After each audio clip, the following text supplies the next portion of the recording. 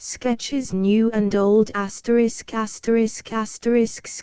New and Old by Mark Twain Complete frontpiece.jpg, 134K, title page.jpg, 38K, contents, My Watch Political Economy The Jumping Frog Journalism in Tennessee The Story of the Bad Little Boy The Story of the Good Little Boy A couple of poems by Twain and more Niagara Answers to Correspondence to Raise Poultry Experience of the McWilliamses with Membranous Croup My First Literary Venture How the Author Was Sold in Newark The Office Bore Johnny Greer The Facts in The Case of the Great Beef Contract The Case of George Fisher Disgraceful Persecution of a Boy The Judge's Spirited Woman Information Wanted Some Learned Fables for Good Old Boys and Girls My Late Senatorial Secretaryship A Fashion Item Riley Newspaper Correspondent A Fine Old Man Science vs. Luck The Late Benjamin Franklin Mr. Bloke's Item A Medieval Romance Petition Concerning Copyright After Dinner Speech Lionizing Murderers A New Crime A Curious Dream A True Story The Siamese Twins Speech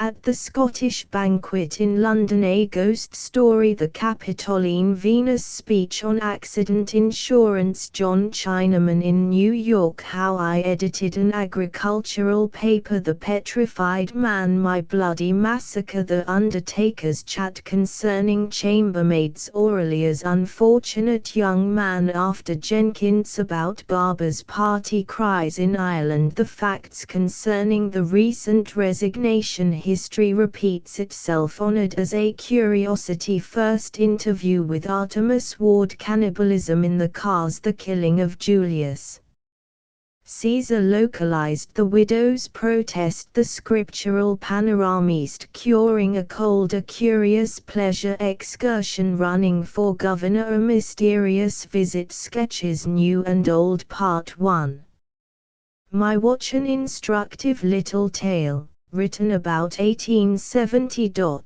P017.jpg, 147K. My beautiful new watch had run 18 months without losing or gaining, and without breaking any part of its machinery or stopping.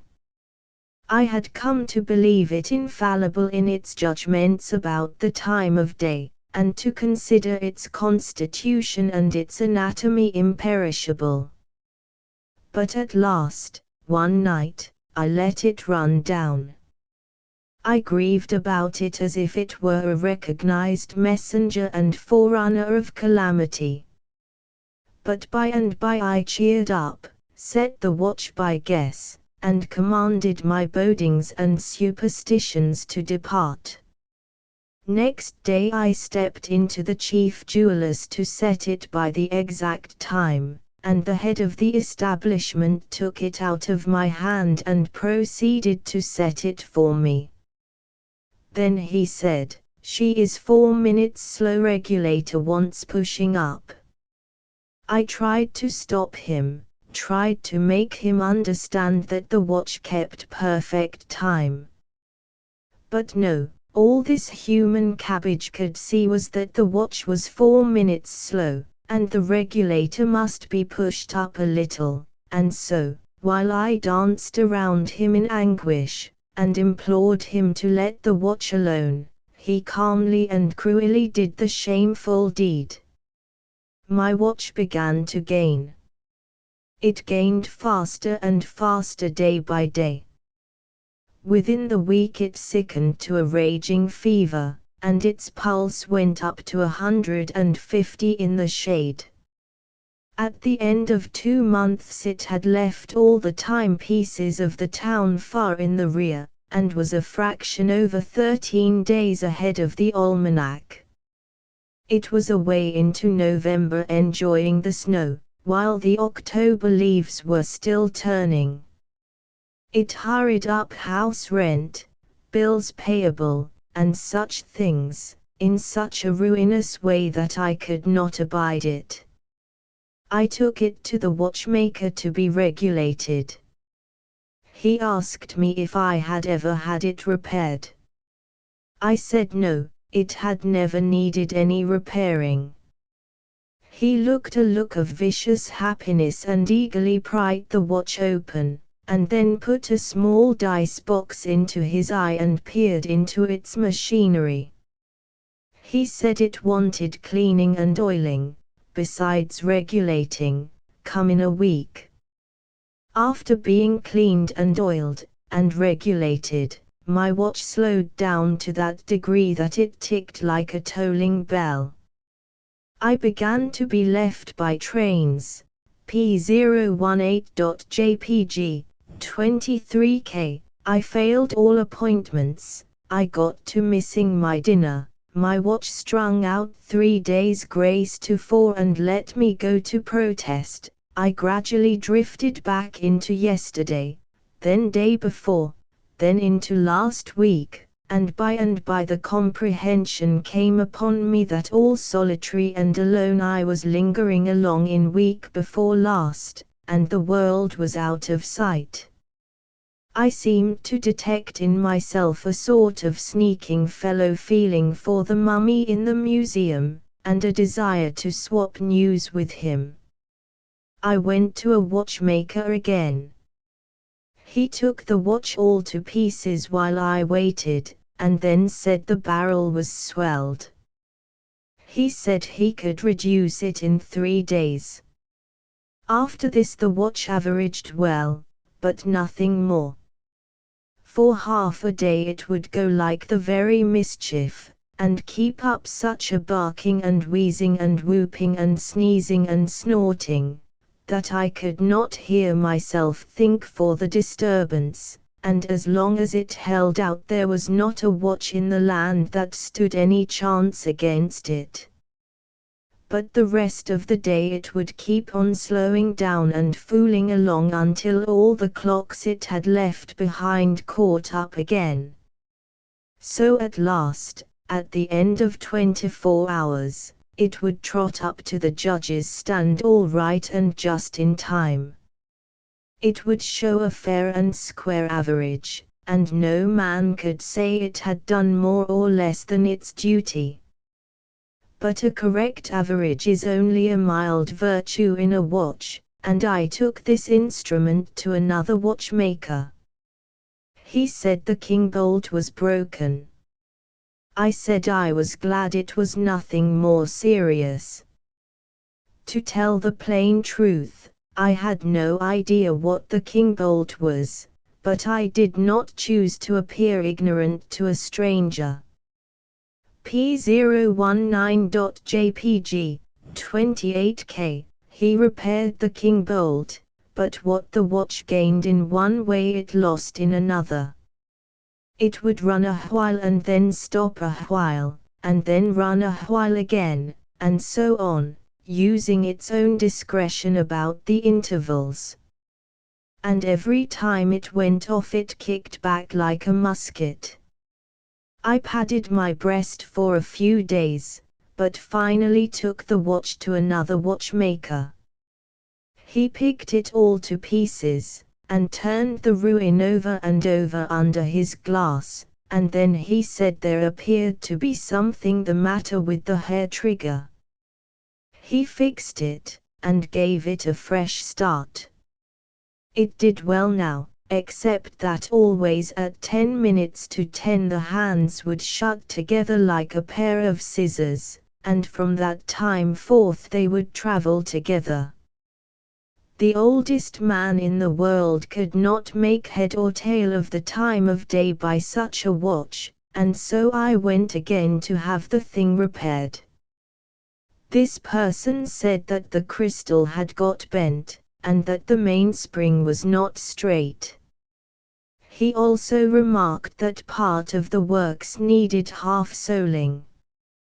He made these things all right, and then my timepiece performed unexceptionably, save that now and then, after working along quietly for nearly 8 hours, everything inside would let go all of a sudden and begin to buzz like a bee, and the hands would straightway begin to spin round and round so fast that their individuality was lost completely, and they simply seemed a delicate spider's web over the face of the watch.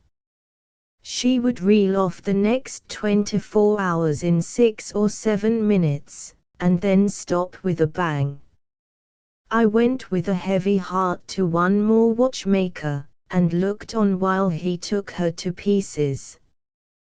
Then I prepared to cross-question him rigidly, for this thing was getting serious.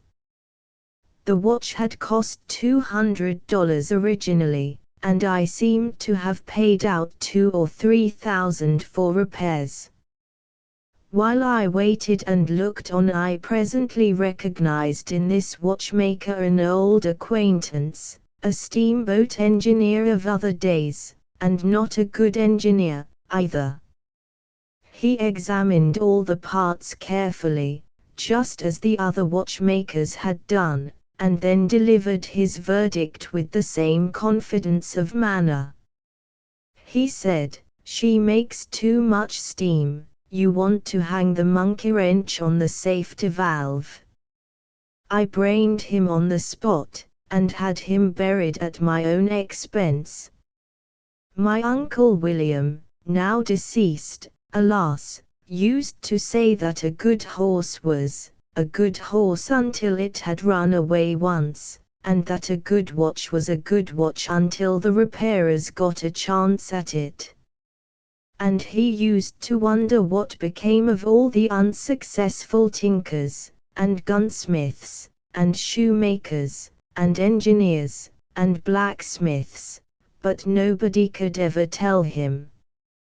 Political Economy P021.jpg 104K. Political economy is the basis of all good government.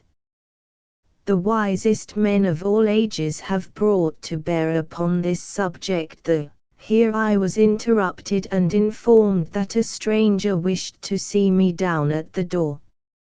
I went and confronted him, and asked to know his business, struggling all the time to keep a tight rein on my seething political economy ideas, and not let them break away from me or get tangled in their harness. And privately I wished the stranger was in the bottom of the canal with a cargo of wheat on top of him. I was all in a fever, but he was cool. He said he was sorry to disturb me, but as he was passing he noticed that I needed some lightning rods. I said, yes, go on, what about it? He said there was nothing about it, in particular, nothing except that he would like to put them up for me. I am new to housekeeping, have been used to hotels and boarding houses all my life. Like anybody else of similar experience, I try to appear, to strangers, to be an old housekeeper. Consequently I said in an offhand way that I had been intending for some time to have 6 or 8 lightning rods put up, but, the stranger started, and looked inquiringly at me, but I was serene. I thought that if I chanced to make any mistakes, he would not catch me by my countenance. He said he would rather have my custom than any man's in town. I said, all right, and started off to wrestle with my great subject again, when he called me back and said it would be necessary to know exactly how many points I wanted put up, what parts of the house I wanted them on, and what quality of rod I preferred. It was close quarters for a man not used to the exigencies of housekeeping, but I went through creditably, and he probably never suspected that I was a novice. I told him to put up 8 points and put them all on the roof, and use the best quality of rod. He said he could furnish the plain article at 20 cents a foot, coppered 25 cents, zinc-plated spiral twist at 30 cents. That would stop a streak of lightning any time, no matter where it was bound, and render its errand harmless and its further progress apocryphal. I said apocryphal was no slouch of a word, emanating from the source it did, but, philology aside, I liked the spiral twist and would take that brand. Then he said he could make 250 feet answer, but to do it right, and make the best job in town of it, and attract the admiration of the just and the unjust alike, and compel all parties to say they never saw a more symmetrical and hypothetical display of lightning rods since they were born, he supposed he really couldn't get along without 400, though he was not vindictive, and trusted he was willing to try. I said, go ahead and use 400, and make any kind of a job he pleased out of it, but let me get back to my work.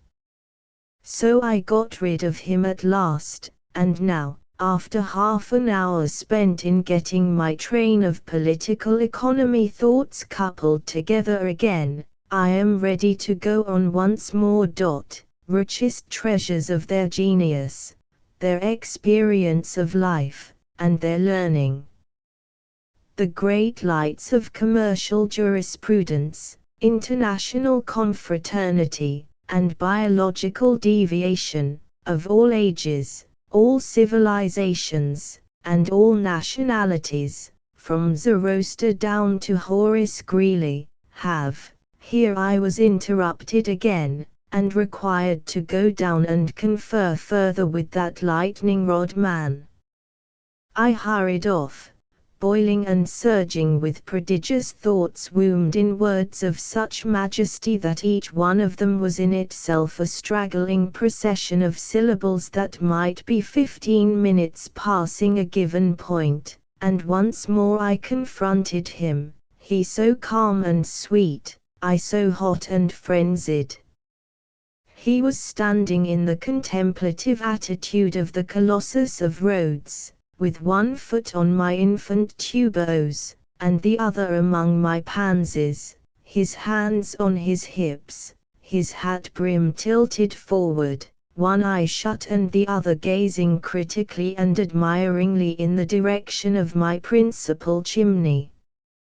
He said now there was a state of things to make a man glad to be alive, and added, I leave it to you if you ever saw anything more deliriously picturesque than 8 lightning rods on one chimney.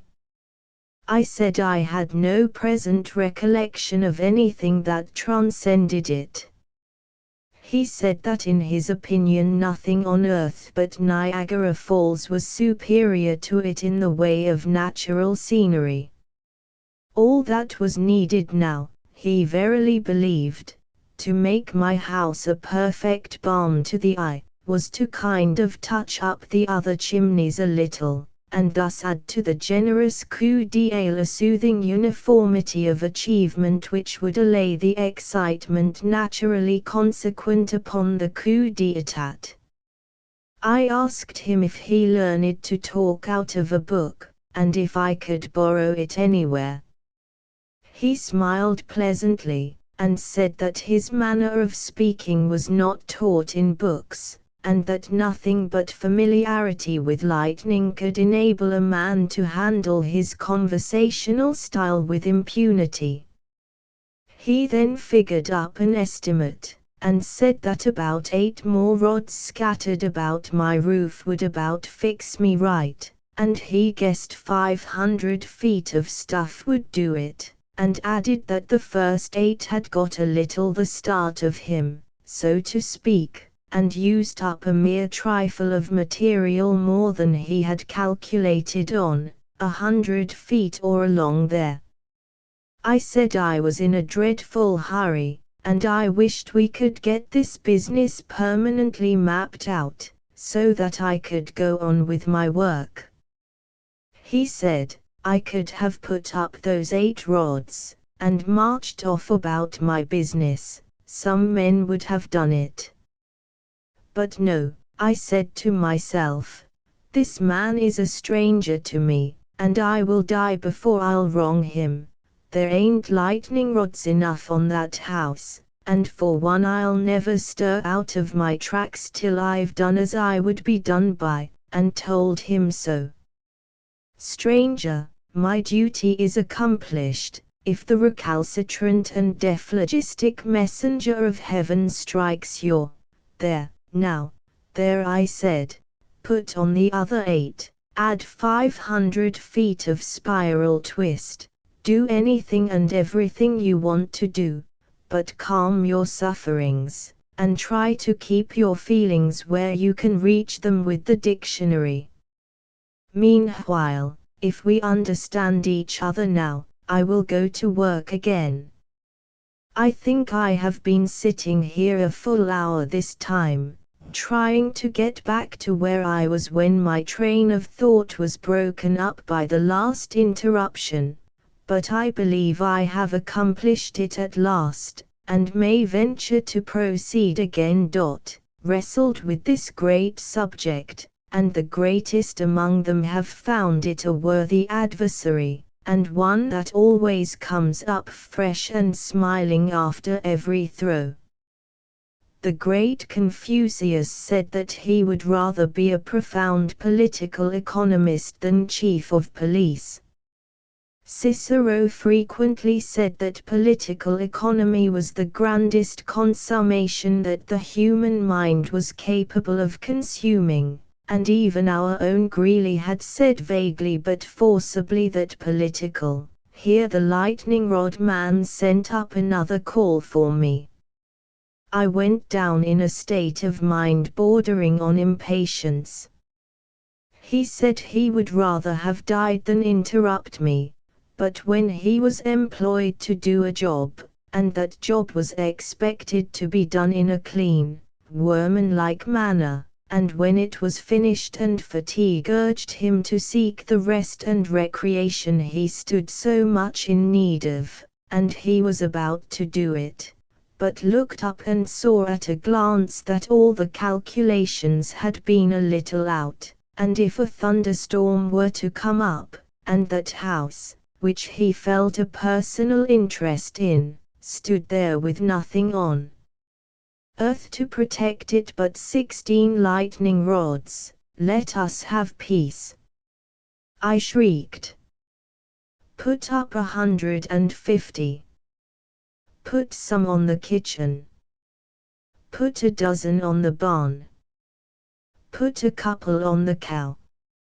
Put one on the cook. Scatter them all over the persecuted place till it looks like a zinc-plated, spiral-twisted, silver-mounted cane brake. Move.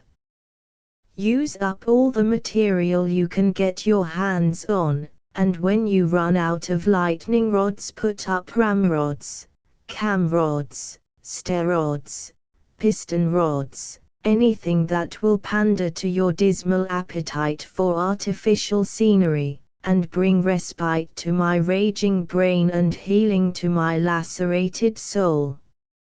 Wholly unmoved, further than to smile sweetly, this iron being simply turned back his wristbands daintily, and said he would now proceed to hump himself. Well, all that was nearly 3 hours ago. It is questionable whether I am calm enough yet to write on the noble theme of political economy, but I cannot resist the desire to try, for it is the one subject that is nearest to my heart and dearest to my brain of all this world's philosophy. Economy is heaven's best boon to man. When the loose but gifted Byron lay in his Venetian exile he observed that, if it could be granted him to go back and live his misspent life over again, he would give his lucid and unintoxicated intervals to the composition, not of frivolous rhymes, but of essays upon political economy.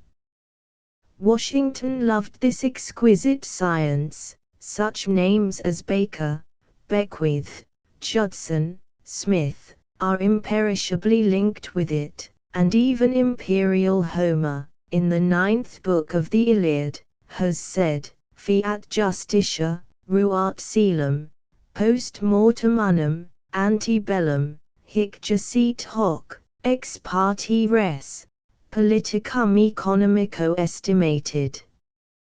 The grandeur of these conceptions of the old poet, together with the felicity of the wording which clothes them, and the sublimity of the imagery whereby they are illustrated, have singled out that stanza, and made it more celebrated than any that ever, now, not a word out of you, not a single word. Just state your bill and relapse into impenetrable silence forever and ever on these premises. $900. Is that all? This check for the amount will be honored at any respectable bank in America. What is that multitude of people gathered in the street for? How, looking at the lightning rods. Bless my life, did they never see any lightning rods before? Never saw such a stack of them on one establishment, did I understand you to say? I will step down and critically observe this popular ebullition of ignorance. 3 days later. We are all about worn out. For 24 hours our bristling premises were the talk and wonder of the town. The theatres languished, for their happiest scenic inventions were tame and commonplace compared with my lightning rods. Our street was blocked night and day with spectators, and among them were many who came from the country to see.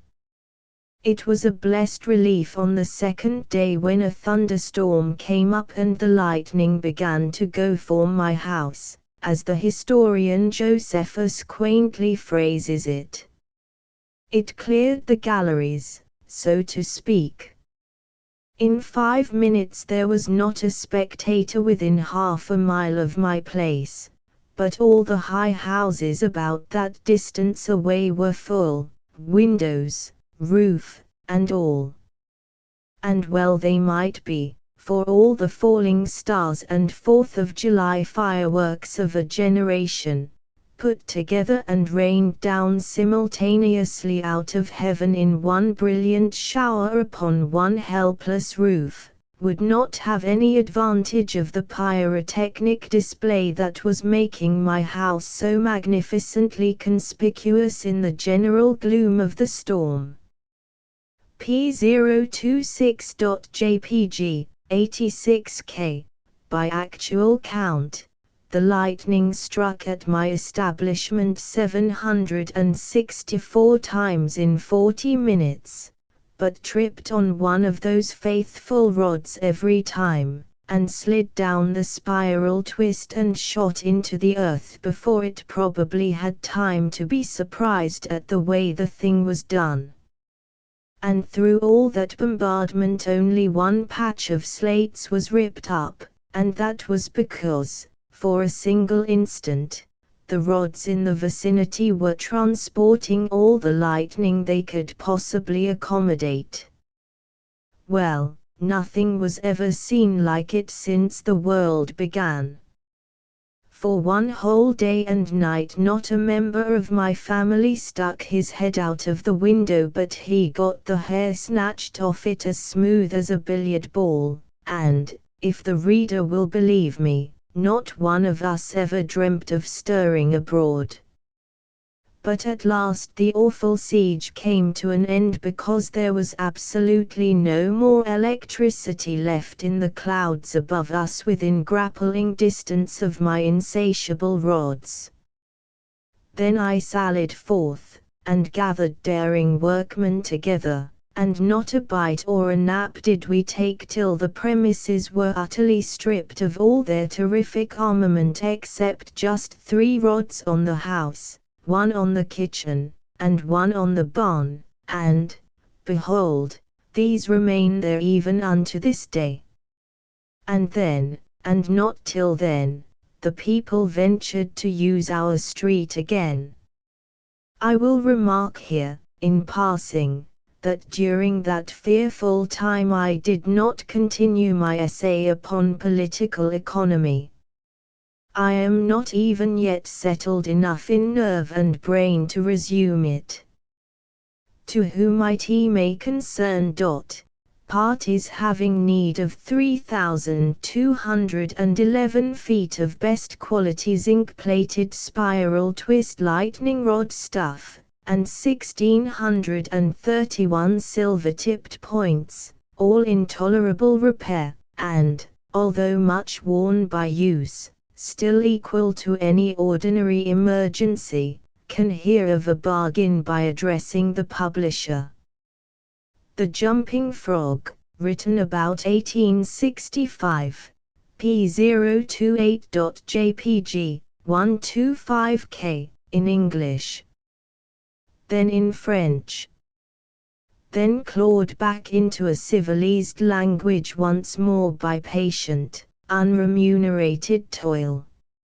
Even a criminal is entitled to fair play. And certainly when a man who has done no harm has been unjustly treated, he is privileged to do his best to right himself. My attention has just been called to an article some 3 years old in a French magazine entitled, Revue des Deux Mondes, Review of some 2 Worlds, wherein the writer treats of les humoristes américains. These humorist Americans. I am one of these humorist American dissected by him, and hence the complaint I am making. This gentleman's article is an able one, as articles go, in the French, where they always tangle up everything to that degree that when you start into a sentence you never know whether you are going to come out alive or not. It is a very good article and the writer says all manner of kind and complimentary things about me, for which I am sure I thank him with all my heart, but then why should he go and spoil all his praise by one unlucky experiment? What I refer to is this: he says my jumping frog is a funny story, but still he can't see why it should ever really convulse anyone with laughter, and straightway proceeds to translate it into French in order to prove to his nation that there is nothing so very extravagantly funny about it. Just there is where my complaint originates. He has not translated it at all, he has simply mixed it all up. It is no more like the jumping frog when he gets through with it than I am like a meridian of longitude. But my mere assertion is not proof, wherefore I print the French version, that all may see that I do not speak falsely. Furthermore, in order that even the unlettered may know my injury and give me their compassion, I have been at infinite pains and trouble to retranslate this French version back into English, and to tell the truth I have well nigh worn myself out at it, having scarcely rested from my work during 5 days and nights. I cannot speak the French language, but I can translate very well, though not fast, I being self-educated.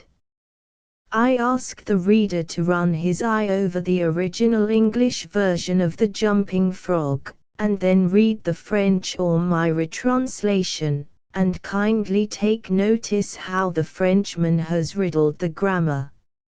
I think it is the worst I ever saw, and yet the French are called a polished nation. If I had a boy that put sentences together as they do, I would polish him to some purpose. Without further introduction, The Jumping Frog, as I originally wrote it, was as follows. After it will be found the French version, and after the latter my retranslation from the French. The notorious jumping frog of Calavras County, pronounced Caliveras, in compliance with the request of a friend of mine, who wrote me from the East, I called on good-natured, garrulous old Simon Wheeler, and inquired after my friend's friend, Leonidas W. Smiley, as requested to do, and I hurry to append the result. I have a lurking suspicion that Leonidas W. Smiley is a myth, that my friend never knew such a personage, and that he only conjectured that if I asked old Wheeler about him, it would remind him of his infamous Jim Smiley, and he would go to work and bore me to death with some exasperating reminiscence of him as long and as tedious as it should be useless to me. If that was the design, it succeeded. P030.jpg, 44K. I found Simon Wheeler dozing comfortably by the barroom stove of the dilapidated tavern in the decayed mining camp of Angels, and I noticed that he was fat and bald-headed, and had an expression of winning gentleness and simplicity upon his tranquil countenance. He roused up, and gave me good day. I told him that a friend of mine had commissioned me to make some inquiries about a cherished companion of his boyhood named Leonidas W. Smiley, Reverend Leonidas W. Smiley, a young minister of the gospel, who he had heard was at one time resident of Angels Camp. I added that if Mr. Wheeler could tell me anything about this Reverend Leonidas W. Smiley, I would feel under many obligations to him. Simon Wheeler backed me into a corner and blockaded me there with his chair, and then sat down and reeled off the monotonous narrative which follows this paragraph. He never smiled, he never frowned. He never changed his voice from the gentle flowing key to which he tuned his initial sentence. He never betrayed the slightest suspicion of enthusiasm, but all through the interminable narrative there ran a vein of impressive earnestness and sincerity, which showed me plainly that, so far from his imagining that there was anything ridiculous or funny about his story, he regarded it as a really important matter, and admired its two heroes as men of transcendent genius in finesse. I let him go on in his own way, and never interrupted him once. Reverend Leonidas W.H.M., Reverend Le, well, there was a fella here, once by the name of Jim Smiley, in the winter of '49. Or maybe it was the spring of '50, I don't recollect exactly, somehow, though what makes me think it was one or the other is because I remember the big flume warrant he finished when he first come to the camp, but anyway, he was the curiousest man about, always betting on anything that turned up you ever see, if he could get anybody to bet on the other side, and if he couldn't he'd change sides. Any way that suited the other man would suit him anyway, just so's he got a bet, he was satisfied. But still he was lucky, uncommon lucky, he most always come out winner. He was always ready and laying for a chance. There couldn't be no solitary thing mentioned but that fella'd offer to bet on it, and take any side you please, as I was just telling you. P031.jpg, 27K, if there was a horse race, you'd find him flush or you'd find him busted at the end of it. If there was a dog fight, he'd bet on it. If there was a cat fight, he'd bet on it. If there was a chicken fight, he'd bet on it. Why, if there was two birds setting on a fence, he would bet you which one would fly first. Or if there was a camp meeting, he would be there regular to bet on Parson Walker, which he judged to be the best exhorter about here, and so he was too, and a good man. If he even see a straddle-bug start to go anywheres, he would bet you how long it would take him to get to wherever he was going to, and if you took him up, he would follow that straddle-bug to Mexico, but what he would find out where he was bound for and how long he was on the road. Lots of the boys here has seen that Smiley, and can tell you about him. Why, it never made no difference to him, he'd bet on anything, the dangdest fella. Parson Walker's wife laid very sick once, for a good while, and it seemed as if they warn't he going to save her, but one morning he come in, and Smiley up and asked him how she was, and he said she was considerable better, thank the Lord for his infinite mercy, and coming on so smart that with the blessing of Providence she'd get well yet, and Smiley, before he thought, says, well, I'll risk 2.5 she don't anyway. The sure Smiley had a mare, the boys called her the 15-minute nag, but that was only in fun, you know, because of course she was faster than that, and he used to win money on that horse, for all she was so slow and always had the asthma, or the distemper, or the consumption, or something of that kind.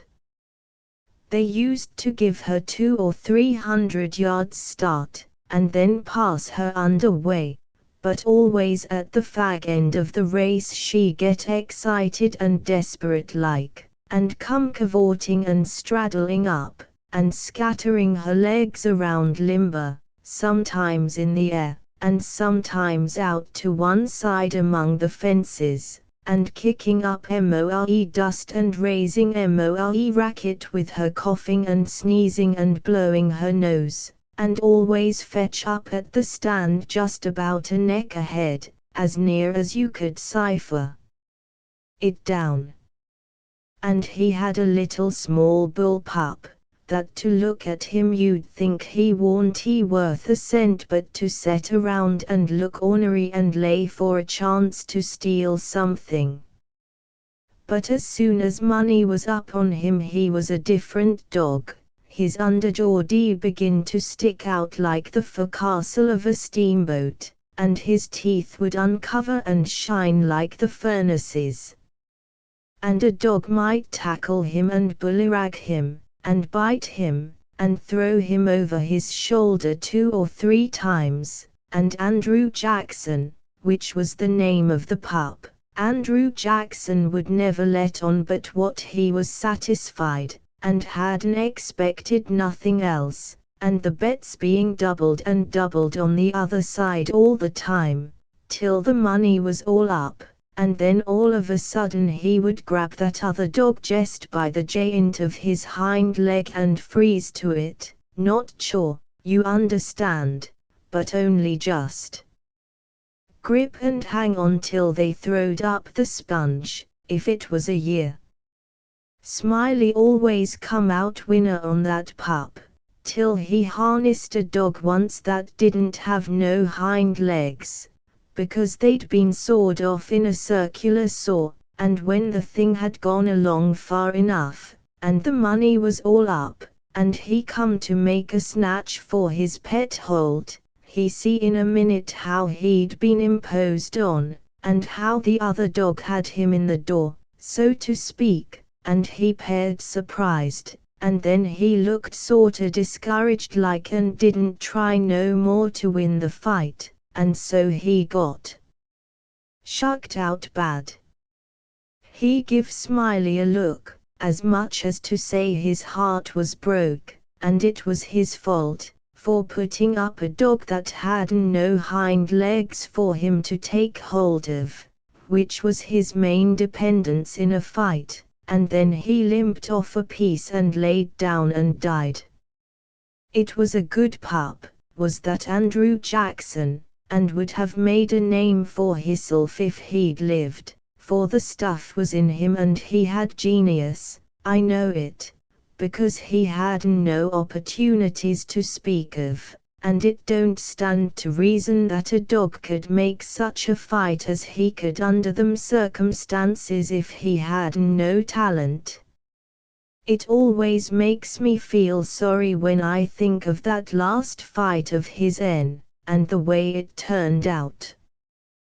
Well, the Ashore Smiley had rat terriers, and chicken cocks, and tomcats and all them kind of things, till you couldn't rest, and you couldn't fetch nothing for him to bet on but he'd match you. He catched a frog one day, and took him home, and said he calculated to educate him, and so he never done nothing for 3 months but set in his backyard and learn that frog to jump. And you bet you he did learn him, too.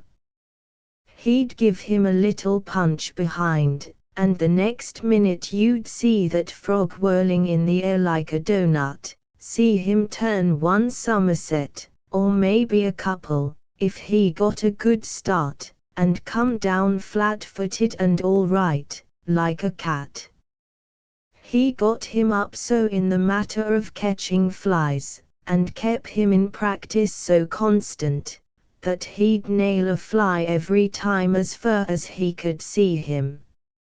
Smiley said all a frog wanted was education, and he could do most anything, and I believe him. Why, I've seen him set Dan'l Webster down here on this floor, Dan'l Webster was the name of the frog, and sing out, "Flies, Dan'l, flies," and quicker'n you could wink he'd spring straight up and snake a fly off the counter there, and flop down on the floor agin as solid as a gob of mud, and fall to scratching the side of his head with his hind foot as indifferent as if he had no idea he'd been doing any more than any frog might do. You never see a frog so modest and straightforward as he was, for all he was so gifted. And when it come to fair and square jumping on a dead level, he could get over more ground at one straddle than any animal of his breed you ever see. Jumping on a dead level was his strong suit, you understand, and when it come to that, Smiley would ante up money on him as long as he had a red. Smiley was monstrous proud of his frog, and well he might be, for fellas that had travelled and been everywhere all said he laid over any frog that ever they see. P033.jpg, 37K, well, Smiley kept the beast in a little lattice box, and he used to fetch him downtown sometimes and lay for a bet. One day a fella, a stranger in the camp, he was, come across him with his box, and says, "What might it be that you've got in the box?" And Smiley says, sorta indifferent like, "It might be a parrot, or it might be a canary, maybe, but it ain't, it's only just a frog." And the fella took it, and looked at it careful, and turned it round this way and that, and says, so 'tis. Well, what's he good for? Well, Smiley says, easy and careless, he's good enough for one thing, I should judge, he can out-ump any frog in Calaveras County. The fella took the box again, and took another long, particular look, and give it back to Smiley, and says, very deliberate, well he says, I don't see no p'ints about that frog that's any better 'en any other frog. Maybe you don't, Smiley says. Maybe you understand frogs and maybe you don't understand 'em. Maybe you've had experience, and maybe you ain't only a amateur, as it were. Anyways, I've got my opinion, and I'll risk $40 that he can out-ump any frog in Calaveras County. And the fella studied a minute, and then says, kinda sad like, well, I'm only a stranger here, and I ain't got no frog, but if I had a frog, I'd bet you. And then Smiley says, that's all right if you'll hold my box a minute, I'll go and get you a frog. And so the fella took the box, and put up his $40 along with Smiley's, and sat down to wait. So he sat there a good while thinking to himself, and then he got the frog out and prized his mouth open and took a teaspoon and filled him full of quail shot, filled him pretty near up to his chin, and set him on the floor. Smiley he went to the swamp and slopped around in the mud for a long time, and finally he catched a frog, and fetched him in, and give him to this fella and says, now, if you're ready, set him alongside of Dan L, with his forepaws just even with Dan L's, and I'll give the word. Then he says, 1 2 3, git, and him and the fella touches up the frogs from behind, and the new frog hopped off lively, but Dan L give a heave, and he steadied up his shoulders, so, like a Frenchman, but it warn't he no use, he couldn't budge, he was planted as solid as a church, and he couldn't no more stir than if he was anchored out. Smiley was a good deal surprised, and he was disgusted too, but he didn't have no idea what the matter was, of course. The fella took the money and started away, and when he was going out at the door, he sorta jerked his thumb over his shoulder, so, at Dan L, and says again, very deliberate, well, he says, I don't see no p'ints about that frog that's any better 'en any other frog. Smiley he stood scratching his head and looking down at Dan L a long time, and at last he says, I do wonder what in the nation that frog throwed off for, I wonder if there ain't something the matter with him, he 'pears to look mighty baggy, somehow. And he catched Dan L by the nape of the neck, and hefted him, and says, why blame my cats if he don't weigh 5 pound, and turned him upside down and he belched out a double handful of shot. And then he see how it was, and he was the maddest man, he set the frog down and took out after that fella, but he never catched him. And P035.jpg, 39K, here Simon Wheeler heard his name called from the front yard, and got up to see what was wanted. And turning to me as he moved away, he said, just set where you are, stranger, and rest easy, I ain't going to be gone a second. But, by your leave, I did not think that a continuation of the history of the enterprising vagabond Jim Smiley would be likely to afford me much information concerning the Reverend Leonidas W. Smiley, and so I started away. At the door I met the sociable Wheeler returning, and he buttonholed me and recommenced, well, the your Smiley had a yellow one-eyed cow that didn't have no tail, only just a short stump like a banana, and, however, lacking both time and inclination, I did not wait to hear about the afflicted cow, but took my leave. Now let the learned look upon this picture and say if iconoclasm can further go. From the Revue des Deux Mondes, of the 15th of July, 1872. The Jumping Frog, from the Revue des Deux Mondes, of the 15th of July, 1872.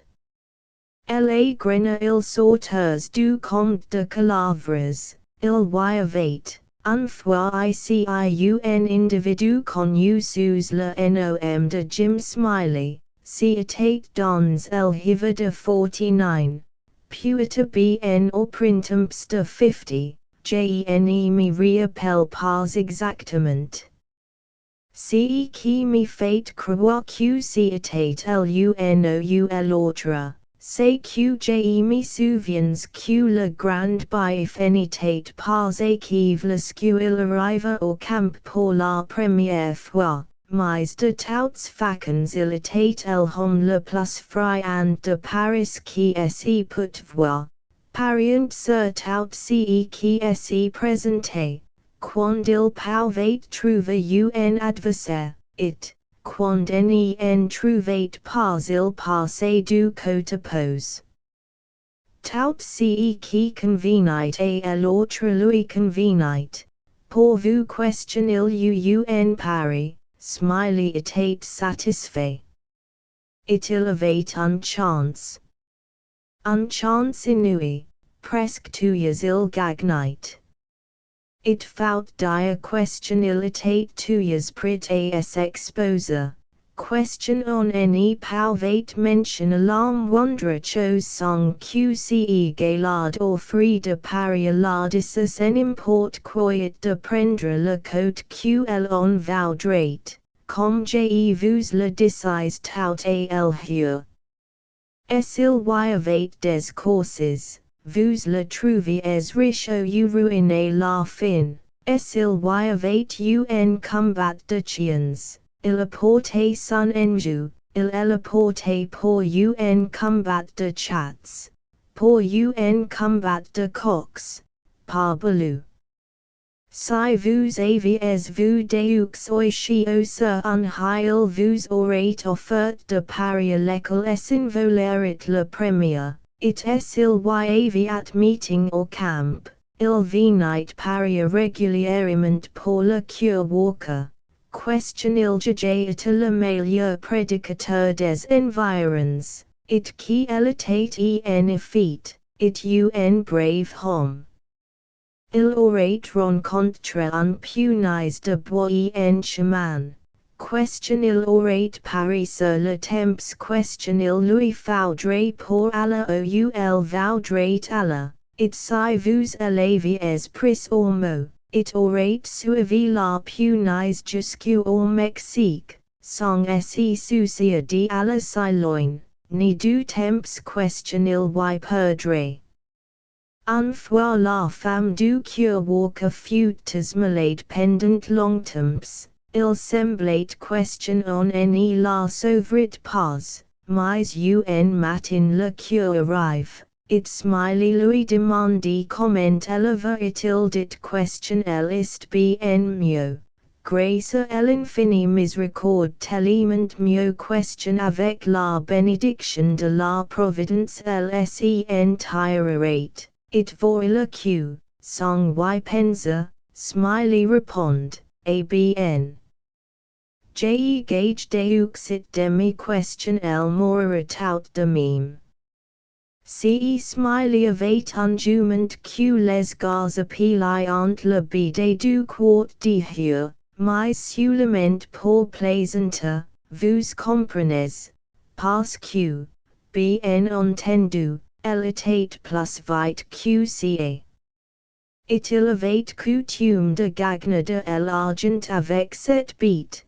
Quoi question elle fut passive, corned, tous prises d'asthme, de coliques ou de consomption, ou de quelque chose d'appricon. On lui donnait 2 ou 300 yards au départ, puis on la dépassait sans peine, mais jamais à la fin elle ne manquait de s'échauffer. de es exaspera it el arrivate, es accartant, se defendant, sis jambes grilles enl devant les obstacles, quelque fois les evitant it faisant avec cela plus de passier questionner qu'un cheval, plus de brute cert out avec ses éternuements it reniflements dot, crack, elle arrivait donc tuyas première en tête, aussi juste question on peut la mesure. It elevate un petit boulet d'ogue qui, et le voix, n'y valet pas un sou, on aurait cru que paria contre lui si était vola, tant il était ordinaire, mais aussitôt les enjeux faits, il devenait un autrichien. Sa marquire inférieure commence à ressortir comme un gaillard d'avant. Ses dents se découvrent brillants comme des fournaises, it un chien pouvait le tarquiner, l'exciter, le mordre, le jeter deux ou trois fois par-dessus son épaule, André Jackson, si était le nom du chien, André Jackson prenait cela tranquillement, comme s'il n'y fut jamais attendu à autre chose, it quand les paris étaient doubles it redoubles contre lui, il vous saisissait à l'autre chien juste à l'articulation de la jambe de derrière, il n'y la laquait plus, non pas question il la machat, vous concevez. Mais il serait tenu pendu jusqu'à ce question on jeta l'éponge en l'air, faut-il attendre un Smiley gagnait tuyas avec cette bête-là, malheureusement ils ont fini par dresser un chien qui n'avait pas de pattes de derrière, pas question on les avait saisis. It quand les choses furent au point question il volait, it question il vint à se jeter sur son morceau favori, le pauvre chien comprit en un instant question on était moque de lui, it que l'autre le tenait. Vous en avez jamais vu personne avoir l'air plus pénordit plus de courage. Il n'y fit aucun effort pour gagner le combat it fut rudement secu, de sorte que, regardant Smiley comme pour lui dire, mon coeur est brise, c'est ta faute, pourquoi me voilà à un chien qui n'a pas de pattes de derrière, puisque c'est par là que j'ai les bats, il s'en alla en clopinant. It se quelque pour mora. Ah! Si était un bon chien, c'est André Jackson, il se serait fait un nom, s'il avait vécu, car il y avait de l'étoffe en lui, il avait du génie, j'ai la size, bien que de grandes occasions lui ayant manque. Mais il est impossible de supposer question un chien capable de se battre comme lui, certaines circonstances étant données, et manque de talent. J'ai me sens triste toutes les fois que j'ai pensé son dernier combat it ordinairement question il a eu. ABN. Ce Smiley nourrissait des terriers et rats. It des coqs combat, it des chats, it tout sortes de choses, au point question il était tuyas en mesure de vous tenir tête, it question avec sa rage de Paris on en avait plus de repos. Il attrape par un grenat il est l'importe chez lui, decent question il pretendait faire son éducation. Vous me croyez si vous voulez, mais pendant 3 mois il n'a rien fait que lui apprendre à sortir dans un corps retiré de sa maison. It j'ai vous réponse question il avait réussi.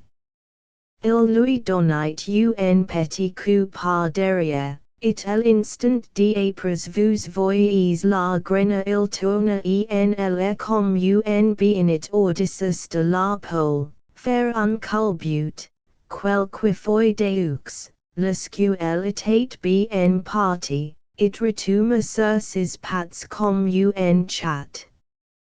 Il élevait dressé dans l'art de gober des mouches, lyxque continuellement, si bien question en mouche, du plus loin question l'apparaissait, était un mouche perdu.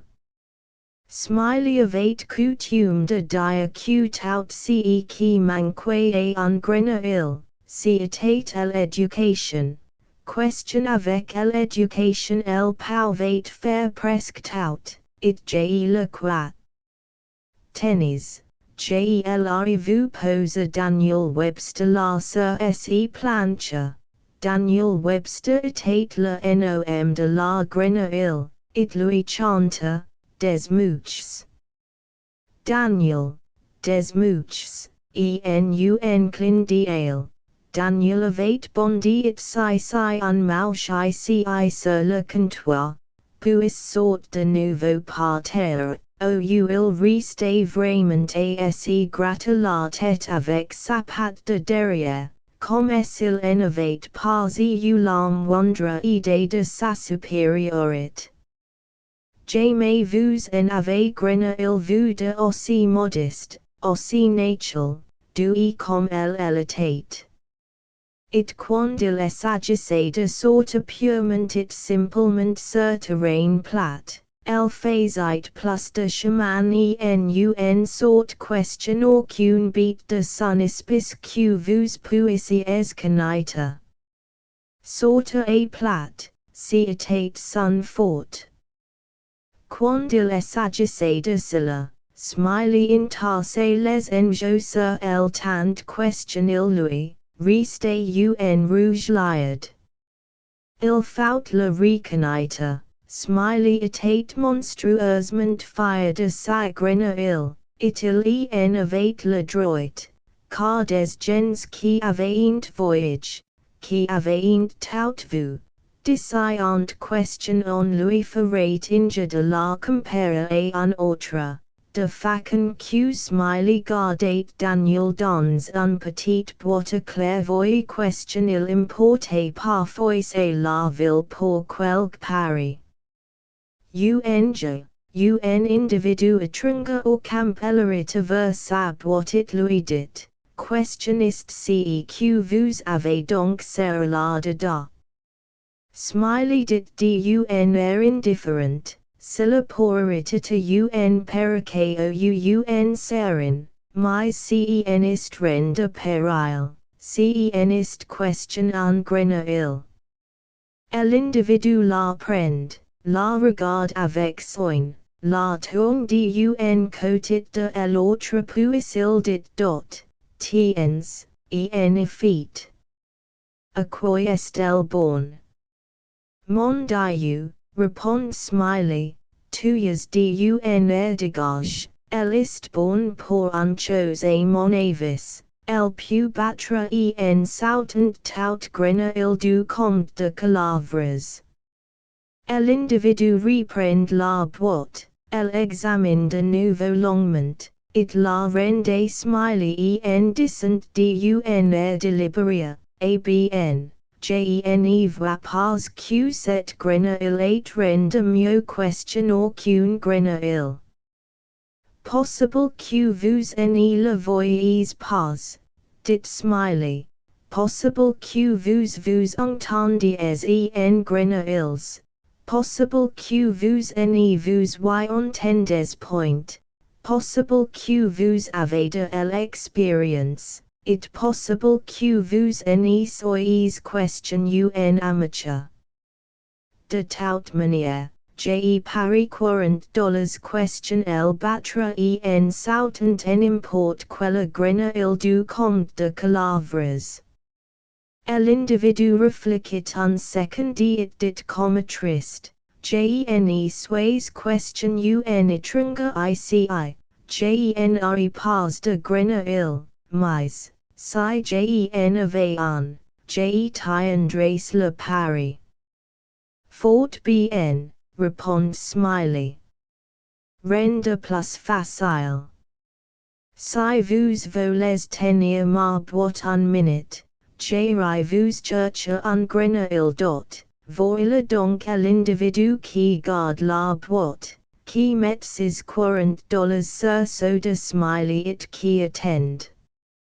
Il attend assez longtemps, réfléchissant tout seul, it figures vous question il prend Daniel. Lui avait la bouche de fourchette avec un cuiller et de l'emplit de menu plomb de chasse, mais l'emplit jusqu'au maintenant, puis il le pose par terre. Smiley pendant ce temps c'était et barbette dans un mets. Finalement il attrape un grenouille, elle apporte à cet individu it dit, maintenant, si vous êtes prêt. Mettez la tout contre Daniel, avec les pattes de devant sur la même ligne, it je donnerai le signal, puis il ajoute, deux, trois, sortez. Lui it à l'individu touchant les grenouilles par derrière, it la grenouille neuve se met à sortir, mais Daniel se soulève lourdement. Hausse les épaules ainsi, comme un français, et quoi bon, il n'est pas bauger, il était plan solide comme un enclume, il ne vanque pas plus que si on l'humis et l'encre. Smiley fut surpris it digot, mais il ne se doutait pas du tout, bien entendu. L'individu empoche l'argent. Sen veut, it en alentist ce question il ne donne pas un coup de pouce par-dessus l'épaule, comme si, au pauvre Daniel, en descent de son air délibéré, et bien. Je ne vois pas quoi cette grenouille rende muix question un autre. Smiley se gratte longtemps la tête. Les yeux fixés sur Daniel, jusqu'à ce question enfin il dit, je me demande comment diable il se fait que cette bête refuse. Est ce question elle aurait quelque chose. On croit question elle est enflée. Il empoigne Daniel par la peau du cou, le soulève it dit, le loup me croque. Il ne passe pas 5 livres. Il le retourne, it le malheureux crache deux poignées de plomb. Quand Smiley reconnaît ce qui en était, il fut comme fou. Vous le voyez dici poser sa grenouille par terre it cara après cet individu, mais il ne le rattrape pas jamais, it. Translation of the above back from the French Happy Smiley the frog jumping of the county of Calavras. There was one time here an individual known under the name of Jim Smiley. It was in the winter of '89, possibly well at the spring of '50, I know me recollect not exactly. This which me makes to believe that it was the one or the other. It is that I shall remember that the grand flume is not achieved when he arrives at the camp for the first time, but of all sides he was the man the most fond of to bet which one have seen, betting upon all that which is presented, when he could find an adversary, and when he not of it could not, he passed to the side opposed. All that which convenienced to the other to him convenienced also, seeing that he had a bet Smiley was satisfied. And he had a chance. A chance even worthless, nearly always he gained. It must to say that he was always near to himself expose, but one no could mention the least thing without that this Gaillard offered to bet the bottom. no matter what, and to take the side that won him would, as I you it said all at the hour, tout al hure. If it there was of races, you him find rich or ruined at the end, if it there is a combat of dogs, he bring his bet, he himself laid always for a combat of cats, for a combat of cocks, by blue.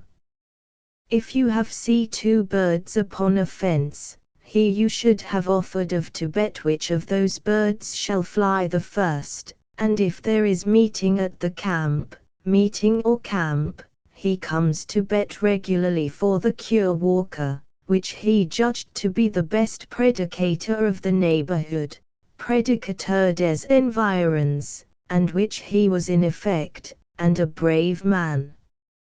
He would encounter a bug of wood in the road, whom he will bet upon the time which he shall take to go where she would go, and if you him have take at the word, he will follow the bug as far as Mexique, without himself caring to go so far, neither of the time which he there lost. One time the woman of the cure walker is very sick during long time. It seemed that one not her saved not, but one morning the cure arrives, and Smiley him demanded how she goes, and he said that she is well better, grace to the infinite misery, lui demandit comment elva, it il dit question elle ist bien mieux, grace à l'infini miséricorde. So much better that with the benediction of the providence she herself of it would pull out, lsen tirate, and behold that without their thinking Smiley responds, well, I gauge 2.5 that she will die all of same. This Smiley had an animal which the boys called the nag of the quarter of hour, but solely for pleasantry. You comprehend, because, well understand, she was more fast as that. Now why that exclamation, mt. And it was custom of to gain of the silver with this beast, notwithstanding she was passive, cornered, always taken of asthma, of colics or of consumption, or something of approaching. One him would give 200 or 300 yards at the departure, then one him passed without pain, but never at the last she not fail of herself chauffeur, of herself exasperate, and she arrives herself écartant, se defendant, her legs grilles in the air before the obstacles, sometimes them elevating and making with this more of dust than any horse, more of noise above with his eternumens and reniflemens, crack. She arrives then always first by one head, as just as one can it measure. And he had a small bulldog, bouledogue, who, to him see, no value, not a cent, one would believe that to bet against him it was to steal, so much he was ordinary. But as soon as the game made, she becomes another dog. Her jaw inferior commenced to project like a deck of before, his teeth themselves discover brilliant like some furnaces, and a dog could him tackle, le tarquiner, him excite, him murder, le mordre, him throw 2 or 3 times over his shoulder, Andre Jackson. This was the name of the dog. Andre Jackson takes that tranquilly, as if he not himself was never expecting other thing, and when the bets were doubled and redoubled against him, he you sees the other dog just at the articulation of the leg of behind, and he not it leave more, not that he it masticate, you conceive, but he himself there shall be holding during until that one throws the sponge in the air, must he wait a year. Smiley gained always with this beast la, unhappily they have finished by elevating a dog who no had not of feet of behind, because one them had sword, and when things were at the point that he would, and that he came to himself throw upon his morsel favorite, the poor dog comprehended in an instant that he himself was deceived in him, and that the other dog him had. You know, have never seen person having the air more penawed and more discouraged. He not made no effort to gain the combat, and was rudely shucked. ABN. This Smiley nourished some terriers a rats, and some cocks of combat, and some cats, and all sorts of things, and with his rage of betting one no had more of repose. He trapped one day a frog and him imported with him, it importa chez lui, saying that he pretended to make his education. You me believe if you will, but during 3 months he not has nothing done but to him apprehend to jump, apprendre a sorter, in a court retired of her mansion, de sa maison. And you respond that he have succeeded. He him gives a small blow by behind, and the instant after you shall see the frog turn in the air like a grease biscuit, make one somersault, sometimes two, when she was well started, and re-fall upon his feet like a cat. He him had accomplished in the art of to gobble the flies, gobber des mouches, and him there exercised continually, so well that a fly at the most far that she appeared was a fly lost. Smiley had custom to say that all which lacked to a frog it was the education, but with the education she could do nearly all, and I him believe. Tennies, I him have seen pose Daniel Webster there upon this plank. Daniel Webster was the name of the frog, and to him sing, some flies, Daniel, some flies. In a flash of the eye Daniel had bounded and seized a fly here upon the counter, then jumped anew at the earth, where he rested truly to himself scratched the head with his behind foot, as if he had not the least idea of his superiority. Never you not have seen frog as modest, as natural, sweet as she was. And when he himself agitated to jump purely and simply upon plain earth, she does more ground in one jump than any beast of his species than you can know. To jump plain, this was his strong. When he himself agitated for that, Smiley multiplied the bets upon her as long as there to him remained a red. It must to know, Smiley was monstrously proud of his frog, and he of it was right, for some men who were travelled, who had all seen, said that they to him would be injurious to him compare, to another frog. Smiley guarded Daniel in a little box latticed which he carried betimes to the village for some bet. One day an individual stranger at the camp him arrested with his box and him said, "What is this that you have them shut up there within?" Smiley said, with an air indifferent, "That could be a paraquet, or a syringe, oun sarin. But this no is nothing of such, it not is but a frog."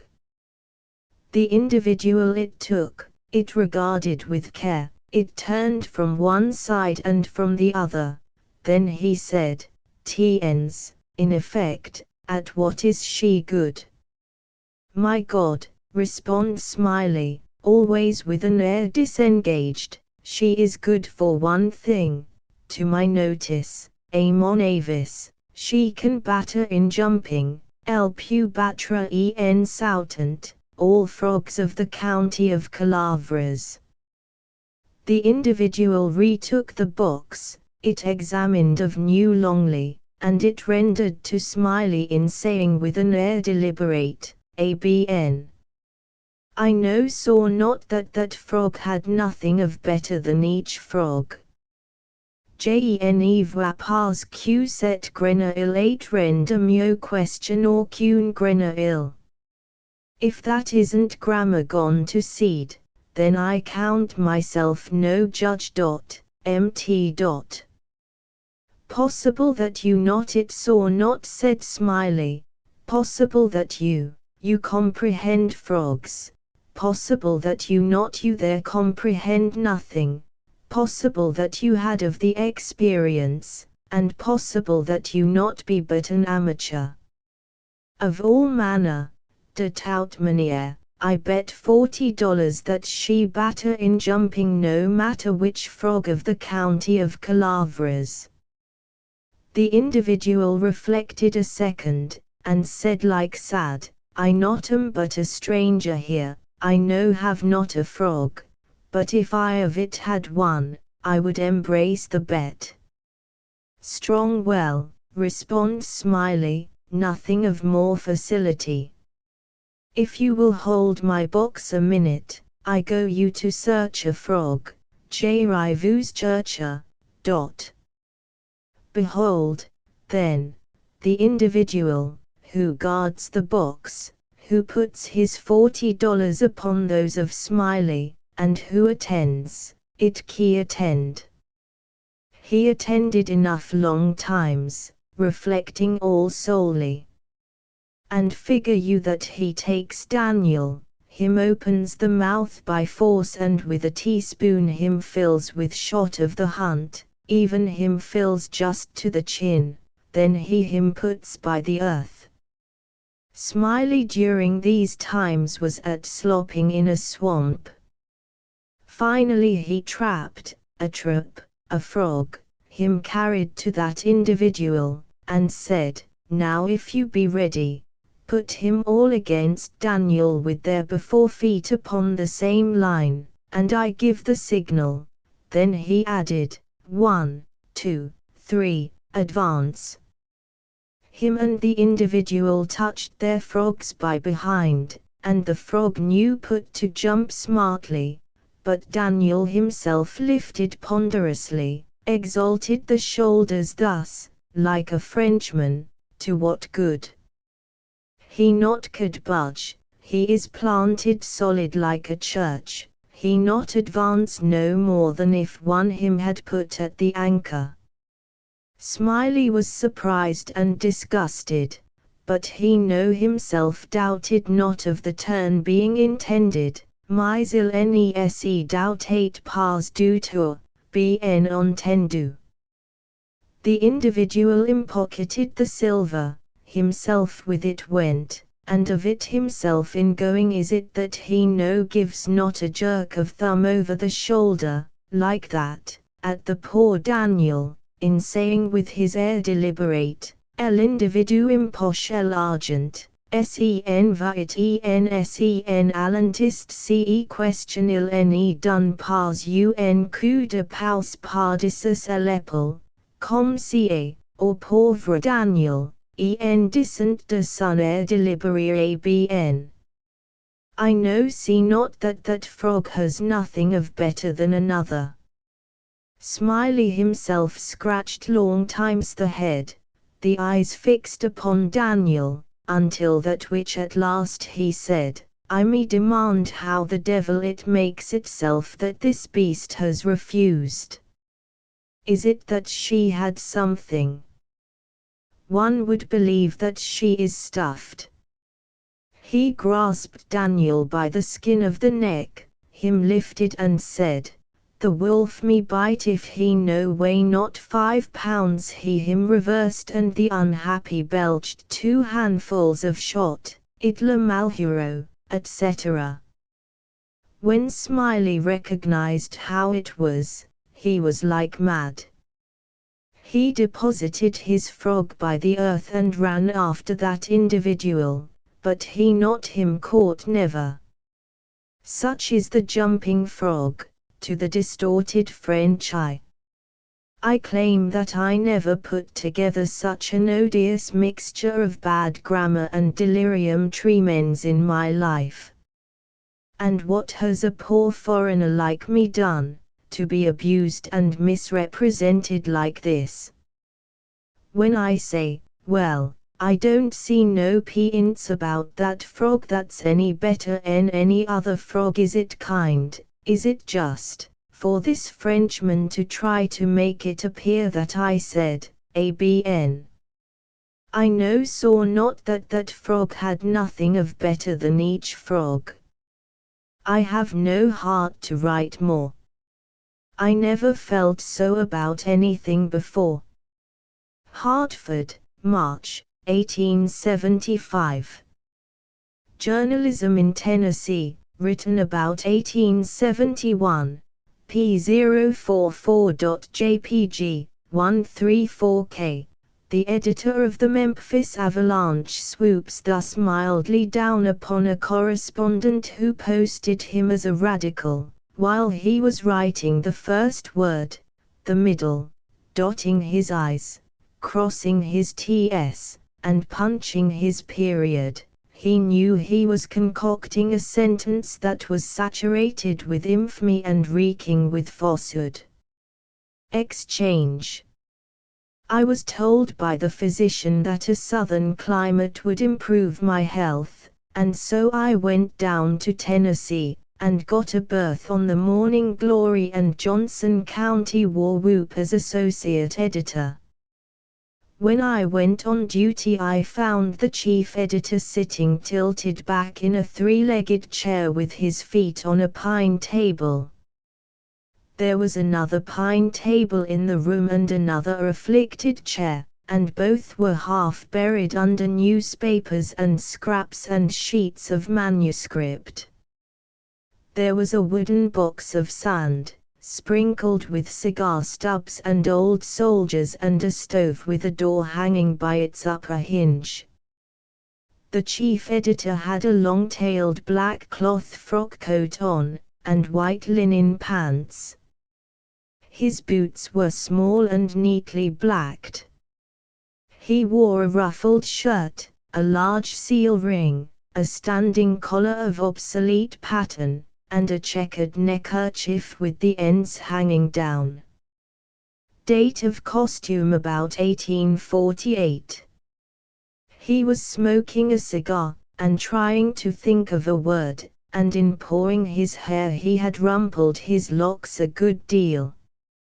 He was scowling fearfully, and I judged that he was concocting a particularly naughty editorial.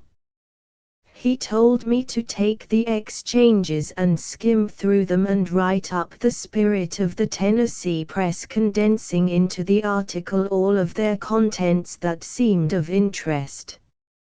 I wrote as follows: Spirit of the Tennessee Press. The editors of the semi-weekly Earthquake evidently labor under a misapprehension with regard to the Ballyhack Railroad. It is not the object of the company to leave Buzzardville off to one side. On the contrary, they consider it one of the most important points along the line, and consequently can have no desire to slight it. The gentlemen of the Earthquake will, of course, take pleasure in making the correction. John W. Blossom, Esquire, the able editor of the Higginsville Thunderbolt and Battle Cry of Freedom, arrived in the city yesterday. He is stopping at the Van Buren House. We observe that our contemporary of the Mud Springs Morning Howl has fallen into the error of supposing that the election of Van Water is not an established fact, but he will have discovered his mistake before this reminder reaches him, no doubt. He was doubtless misled by incomplete election returns. It is pleasant to note that the city of Blathersville is endeavoring to contract with some New York gentleman to pave its well-nigh impassable streets with the Nicholson pavement. The Daily Hurrah urges the measure with ability, and seems confident of ultimate success. I passed my manuscript over to the chief editor for acceptance, alteration, or destruction.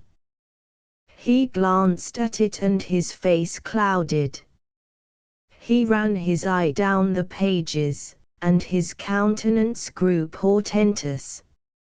It was easy to see that something was wrong. Presently he sprang up and said, "Thunder and lightning! Do you suppose I am going to speak of those cattle that weigh? Do you suppose my subscribers are going to stand such gruel as that?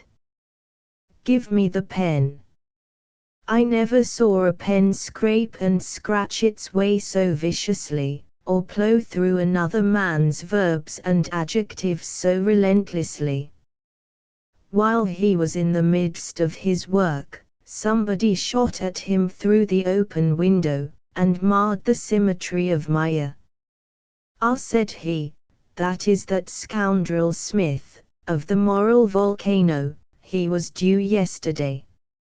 And he snatched a navy revolver from his belt and fired. Smith dropped, shot in the thigh. The shot spoiled Smith's aim, who was just taking a second chance, and he crippled a stranger. It was me. Merely a finger shot off. Then the chief editor went on with his erasure and interlineations.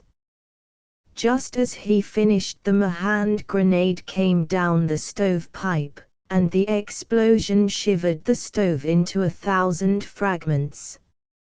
However, it did no further damage, except that a vagrant piece knocked a couple of my teeth out.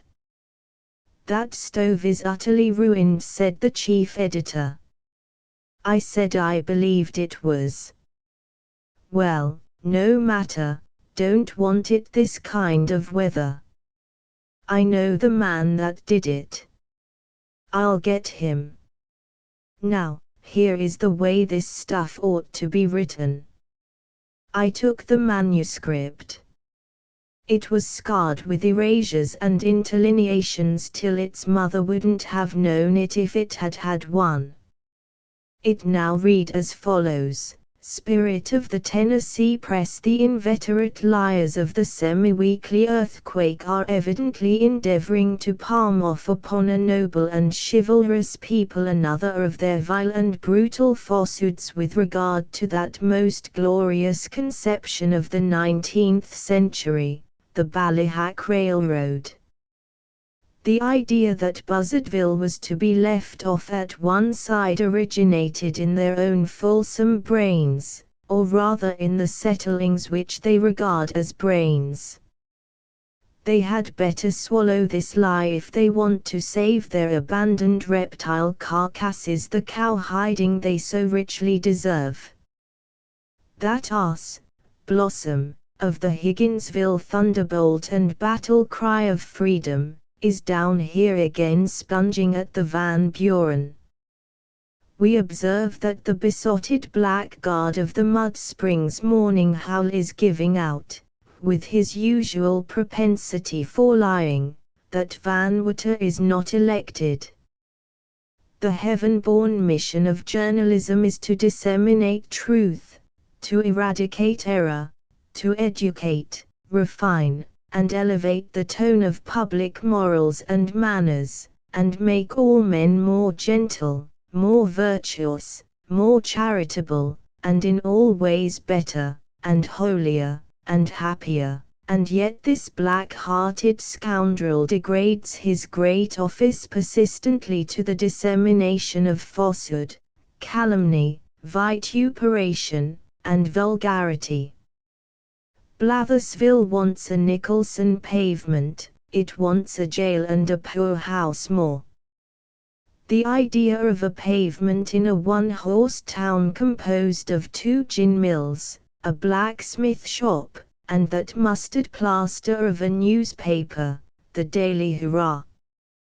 The crawling insect, Buckner, who edits the Hurrah, is braying about his business with his customary imbecility, and imagining that he is talking sense.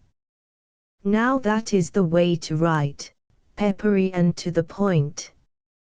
Mush and milk journalism gives me the fantods. About this time a brick came through the window with a splintering crash, and gave me a considerable of a jolt in the back. I moved out of range. I began to feel in the way. The chief said, "That was the colonel, likely. I've been expecting him for 2 days. He will be up now right away." He was correct. The colonel appeared in the door a moment afterward with a dragoon revolver in his hand. He said, "Sir, have I the honor of addressing the poltroon who edits this mangy sheet?" "You have." "Be seated, sir. Be careful of the chair, one of its legs is gone."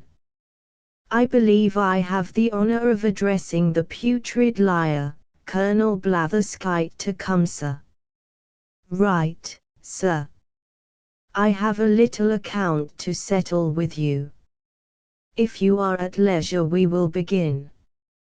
I have an article on the encouraging progress of moral and intellectual development in America to finish, but there is no hurry. Begin." Both pistols rang out their fierce clamor at the same instant. The chief lost a lock of his hair, and the colonel's bullet ended its career in the fleshy part of my thigh. The colonel's left shoulder was clipped a little. They fired again. Both missed their men this time, but I got my share, a shot in the arm. At the third fire both gentlemen were wounded slightly, and I had a knuckle chipped. I then said, I believed I would go out and take a walk, as this was a private matter, and I had a delicacy about participating in it further. But both gentlemen begged me to keep my seat, and assured me that I was not in the way. They then talked about the elections and the crops while they reloaded, and I fell to tying up my wounds. But presently they opened fire again with animation, and every shot took effect, but it is proper to remark that 5 out of the 6 fell to my share. The 6th one mortally wounded the colonel, who remarked, with fine humor, that he would have to say good morning now, as he had business uptown. He then inquired the way to the undertaker's and left. The chief turned to me and said, "I am expecting company to dinner, and shall have to get ready. It will be a favor to me if you will read proof and attend to the customers." I winced a little at the idea of attending to the customers, but I was too bewildered by the fusillade that was still ringing in my ears to think of anything to say. He continued, "Jones will be here at 3, cowhide him. Gillespie will call earlier, perhaps, throw him out of the window. Ferguson will be along about 4, kill him. That is all for today, I believe. If you have any odd time, you may write a blistering article on the police, give the chief inspector rats. The cowhides are under the table, weapons in the drawer, ammunition there in the corner, lint and bandages up there in the pigeonholes. In case of accident, go to Lancet, the surgeon, downstairs. He advertises, we take it out in trade." He was gone. I shuddered. At the end of the next 3 hours I had been through perils so awful that all peace of mind and all cheerfulness were gone from me. Gillespie had called and thrown me out of the window. Jones arrived promptly, and when I got ready to do the cowhiding he took the job off my hands. In an encounter with a stranger, not in the bill of fare, I had lost my scalp. Another stranger, by the name of Thompson, left me a mere wreck and ruin of chaotic rags. And at last, at bay in the corner, and beset by an infuriated mob of editors, blacklegs, politicians, and desperadoes, who raved and swore and flourished their weapons about my head till the air shimmered with glancing flashes of steel, I was in the act of resigning my berth on the paper when the chief arrived, and with him a rabble of charmed and enthusiastic friends. Then ensued a scene of riot and carnage such as no human pen, or steel one either, could describe. People were shot, probed, dismembered, blown up, thrown out of the window. There was a brief tornado of murky blasphemy, with a confused and frantic war dance glimmering through it, and then all was over. In 5 minutes there was silence, and the gory chief and I sat alone and surveyed the sanguinary ruin that strewed the floor around us. P049.jpg, 68K, he said. You'll like this place when you get used to it. I said, I'll have to get you to excuse me, I think maybe I might write to suit you after a while, as soon as I had had some practice and learned the language I am confident I could. But, to speak the plain truth, that sort of energy of expression has its inconveniences, and a man is liable to interruption. You see that yourself. Vigorous writing is calculated to elevate the public, no doubt, but then I do not like to attract so much attention as it calls forth. I can't write with comfort when I am interrupted so much as I have been today. I like this berth well enough, but I don't like to be left here to wait on the customers. The experiences are novel, I grant you, and entertaining, too, after a fashion, but they are not judiciously distributed. A gentleman shoots at you through the window and cripples me. A bombshell comes down the stovepipe for your gratification and sends the stove door down my throat. A friend drops in to swap compliments with you, and freckles me with bullet holes till my skin won't hold my principles. You go to dinner, and Jones comes with his cowhide. Gillespie throws me out of the window.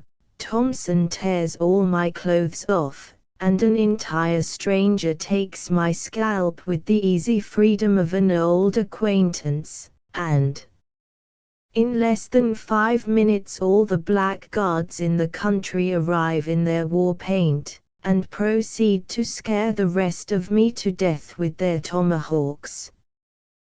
Take it altogether, I never had such a spirited time in all my life as I have had today. No, I like you, and I like your calm, unruffled way of explaining things to the customers, but you see I am not used to it. The Southern heart is too impulsive, Southern hospitality is too lavish with the stranger. The paragraphs which I have written today, and into whose cold sentences your masterly hand has infused the fervent spirit of Tennessean journalism, will wake up another nest of hornets. All that mob of editors will come, and they will come hungry, too, and want somebody for breakfast. I shall have to bid you adieu. I decline to be present at these festivities. I came south for my health, I will go back on the same errand, and suddenly. Tennessean journalism is too stirring for me. After which we parted with mutual regret, and I took apartments at the hospital. P050.jpg, 64K. The Story of the Bad Little Boy, written about 1865. P051.jpg, 111K. Once there was a bad little boy whose name was Jim, though, if you will notice, you will find that bad little boys are nearly always called James in your Sunday school books. It was strange, but still it was true, that this one was called Jim. He didn't have any sick mother, either, a sick mother who was pious and had the consumption, and would be glad to lie down in the grave and be at rest but for the strong love she bore her boy, and the anxiety she felt that the world might be harsh and cold toward him when she was gone. Most bad boys in the Sunday books are named James, and have sick mothers, who teach them to say, "Now, I lay me down," etc., and sing them to sleep with sweet, plaintive voices, and then kiss them good night, and kneel down by the bedside and weep. But it was different with this fellow. He was named Jim, and there wasn't anything the matter with his mother, no consumption, nor anything of that kind. She was rather stout than otherwise, and she was not pious. Moreover, she was not anxious on Jim's account. She said if he were to break his neck it wouldn't be much loss. She always spanked Jim to sleep, and she never kissed him good night. On the contrary, she boxed his ears when she was ready to leave him. P052.jpg, 27K. Once this little bad boy stole the key of the pantry, and slipped in there and helped himself to some jam, and filled up the vessel with tar, so that his mother would never know the difference. But all at once a terrible feeling didn't come over him, and something didn't seem to whisper to him, "Is it right to disobey my mother? Isn't it sinful to do this? Where do bad little boys go who gobble up their good kind mother's jam?" And then he didn't kneel down all alone and promise never to be wicked any more, and rise up with a light, happy heart, and go and tell his mother all about it, and beg her forgiveness, and be blessed by her with tears of pride and thankfulness in her eyes. No, that is the way with all other bad boys in the books, but it happened otherwise with this Jim, strangely enough. He ate that jam, and said it was bully, in his sinful, vulgar way, and he put in the tar, and said that was bully also, and laughed, and observed that the old woman would get up and snort when she found it out, and when she did find it out, he denied knowing anything about it, and she whipped him severely, and he did the crying himself. Everything about this boy was curious. Everything turned out differently with him from the way it does to the bad Jameses in the books. Once he climbed up in Farmer Acorn's apple tree to steal apples, and the limb didn't break, and he didn't fall and break his arm, and get torn by the farmer's great dog, and then languish on a sick bed for weeks, and repent and become good. Oh, no. He stole as many apples as he wanted and came down all right, and he was all ready for the dog, too, and knocked him endways with a brick when he came to tear him. It was very strange, nothing like it ever happened in those mild little books with marbled backs, and with pictures in them of men with swallow-tailed coats and bell-crowned hats, and pantaloons that are short in the legs, and women with the waists of their dresses under their arms, and no hoops on. Nothing like it in any of the Sunday school books. Once he stole the teacher's penknife, and, when he was afraid it would be found out and he would get whipped, he slipped it into George Wilson's cap. Poor Widow Wilson's son, the moral boy, the good little boy of the village, who always obeyed his mother, and never told an untruth, and was fond of his lessons, and infatuated with Sunday school. And when the knife dropped from the cap, and poor George hung his head and blushed, as if in conscious guilt, and the grieved teacher charged the theft upon him, and was just in the very act of bringing the switch down upon his trembling shoulders, a white-haired, improbable justice of the peace did not suddenly appear in their midst, and strike an attitude and say, "Spare this noble boy, there stands the cowering culprit." I was passing the school door at recess, and, unseen myself, I saw the theft committed. And then Jim didn't get whaled, and the venerable justice didn't read the tearful school a homily, and take George by the hand and say such a boy deserved to be exalted, and then tell him to come and make his home with him, and sweep out the office, and make fires, and run errands, and chop wood, and study law, and help his wife do household labors, and have all the balance of the time to play, and get 40 cents a month, and be happy. No, it would have happened that way in the books, but didn't happen that way to Jim. No meddling old clam of a justice dropped in to make trouble, and so the model boy George got thrashed, and Jim was glad of it because, you know, Jim hated moral boys. Jim said he was down on the milksops. Such was the coarse language of this bad, neglected boy. But the strangest thing that ever happened to Jim was the time he went boating on Sunday, and didn't get drowned, and that other time that he got caught out in the storm when he was fishing on Sunday, and didn't get struck by lightning. Why, you might look, and look, all through the Sunday school books from now till next Christmas, and you would never come across anything like this.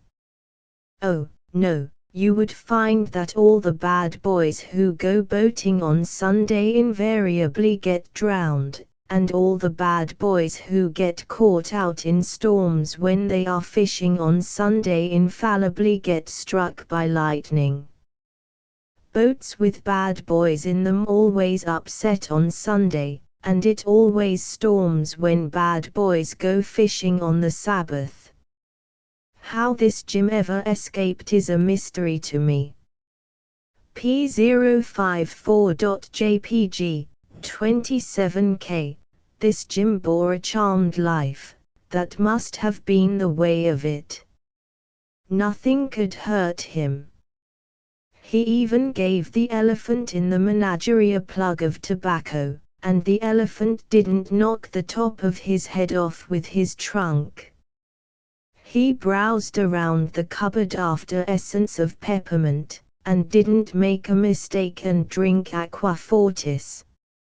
He stole his father's gun and went hunting on the Sabbath, and didn't shoot 3 or 4 of his fingers off.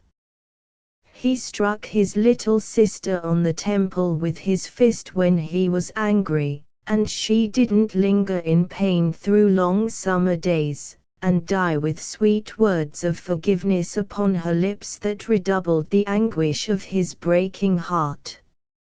No, she got over it.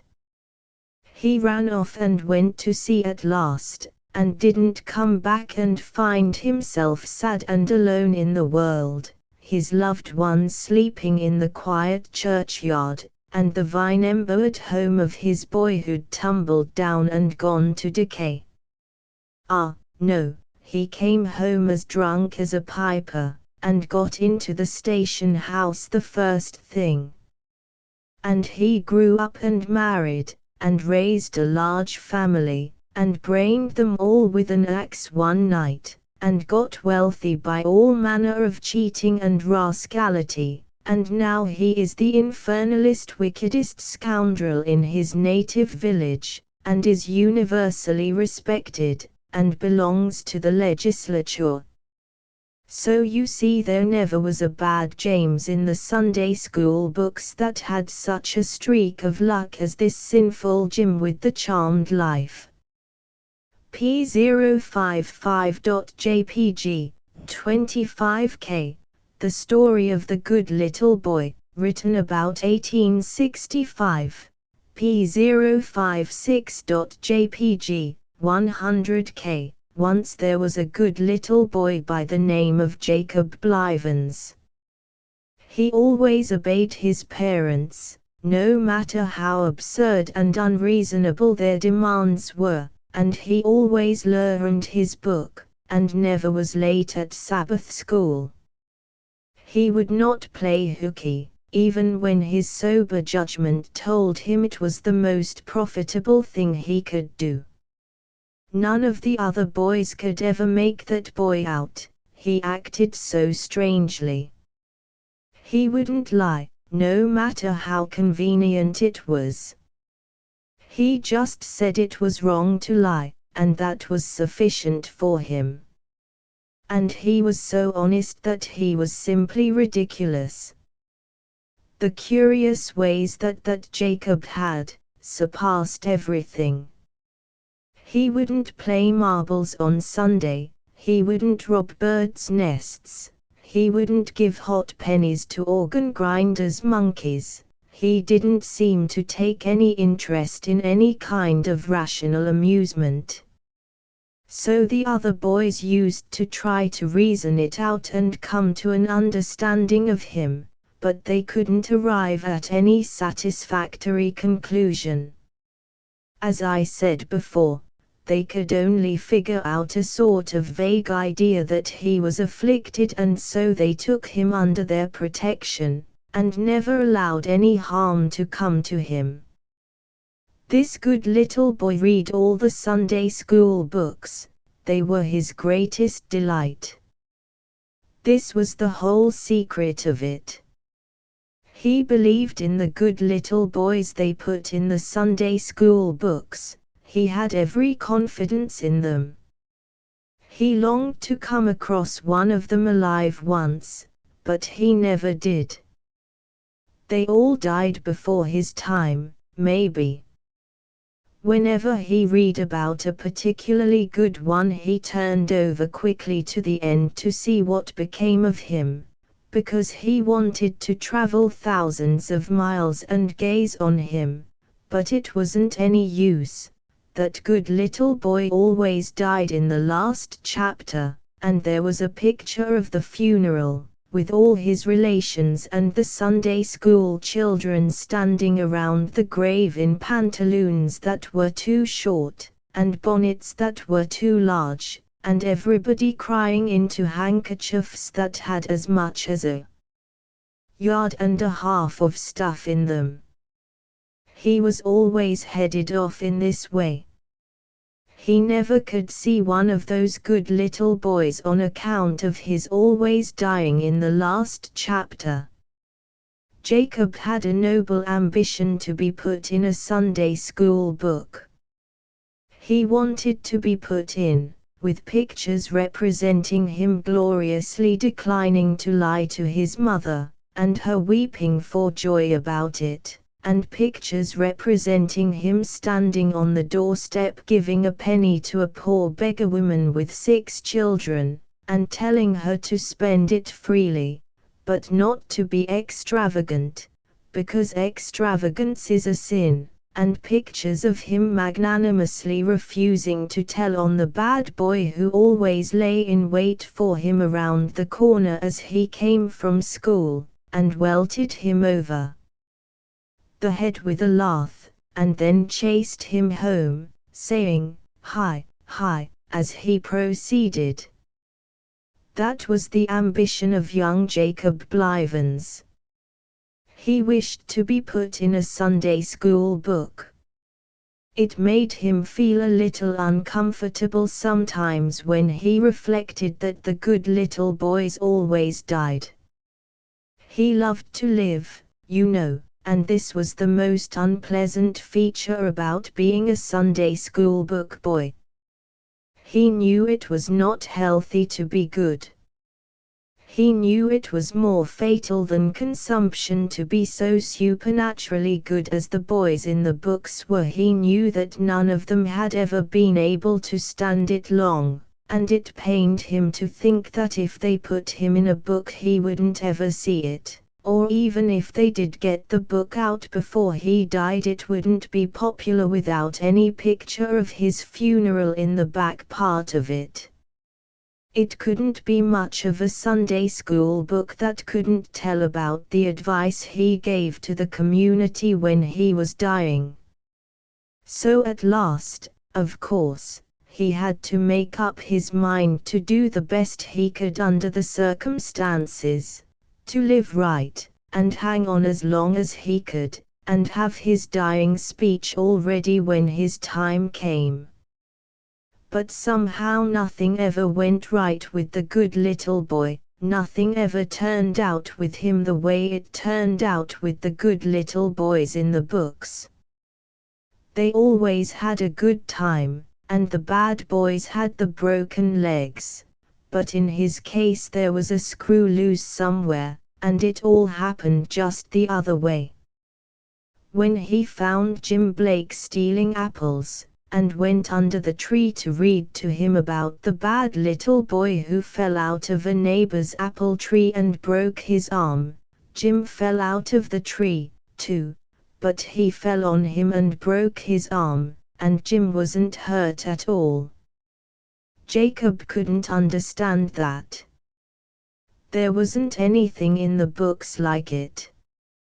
And once, when some bad boys pushed a blind man over in the mud, and Jacob ran to help him up and receive his blessing, the blind man did not give him any blessing at all, but whacked him over the head with his stick and said he would like to catch him shoving him again, and then pretending to help him up. This was not in accordance with any of the books. Jacob looked them all over to see. P058.jpg, 34K. One thing that Jacob wanted to do was to find a lame dog that hadn't any place to stay, and was hungry and persecuted, and bring him home and pet him and have that dog's imperishable gratitude. And at last he found one and was happy, and he brought him home and fed him, but when he was going to pet him the dog flew at him and tore all the clothes off him except those that were in front, and made a spectacle of him that was astonishing. He examined authorities, but he could not understand the matter. It was of the same breed of dogs that was in the books, but it acted very differently. Whatever this boy did he got into trouble. The very things the boys in the books got rewarded for turned out to be about the most unprofitable things he could invest in. Once, when he was on his way to Sunday school, he saw some bad boys starting off pleasuring in a sailboat. He was filled with consternation, because he knew from his reading that boys who went sailing on Sunday invariably got drowned. So he ran out on a raft to warn them, but a log turned with him and slid him into the river. A man got him out pretty soon, and the doctor pumped the water out of him, and gave him a fresh start with his bellows, but he caught cold and lay sick abed 9 weeks. But the most unaccountable thing about it was that the bad boys in the boat had a good time all day, and then reached home alive and well in the most surprising manner. Jacob Blivens said there was nothing like these things in the books. He was perfectly dumbfounded.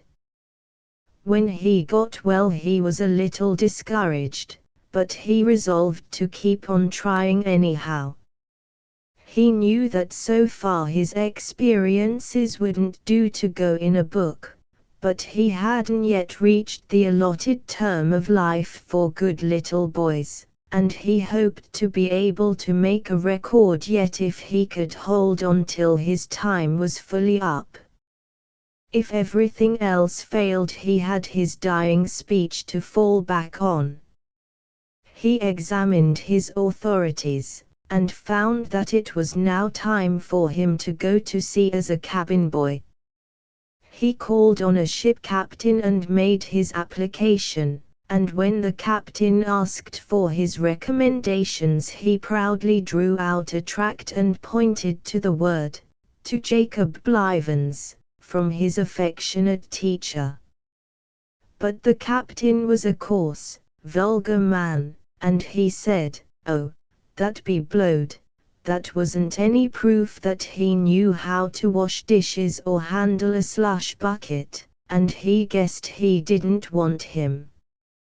This was altogether the most extraordinary thing that ever happened to Jacob in all his life. A compliment from a teacher, on a tract, had never failed to move the tenderest emotions of ship captains, and open the way to all offices of honor and profit in their gift. It never had in any book that ever he had read. He could hardly believe his senses. P060.jpg, 27K. This boy always had a hard time of it. Nothing ever came out according to the authorities with him. At last, one day, when he was around hunting up bad little boys to admonish, he found a lot of them in the old iron foundry fixing up a little joke on 14 or 15 dogs, which they had tied together in long procession, and were going to ornament with empty nitroglycerin cans made fast to their tails. Jacob's heart was touched. He sat down on one of those cans, for he never minded grease when duty was before him, and he took hold of the foremost dog by the collar, and turned his reproving eye upon wicked Tom Jones.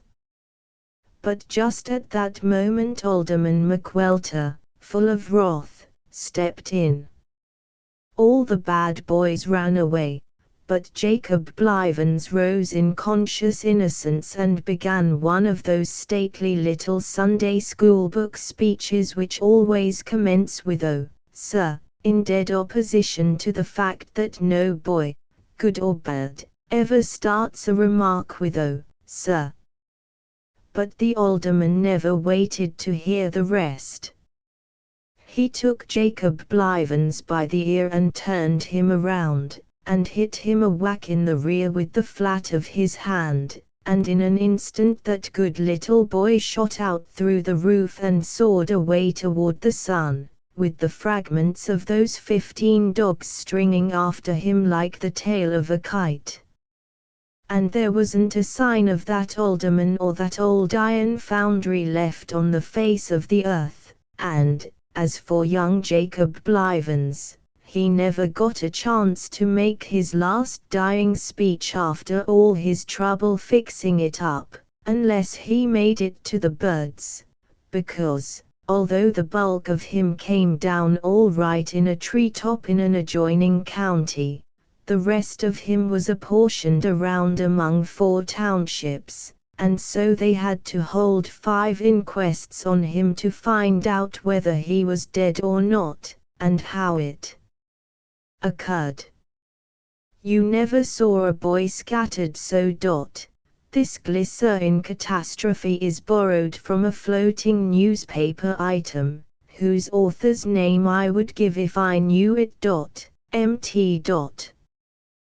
Thus perished the good little boy who did the best he could, but didn't come out according to the books. Every boy who ever did as he did prospered except him. His case is truly remarkable. it will probably never be accounted for. A couple of poems by Twain and more, written about 1865, Those Evening Bells by Thomas Moore. Those evening bells. Those evening bells. How many a tale their music tells of youth, and home, and that sweet time when last I heard their soothing chime. Those joyous hours are passed away, and many a heart that then was gay, within the tomb now darkly dwells, and hears no more those evening bells. And so 'twill be when I am gone that tuneful peal will still ring on, while other bards shall walk these dells, and sing your praise, sweet evening bells. Those Annual Bills by Mark Twain. These annual bills. These annual bills. How many a song their discord trills of truck consumed, enjoyed, forgot, since I was skinned by last year's lot. Those joyous beans are passed away, those onions blithe, oh where are they? Once loved, lost, mourned, now vexing ills your shades troop back in annual bills. And so 'twill be when I'm aground these yearly duns will still go round, while other bards, with frantic quills, shall damn and damn these annual bills. Niagara, written about 1871, p063.jpg, 103k, Niagara Falls is a most enjoyable place of resort. The hotels are excellent, and the price is not at all exorbitant. The opportunities for fishing are not surpassed in the country, in fact, they are not even equaled elsewhere. Because, in other localities, certain places in the streams are much better than others, but at Niagara one place is just as good as another, for the reason that the fish do not bite anywhere, and so there is no use in your walking 5 miles to fish, when you can depend on being just as unsuccessful nearer home. The advantages of this state of things have never heretofore been properly placed before the public. The weather is cool in summer, and the walks and drives are all pleasant and none of them fatiguing. When you start out to do the falls you first drive down about a mile, and pay a small sum for the privilege of looking down from a precipice into the narrowest part of the Niagara River. A railway cut through a hill would be as comely if it had the angry river tumbling and foaming through its bottom. You can descend a staircase here 150 feet down, and stand at the edge of the water. After you have done it, you will wonder why you did it, but you will then be too late. The guide will explain to you, in his blood-curdling way, how he saw the little steamer, made of the mist, descend the fearful rapids, how first one paddle box was out of sight behind the raging billows and then the other, and at what point it was that her smokestack toppled overboard, and where her planking began to break and part asunder, and how she did finally live through the trip, after accomplishing the incredible feat of traveling 17 miles in 6 minutes, or 6 miles in 17 minutes, I have really forgotten which. But it was very extraordinary, anyhow. It is worth the price of admission to hear the guide tell the story 9 times in succession to different parties, and never miss a word or alter a sentence or a gesture. Then you drive over to Suspension Bridge, and divide your misery between the chances of smashing down 200 feet into the river below, and the chances of having the railway train overhead smashing down onto you. Either possibility is discomforting taken by itself, but, mixed together, they amount in the aggregate to positive unhappiness. On the Canada side you drive along the chasm between long ranks of photographers standing guard behind their cameras, ready to make an ostentatious frontispiece of you and your decaying ambulance, and your solemn crate with a hide on it, which you are expected to regard in the light of a horse, and a diminished and unimportant background of sublime Niagara. And a great many people have the incredible effrontery or the native depravity to aid and abet this sort of crime. P065.jpg, 48K, any day, in the hands of these photographers, you may see stately pictures of Papa and Mama, Johnny and Bub and Sis, or a couple of country cousins, all smiling vacantly, and all disposed in studied and uncomfortable attitudes in their carriage, and all looming up in their awe-inspiring imbecility before the snubbed and diminished presentment of that majestic presence whose ministering spirits are the rainbows, whose voice is the thunder, whose awful front is veiled in clouds. Who was monarch here dead and forgotten ages before this sackful of small reptiles was deemed temporarily necessary to fill a crack in the world's unnoted myriads, and will still be monarch here ages and decades of ages after they shall have gathered themselves to their blood relations, the other worms, and been mingled with the unremembering dust. There is no actual harm in making Niagara a background whereon to display one's marvelous insignificance in a good strong light, but it requires a sort of superhuman self-complacency to enable one to do it. When you have examined the stupendous horseshoe fall till you are satisfied you cannot improve on it, you return to America by the new suspension bridge, and follow up the bank to where they exhibit the Cave of the Winds. Here I followed instructions, and divested myself of all my clothing, and put on a waterproof jacket and overalls. This costume is picturesque, but not beautiful. A guide, similarly dressed, led the way down a flight of winding stairs, which wound and still kept on winding long after the thing ceased to be a novelty, and then terminated long before it had begun to be a pleasure. We were then well down under the precipice, but still considerably above the level of the river. We now began to creep along flimsy bridges of a single plank, our persons shielded from destruction by a crazy wooden railing, to which I clung with both hands, not because I was afraid, but because I wanted to.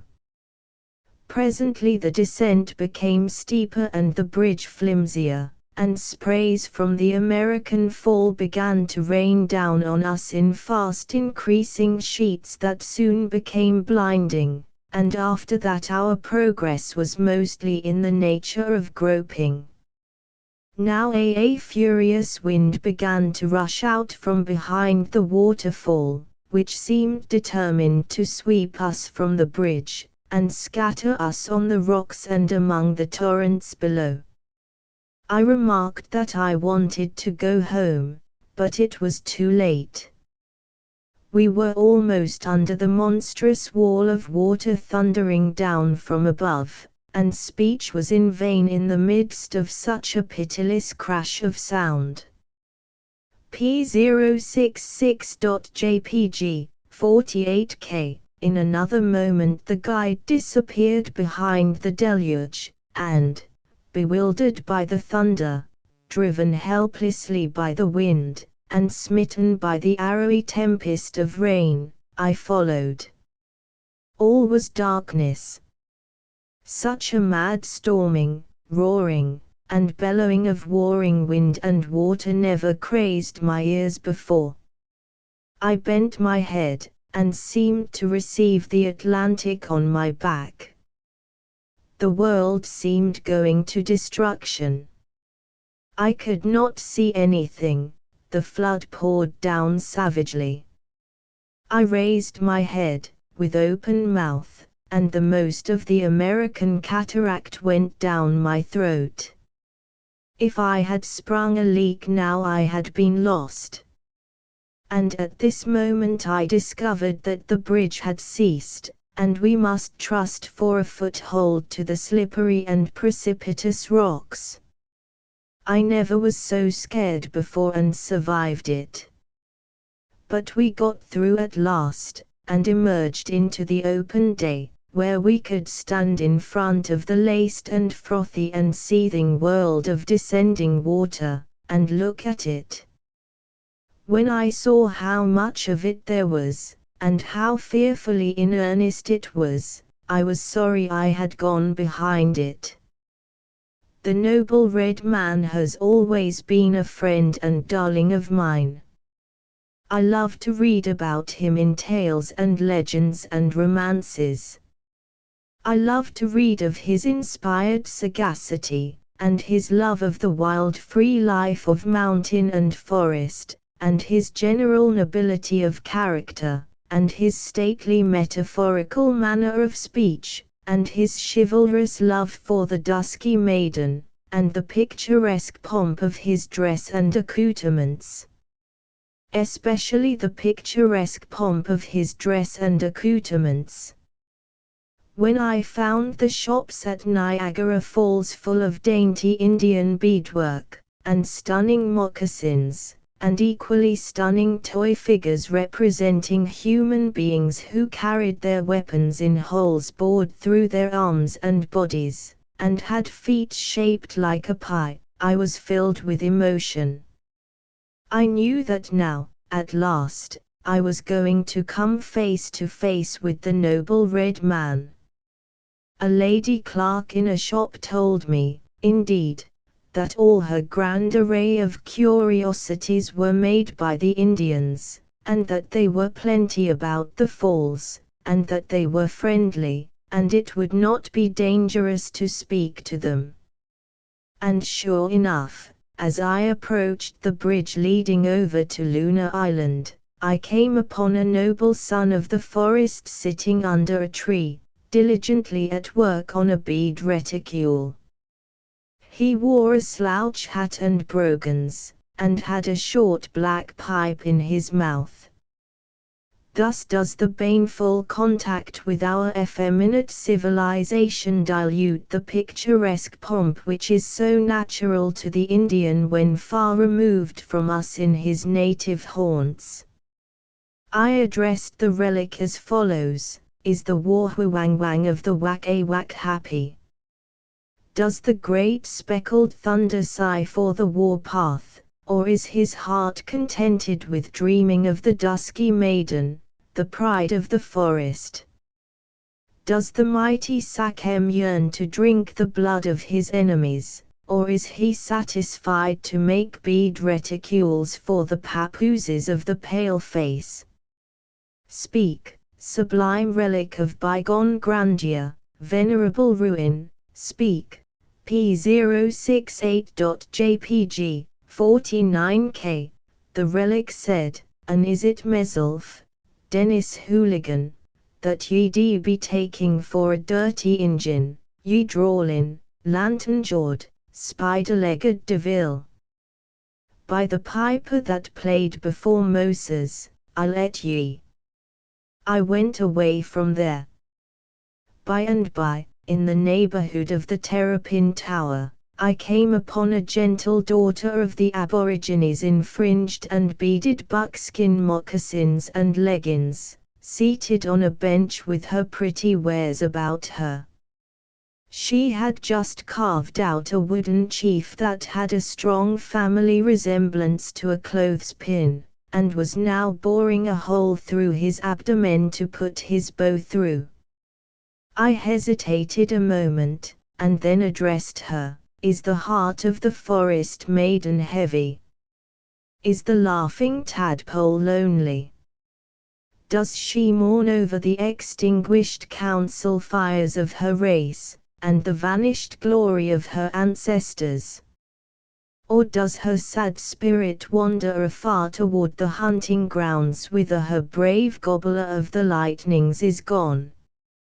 Why is my daughter silent? Has she aught against the pale-faced stranger?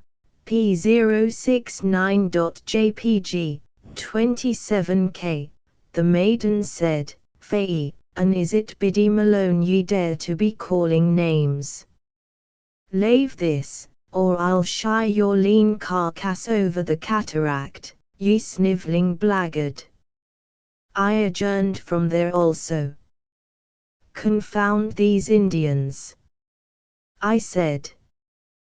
They told me they were tame, but, if appearances go for anything, I should say they were all on the war path. I made one more attempt to fraternize with them, and only one. I came upon a camp of them gathered in the shade of a great tree, making wampum and moccasins, and addressed them in the language of friendship, noble red men, braves, grand sachems, war chiefs, squaws, and high muck-a-mucks. The pale face from the land of the setting sun greets you. You, beneficent polecat, you, devourer of mountains, you, roaring thunder gust, you, bully boy with a glass eye, the pale face from beyond the great waters greets you all. War and pestilence have thinned your ranks and destroyed your once proud nation. Poker and 7-Up, and a vain modern expense for soap, unknown to your glorious ancestors, have depleted your purses. Appropriating, in your simplicity, the property of others has gotten you into trouble. Misrepresenting facts, in your simple innocence, has damaged your reputation with the soulless usurper. Trading for 40-odd whiskey, to enable you to get drunk and happy and tomahawk your families, has played the everlasting mischief with the picturesque pomp of your dress, and here you are, in the broad light of the 19th century, gotten up like the ragtag and bobtail of the purlieus of New York. For shame! Remember your ancestors. Recall their mighty deeds. Remember Uncas, and Red Jacket, and Hole in the Day, and Whoop-de-doodle-do. Emulate their achievements. Unfurl yourselves under my banner, noble savages, illustrious gutter snipes, down with him. Scoop the blackguard. Burn him. Hang him. Drown him. It was the quickest operation that ever was. I simply saw a sudden flash in the air of clubs, brickbats, fists, bead baskets, and moccasins, a single flash, and they all appeared to hit me at once, and no two of them in the same place. In the next instant the entire tribe was upon me. They tore half the clothes off me, they broke my arms and legs, they gave me a thump that dented the top of my head till it would hold coffee like a saucer, and, to crown their disgraceful proceedings and add insult to injury, they threw me over the Niagara Falls, and I got wet. About 90 or 100 feet from the top, the remains of my vest caught on a projecting rock, and I was almost drowned before I could get loose. I finally fell, and brought up in a world of white foam at the foot of the fall, whose celled and bubbly masses towered up several inches above my head. Of course I got into the eddy. I sailed round and round in it 44 times, chasing a chip and gaining on it, each round trip a half-mile, reaching for the same bush on the bank 44 times, and just exactly missing it by a hair's breadth every time. At last a man walked down and sat down close to that bush, and put a pipe in his mouth, and lit a match, and followed me with one eye and kept the other on the match, while he sheltered it in his hands from the wind. Presently a puff of wind blew it out. The next time I swept around he said, "Got a match?" "Yes, in my other vest." "Help me out, please." "Not for Joe." When I came round again, I said, "Excuse the seemingly impertinent curiosity of a drowning man, but will you explain this singular conduct of yours? P071.jpg, 40K, with pleasure. I am the coroner. Don't hurry on my account. I can wait for you. But I wish I had a match." I said, "Take my place, and I'll go and get you one." He declined. This lack of confidence on his part created a coldness between us, and from that time forward I avoided him.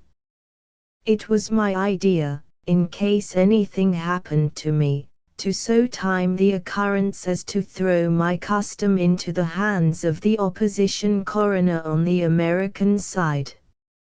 At last a policeman came along, and arrested me for disturbing the peace by yelling at people on shore for help. The judge fined me, but I had the advantage of him.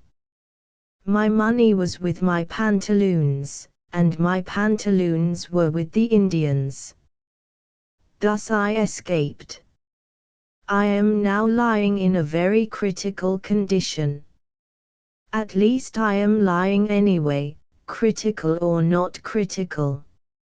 I am hurt all over, but I cannot tell the full extent yet, because the doctor is not done taking inventory. He will make out my manifest this evening. However, thus far he thinks only 16 of my wounds are fatal. I don't mind the others. Upon regaining my right mind, I said, "It is an awful savage tribe of Indians that do the beadwork and moccasins for Niagara Falls, Doctor." "Where are they from?" "Limerick, my son." Answers to correspondence, written about 1865, P072.jpg, 117K, moral statistician. I don't want any of your statistics. I took your whole batch and lit my pipe with it. I hate your kind of people. You are always ciphering out how much a man's health is injured, and how much his intellect is impaired, and how many pitiful dollars and cents he wastes in the course of 92 years' indulgence in the fatal practice of smoking, and in the equally fatal practice of drinking coffee, and in playing billiards occasionally, and in taking a glass of wine at dinner, etc., etc., etc. And you are always figuring out how many women have been burned to death because of the dangerous fashion of wearing expansive hoops, etc., etc., etc. You never see more than one side of the question. You are blind to the fact that most old men in America smoke and drink coffee, although, according to your theory, they ought to have died young, and that hearty old Englishmen drink wine and survive it, and portly old Dutchmen both drink and smoke freely, and yet grow older and fatter all the time. and you never try to find out how much solid comfort, relaxation, and enjoyment a man derives from smoking in the course of a lifetime, which is worth 10 times the money he would save by letting it alone, nor the appalling aggregate of happiness lost in a lifetime by your kind of people from not smoking. Of course you can save money by denying yourself all the little vicious enjoyments for 50 years, but then what can you do with it? What use can you put it to? Money can't save your infinitesimal soul. All the use that money can be put to is to purchase comfort and enjoyment in this life. Therefore, as you are an enemy to comfort and enjoyment, where is the use of accumulating cash? It won't do for you to say that you can use it to better purpose in furnishing a good table, and in charities, and in supporting tract societies, because you know yourself that you people who have no petty vices are never known to give away a cent, and that you stint yourselves so in the matter of food that you are always feeble and hungry. And you never dare to laugh in the daytime for fear some poor wretch, seeing you in a good humor, will try to borrow $1 of you, and in church you are always down on your knees, with your eyes buried in the cushion, when the contribution box comes around, and you never give the revenue office a full statement of your income. Now you know these things yourself, don't you? Very well, then what is the use of your stringing out your miserable lives to a lean and withered old age? What is the use of your saving money that is so utterly worthless to you? In a word, why don't you go off somewhere and die, and not be always trying to seduce people into becoming as ornery and unlovable as you are yourselves, by your villainous moral statistics? Now I don't approve of dissipation, and I don't indulge in it, either. But I haven't a particle of confidence in a man who has no redeeming petty vices, and so I don't want to hear from you any more.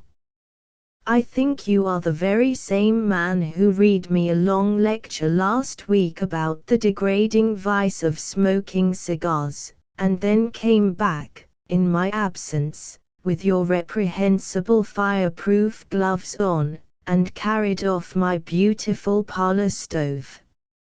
Young author. Yes, Agassiz does recommend authors to eat fish, because the phosphorus in it makes brain. So far you are correct. But I cannot help you to a decision about the amount you need to eat, at least, not with certainty. If the specimen composition you send is about your fair usual average, I should judge that perhaps a couple of whales would be all you would want for the present. Not the largest kind, but simply good, middling-sized whales. Simon Wheeler Sonora. The following simple and touching remarks and accompanying poem have just come to hand from the rich gold mining region of Sonora, to Mr. Mark Twain, the Within Parson, which I have set to poetry under the name and style of He Done His Level Best Was One Among the Whitest Men I Ever See, and it ain't every man that knowed him that can find it in his heart to say he's glad the poor cuss is busted and gone home to the States.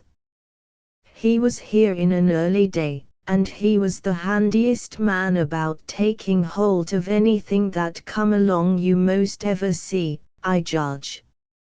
He was a cheerful, stirring creature, always doing something, and no man can say he ever see him do anything by halvers. Preachin' was his natural gait, but he warn't he a man to lay back and twiddle his thumbs because there didn't happen to be nothing doing in his own especial line, No, sir, he was a man who would meander forth and stir up something for hisself. His last acts was to go his pile on kings and calculate in to fill, but which he didn't fill, when there was a flush out agin him, and naturally, you see, he went under. And so he was cleaned out, as you may say, and he struck the home trail, cheerful but flat broke. I knowed this talented man in Arkansas, and if you would print this humbly tribute to his gorgeous abilities, you would greatly oblige his unhappy friend. He done his level best. Was he a mining on the flat? He done it with a zest. Was he a leading of the choir? He done his level best. If he'd a regular task to do, he never took no rest, or if 'twas off and on, the same, he done his level best. If he was preachin' on his beat, he'd tramp from east to west, and north to south in cold and heat. He done his level best.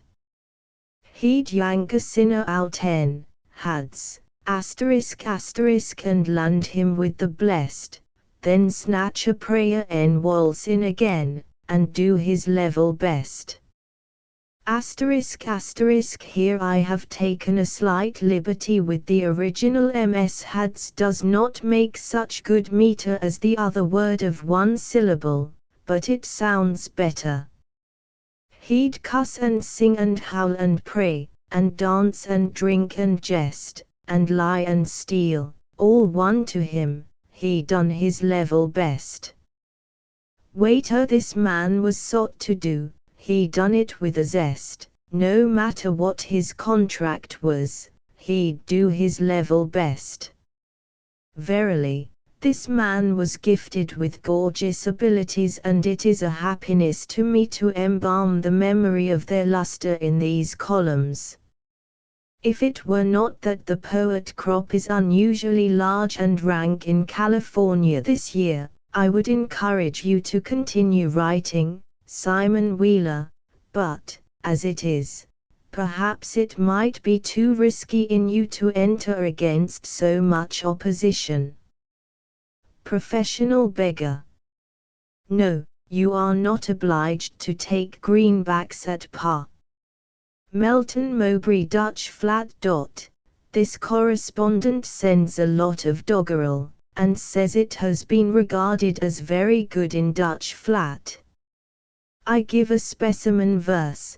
The Assyrian came down like a wolf on the fold, and his cohorts were gleaming with purple and gold, and the sheen of his spears was like stars on the sea, when the blue wave rolls nightly on deep Galilee. Asterisk asterisk asterisk asterisk. This piece of pleasantry, published in a San Francisco paper, was mistaken by the country journals for seriousness, and many and loud were the denunciations of the ignorance of author and editor, in not knowing that the lines in question were written by Byron. There, that will do.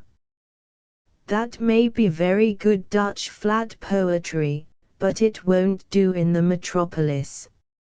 It is too smooth and blubbery. It reads like buttermilk gurgling from a jug. What the people ought to have is something spirited, something like Johnny Comes Marching Home. However, keep on practicing, and you may succeed yet. There is genius in you, but too much blubber. St. Clair Higgins. Los Angeles. My life is a failure. I have adored, wildly, madly, and she whom I love has turned coldly from me and shed her affections upon another. What would you advise me to do? You should set your affections on another also, or on several, if there are enough to go round. Also, do everything you can to make your former flame unhappy. There is an absurd idea disseminated in novels, that the happier a girl is with another man, the happier it makes the old lover she has blighted. Don't allow yourself to believe any such nonsense as that. The more cause that girl finds to regret that she did not marry you, the more comfortable you will feel over it. It isn't poetical, but it is mighty sound doctrine. Arithmeticus. Virginia, Nevada.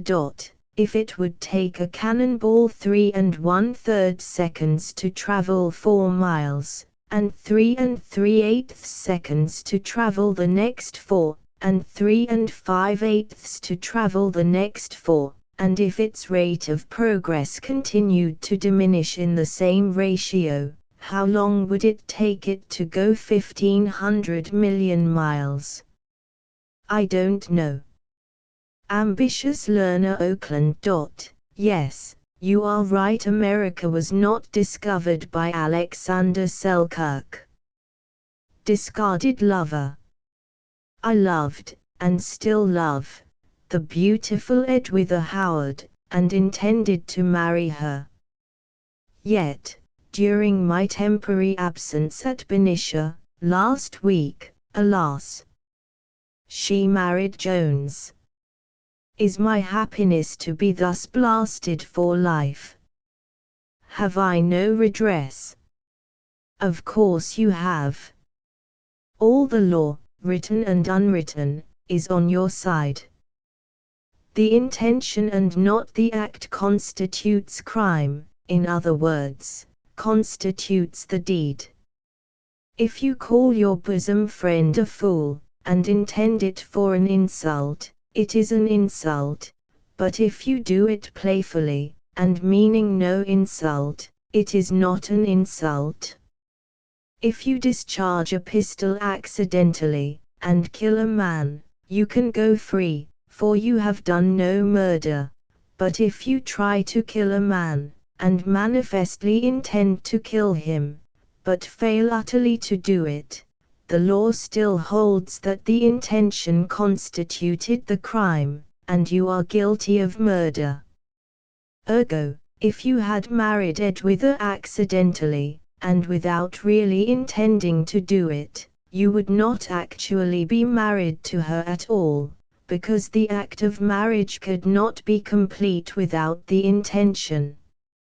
And ergo, in the strict spirit of the law, since you deliberately intended to marry Edwitha, and didn't do it, you are married to her all the same, because, as I said before, the intention constitutes the crime.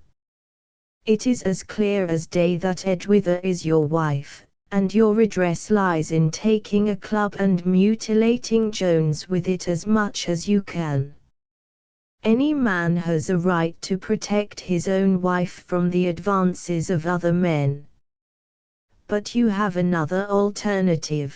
You were married to Edwitha first, because of your deliberate intention, and now you can prosecute her for bigamy, in subsequently marrying Jones. But there is another phase in this complicated case. You intended to marry Edwitha, and consequently, according to law, she is your wife. There is no getting around that. But she didn't marry you, and if she never intended to marry you, you are not her husband, of course. Ergo, in marrying Jones, she was guilty of bigamy, because she was the wife of another man at the time, which is all very well as far as it goes. But then, don't you see, she had no other husband when she married Jones, and consequently she was not guilty of bigamy. Now, according to this view of the case, Jones married a spinster, who was a widow at the same time and another man's wife at the same time, and yet who had no husband and never had one, and never had any intention of getting married, and therefore, of course, never had been married, and by the same reasoning you are a bachelor, because you have never been anyone's husband, and a married man, because you have a wife living, and to all intents and purposes a widower, because you have been deprived of that wife, and a consummate ass for going off to Benicia in the first place, while things were so mixed. And by this time I have got myself so tangled up in the intricacies of this extraordinary case that I shall have to give up any further attempt to advise you. I might get confused and fail to make myself understood. I think I could take up the argument where I left off, and by following it closely a while, perhaps I could prove to your satisfaction, either that you never existed at all, or that you are dead now, and consequently don't need the faithless Edwither. I think I could do that, if it would afford you any comfort. Arthur Augustus. No, you are wrong. That is the proper way to throw a brickbat or a tomahawk, but it doesn't answer so well for a bouquet. You will hurt somebody if you keep it up. Turn your nosegay upside down, take it by the stems, and toss it with an upward sweep. Did you ever pitch quoits? That is the idea. The practice of recklessly heaving immense solid bouquets, of the general size and weight of prize cabbages, from the dizzy altitude of the galleries, is dangerous and very reprehensible. Now, night before last, at the Academy of Music, just after Signorina _____________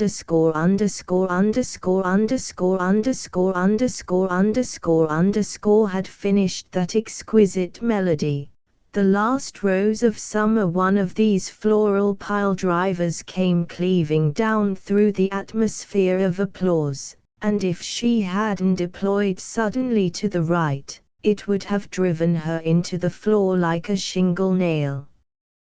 Of course that bouquet was well meant, but how would you like to have been the target? A sincere compliment is always grateful to a lady, so long as you don't try to knock her down with it. Young mother.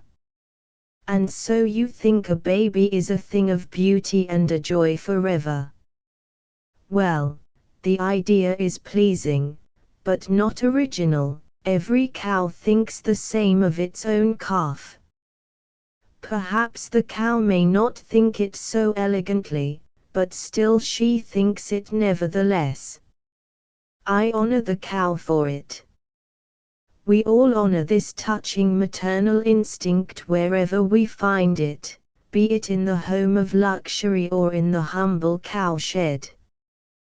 But really, madam, when I come to examine the matter in all its bearings, I find that the correctness of your assertion does not assert itself in all cases. A soiled baby, with a neglected nose, cannot be conscientiously regarded as a thing of beauty, and inasmuch as babyhood spans but 3 short years, no baby is competent to be a joy forever. It pains me thus to demolish 2/3 of your pretty sentiment in a single sentence, but the position I hold in this chair requires that I shall not permit you to deceive and mislead the public with your plausible figures of speech. I know a female baby, aged 18 months, in this city, which cannot hold out as a joy 24 hours on a stretch, let alone forever. And it possesses some of the most remarkable eccentricities of character and appetite that have ever fallen under my notice. I will set down here a statement of this infant's operations, conceived, planned, and carried out by itself, and without suggestion or assistance from its mother or anyone else, during a single day. And what I shall say can be substantiated by the sworn testimony of witnesses. It commenced by eating 12 large blue mass pills, box and all. Then it fell down a flight of stairs, and arose with a blue and purple knot on its forehead, after which it proceeded in quest of further refreshment and amusement. It found a glass trinket ornamented with brass work, smashed up and ate the glass, and then swallowed the brass. Then it drank about 20 drops of laudanum, and more than a dozen tablespoonfuls of strong spirits of camphor. The reason why it took no more laudanum was because there was no more to take. After this it lay down on its back, and shoved 5 or 6 inches of a silver-headed whalebone cane down its throat, got it fast there, and it was all its mother could do to pull the cane out again, without pulling out some of the child with it. Then, being hungry for glass again, it broke up several wine glasses, and fell to eating and swallowing the fragments, not minding a cut or two. Then it ate a quantity of butter, pepper, salt, and California matches, actually taking a spoonful of butter, a spoonful of salt, a spoonful of pepper, and 3 or 4 lucifer matches at each mouthful. I will remark here that this thing of beauty likes painted German lucifers, and eats all she can get of them, but she prefers California matches, which I regard as a compliment to our home manufactures of more than ordinary value, coming, as it does, from one who is too young to flatter. Then she washed her head with soap and water, and afterward ate what soap was left, and drank as much of the suds as she had room for, after which she sallied forth and took the cow familiarly by the tail, and got kicked heels over head. At odd times during the day, when this joy forever happened to have nothing particular on hand, she put in the time by climbing up on places, and falling down off them, uniformly damaging herself in the operation. As young as she is, she speaks many words tolerably distinctly, and being plain-spoken in other respects, blunt and to the point, she opens conversation with all strangers, male or female, with the same formula, "How do, Jim?" Not being familiar with the ways of children, it is possible that I have been magnifying into matter of surprise things which may not strike anyone who is familiar with infancy as being at all astonishing. However, I cannot believe that such is the case, and so I repeat that my report of this baby's performances is strictly true, and if anyone doubts it, I can produce the child. I will further engage that she will devour anything that is given her, reserving to myself only the right to exclude anvils, and fall down from any place to which she may be elevated, merely stipulating that her preference for alighting on her head shall be respected, and, therefore, that the elevation chosen shall be high enough to enable her to accomplish this to her satisfaction. But I find I have wandered from my subject, so, without further argument, I will reiterate my conviction that not all babies are things of beauty and joys forever. Arithmeticus. Virginia, Nevada. I am an enthusiastic student of mathematics, and it is so vexatious to me to find my progress constantly impeded by these mysterious arithmetical technicalities. Now do tell me what the difference is between geometry and conchology.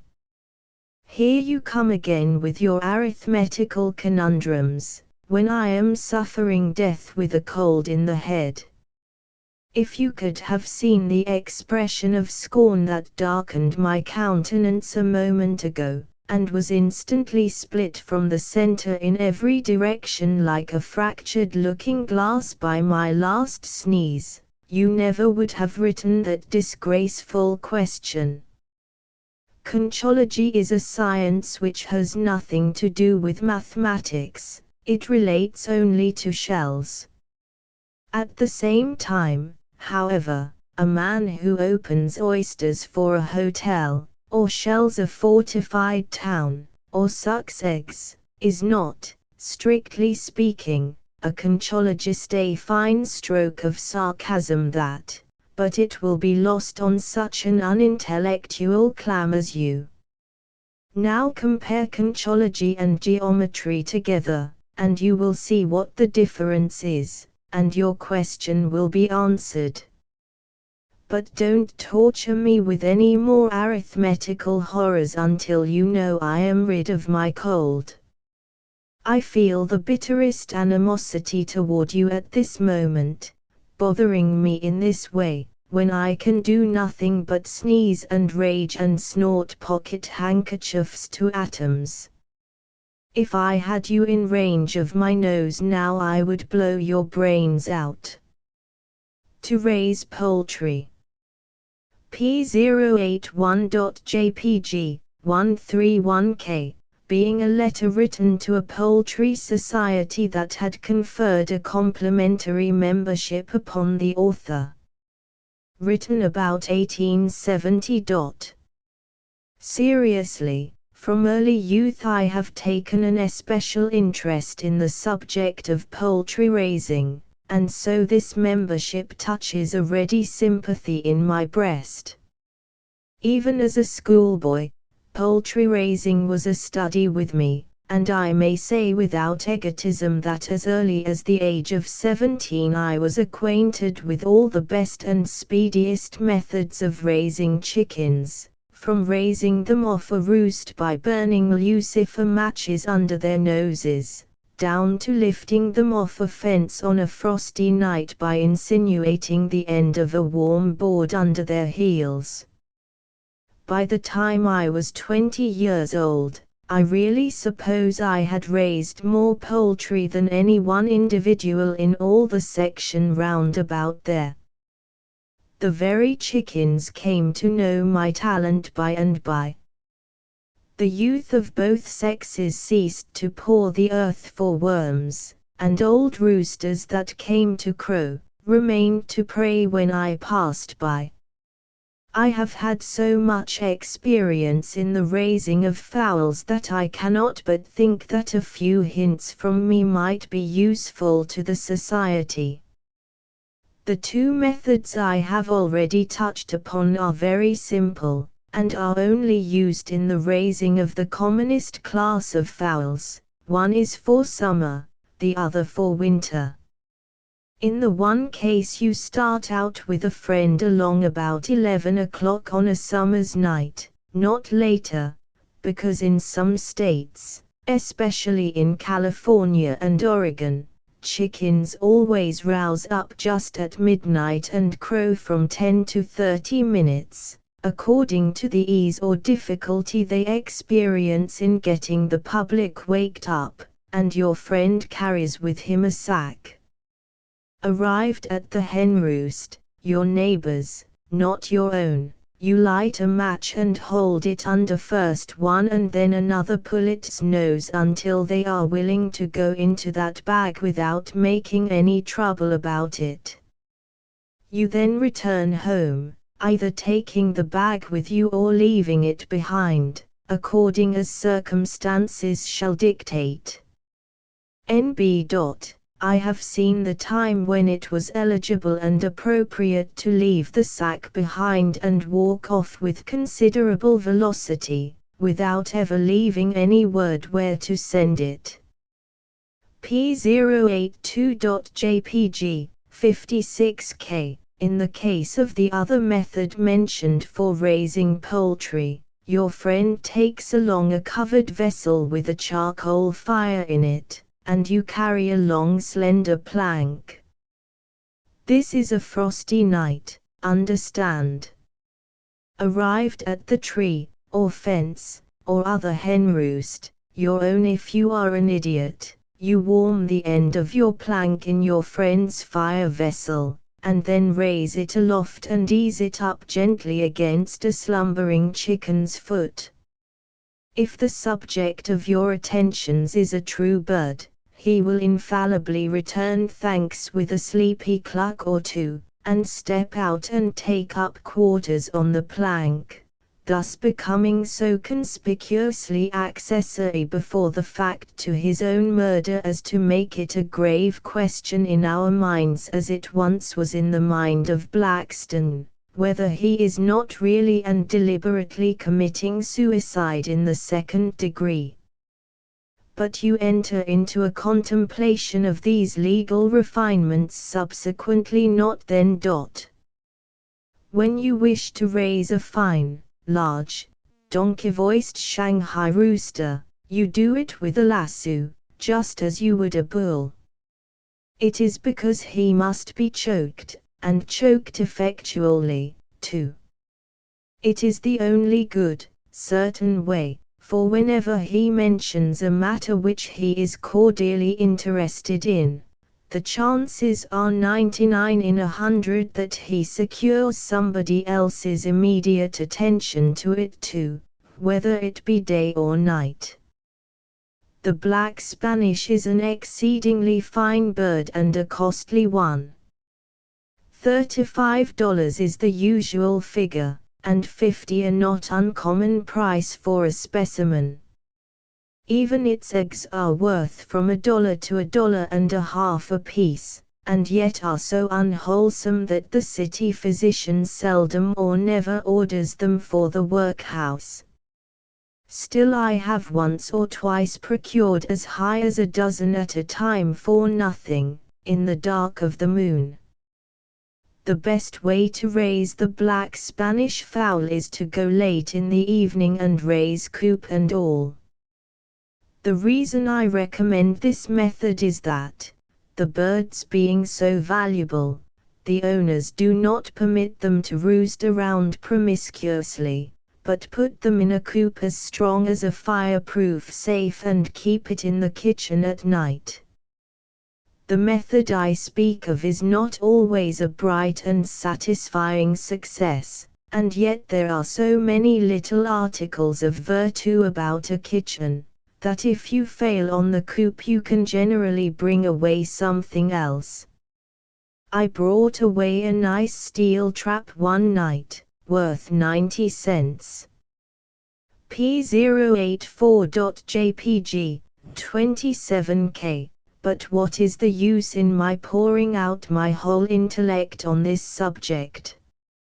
I have shown the Western New York Poultry Society that they have taken to their bosom a party who is not a spring chicken by any means, but a man who knows all about poultry, and is just as high up in the most efficient methods of raising it as the president of the institution himself. I thank these gentlemen for the honorary membership they have conferred upon me, and shall stand at all times ready and willing to testify my good feeling and my official zeal by deeds as well as by this hastily penned advice and information. Whenever they are ready to go to raising poultry, let them call for me any evening after 11 o'clock, and I shall be on hand promptly.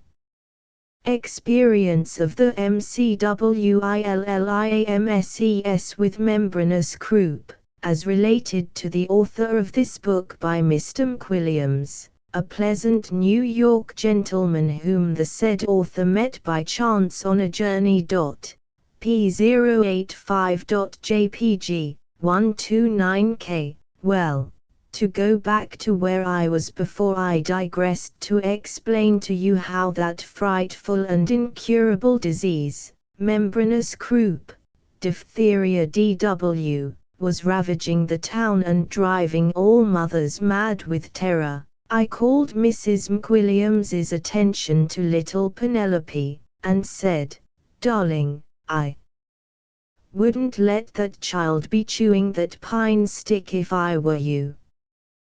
Precious, where is the harm in it, said she, but at the same time preparing to take away the stick, for women cannot receive even the most palpably judicious suggestion without arguing it, that is married women.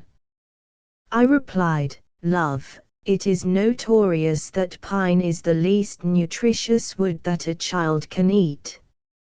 My wife's hand paused, in the act of taking the stick, and returned itself to her lap. She bridled perceptibly, and said, hubby, you know better than that. You know you do. Doctors all say that the turpentine in pine wood is good for weak back and the kidneys. Ah, I was under a misapprehension. I did not know that the child's kidneys and spine were affected, and that the family physician had recommended, who said the child's spine and kidneys were affected. My love, you intimated it. The idea. I never intimated anything of the kind. Why, my dear, it hasn't been 2 minutes since you said, bother what I said. I don't care what I did say. There isn't any harm in the child's chewing a bit of pine stick if she wants to, and you know it perfectly well. And she shall chew it, too. So there, now. Say no more, my dear. I now see the force of your reasoning, and I will go and order 2 or 3 cords of the best pine wood today. No child of mine shall want while please go along to your office and let me have some peace. A body can never make the simplest remark, but you must take it up and go to arguing and arguing and arguing till you don't know what you are talking about, and you never do. Very well, it shall be as you say. But there is a want of logic in your last remark which, however, she was gone with a flourish before I could finish, and had taken the child with her. That night at dinner she confronted me with a face as white as a sheet. Oh, Mortimer, there's another. Little Georgie Gordon is taken. Membranous croup. Membranous croup. Is there any hope for him? None in the wide world. Oh, what is to become of us? By and by a nurse brought in our Penelope to say good night and offer the customary prayer at the mother's knee. In the midst of now I lay me down to sleep she gave a slight cough. My wife fell back like one stricken with death. But the next moment she was up and brimming with the activities which terror inspires. She commanded that the child's crib be removed from the nursery to our bedroom, and she went along to see the order executed. She took me with her, of course. We got matters arranged with speed. A cot bed was put up in my wife's dressing room for the nurse. But now Mrs. McWilliams said we were too far away from the other baby. And what if he were to have the symptoms in the night, and she blanched again, poor thing. P087.jpg, 43K, we then restored the crib and the nurse to the nursery and put up a bed for ourselves in a room adjoining. Presently, however, Mrs. McWilliams said suppose the baby should catch it from Penelope. This thought struck a new panic to her heart, and the tribe of us could not get the crib out of the nursery again fast enough to satisfy my wife, though she assisted in her own person and well nigh pulled the crib to pieces in her frantic hurry. We moved downstairs, but there was no place there to stow the nurse, and Mrs. McWilliams said the nurse's experience would be an inestimable help. So we returned, bag and baggage, to our own bedroom once more, and felt a great gladness, like storm-buffeted birds that have found their nest again. Mrs. McWilliams sped to the nursery to see how things were going on there. She was back in a moment with a new dread. She said, "What can make baby sleep so?" I said, "Why, my darling, baby always sleeps like a graven image." I know, but there's something peculiar about his sleep now. He seems to breathe so regularly. Oh, this is dreadful. But, my dear, he always breathes regularly. Oh, I know it, but there's something frightful about it now. His nurse is too young and inexperienced. Maria shall stay there with her, and be on hand if anything happens. That is a good idea, but who will help you? You can help me all I want. I wouldn't allow anybody to do anything but myself, anyhow, at such a time as this. I said I would feel mean to lie abed and sleep, and leave her to watch and toil over our little patient all the weary night. But she reconciled me to it. So old Maria departed and took up her ancient quarters in the nursery. Penelope coughed twice in her sleep. "Oh, why don't that doctor come? Mortimer, this room is too warm." "This room is certainly too warm. Turn off the register quick." I shut it off, glancing at the thermometer at the same time, and wondering to myself if 70 was too warm for a sick child. The coachman arrived from downtown now with the news that our physician was ill and confined to his bed. Mrs. McWilliams turned a dead eye upon me, and said in a dead voice, "There is a providence in it. It is foreordained. He never was sick before. Never. We have not been living as we ought to live, Mortimer. Time and time again I have told you so. Now you see the result. Our child will never get well. Be thankful if you can forgive yourself. I never can forgive myself." I said, without intent to hurt, but with heedless choice of words, that I could not see that we had been living such an abandoned life. "Mortimer, do you want to bring the judgment upon baby, too?" Then she began to cry, but suddenly exclaimed, "The doctor must have sent medicines." I said, "Certainly. They are here. I was only waiting for you to give me a chance." "Well, do give them to me. Don't you know that every moment is precious now?" "But what was the use in sending medicines, when he knows that the disease is incurable?" I said that while there was life there was hope. Hope? Mortimer, you know no more what you are talking about than the child unborn.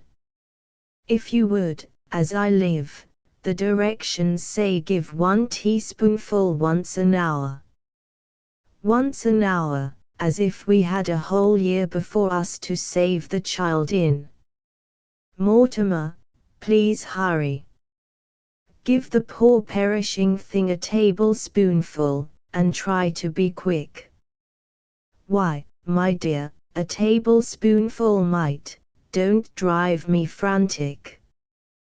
There, my precious, my own, It's nasty bitter stuff, but it's good for Nellie, good for Mother's precious darling, and it will make her well. There, there, there, put the little head on Mama's breast and go to sleep, and pretty soon, oh, I know she can't live till morning. Mortimer, a tablespoonful every half hour will, oh, the child needs belladonna, too, I know she does, and aconite. Get them, Mortimer. Now do let me have my way.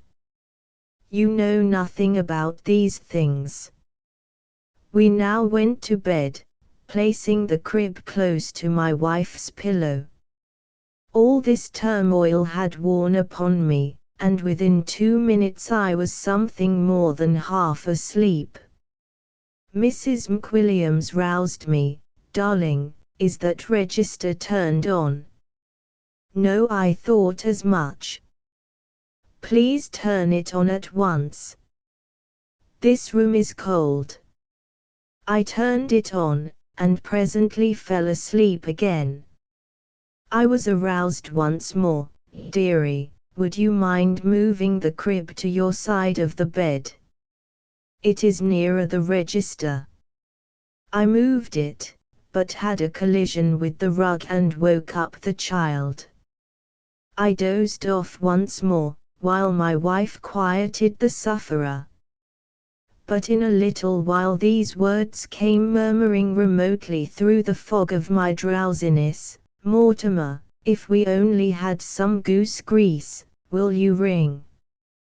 I climbed dreamily out, and stepped on a cat, which responded with a protest and would have got a convincing kick for it if a chair had not got it instead.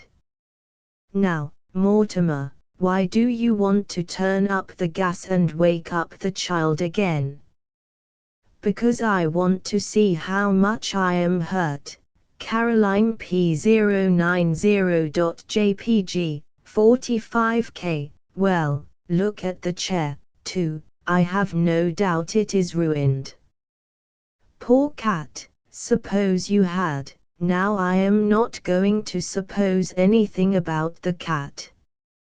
It never would have occurred if Maria had been allowed to remain here and attend to these duties, which are in her line and are not in mine. Now, Mortimer, I should think you would be ashamed to make a remark like that.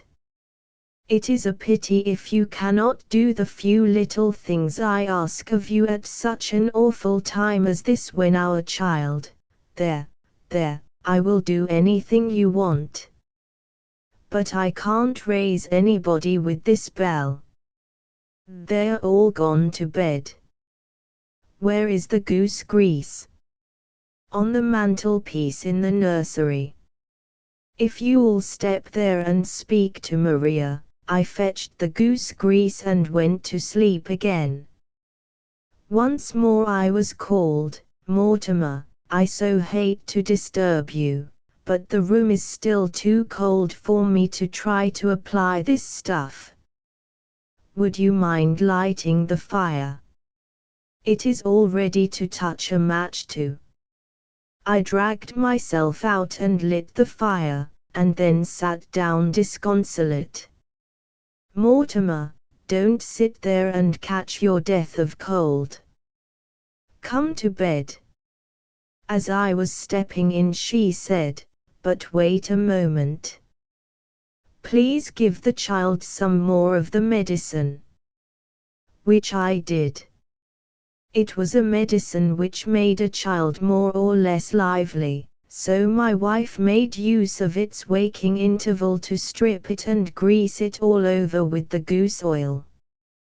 I was soon asleep once more, but once more I had to get up. Mortimer, I feel a draught. I feel it distinctly. There is nothing so bad for this disease as a draught. Please move the crib in front of the fire. I did it, and collided with the rug again, which I threw in the fire. Mrs. McWilliams sprang out of bed and rescued it, and we had some words. I had another trifling interval of sleep, and then got up, by request, and constructed a flax-seed poultice. This was placed upon the child's breast and left there to do its healing work. A wood fire is not a permanent thing. I got up every 20 minutes and renewed hours, and this gave Mrs. McWilliams the opportunity to shorten the times of giving the medicines by 10 minutes, which was a great satisfaction to her. Now and then, between times, I reorganized the flax-seed poultices, and applied synapisms and other sorts of blisters where unoccupied places could be found upon the child. Well, toward morning the wood gave out and my wife wanted me to go down cellar and get some more. I said, P091.jpg, 41K, my dear, it is a laborious job, and the child must be nearly warm enough, with her extra clothing. Now mightn't we put on another layer of poultices? And I did not finish, because I was interrupted. I lugged wood up from below for some little time, and then turned in and fell to snoring as only a man can whose strength is all gone and whose soul is worn out. Just at broad daylight I felt a grip on my shoulder that brought me to my senses suddenly. My wife was glaring down upon me and gasping. As soon as she could command her tongue she said, "It is all over. All over. The child's perspiring. What shall we do? Mercy, how you terrify me. I don't know what we ought to do. Maybe if we scraped her and put her in the draught again." Oh, idiot. There is not a moment to lose. Go for the doctor. Go yourself. Tell him he must come, dead or alive. I dragged that poor sick man from his bed and brought him. He looked at the child and said she was not dying. This was joy unspeakable to me, but it made my wife as mad as if he had offered her a personal affront. Then he said the child's cough was only caused by some trifling irritation or other in the throat. At this I thought my wife had a mind to show him the door. Now the doctor said he would make the child cough harder and dislodge the trouble. So he gave her something that sent her into a spasm of coughing, and presently up came a little wood splinter or so. "This child has no membranous croup," said he. "She has been chewing a bit of pine shingle or something of the kind, and got some little slivers in her throat. They won't do her any hurt." "No," said I can well believe that.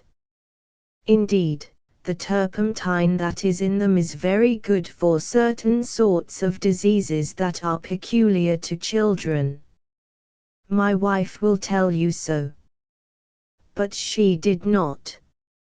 She turned away in disdain and left the room, and since that time there is one episode in our life which we never refer to. Hence the tide of our days flows by in deep and untroubled serenity.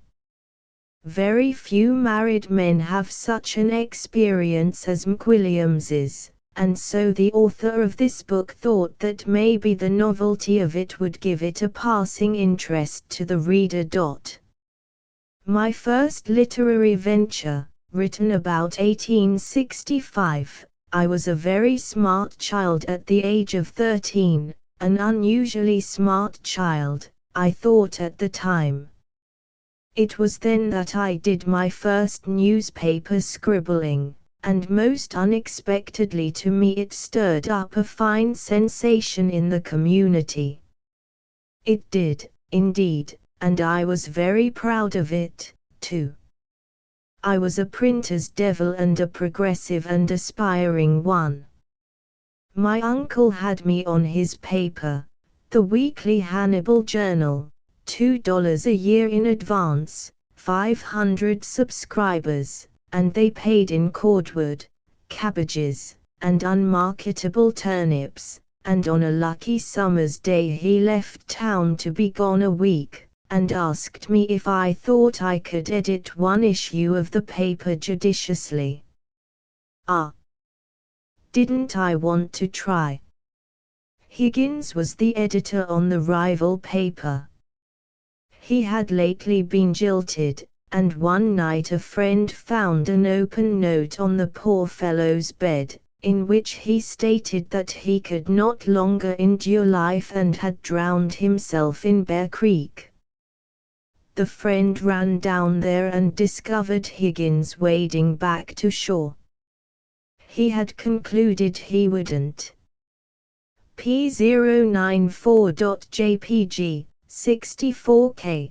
The village was full of it for several days, but Higgins did not suspect it. I thought this was a fine opportunity. I wrote an elaborately wretched account of the whole matter, and then illustrated it with villainous cuts engraved on the bottoms of wooden type with a jackknife, one of them a picture of Higgins wading out into the creek in his shirt, with a lantern, sounding the depth of the water with a walking stick.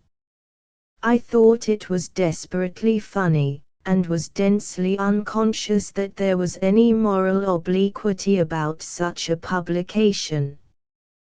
Being satisfied with this effort, I looked around for other worlds to conquer, and it struck me that it would make good, interesting matter to charge the editor of a neighboring country paper with a piece of gratuitous rascality and see him squirm.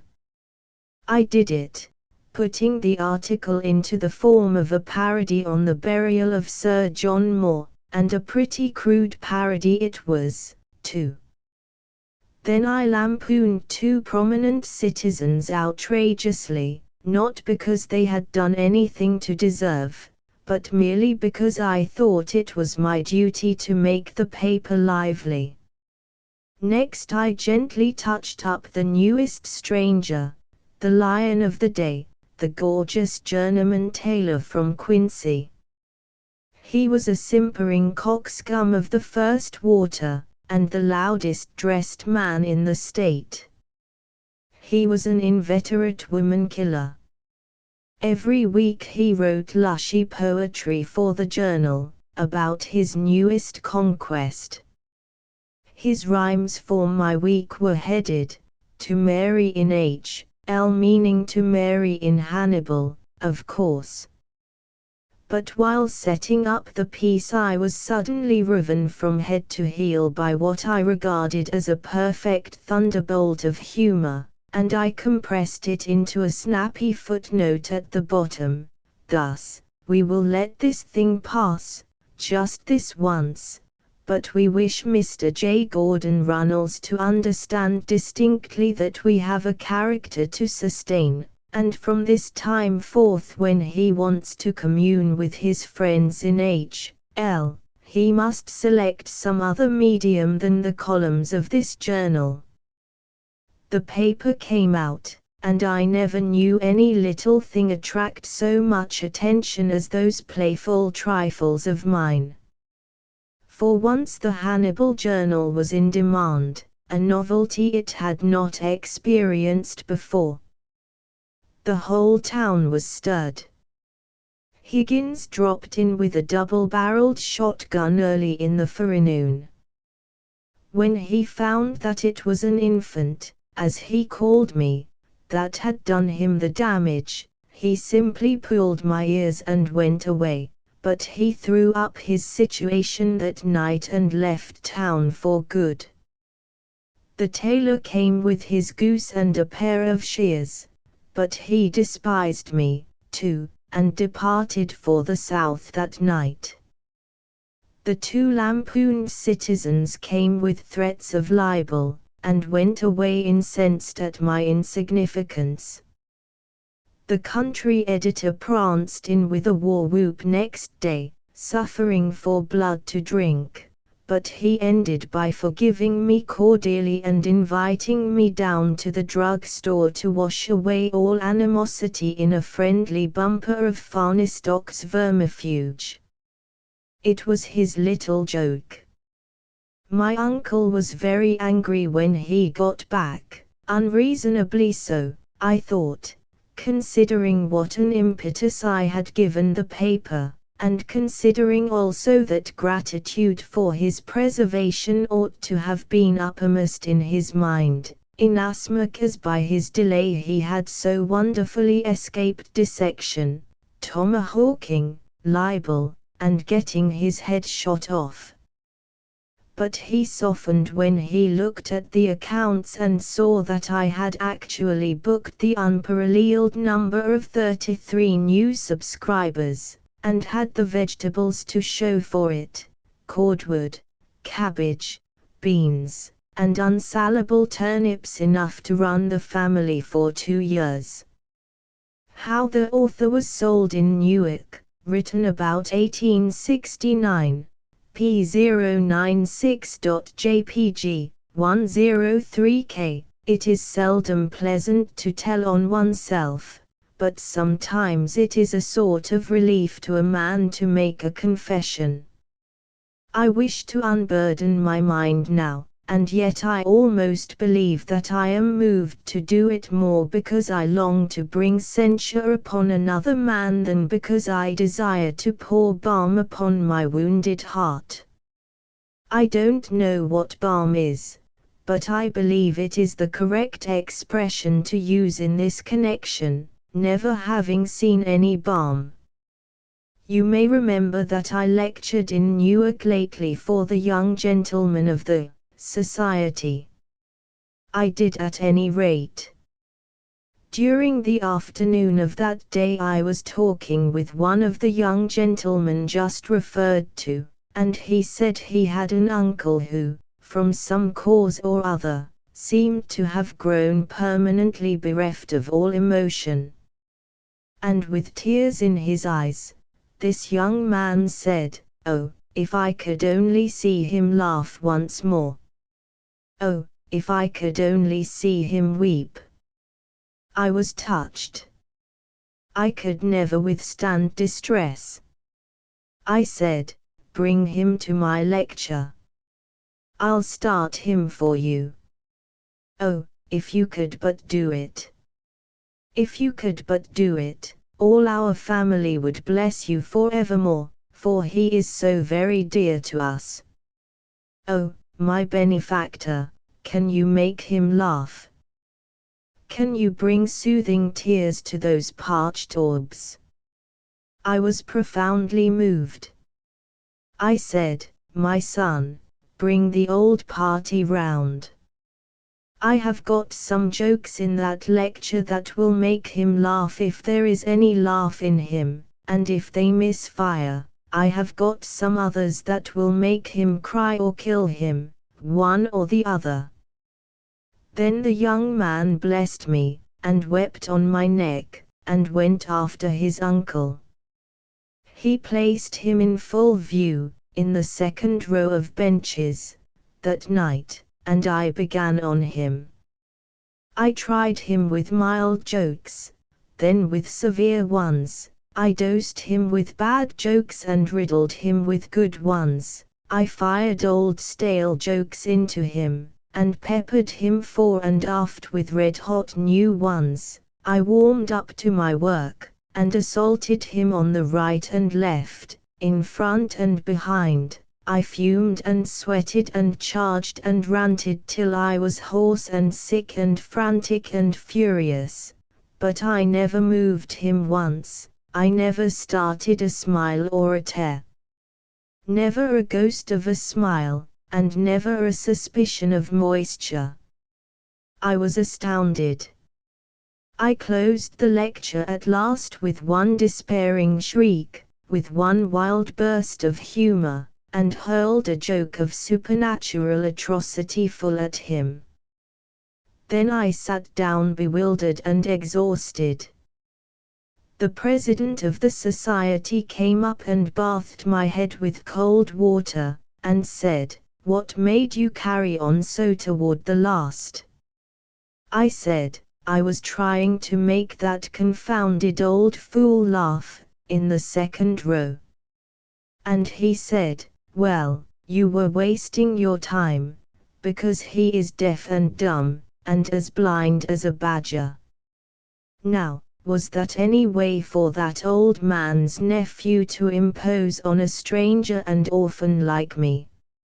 I ask you as a man and brother, if that was any way for him to do.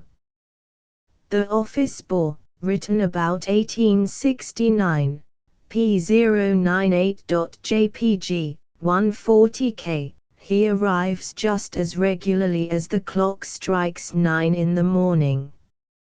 And so he even beats the editor sometimes, and the porter must leave his work and climb 2 or 3 pairs of stairs to unlock the sanctum door and let him in. He lights one of the office pipes, not reflecting, perhaps, that the editor may be one of those stuck-up people who would as soon have a stranger defile his toothbrush as his pipe stem.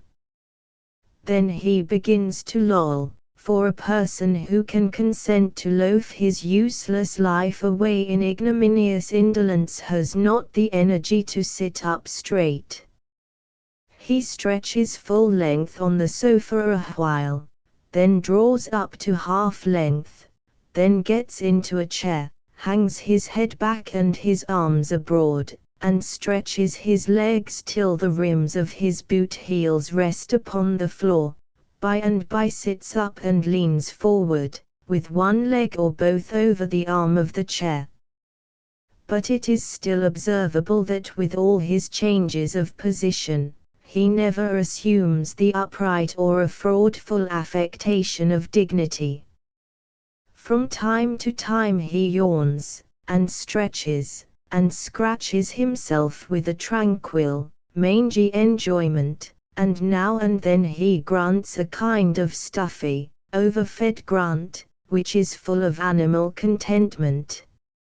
At rare and long intervals, however, he sighs a sigh that is the eloquent expression of a secret confession, to wit, I am useless and a nuisance, a cumberer of the earth. The bore and his comrades, for there are usually from 2 to 4 on hand, day and night, mix into the conversation when men come in to see the editors for a moment on business. They hold noisy talks among themselves about politics in particular, and all other subjects in general, even warming up, after a fashion, sometimes, and seeming to take almost a real interest in what they are discussing. They ruthlessly call an editor from his work with such a remark as, "Did you see this, Smith, in the Gazette?" and proceed to read the paragraph while the sufferer reins in his impatient pen and listens. They often loll and sprawl round the office hour after hour, swapping anecdotes and relating personal experiences to each other, hairbreadth escapes, social encounters with distinguished men, election reminiscences, sketches of odd characters, etc. And through all those hours they never seem to comprehend that they are robbing the editors of their time, and the public of journalistic excellence in next day's paper.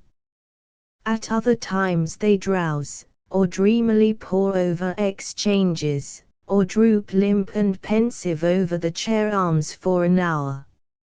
Even this solemn silence is small respite to the editor, for the next uncomfortable thing to having people look over his shoulders, perhaps, is to have them sit by in silence and listen to the scratching of his pen. If a body desires to talk private business with one of the editors, he must call him outside, for no hint milder than blasting powder or nitroglycerin would be likely to move the bores out of listening distance. To have to sit and endure the presence of a bore day after day, to feel your cheerful spirits begin to sink as his footstep sounds on the stair, and utterly vanish away as his tiresome form enters the door, to suffer through his anecdotes and die slowly to his reminiscences, to feel always the fetters of his clogging presence, to long hopelessly for one single day's privacy, to note with a shudder, by and by, that to contemplate his funeral in fancy has ceased to soothe, to imagine him undergoing in strict and fearful detail the tortures of the ancient Inquisition has lost its power to satisfy the heart, and that even to wish him millions and millions and millions of miles in Tophet is able to bring only a fitful gleam of joy. To have to endure all this, day after day, and week after week, and month after month, is an affliction that transcends any other that men suffer. Physical pain is pastime to it, and hanging a pleasure excursion. Johnny Greer. The church was densely crowded that lovely summer Sabbath, said the Sunday school superintendent, and all, as their eyes rested upon the small coffin, seemed impressed by the poor black boy's fate. Above the stillness the pastor's voice rose, and chained the interest of every ear as he told, with many an envied compliment, how that the brave, noble, daring little Johnny Greer, when he saw the drowned body sweeping down toward the deep part of the river whence the agonized parents never could have recovered it in this world, gallantly sprang into the stream, and, at the risk of his life, towed the corpse to shore, and held it fast till help came and secured it. Johnny Greer was sitting just in front of me. A ragged street boy, with eager eye, turned upon him instantly, and said in a hoarse whisper, "No, but did you, though?" "Yes." "Towed the carcass ashore and saved it yourself?" "Yes." "Cracky. What did they give you?" "Nothing." WHAT, with intense disgust. "Do you know what I'd a done? I'd a anchored him out in the stream, and said, $5, gents, or you can't have yo nigger." The facts in the case of the Great Beef Contract, written about 1867, p. 101.jpg, 106k, in as few words as possible I wish to lay before the nation what share, howsoever small, I have had in this matter which has so exercised the public mind, engendered so much ill feeling, and so filled the newspapers of both continents with distorted statements and extravagant comments. The origin of this distressful thing was this, and I assert here that every fact in the following resume can be amply proved by the official records of the General Government.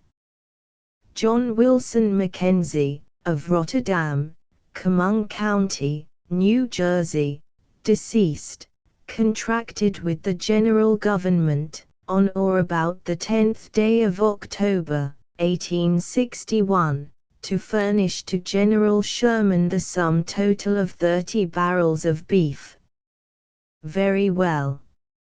He started after Sherman with the beef, but when he got to Washington Sherman had gone to Manassas, so he took the beef and followed him there, but arrived too late. he followed him to Nashville, and from Nashville to Chattanooga, and from Chattanooga to Atlanta, but he never could overtake him. At Atlanta he took a fresh start and followed him clear through his march to the sea.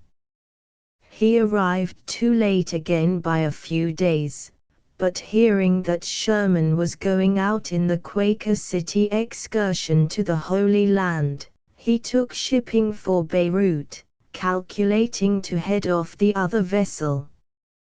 When he arrived in Jerusalem with his beef, he learned that Sherman had not sailed in the Quaker City, but had gone to the plains to fight the Indians. He returned to America and started for the Rocky Mountains. After 68 days of arduous travel on the plains, and when he had got within 4 miles of Sherman's headquarters, he was tomahawked and scalped, and the Indians got the beef. P102.jpg, 36K, they got all of it but 1 barrel. Sherman's army captured that, and so, even in death, the bold navigator partly fulfilled his contract. In his will, which he had kept like a journal, he bequeathed the contract to his son Bartholomew.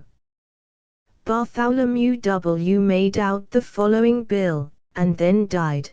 The United States in account with John Wilson Mackenzie, of New Jersey, deceased, Dr. to 30 barrels of beef for General Sherman, at $100, $3,000 to traveling expenses and transportation, $14,000 total, $17,000 rec d Patey. He died then, but he left the contract to W.M.J. Martin, who tried to collect it, but died before he got through. He left it to Barker J. Allen, and he tried to collect it also. He did not survive. Barker J. Allen left it to Anson G. Rogers, who attempted to collect it, and got along as far as the 9th Auditor's Office, when death, the great leveler, came all unsummoned, and foreclosed on him also. He left the bill to a relative of his in Connecticut, Vengeance Hopkins by name, who lasted 4 weeks and 2 days, and made the best time on record, coming within 1 of reaching the 12th auditor. In his will he gave the contract bill to his uncle, by the name of Joyful Johnson. It was too undermining for Joyful. His last words were, "Weep not for me, I am willing to go." And so he was, poor soul. 7 people inherited the contract after that, but they all died. So it came into my hands at last. It fell to me through a relative by the name of Hubbard, Bethlehem Hubbard, of Indiana. He had had a grudge against me for a long time, but in his last moments he sent for me, and forgave me everything, and, weeping, gave me the beef contract. This ends the history of it up to the time that I succeeded to the property. I will now endeavor to set myself straight before the nation in everything that concerns my share in the matter. I took this beef contract, and the bill for mileage and transportation, to the President of the United States. P103.jpg, 35K, he said, "Well, sir, what can I do for you?" I said, "Sire, on or about the 10th day of October, 1861, John Wilson Mackenzie, of Rotterdam, Chemung County, New Jersey, deceased, contracted with the general government to furnish to General Sherman, the sum total of 30 barrels of beef. He stopped me there, and dismissed me from his presence, kindly, but firmly. The next day I called on the Secretary of State. He said, "Well, sir."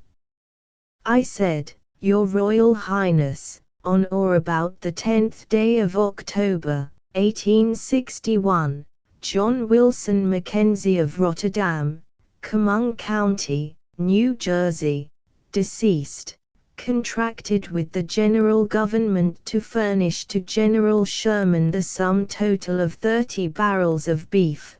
That will do, sir, that will do. This office has nothing to do with contracts for beef." I was bowed out. I thought the matter all over, and finally, the following day, I visited the Secretary of the Navy, who said, "Speak quickly, sir, do not keep me waiting."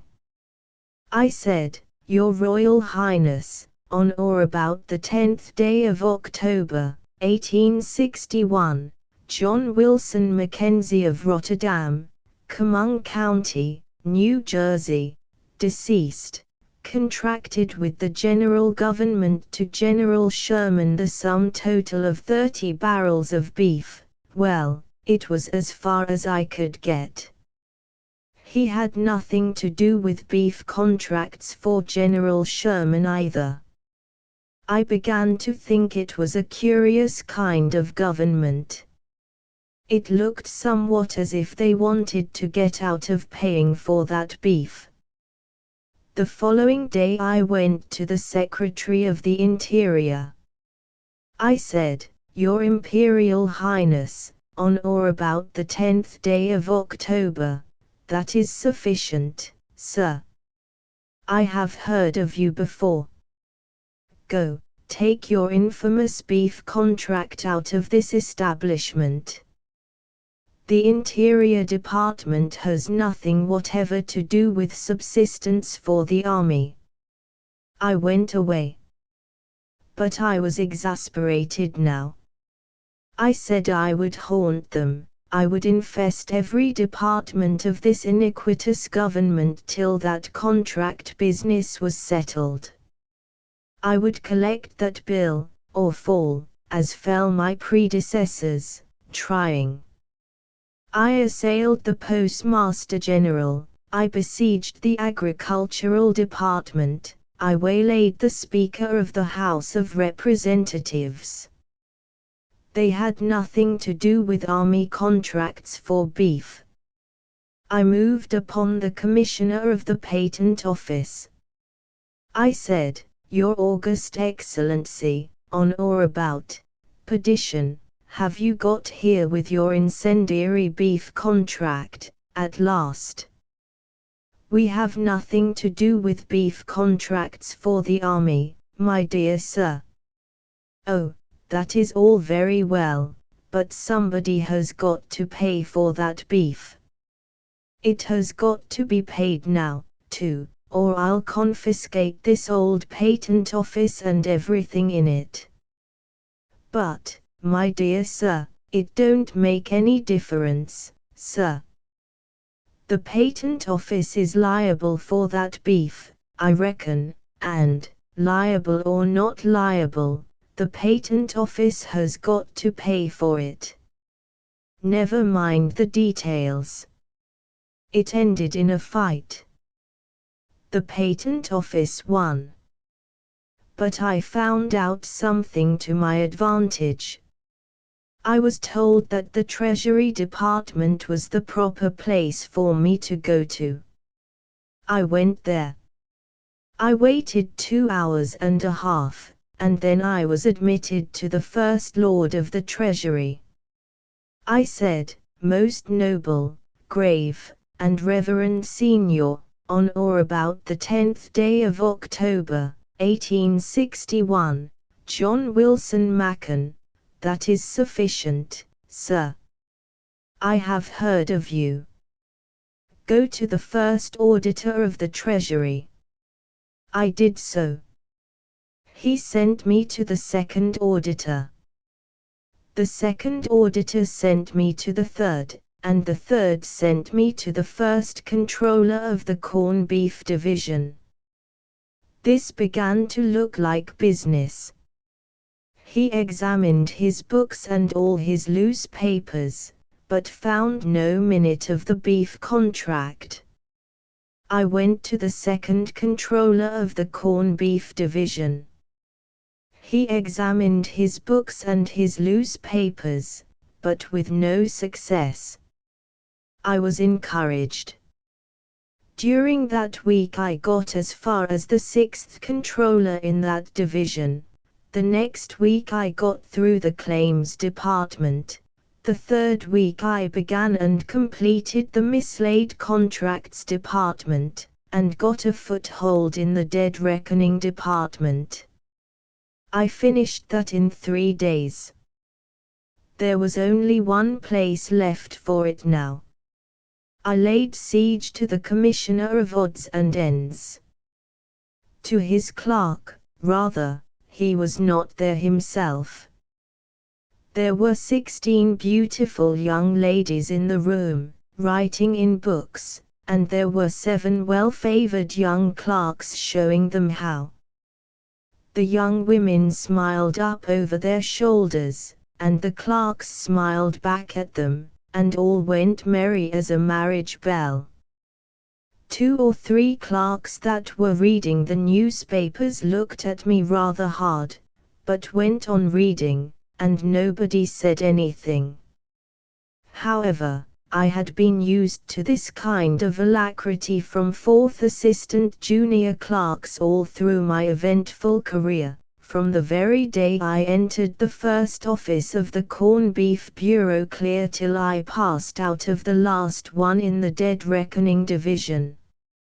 I had got so accomplished by this time that I could stand on one foot from the moment I entered an office till a clerk spoke to me, without changing more than 2, or maybe 3, times. So I stood there till I had changed 4 different times. Then I said to one of the clerks who was reading, "Illustrious vagrant, where is the Grand Turk?" "What do you mean, sir? Whom do you mean?" "If you mean the chief of the bureau, he is out." "Will he visit the harem today?" The young man glared upon me a while, and then went on reading his paper. But I knew the ways of those clerks. I knew I was safe if he got through before another New York mail arrived. He only had 2 more papers left. After a while he finished them, and then he yawned and asked me what I wanted. "Renowned and honored imbecile, on or about, you are the beef contract man.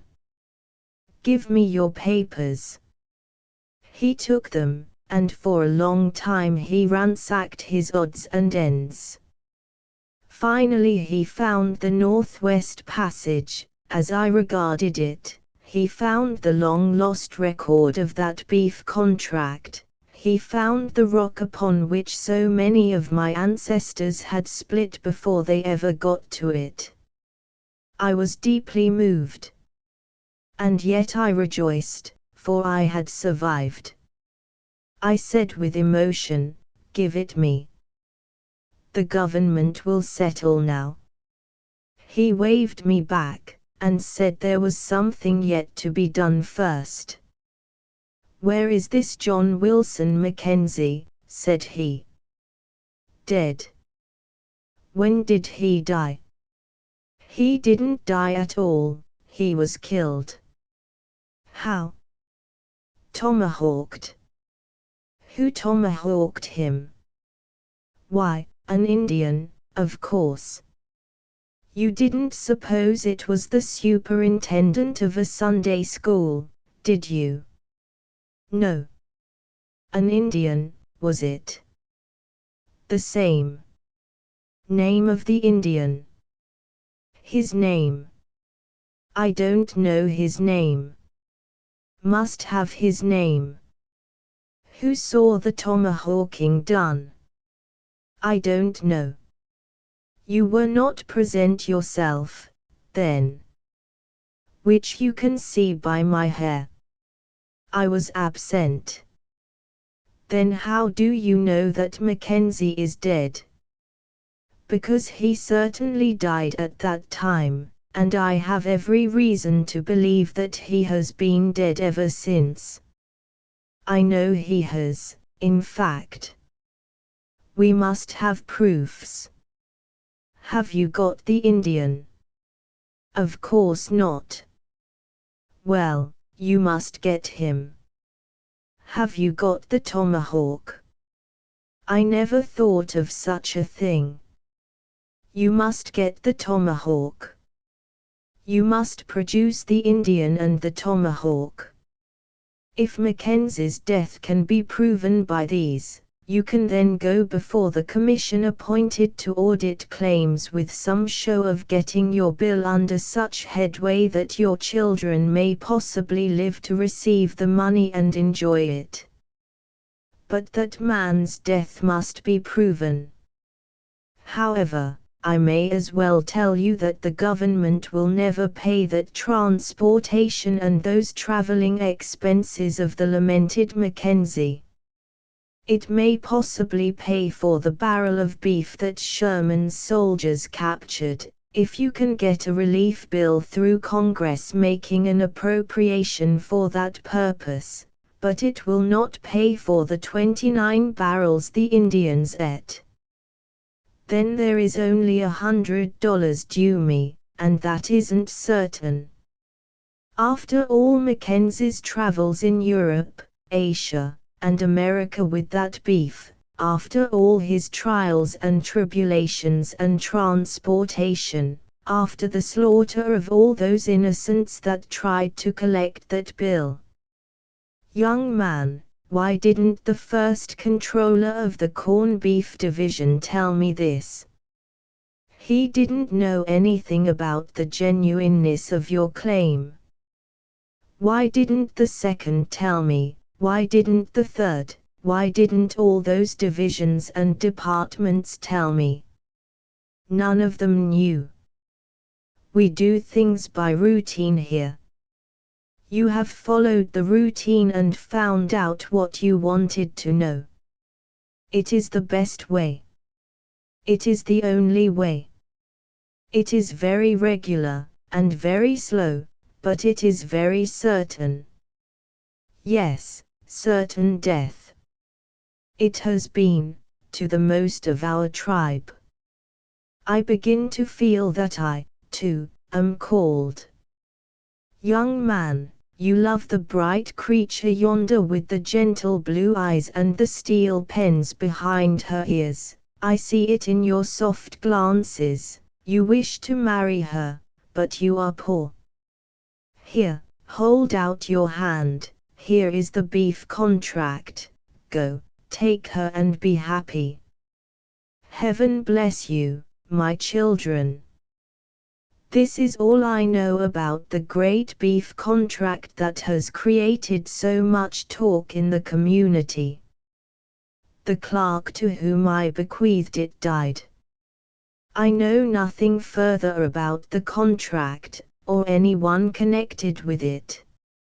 I only know that if a man lives long enough he can trace a thing through the Circumlocution Office of Washington and find out, after much labor and trouble and delay, that which he could have found out on the first day if the business of the Circumlocution Office were as ingeniously systematized as it would be if it were a great private mercantile institution. The case of George Fisher. P109.jpg, 114K, some years ago, about 1867, when this was first published, few people believed it, but considered it a mere extravaganza. In these latter days it seems hard to realize that there was ever a time when the robbing of our government was a novelty. The very man who showed me where to find the documents for this case was at that very time spending hundreds of thousands of dollars in Washington for a mail steamship concern, in the effort to procure a subsidy for the company, a fact which was a long time in coming to the surface, but leaked out at last and underwent congressional investigation. This is history. It is not a wild extravaganza, like John Wilson Mackenzie's Great Beef Contract, but is a plain statement of facts and circumstances with which the Congress of the United States has interested itself from time to time during the long period of half a century.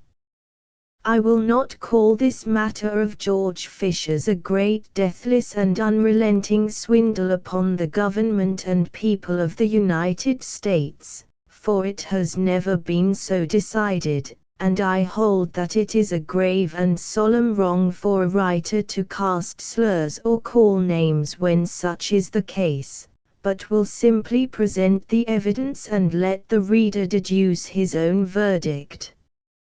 Then we shall do nobody injustice, and our consciences shall be clear.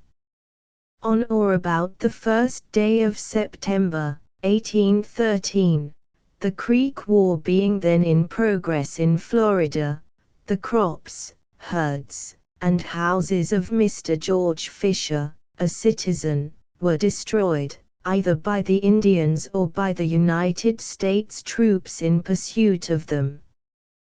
By the terms of the law, if the Indians destroyed the property, there was no relief for Fisher, but if the troops destroyed it, the government of the United States was debtor to Fisher for the amount involved. George Fisher must have considered that the Indians destroyed the property, because, although he lived several years afterward, he does not appear to have ever made any claim upon the government. In the course of time Fisher died, and his widow married again.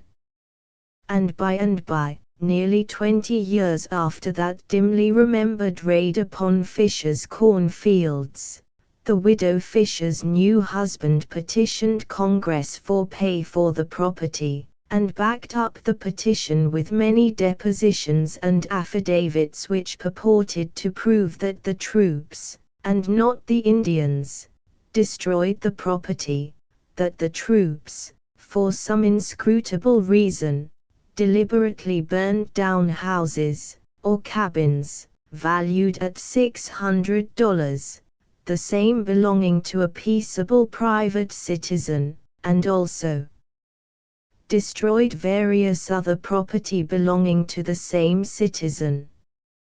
But Congress declined to believe that the troops were such idiots, after overtaking and scattering a band of Indians proved to have been found destroying Fisher's property, as to calmly continue the work of destruction themselves, and make a complete job of what the Indians had only commenced. So Congress denied the petition of the heirs of George Fisher in 1832, and did not pay them a cent. We hear no more from them officially until 1848, 16 years after their first attempt on the Treasury, and a full generation after the death of the man whose fields were destroyed. The new generation of Fisher heirs then came forward and put in a bill for damages. The second auditor awarded them $8,873, being half the damage sustained by Fisher.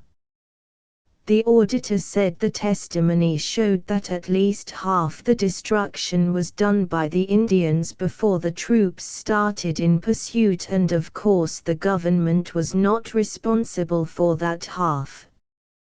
That was in April, 1848. In December, 1848, the heirs of George Fisher, deceased, came forward and pleaded for a revision of their bill of damages. The revision was made, but nothing new could be found in their favor except an error of $100 in the former calculation. However, in order to keep up the spirits of the Fisher family, the auditor concluded to go back and allow interest from the date of the first petition, 1832, to the date when the bill of damages was awarded. This sent the Fishers home happy with 16 years interest on $8,873, the same amounting to $8,997.94. Total, $17,870.94. 3. For an entire year the suffering Fisher family remained quiet, even satisfied, after a fashion. Then they swooped down upon the government with their wrongs once more. That old patriot, Attorney General 2C, burrowed through the musty papers of the Fishers and discovered one more chance for the desolate orphans. Interest on that original award of $8,873 from date of destruction of the property, 1813, up to 1832. Result, $10,004.89 for the indigent Fishers. So now we have, first, $8,873 damages. Second, interest on it from 1832 to 1848, $8,997.94. Third, interest on it dated back to 1813, $10,004.89. Total, $27,875.83. What better investment for a great-grandchild than to get the Indians to burn a cornfield for him 60 or 70 years before his birth, and plausibly lay it on lunatic United States troops? For strange as it may seem, the Fishers let Congress alone for 5 years, or, what is perhaps more likely, failed to make themselves heard by Congress for that length of time. But at last, in 1854, they got a hearing. They persuaded Congress to pass an act requiring the auditor to re-examine their case. But this time they stumbled upon the misfortune of an honest Secretary of the Treasury, Mr. James Guthrie, and he spoiled everything. He said in very plain language that the Fishers were not only not entitled to another cent, but that those children of many sorrows and acquainted with grief had been paid too much already. 5. Therefore another interval of rest and silence ensued, an interval which lasted 4 years, viz. till 1858. The right man in the right place was then Secretary of War, John B. Floyd, of peculiar renown. Here was a master intellect, here was the very man to succor the suffering heirs of dead and forgotten Fisher. They came up from Florida with a rush, a great tidal wave of Fishers freighted with the same old musty documents about the same immortal cornfields of their ancestor. They straightway got an act passed transferring the Fisher matter from the dull auditor to the ingenious Floyd. What did Floyd do? He said, "It was proved that the Indians destroyed everything they could before the troops entered in pursuit. He considered, therefore, that what they destroyed must have consisted of the houses with all their contents, and the liquor, the most trifling part of the destruction, and set down at only $3,200 all told, and that the government troops then drove them off and calmly proceeded to destroy 220 acres of corn in the field, 35 acres of wheat, and 986 head of livestock. What a singularly intelligent army we had in those days, according to Mr. Floyd, though not according to the Congress of 1832.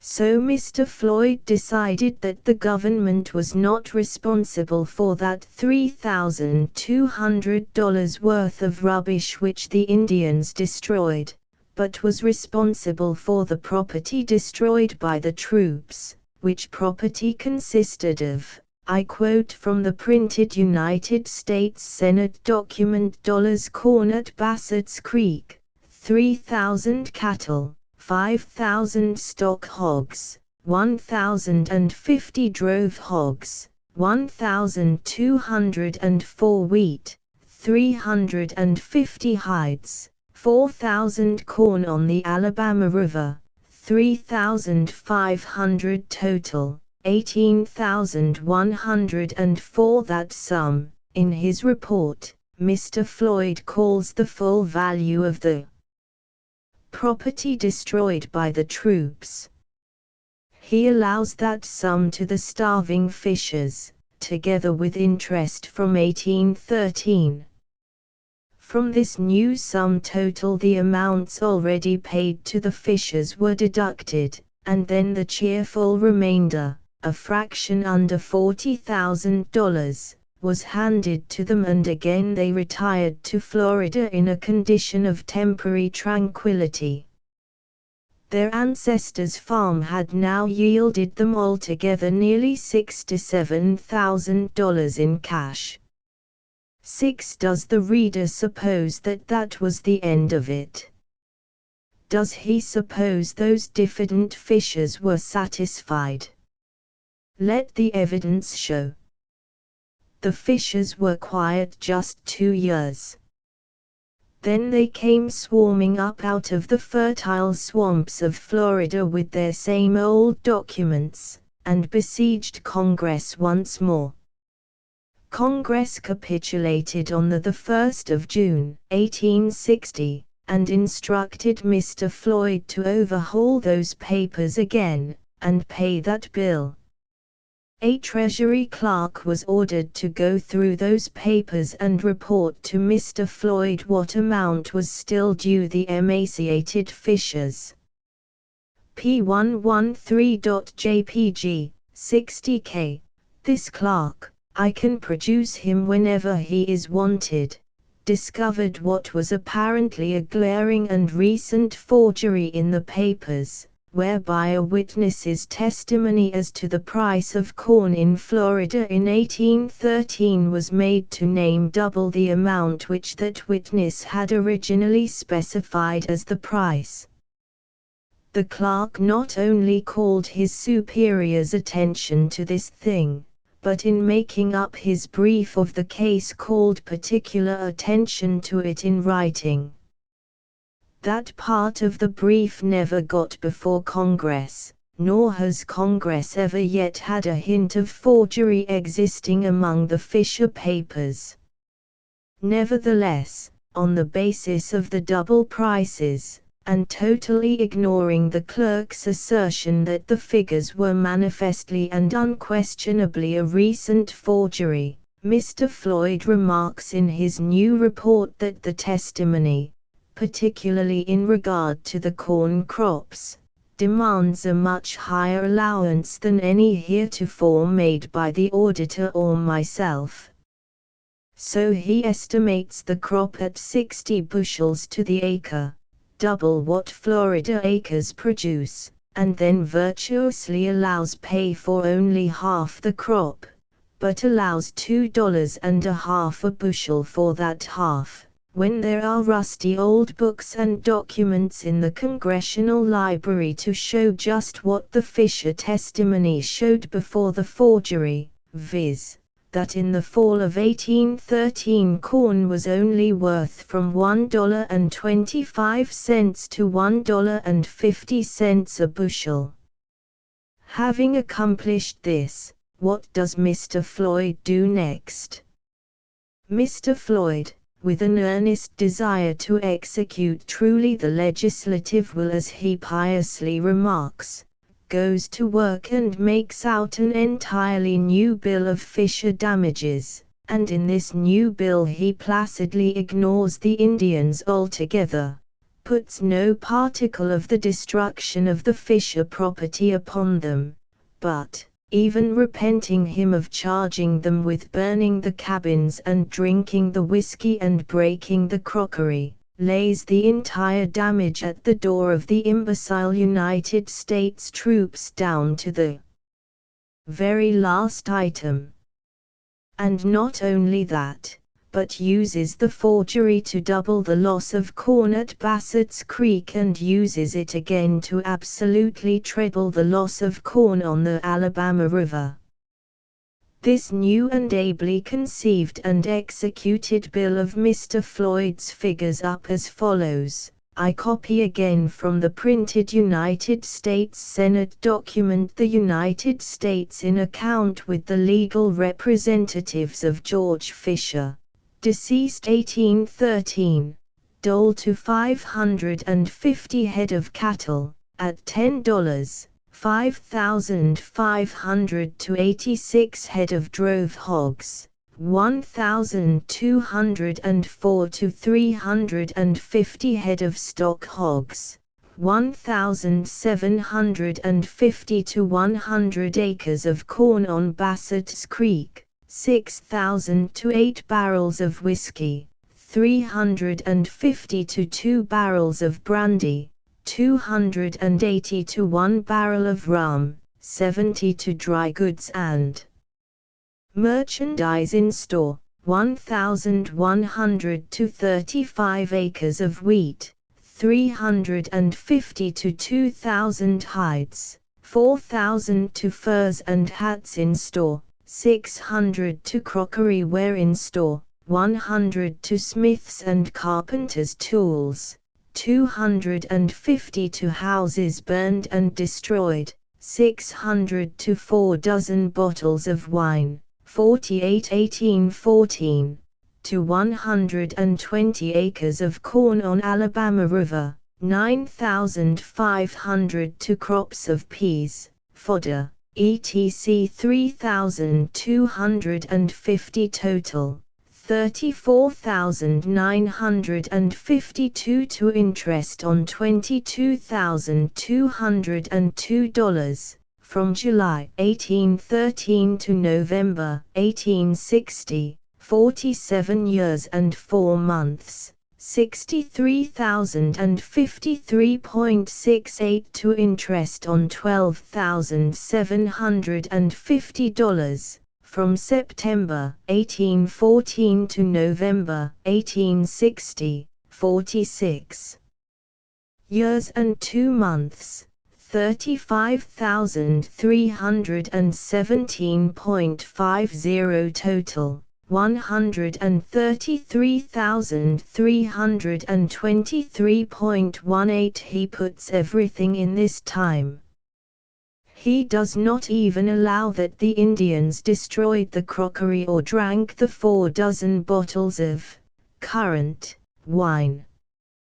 When it came to supernatural comprehensiveness in gobbling, John B. Floyd was without his equal, in his own or any other generation. Subtracting from the above total the $67,000 already paid to George Fisher's implacable heirs, Mr. Floyd announced that the government was still indebted to them in the sum of $66,519.85, which Mr. Floyd complacently remarks, will be paid, accordingly, to the administrator of the estate of George Fisher, deceased, or to his attorney in fact. But, sadly enough for the destitute orphans, a new president came in just at this time. Buchanan and Floyd went out, and they never got their money.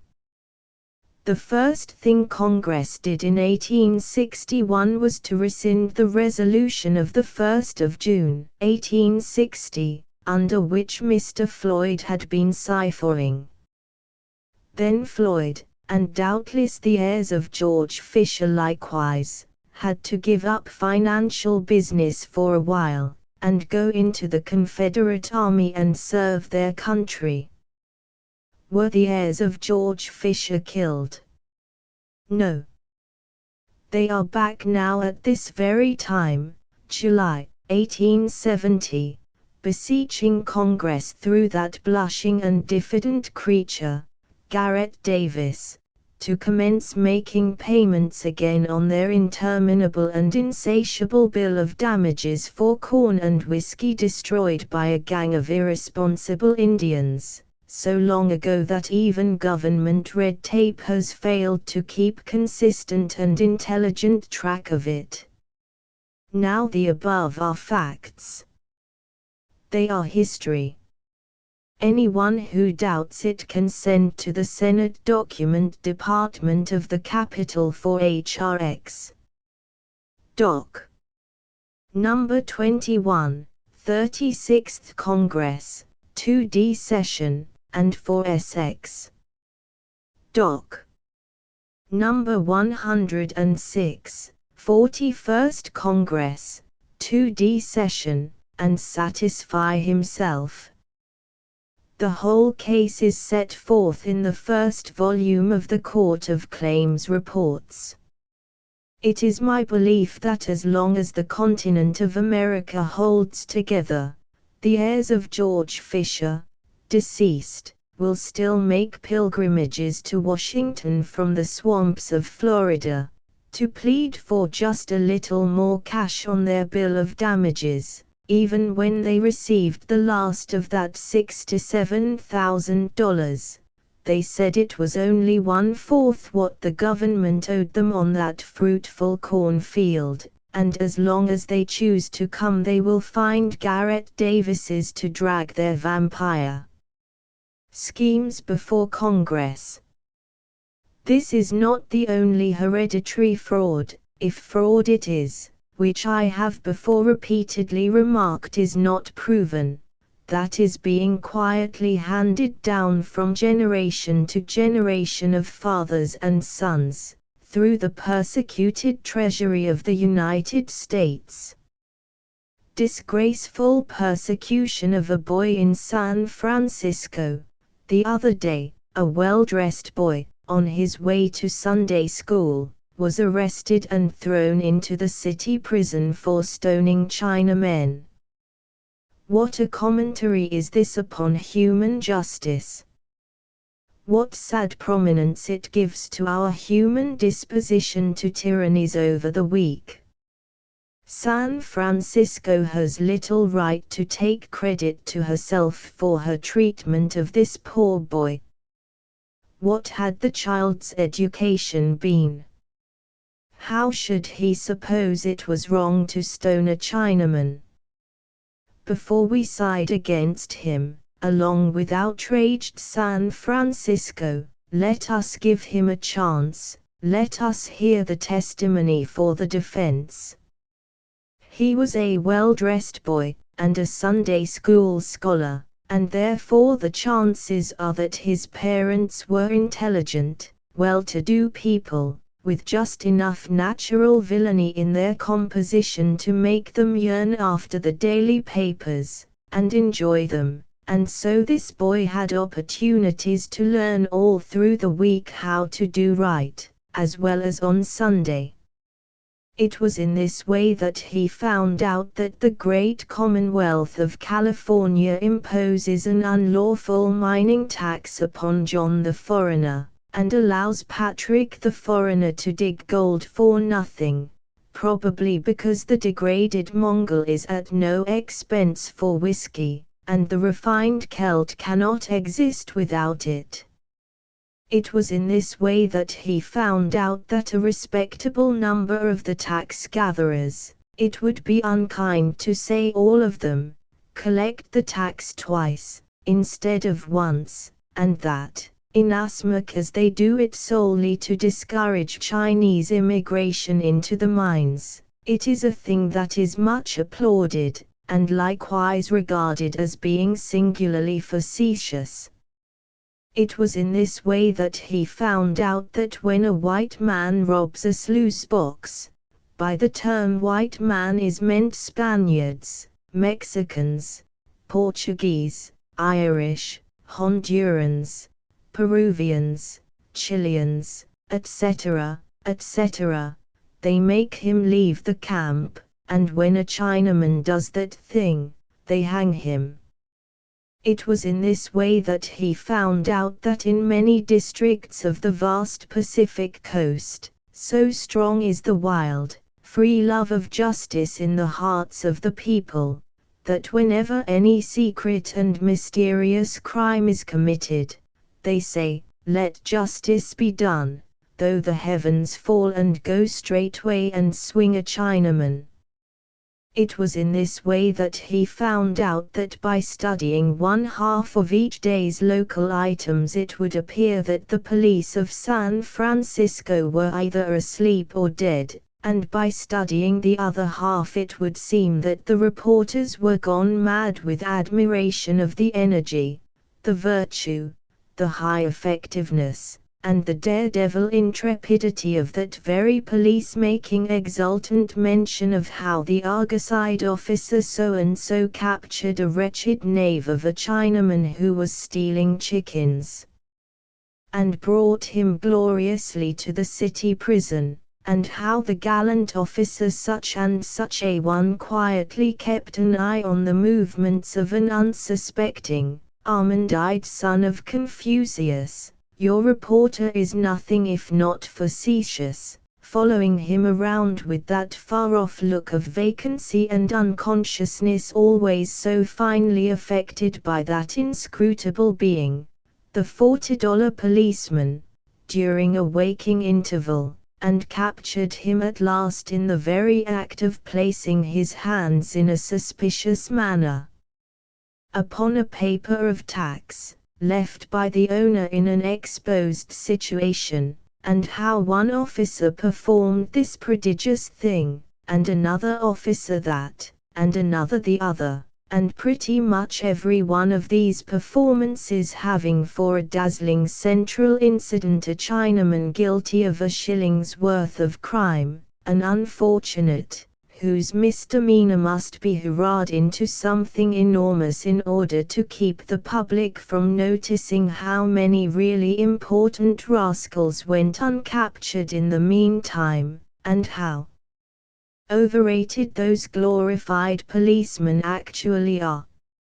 It was in this way that the boy found out that the legislature, being aware that the Constitution has made America an asylum for the poor and the oppressed of all nations, and that, therefore, the poor and oppressed who fly to our shelter must not be charged a disabling admission fee, made a law that every Chinaman, upon landing, must be vaccinated upon the wharf, and pay to the state's appointed officer $10 for the service, when there are plenty of doctors in San Francisco who would be glad enough to do it for him for 50 cents.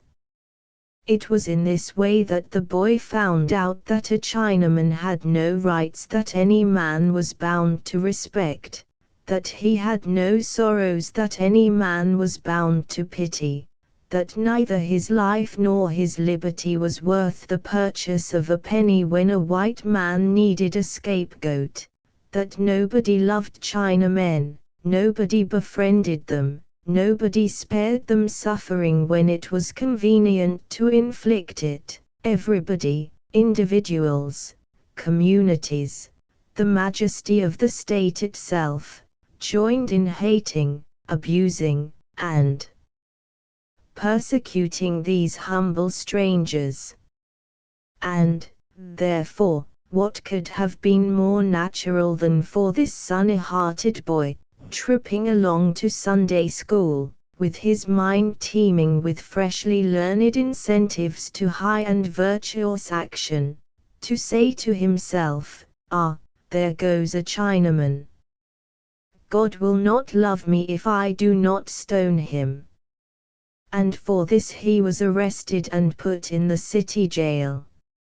Everything conspired to teach him that it was a high and holy thing to stone a Chinaman, and yet he no sooner attempts to do his duty than he is punished for it. He, poor chap, who has been aware all his life that one of the principal recreations of the police, out toward the gold refinery, is to look on with tranquil enjoyment while the butchers of Brannan Street set their dogs on unoffending Chinamen, and make them flee for their lives.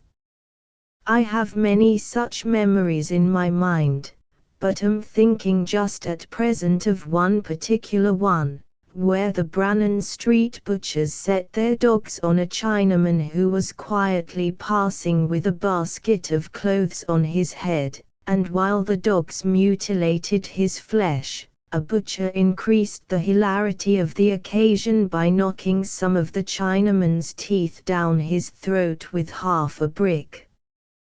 This incident sticks in my memory with a more malevolent tenacity, perhaps, on account of the fact that I was in the employ of a San Francisco journal at the time, and was not allowed to publish it because it might offend some of the peculiar element that subscribed for the paper.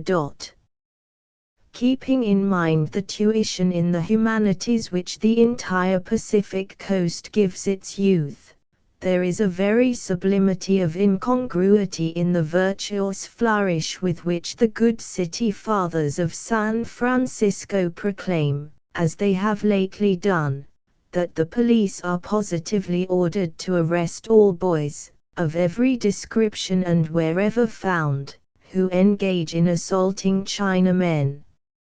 Still, let us be truly glad they have made the order, notwithstanding its inconsistency, and let us rest perfectly confident the police are glad, too. Because there is no personal peril in arresting boys, provided they be of the small kind, and the reporters will have to laud their performances just as loyally as ever, or go without items. The new form for local items in San Francisco will now be, "The ever-vigilant and efficient officer so-and-so succeeded, yesterday afternoon, in arresting Master Tommy Jones, after a determined resistance etc., etc., followed by the customary statistics and final hurrah, with its unconscious sarcasm. We are happy in being able to state that this is the 47th boy arrested by this gallant officer since the new ordinance went into effect." The most extraordinary activity prevails in the police department. Nothing like it has been seen since we can remember. The judge's spirited woman P121.jpg, 64K. "I was sitting here," said the judge, "in this old pulpit, holding court, and we were trying a big, wicked-looking Spanish desperado for killing the husband of a bright, pretty Mexican woman. It was a lazy summer day, and an awfully long one, and the witnesses were tedious. None of us took any interest in the trial except that nervous, uneasy devil of a Mexican woman, because you know how they love and how they hate, and this one had loved her husband with all her might, and now she had boiled it all down into hate, and stood here spitting it at that Spaniard with her eyes, and I tell you she would stir me up, too, with a little of her summer lightning, occasionally. Well, I had my coat off and my heels up, lolling and sweating, and smoking one of those cabbage cigars the San Francisco people used to think were good enough for us in those times, and the lawyers they all had their coats off, and were smoking and whittling, and the witnesses the same, and so was the prisoner. Well, the fact is, there warn't he any interest in a murder trial then, because the fellow was always brought in not guilty, the jury expecting him to do as much for them some time, and, although the evidence was straight and square against this Spaniard, we knew we could not convict him without seeming to be rather high-handed and sort of reflecting on every gentleman in the community, for there warn't he any carriages and liveries then, and so the only style there was to keep your private graveyard.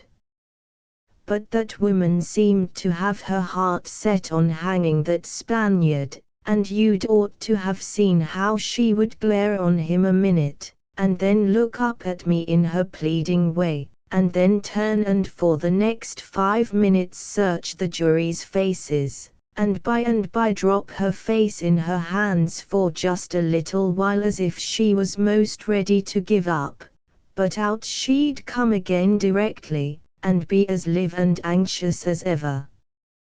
But when the jury announced the verdict, not guilty, and I told the prisoner he was acquitted and free to go, that woman rose up till she appeared to be as tall and grand as a 74-gun ship, and says she, "Judge, do I understand you to say that this man is not guilty that murdered my husband without any cause before my own eyes and my little children's, and that all has been done to him that ever justice and the law can do?" "The same," says I, and then what do you reckon she did?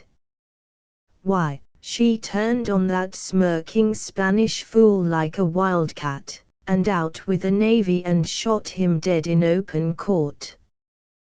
That was spirited, I am willing to admit. "Wasn't it, though?" said the judge admiringly. "I wouldn't have missed it for anything." I adjourned court right on the spot, and we put on our coats and went out and took up a collection for her and her cubs, and sent them over the mountains to their friends. Ah, she was a spirited wench. Information wanted P123.jpg, 136K, Washington, the 10th of December, 1867. Could you give me any information respecting such islands, if any, as the government is going to purchase? It is an uncle of mine that wants to know. He is an industrious man and well disposed, and wants to make a living in an honest, humble way, but more especially he wants to be quiet. He wishes to settle down, and be quiet and unostentatious. He has been to the new island St. Thomas, but he says he thinks things are unsettled there.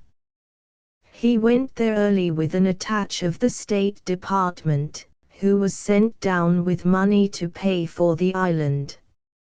My uncle had his money in the same box, and so when they went ashore, getting a receipt, the sailors broke open the box and took all the money, not making any distinction between government money, which was legitimate money to be stolen, and my uncle's, which was his own private property, and should have been respected. But he came home and got some more and went back. And then he took the fever. There are 7 kinds of fever down there, you know, and, as his blood was out of order by reason of loss of sleep and general wear and tear of mind, he failed to cure the first fever, and then somehow he got the other 6. He is not a kind of man that enjoys fevers, though he is well-meaning and always does what he thinks is right, and so he was a good deal annoyed when it appeared he was going to die. But he worried through, and got well and started a farm. He fenced it in, and the next day that great storm came on and washed the most of it over to Gibraltar, or around there somewhere. He only said, in his patient way, that it was gone, and he wouldn't bother about trying to find out where it went to, though it was his opinion it went to Gibraltar. Then he invested in a mountain, and started a farm up there, so as to be out of the way when the sea came ashore again. It was a good mountain, and a good farm, but it wasn't any use. An earthquake came the next night and shook it all down. It was all fragments, you know, and so mixed up with another man's property that he could not tell which were his fragments without going to law, and he would not do that, because his main object in going to St. Thomas was to be quiet. All that he wanted was to settle down and be quiet. He thought it all over, and finally he concluded to try the low ground again, especially as he wanted to start a brickyard this time. He bought a flat, and put out 100,000 bricks to dry preparatory to baking them. But luck appeared to be against him. A volcano shoved itself through there that night, and elevated his brickyard about 2,000 feet in the air. It irritated him a good deal. He has been up there, and he says the bricks are all baked right enough, but he can't get them down.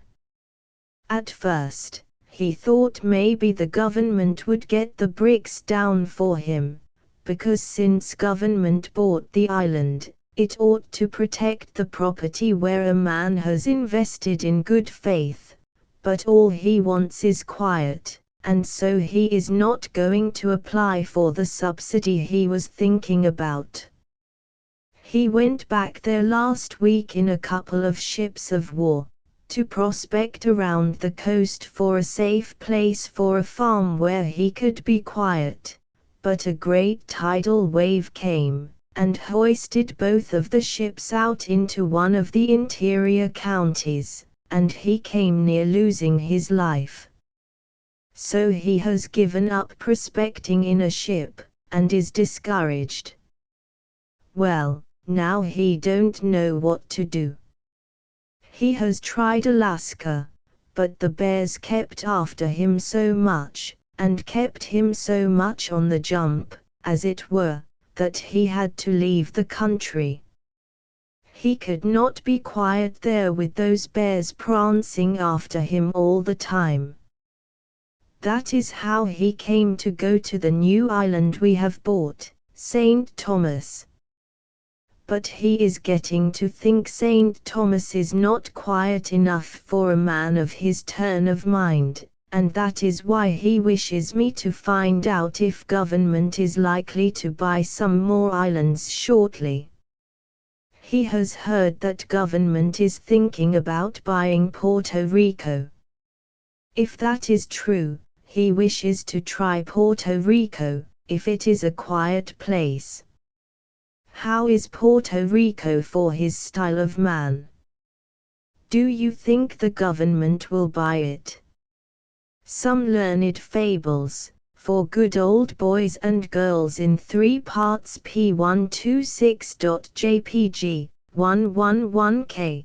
Part first. How the animals of the wood sent out a scientific expedition once the creatures of the forest held a great convention and appointed a commission consisting of the most illustrious scientists among them to go forth, clear beyond the forest and out into the unknown and unexplored world, to verify the truth of the matters already taught in their schools and colleges and also to make discoveries.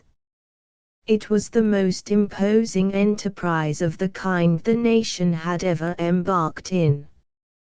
True, the government had once sent Dr. Bullfrog, with a picked crew, to hunt for a northwesterly passage through the swamp to the right-hand corner of the wood, and had since sent out many expeditions to hunt for Dr. Bullfrog, but they never could find him, and so government finally gave him up and ennobled his mother to show its gratitude for the services her son had rendered to science.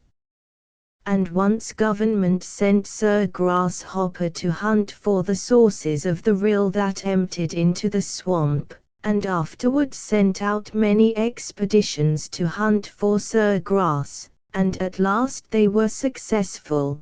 They found his body, but if he had discovered the sources meantime, he did not let on. So government acted handsomely by deceased, and many envied his funeral. But these expeditions were trifles compared with the present one, for this one comprised among its servants the very greatest among the learned, and besides it was to go to the utterly unvisited regions believed to lie beyond the mighty forest, as we have remarked before. How the members were banqueted, and glorified, and talked about. Everywhere that one of them showed himself, straightway there was a crowd to gape and stare at him. Finally they set off, and it was a sight to see the long procession of dry-land tortoises heavily laden with savants, scientific instruments, glowworms and fireflies for signal service, provisions, ants and tumblebugs to fetch and carry and delve, spiders to carry the surveying chain and do other engineering duty, and so forth and so on. And after the tortoises came another long train of ironclads, stately and spacious mud turtles for marine transportation service, and from every tortoise and every turtle flaunted a flaming gladiolus or other splendid banner, at the head of the column a great band of bumblebees, mosquitoes, katydids, and crickets discoursed martial music, and the entire train was under the escort and protection of 12 picked regiments of the army worm. At the end of 3 weeks the expedition emerged from the forest and looked upon the great unknown world. Their eyes were greeted with an impressive spectacle. A vast level plain stretched before them, watered by a sinuous stream, and beyond there towered up against the sky a long and lofty barrier of some kind, they did not know what. The tumblebug said he believed it was simply land tilted up on its edge, because he knew he could see trees on it. But Professor Snail and the others said, "You are hired to dig, sir, that is all. We need your muscle, not your brains. When we want your opinion on scientific matters, we will hasten to let you know. Your coolness is intolerable, too, loafing about here meddling with august matters of learning, when the other laborers are pitching camp. Go along and help handle the baggage." The tumblebug turned on his heel uncrushed, unabashed, observing to himself, "If it isn't land tilted up, let me die the death of the unrighteous." Professor Bullfrog, nephew of the late explorer, said he believed the ridge was the wall that enclosed the earth. He continued, "Our fathers have left us much learning, but they had not traveled far, and so we may count this a noble new discovery. We are safe for renown now, even though our labors began and ended with this single achievement. I wonder what this wall is built of. Can it be fungus? Fungus is an honorable good thing to build a wall of." Professor Snail adjusted his field glass and examined the rampart critically. Finally he said, the fact that it is not diaphanous convinces me that it is a dense vapor formed by the calorification of ascending moisture dephlogisticated by refraction. A few endiometrical experiments would confirm this, but it is not necessary. The thing is obvious. So he shut up his glass and went into his shell to make a note of the discovery of the world's end, and the nature of it. "Profound mind," said Professor Angleworm to Professor Fieldmouse, "profound mind, nothing can long remain a mystery to that august brain." Night drew on apace, the sentinel crickets were posted, the glowworm and firefly lamps were lighted, and the camp sank to silence and sleep. After breakfast in the morning, the expedition moved on. About noon a great avenue was reached, which had in it two endless parallel bars of some kind of hard black substance, raised the height of the tallest bullfrog above the general level. The scientists climbed up on these and examined and tested them in various ways. They walked along them for a great distance, but found no end and no break in them. They could arrive at no decision. There was nothing in the records of science that mentioned anything of this kind. But at last the bald and venerable geographer, Professor Mud Turtle, a person who, born poor, and of a drudging low family, had, by his own native force raised himself to the headship of the geographers of his generation, said, "My friends, we have indeed made a discovery here. We have found in a palpable, compact, and imperishable state what the wisest of our fathers always regarded as a mere thing of the imagination. Humble yourselves, my friends, for we stand in a majestic presence. These are parallels of latitude." Every heart and every head was bowed, so awful, so sublime was the magnitude of the discovery. Many shed tears. The camp was pitched and the rest of the day given up to writing voluminous accounts of the marvel, and correcting astronomical tables to fit it. Toward midnight a demoniacal shriek was heard, then a clattering and rumbling noise, and the next instant a vast terrific eye shot by, with a long tail attached, and disappeared in the gloom, still uttering triumphant shrieks. P129.jpg, 36K. The poor camp laborers were stricken to the heart with fright, and stampeded for the high grass in a body. But not the scientists. They had no superstitions. They calmly proceeded to exchange theories. The ancient geographer's opinion was asked. He went into his shell and deliberated long and profoundly. When he came out at last, they all knew by his worshipping countenance that he brought light. Said he, "Give thanks for this stupendous thing which we have been permitted to witness. It is the vernal equinox." There were shoutings and great rejoicings. But said the angleworm, uncoiling after reflection, "This is dead summertime." "Very well," said the turtle, "we are far from our region, the season differs with the difference of time between the 2 points." "Ah, true. True enough. But it is night. How should the sun pass in the night? In these distant regions he doubtless passes always in the night at this hour." "Yes, doubtless that is true. But it being night, how is it that we could see him?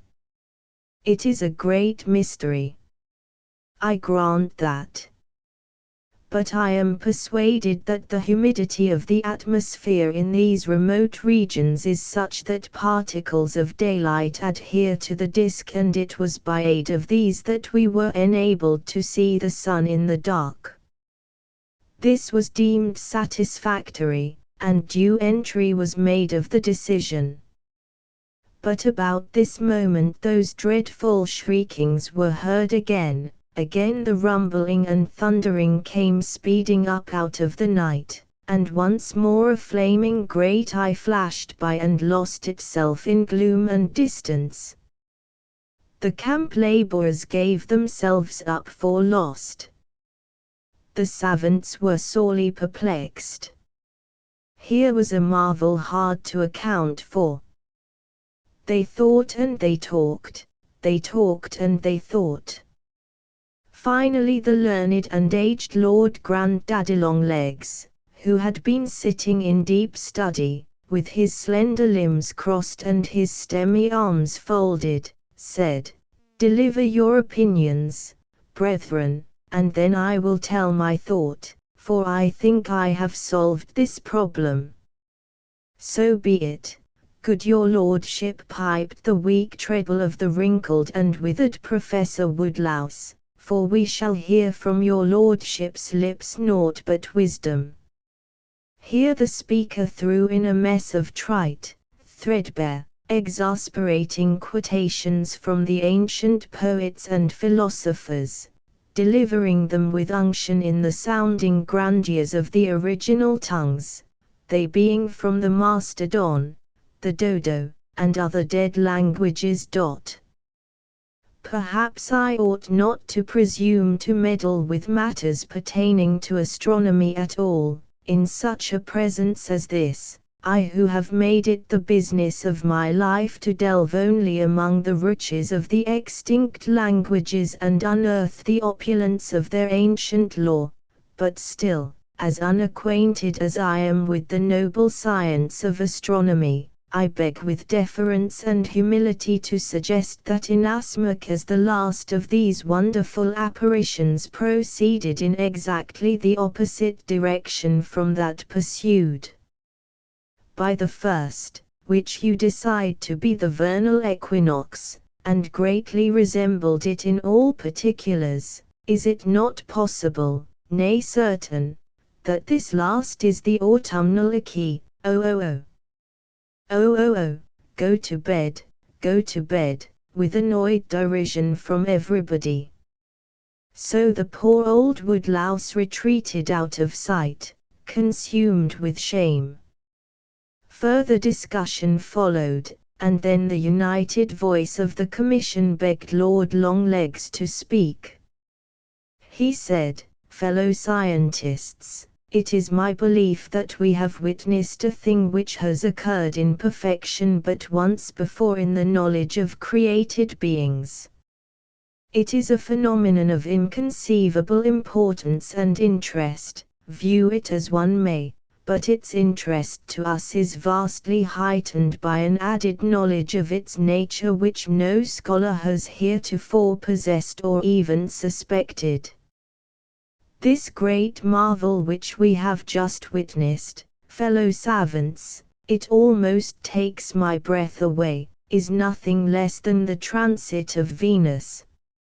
Every scholar sprang to his feet pale with astonishment. Then ensued tears, hand-shakings, frenzied embraces, and the most extravagant jubilations of every sort. But by and by, as emotion began to retire within bounds, and reflection to return to the front, the accomplished Chief Inspector Lizard observed, "But how is this? Venus should traverse the sun's surface, not the earth's." The arrow went home. It carried sorrow to the breast of every apostle of learning there, for none could deny that this was a formidable criticism. But tranquilly the venerable Duke crossed his limbs behind his ears and said, "My friend has touched the marrow of our mighty discovery. Yes, all that have lived before us thought a transit of Venus consisted of a flight across the sun's face. They thought it, they maintained it, they honestly believed it, simple hearts, and were justified in it by the limitations of their knowledge. But to us has been granted the inestimable boon of proving that the transit occurs across the earth's face, for we have seen it." The assembled wisdom sat in speechless adoration of this imperial intellect. All doubts had instantly departed, like night before the lightning. The tumblebug had just intruded, unnoticed. He now came reeling forward among the scholars, familiarly slapping first one and then another on the shoulder, saying, "Nice, I see, nice old boy," and smiling a smile of elaborate content. Arrived at a good position for speaking, he put his left arm akimbo with his knuckles planted in his hip just under the edge of his cutaway coat, bent his right leg, placing his toe on the ground and resting his heel with easy grace against his left shin, puffed out his aldermanic stomach, opened his lips, leaned his right elbow on Inspector Lizard's shoulder, but the shoulder was indignantly withdrawn and the hard-handed son of toil went to earth. He floundered a bit, but came up smiling, arranged his attitude with the same careful detail as before, only choosing Professor Dogtick's shoulder for a support, opened his lips and went to earth again. He presently scrambled up once more, still smiling, made a loose effort to brush the dust off his coat and legs, but a smart pass of his hand missed entirely, and the force of the unchecked impulse slewed him suddenly around, twisted his legs together, and projected him, limber and sprawling, into the lap of the Lord Longlegs. 2 or 3 scholars sprang forward, flung the low creature head over heels into a corner, and reinstated the patrician, smoothing his ruffled dignity with many soothing and regretful speeches. Professor Bullfrog roared out, "No more of this, Sir Tumblebug. Say your say and then get you about your business with speed. Quick, what is your errand? Come, move off a trifle, you smell like a stable, what have you been at?" "Please, I see, please your worship, I chanced to light upon a find. But no mat about that. There's I see, been another find which, beg pardon, your honours, what was that I see, thing that ripped by here first?" "It was the vernal equinox." I see, vernal equinox. "'At's all right. I see. Dunno him. What's other one?" "The transit of Venus." I see. Got me again. No matter. Last one dropped something. Ah, indeed. Good luck. Good news. Quick, what is it? I see. Mosey out NC. It'll pay. No more votes were taken for 24 hours. Then the following entry was made: the commission went in a body to view the find. It was found to consist of a hard, smooth, huge object with a rounded summit surmounted by a short upright projection resembling a section of a cabbage stalk divided transversely. This projection was not solid, but was a hollow cylinder plugged with a soft woody substance unknown to our region. That is, it had been so plugged, but unfortunately this obstruction had been heedlessly removed by Norway Rat, chief of the sappers and miners, before our arrival. The vast object before us, so mysteriously conveyed from the glittering domains of space, was found to be hollow and nearly filled with a pungent liquid of a brownish hue, like rainwater that has stood for some time. And such a spectacle as met our view. P133.jpg, 37K. Norway Rat was perched upon the summit, engaged in thrusting his tail into the cylindrical projection, drawing it out dripping, permitting the struggling multitude of laborers to suck the end of it, then straightway reinserting it and delivering the fluid to the mob as before. Evidently this liquor had strangely potent qualities, for all that partook of it were immediately exalted with great and pleasurable emotions, and went staggering about singing ribald songs, embracing, fighting, dancing, discharging eruptions of profanity, and defying all authority. Around us struggled a massed and uncontrolled mob, uncontrolled and likewise uncontrollable, for the whole army, down to the very sentinels, were mad like the rest, by reason of the drink. We were seized upon by these reckless creatures, and within the hour we, even we, were undistinguishable from the rest. The demoralization was complete and universal. In time the camp wore itself out with its orgies and sank into a stolid and pitiable stupor, in whose mysterious bonds rank was forgotten and strange bedfellows made, our eyes, at the resurrection, being blasted and our souls petrified with the incredible spectacle of that intolerable stinking scavenger, the tumble-bug, and the illustrious patrician my Lord Grand-Daddy, Duke of Longlegs, lying soundly steeped in sleep, and clasped lovingly in each other's arms, the like whereof hath not been seen in all the ages that tradition compasseth, and doubtless none shall ever in this world find faith to master the belief of it save only we that have beheld the damnable and unholy vision. Thus inscrutable be the ways of God, whose will be done.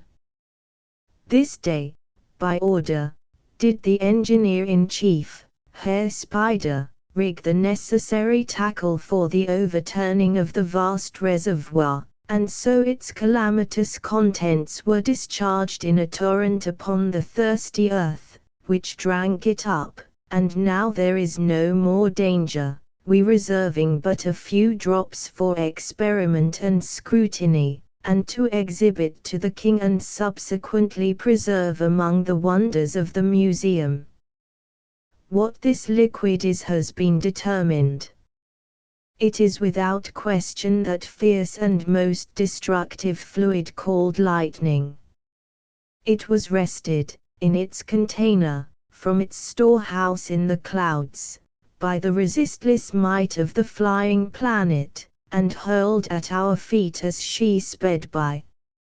An interesting discovery here results, which is, that lightning, kept to itself, is quiescent. It is the assaulting contact of the thunderbolt that releases it from captivity, ignites its awful fires, and so produces an instantaneous combustion and explosion which spread disaster and desolation far and wide in the earth. After another day devoted to rest and recovery, the expedition proceeded upon its way. Some days later it went into camp in a pleasant part of the plain, and the savants sallied forth to see what they might find. their reward was at hand. Professor Bullfrog discovered a strange tree, and called his comrades. They inspected it with profound interest. It was very tall and straight, and wholly devoid of bark, limbs, or foliage. By triangulation Lord Longlegs determined its altitude. Herr Spider measured its circumference at the base and computed the circumference at its top by a mathematical demonstration based upon the warrant furnished by the uniform degree of its taper upward. It was considered a very extraordinary find, and since it was a tree of a hitherto unknown species, Professor Woodlouse gave it a name of a learned sound, being none other than that of Professor Bullfrog translated into the ancient Mastodon language, for it had always been the custom with discoverers to perpetuate their names and honor themselves by this sort of connection with their discoveries. P135.jpg, 29K. Now Professor Field Mouse, having placed his sensitive ear to the tree, detected a rich, harmonious sound issuing from it. This surprising thing was tested and enjoyed by each scholar in turn, and great was the gladness and astonishment of all. Professor Woodlouse was requested to add to and extend the tree's name so as to make it suggest the musical quality it possessed, which he did, furnishing the addition "Anthem Singer," done into the Mastodon tongue. By this time Professor Snail was making some telescopic inspections. He discovered a great number of these trees, extending in a single rank, with wide intervals between, as far as his instrument would carry, both southward and northward. He also presently discovered that all these trees were bound together, near their tops, by 14 great ropes, one above another, which ropes were continuous, from tree to tree, as far as his vision could reach. This was surprising. Chief Engineer Spider ran aloft and soon reported that these ropes were simply a web hung there by some colossal member of his own species, for he could see its prey dangling here and there from the strands, in the shape of mighty shreds and rags that had a woven look about their texture and were no doubt the discarded skins of prodigious insects which had been caught and eaten. And then he ran along one of the ropes to make a closer inspection, but felt a smart sudden burn on the soles of his feet, accompanied by a paralyzing shock, wherefore he let go and swung himself to the earth by a thread of his own spinning, and advised all to hurry at once to camp, lest the monster should appear and get as much interested in the savants as they were in him and his works. So they departed with speed, making notes about the gigantic web as they went. And that evening the naturalist of the expedition built a beautiful model of the colossal spider, having no need to see it in order to do this, because he had picked up a fragment of its vertebra by the tree, and so knew exactly what the creature looked like and what its habits and its preferences were by this simple evidence alone. He built it with a tail, teeth, 14 legs, and a snout, and said it ate grass, cattle, pebbles, and dirt with equal enthusiasm. This animal was regarded as a very precious addition to science. It was hoped a dead one might be found to stuff. Professor Woodlouse thought that he and his brother scholars, by lying hid and being quiet, might maybe catch a live one. He was advised to try it. which was all the attention that was paid to his suggestion. The conference ended with the naming the monster after the naturalist, since he, after God, had created it and improved it, mayhap, muttered the tumblebug, who was intruding again, according to his idle custom and his unappeasable curiosity. End of Part First. Some Learned Fables for Good Old Boys and Girls. Part Second. How the Animals of the Wood completed their scientific labors. A week later the expedition camped in the midst of a collection of wonderful curiosities. These were a sort of vast caverns of stone that rose singly and in bunches out of the plain by the side of the river, which they had first seen when they emerged from the forest. These caverns stood in long, straight rows on opposite sides of broad aisles that were bordered with single ranks of trees. The summit of each cavern sloped sharply both ways. Several horizontal rows of great square holes, obstructed by a thin, shiny, transparent substance, pierced the frontage of each cavern. Inside were caverns within caverns, and one might ascend and visit these minor compartments by means of curious winding ways consisting of continuous regular terraces raised one above another. There were many huge, shapeless objects in each compartment which were considered to have been living creatures at one time, though now the thin brown skin was shrunken and loose, and rattled when disturbed. Spiders were here in great number, and their cobwebs, stretched in all directions and wreathing the great skinny dead together, were a pleasant spectacle, since they inspired with life and wholesome cheer a scene which would otherwise have brought to the mind only a sense of forsakenness and desolation. Information was sought of these spiders, but in vain. They were of a different nationality from those with the expedition, and their language seemed but a musical, meaningless jargon. They were a timid, gentle race, but ignorant, and heathenish worshippers of unknown gods. The expedition detailed a great detachment of missionaries to teach them the true religion, and in a week's time a precious work had been wrought among those darkened creatures, not 3 families being by that time at peace with each other or having a settled belief in any system of religion whatever. This encouraged the expedition to establish a colony of missionaries there permanently, that the work of grace might go on. But let us not outrun our narrative. After close examination of the fronts of the caverns, and much thinking and exchanging of theories, the scientists determined the nature of these singular formations.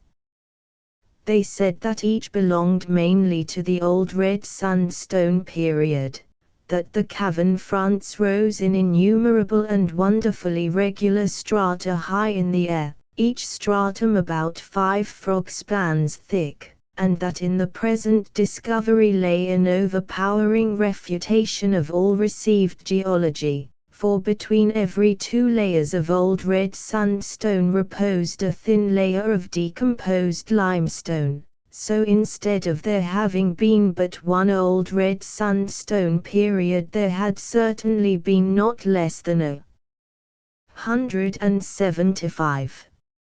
And by the same token it was plain that there had also been 175 floodings of the earth and depositings of limestone strata. The unavoidable deduction from which pair of facts was the overwhelming truth that the world, instead of being only 200,000 years old, was older by millions upon millions of years. And there was another curious thing, Every stratum of old red sandstone was pierced and divided at mathematically regular intervals by vertical strata of limestone. Upshootings of igneous rock through fractures in water formations were common, but here was the first instance where water-formed rock had been so projected. It was a great and noble discovery, and its value to science was considered to be inestimable.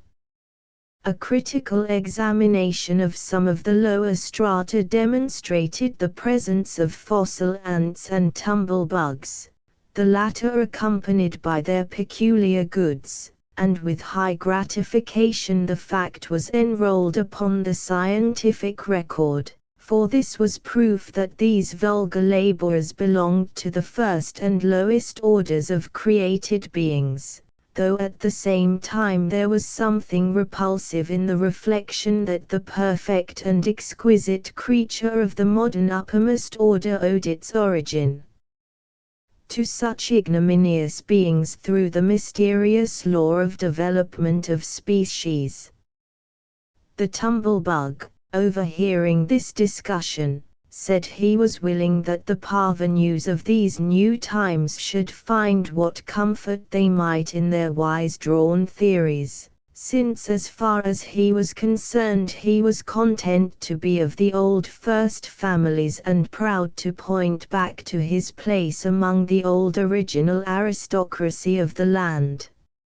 Enjoy your mushroom dignity, stinking of the varnish of yesterday's veneering, since you like it, said he. Suffice it for the tumblebugs that they come of a race that rolled their fragrant spheres down the solemn aisles of antiquity, and left their imperishable works embalmed in the old red sandstone to proclaim it to the wasting centuries as they file along the highway of time.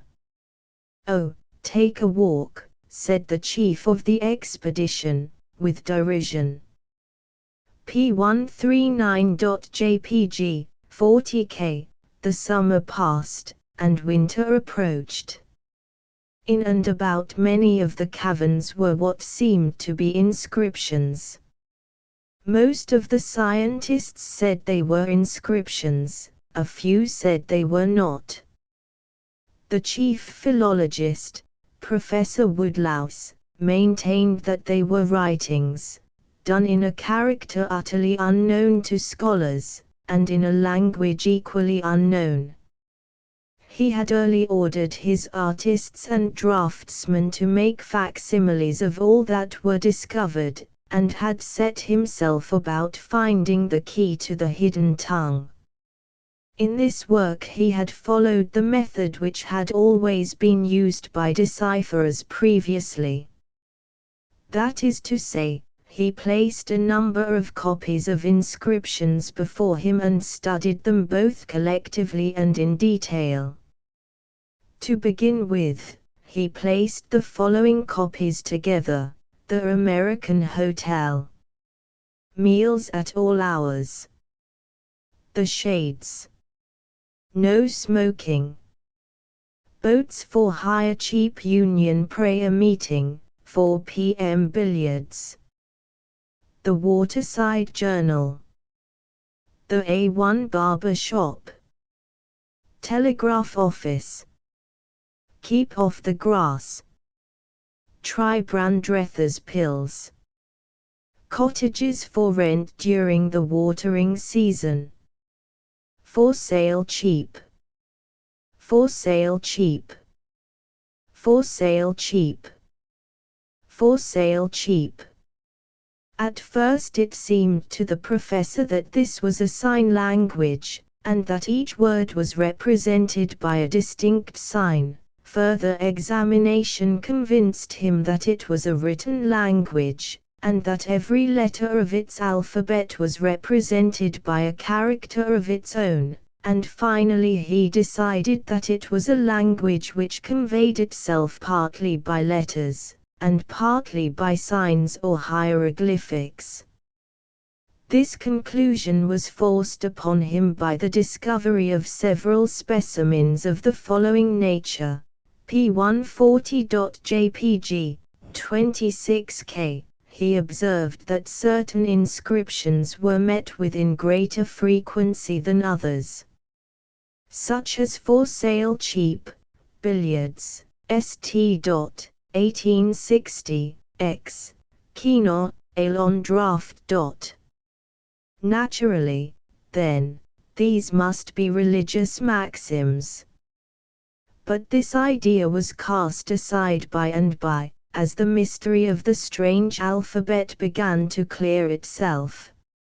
In time, the professor was enabled to translate several of the inscriptions with considerable plausibility, though not to the perfect satisfaction of all the scholars. Still, he made constant and encouraging progress. Finally a cavern was discovered with these inscriptions upon it: Waterside Museum. Open at all hours. Admission 50 cents. Wonderful collection of waxworks, ancient fossils, etc. Professor Woodlouse affirmed that the word museum was equivalent to the phrase Lumgath Molo or burial place. Upon entering, the scientists were well astonished. But what they saw may be best conveyed in the language of their own official report. Erect, in a row, were a sort of rigid great figures which struck us instantly as belonging to the long-extinct species of reptile called man, described in our ancient records.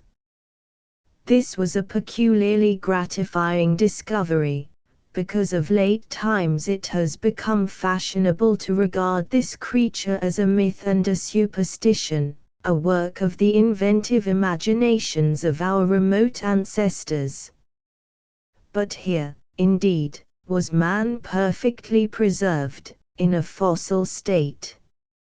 And this was his burial place, as already ascertained by the inscription. And now it began to be suspected that the caverns we had been inspecting had been his ancient haunts in that old time that he roamed the earth, for upon the breast of each of these tall fossils was an inscription in the character heretofore noticed. One read, Captain Kidd the Pirate; another, Queen Victoria; another, Abe Lincoln; another, George Washington, etc. With feverish interest we called for our ancient scientific records to discover if perchance the description of man there set down would tally with the fossils before us. Professor Woodlouse read it aloud in its quaint and musty phraseology, to wit, in ye time of our fathers man still walked ye earth, as by tradition we know. It was a creature of exceeding great size, being compassed about with a loose skin, sometimes of one color, sometimes of many, the which it was able to cast at will, which being done, the hind legs were discovered to be armed with short claws like to a mole's but broader, and ye forelegs with fingers of a curious slimness and a length much more prodigious than a frog's, armed also with broad talons for scratching in ye earth for its food. It had a sort of feathers upon its head such as hath a rat, but longer, and a beak suitable for seeking its food by ye smell thereof. When it was stirred with happiness, it leaked water from its eyes, and when it suffered or was sad, it manifested it with a horrible hellish cackling clamor that was exceeding dreadful to hear and made one long that it might rend itself and perish, and so end its troubles. Two mans being together, they uttered noises at each other like this, haw haw haw, damn good, together with other sounds of more or less likeness to these. Wherefore ye poets conceived that they talked, but poets be always ready to catch at any frantic folly, God he knows.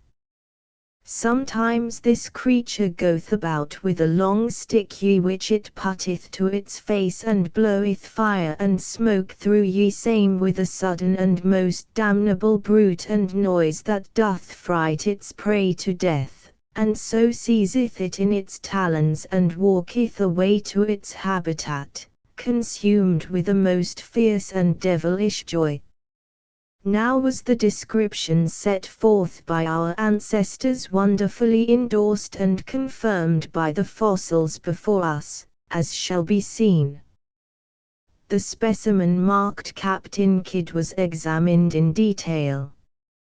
Upon its head and part of its face was a sort of fur like that upon the tail of a horse.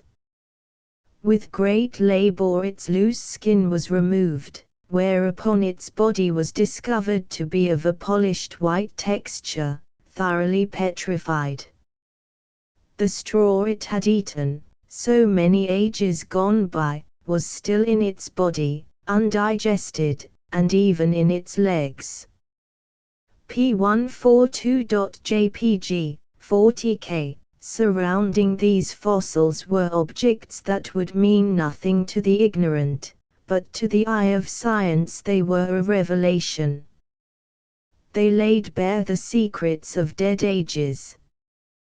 These musty memorials told us when man lived, and what were his habits. For here, side by side with man, were the evidences that he had lived in the earliest ages of creation, the companion of the other low orders of life that belonged to that forgotten time.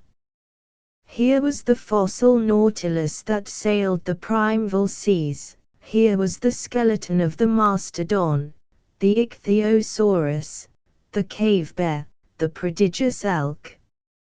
Here, also, were the charred bones of some of these extinct animals and of the young of man's own species, split lengthwise, showing that to his taste the marrow was a toothsome luxury.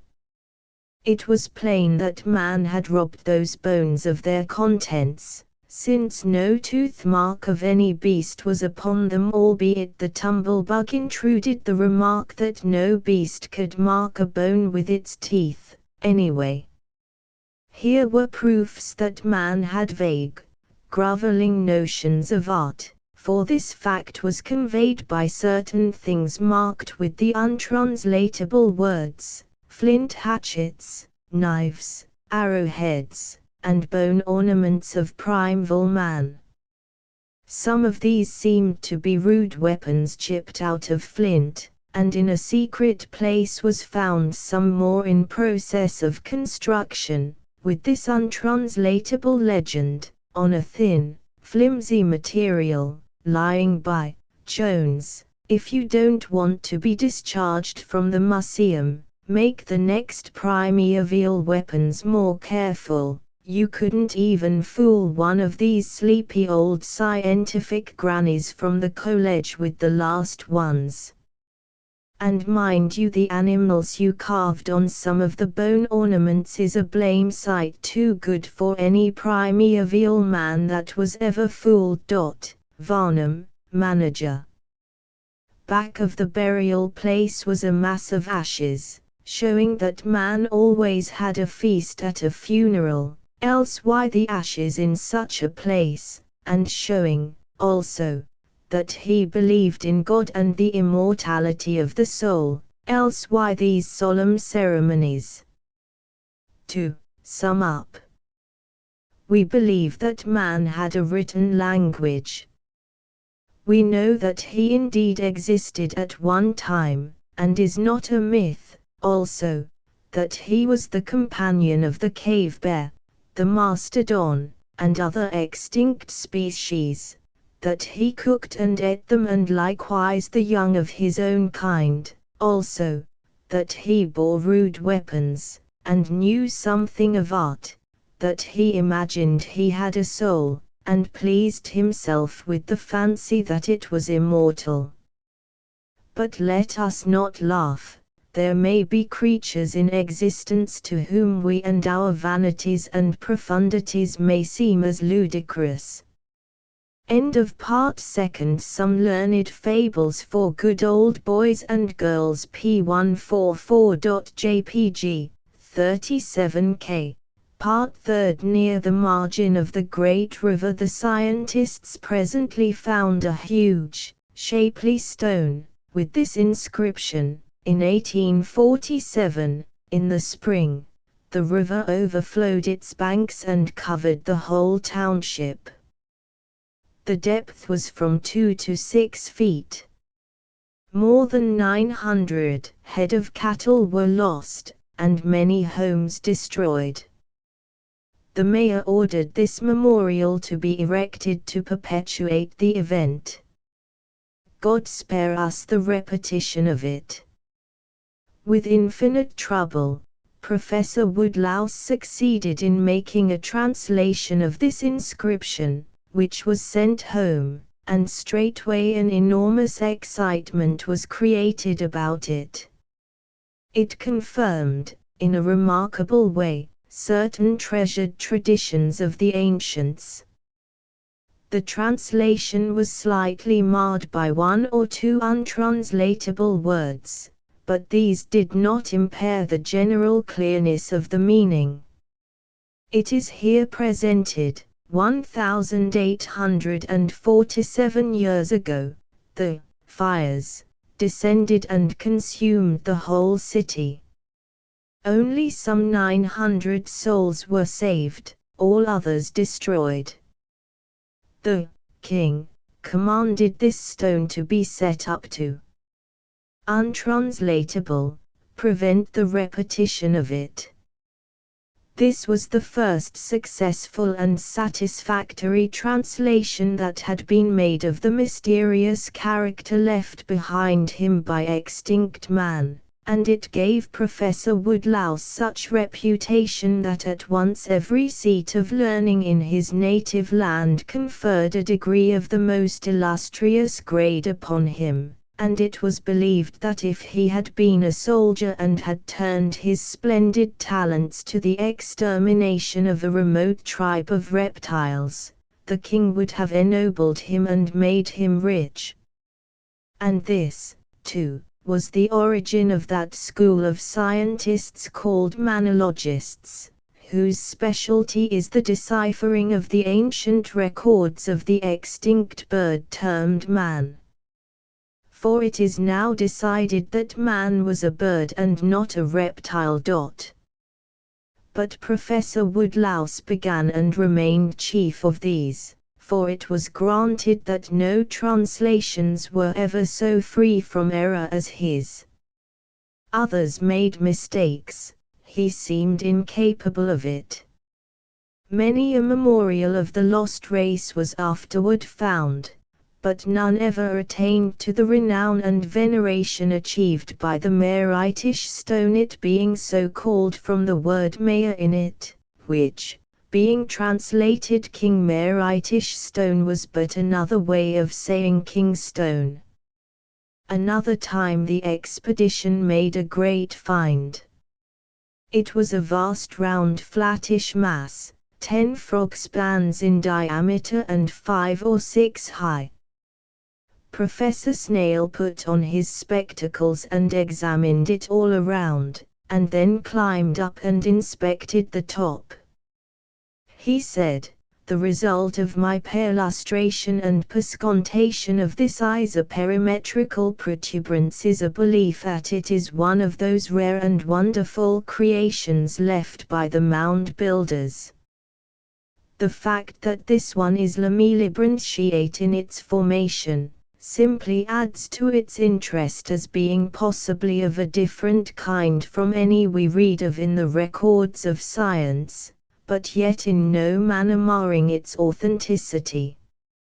Let the megalophonous grasshopper sound a blast and summon hither the perfunctory and circumforaneous tumblebug, to the end that excavations may be made and learning gather new treasures. Not a tumblebug could be found on duty, so the mound was excavated by a working party of ants.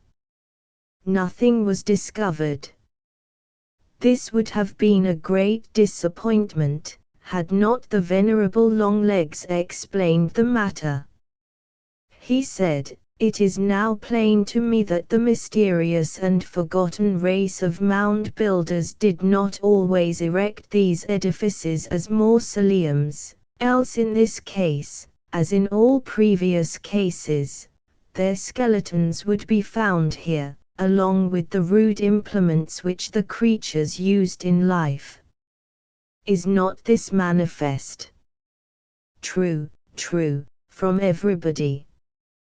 "Then we have made a discovery of peculiar value here, a discovery which greatly extends our knowledge of this creature in place of diminishing it, a discovery which will add luster to the achievements of this expedition and win for us the commendations of scholars everywhere.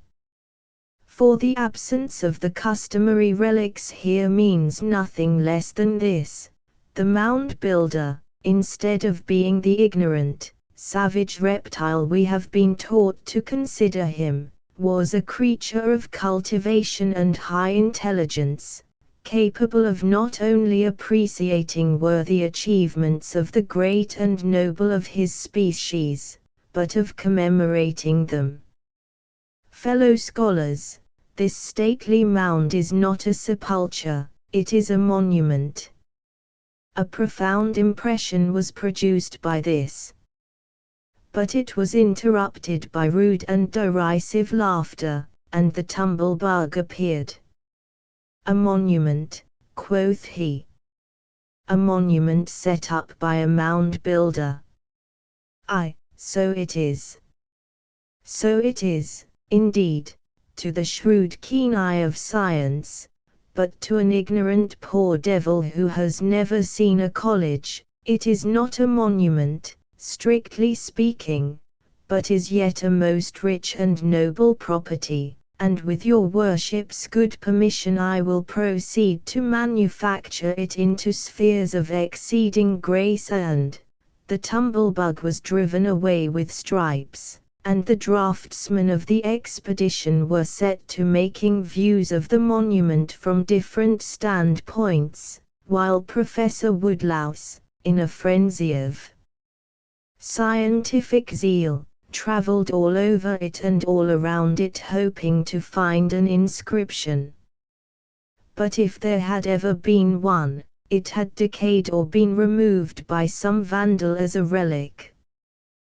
The views having been completed, it was now considered safe to load the precious monument itself upon the backs of 4 of the largest tortoises and send it home to the King's Museum, which was done, and when it arrived it was received with enormous éclat and escorted to its future abiding place by thousands of enthusiastic citizens, King Bullfrog 16. himself attending and condescending to sit enthroned upon it throughout the progress. P147.jpg, 40K. The growing rigor of the weather was now admonishing the scientists to close their labors for the present, so they made preparations to journey homeward. But even their last day among the caverns bore fruit, for one of the scholars found in an out-of-the-way corner of the museum or burial place a most strange and extraordinary thing. It was nothing less than a double man-bird lashed together breast to breast by a natural ligament, and labeled with the untranslatable words, Siamese twins. The official report concerning this thing closed thus: "Wherefore it appears that there were in old times 2 distinct species of this majestic fowl, the one being single and the other double. Nature has a reason for all things. It is plain to the eye of science that the double man originally inhabited a region where dangers abounded, hence he was paired together to the end that while one part slept the other might watch, and likewise that, danger being discovered, there might always be a double instead of a single power to oppose it. All honor to the mystery-dispelling eye of godlike science. And near the double man-bird was found what was plainly an ancient record of his, marked upon numberless sheets of a thin white substance and bound together. Almost the first glance that Professor Woodlouse threw into it revealed this following sentence, which he instantly translated and laid before the scientists, in a tremble, and it uplifted every soul there with exultation and astonishment. In truth, it is believed by many that the lower animals reason and talk together. When the great official report of the expedition appeared, the above sentence bore this comment, "Then there are lower animals than man." This remarkable passage can mean nothing else. Man himself is extinct, but they may still exist. What can they be? Where do they inhabit? One's enthusiasm bursts all bounds in the contemplation of the brilliant field of discovery and investigation here thrown open to science. We close our labors with the humble prayer that Your Majesty will immediately appoint a commission and command it to rest not nor spare expense until the search for this hitherto unsuspected race of the creatures of God shall be crowned with success. The expedition then journeyed homeward after its long absence and its faithful endeavors, and was received with a mighty ovation by the whole grateful country. There were vulgar, ignorant Carpaeus, of course, as there always are and always will be, and naturally one of these was the obscene tumblebug. He said that all he had learned by his travels was that science only needed a spoonful of supposition to build a mountain of demonstrated fact out of, and that for the future he meant to be content with the knowledge that nature had made free to all creatures and not go prying into the august secrets of the deity. My late senatorial secretaryship, written about 1867, I am not a private secretary to a senator any more now. I held the berth 2 months in security and in great cheerfulness of spirit, but my bread began to return from over the waters then, that is to say, my works came back and revealed themselves. I judged it best to resign. The way of it was this. My employer sent for me one morning tolerably early, and, as soon as I had finished inserting some conundrums clandestinely into his last great speech upon finance, I entered the presence. There was something portentous in his appearance. His cravat was untied, his hair was in a state of disorder, and his countenance bore about it the signs of a suppressed storm. He held a package of letters in his tense grasp, and I knew that the dreaded Pacific mail was in. He said, "I thought you were worthy of confidence." I said, "Yes, sir." He said, "I gave you a letter from certain of my constituents in the state of Nevada, asking the establishment of a post office at Baldwin's Ranch, and told you to answer it, as ingeniously as you could, with arguments which should persuade them that there was no real necessity for an office at that place." I felt easier. "Oh, if that is all, sir, I did do that." "Yes, you did. I will read your answer for your own humiliation." Washington, the 24th of November. Messrs. Smith, Jones, and others. Gentlemen, what the mischief do you suppose you want with a post office at Baldwin's Ranch? It would not do you any good. If any letters came there, you couldn't read them, you know, and, besides, such letters as ought to pass through, with money in them, for other localities, would not be likely to get through, you must perceive at once, and that would make trouble for us all.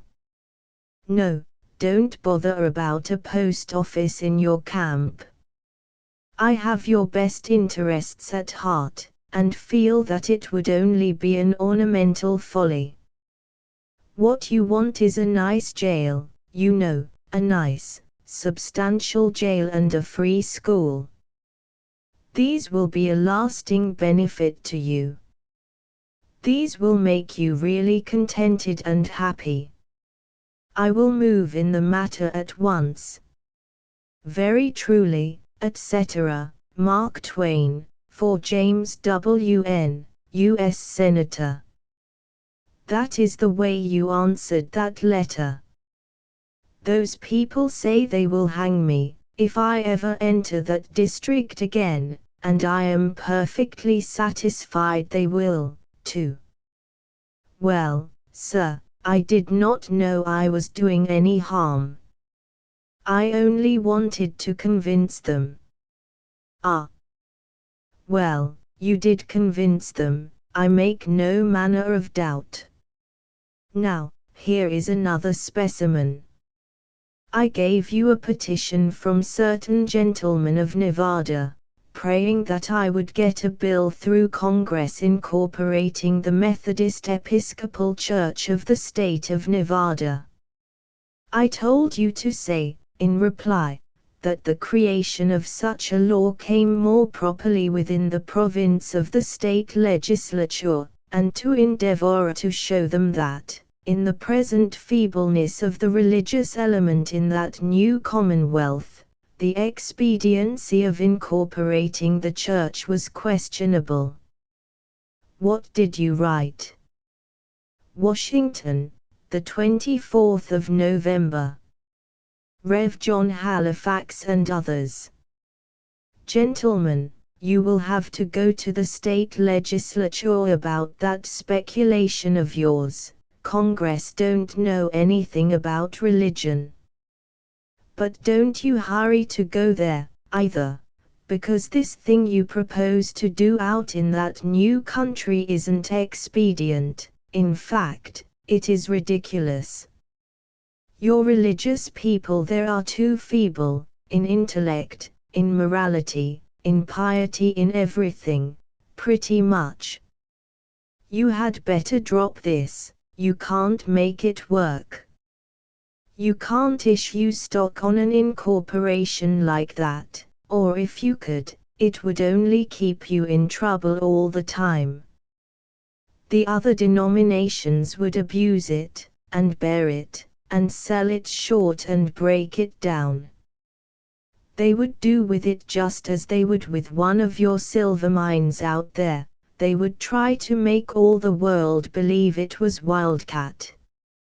You ought not to do anything that is calculated to bring a sacred thing into disrepute.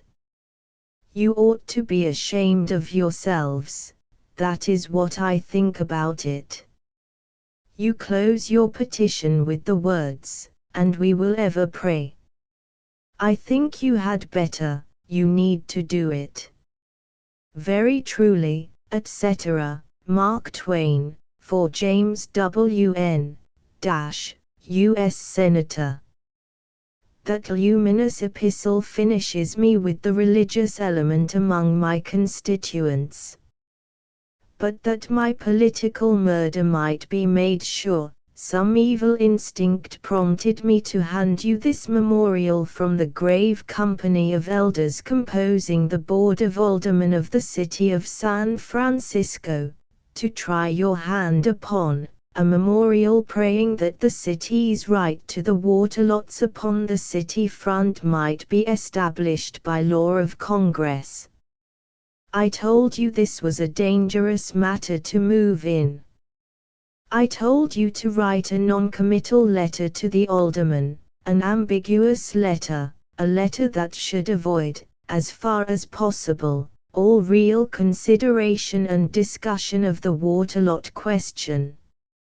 If there is any feeling left in you, any shame, surely this letter you wrote, in obedience to that order, ought to evoke it, when its words fall upon your ears. Washington, the 27th of November. The Honorable Board of Aldermen, etc. Gentlemen, George Washington, the revered father of his country, is dead. His long and brilliant career is closed, alas, forever. He was greatly respected in this section of the country, and his untimely decease cast a gloom over the whole community. He died on the 14th day of December, 1799. He passed peacefully away from the scene of his honors and his great achievements, the most lamented hero and the best beloved that ever earth hath yielded unto death. At such a time as this, you speak of water lots. What a lot was his! What is fame? Fame is an accident.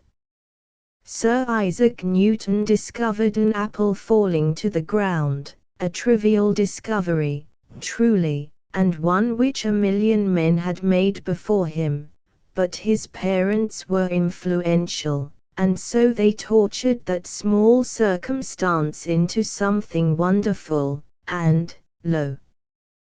The simple world took up the shout and, in almost the twinkling of an eye, that man was famous. Treasure these thoughts. Posy, sweet Posy, who shall estimate what the world owes to thee? Mary had a little lamb, its fleece was white as snow, and everywhere that Mary went, the lamb was sure to go. Jack and Gill went up the hill to draw a pail of water. Jack fell down and broke his crown, and Gill came tumbling after. For simplicity, elegance of diction, and freedom from immoral tendencies, I regard those two poems in the light of gems. They are suited to all grades of intelligence, to every sphere of life, to the field, to the nursery, to the guild. Especially should no board of aldermen be without them. Venerable fossils, write again. Nothing improves one so much as friendly correspondence. Write again, and if there is anything in this memorial of yours that refers to anything in particular, do not be backward about explaining it. We shall always be happy to hear you chirp. Very truly, etc., Mark Twain, for James W. N. U.S. Senator. That is an atrocious, a ruinous epistle. Distraction. Well, sir, I am really sorry if there is anything wrong about it, but it appears to me to dodge the water lot question. Dodge the mischief. Oh, but never mind. As long as destruction must come now, let it be complete. Let it be complete, let this last of your performances, which I am about to read, make a finality of it. I am a ruined man. I had my misgivings when I gave you the letter from Humboldt, asking that the post route from Indian Gulch to Shakespeare Gap and intermediate points be changed partly to the old Mormon Trail. But I told you it was a delicate question, and warned you to deal with it deftly, to answer it dubiously, and leave them a little in the dark. And your fatal imbecility impelled you to make this disastrous reply. I should think you would stop your ears, if you are not dead to all shame. Washington, the 30th of November. Messrs. Perkins, Wagner, it at.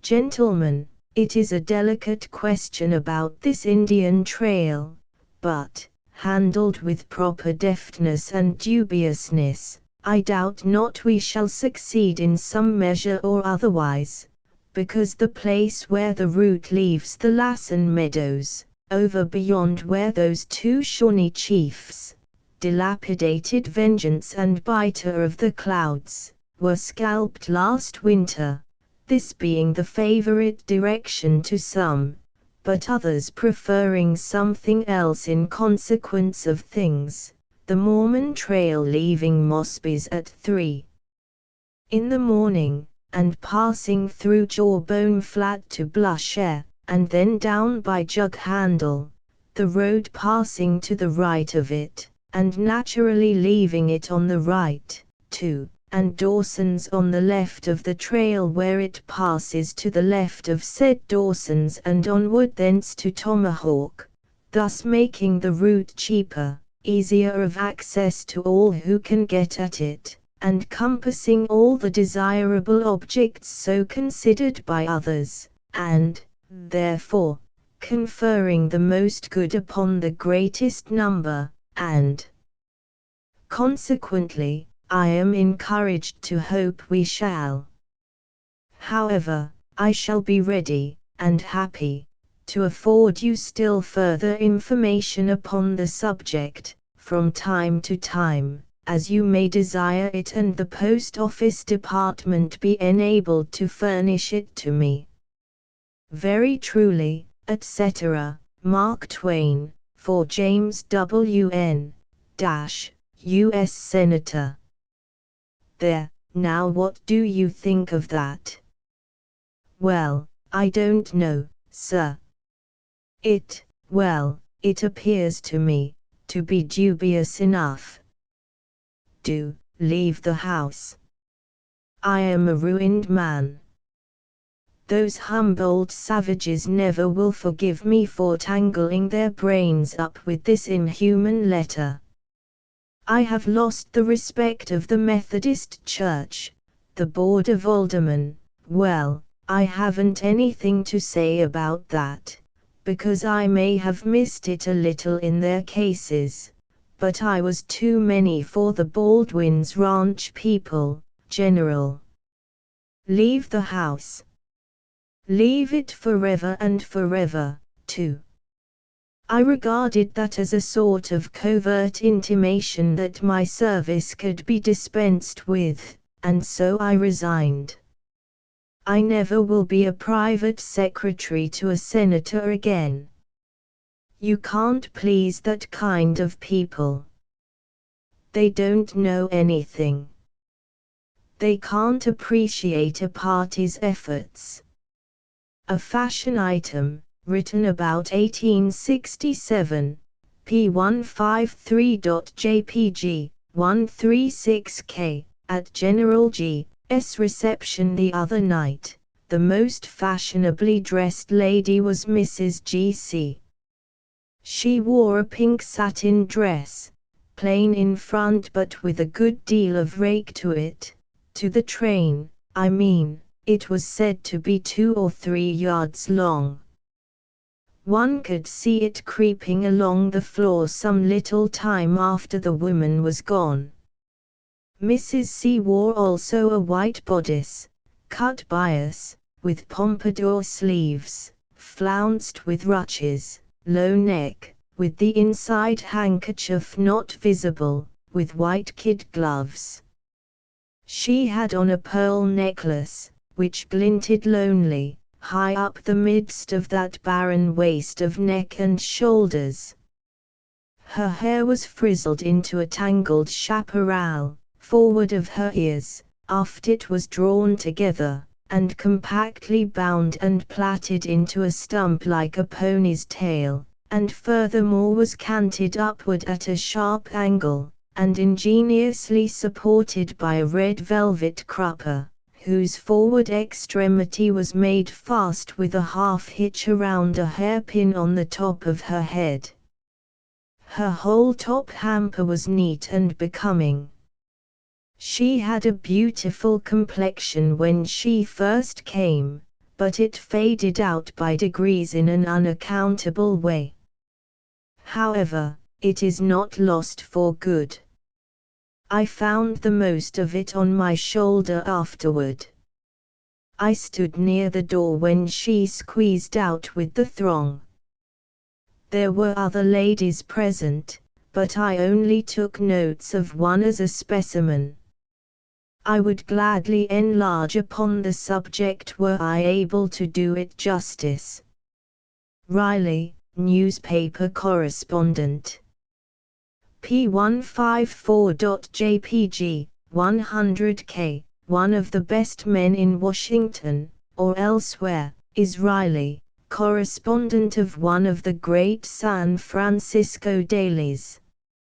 Riley is full of humor, and has an unfailing vein of irony, which makes his conversation to the last degree entertaining, as long as the remarks are about somebody else. But notwithstanding the possession of these qualities, which should enable a man to write a happy and an appetizing letter, Riley's newspaper letters often display a more than earthly solemnity, and likewise an unimaginative devotion to petrified facts, which surprise and distress all men who know him in his unofficial character. He explains this curious thing by saying that his employers sent him to Washington to write facts, not fancy, and that several times he has come near losing his situation by inserting humorous remarks which, not being looked for at headquarters, and consequently not understood, were thought to be dark and bloody speeches intended to convey signals and warnings to murderous secret societies, or something of that kind, and so were scratched out with a shiver and a prayer and cast into the stove.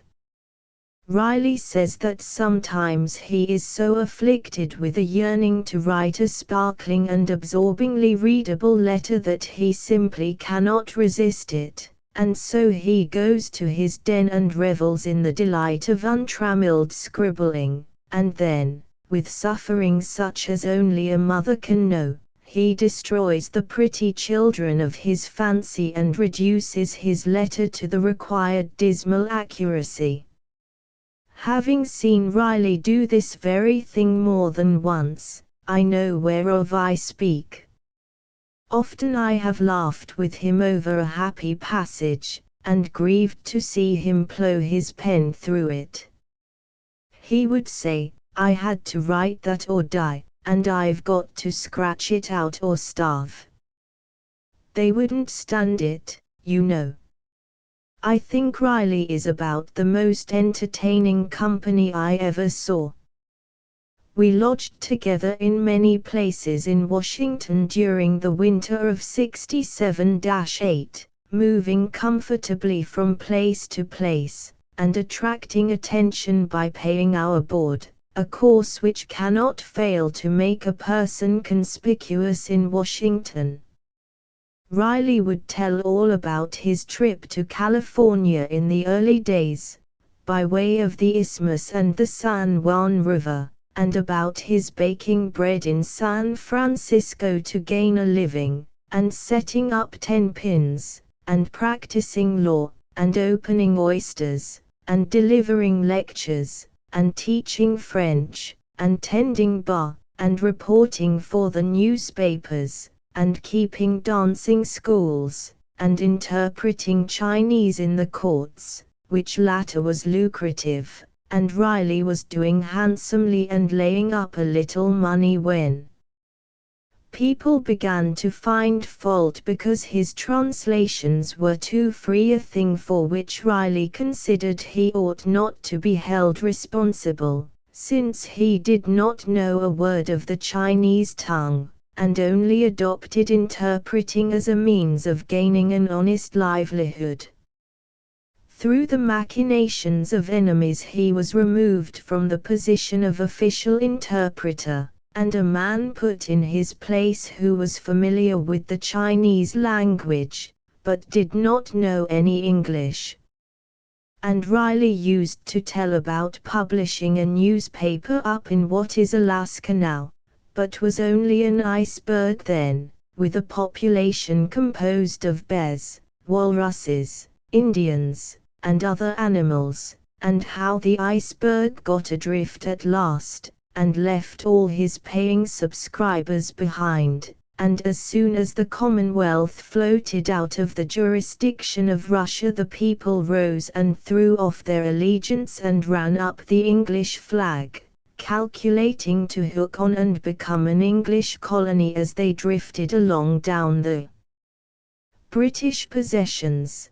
But a land breeze and a crooked current carried them by, and they ran up the Stars and Stripes and steered for California, missed the connection again and swore allegiance to Mexico, but it wasn't any use. The anchors came home every time, and away they went with the northeast trades drifting off sideways toward the Sandwich Islands, whereupon they ran up the cannibal flag and had a grand human barbecue in honor of it, in which it was noticed that the better a man liked a friend the better he enjoyed him, and as soon as they got fairly within the tropics the weather got so fearfully hot that the iceberg began to melt, and it got so sloppy underfoot that it was almost impossible for ladies to get about at all, and at last, just as they came in sight of the islands, the melancholy remnant of the once majestic iceberg canted first to one side and then to the other, and then plunged under forever, carrying the National Archives along with it, and not only the archives and the populace, but some eligible town lots which had increased in value as fast as they diminished in size in the tropics, and which Riley could have sold at 30 cents a pound and made himself rich if he could have kept the province afloat 10 hours longer and got her into port. Riley is very methodical, untiringly accommodating, never forgets anything that is to be attended to, is a good son, a stanch friend, and a permanent reliable enemy. He will put himself to any amount of trouble to oblige a body, and therefore always has his hands full of things to be done for the helpless and the shiftless. And he knows how to do nearly everything, too. He is a man whose native benevolence is a wellspring that never goes dry. He stands always ready to help whoever needs help, as far as he is able, and not simply with his money, for that is a cheap and common charity, but with hand and brain, and fatigue of limb and sacrifice of time. This sort of men is rare.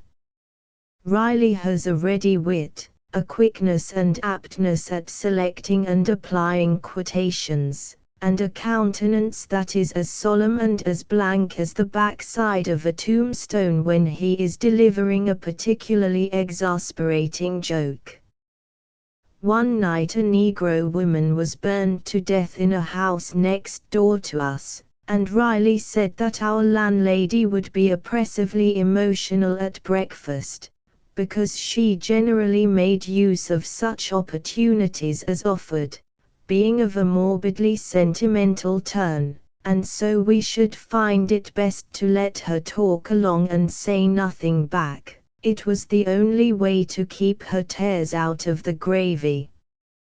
Riley said there never was a funeral in the neighborhood but that the gravy was watery for a week. And, sure enough, at breakfast the landlady was down in the very sloughs of woe, entirely broken-hearted. Everything she looked at reminded her of that poor old Negro woman, and so the buckwheat cakes made her sob, the coffee forced a groan, and when the beefsteak came on she fetched a wail that made our hair rise.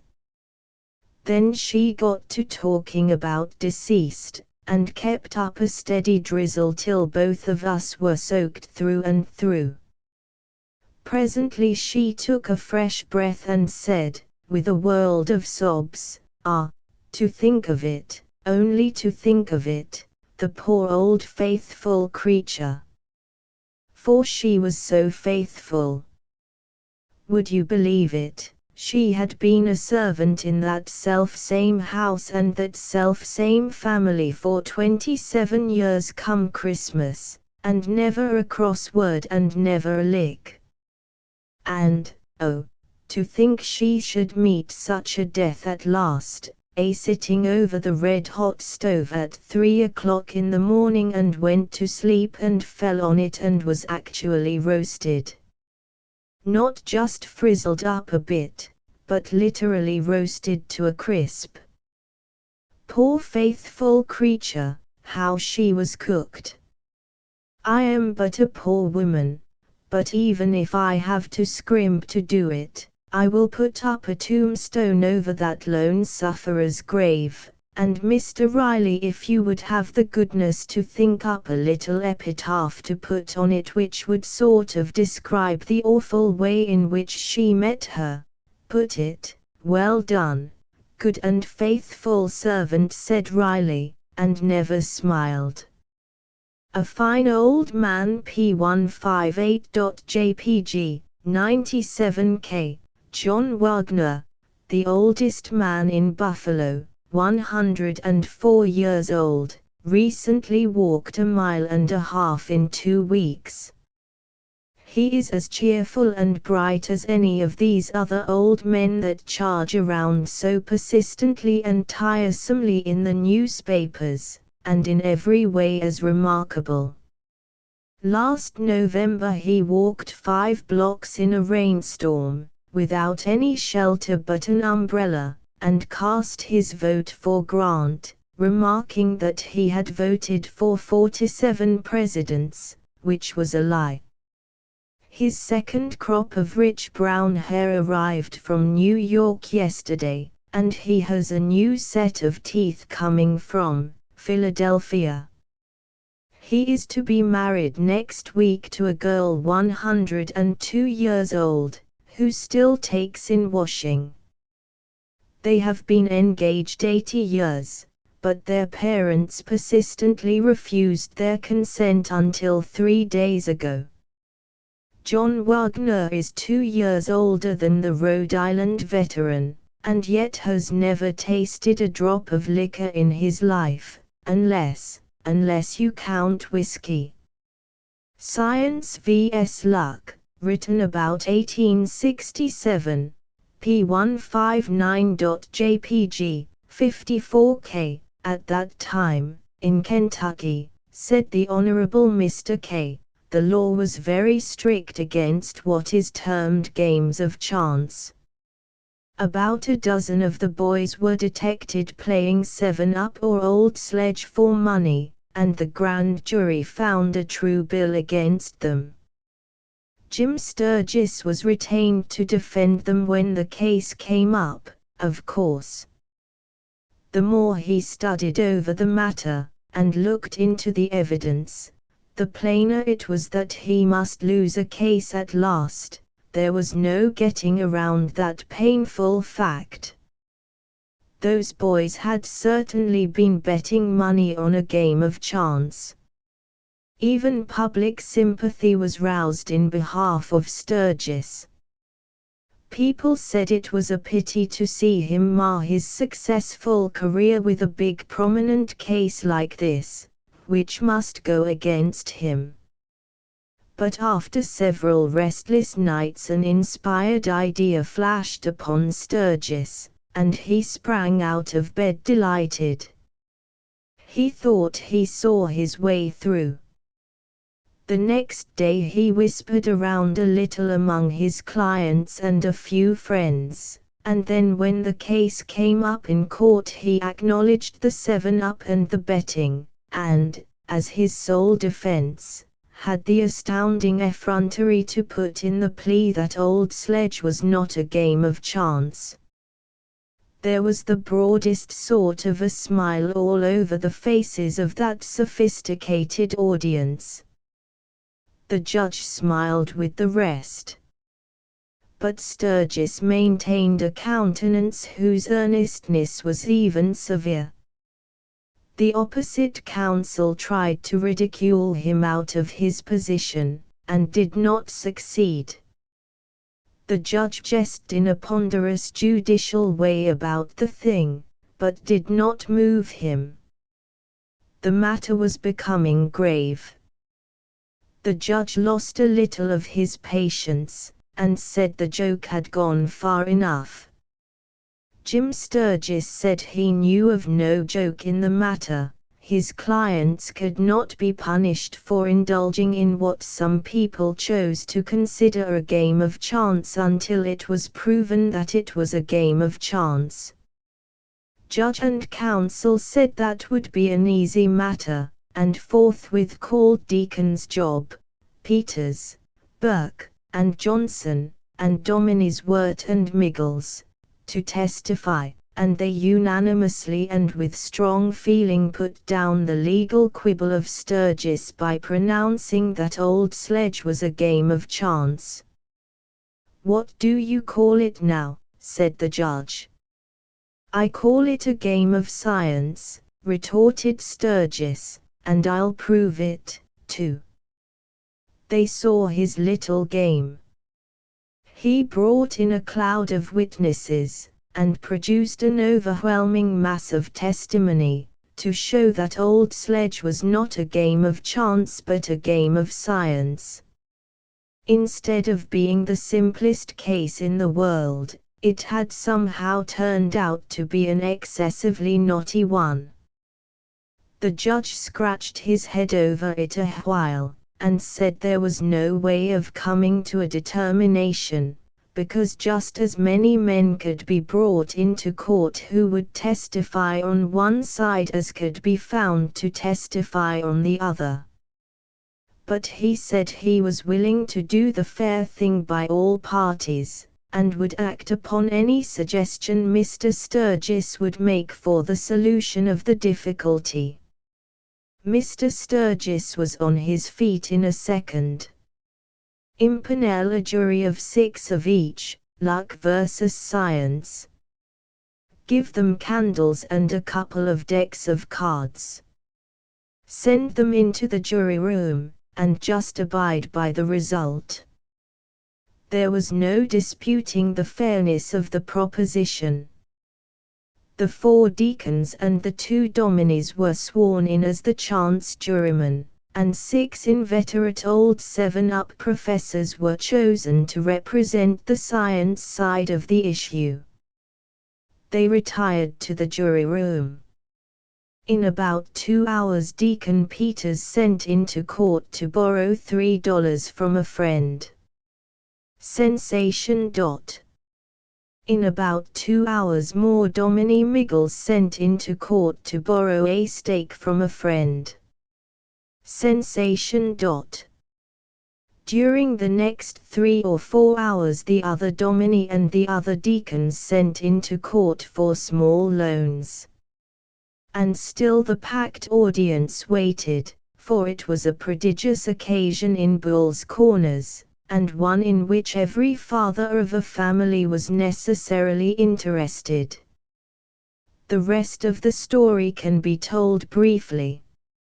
About daylight the jury came in, and Deacon Job, the foreman, read the following verdict: "We, the jury in the case of the Commonwealth of Kentucky vs.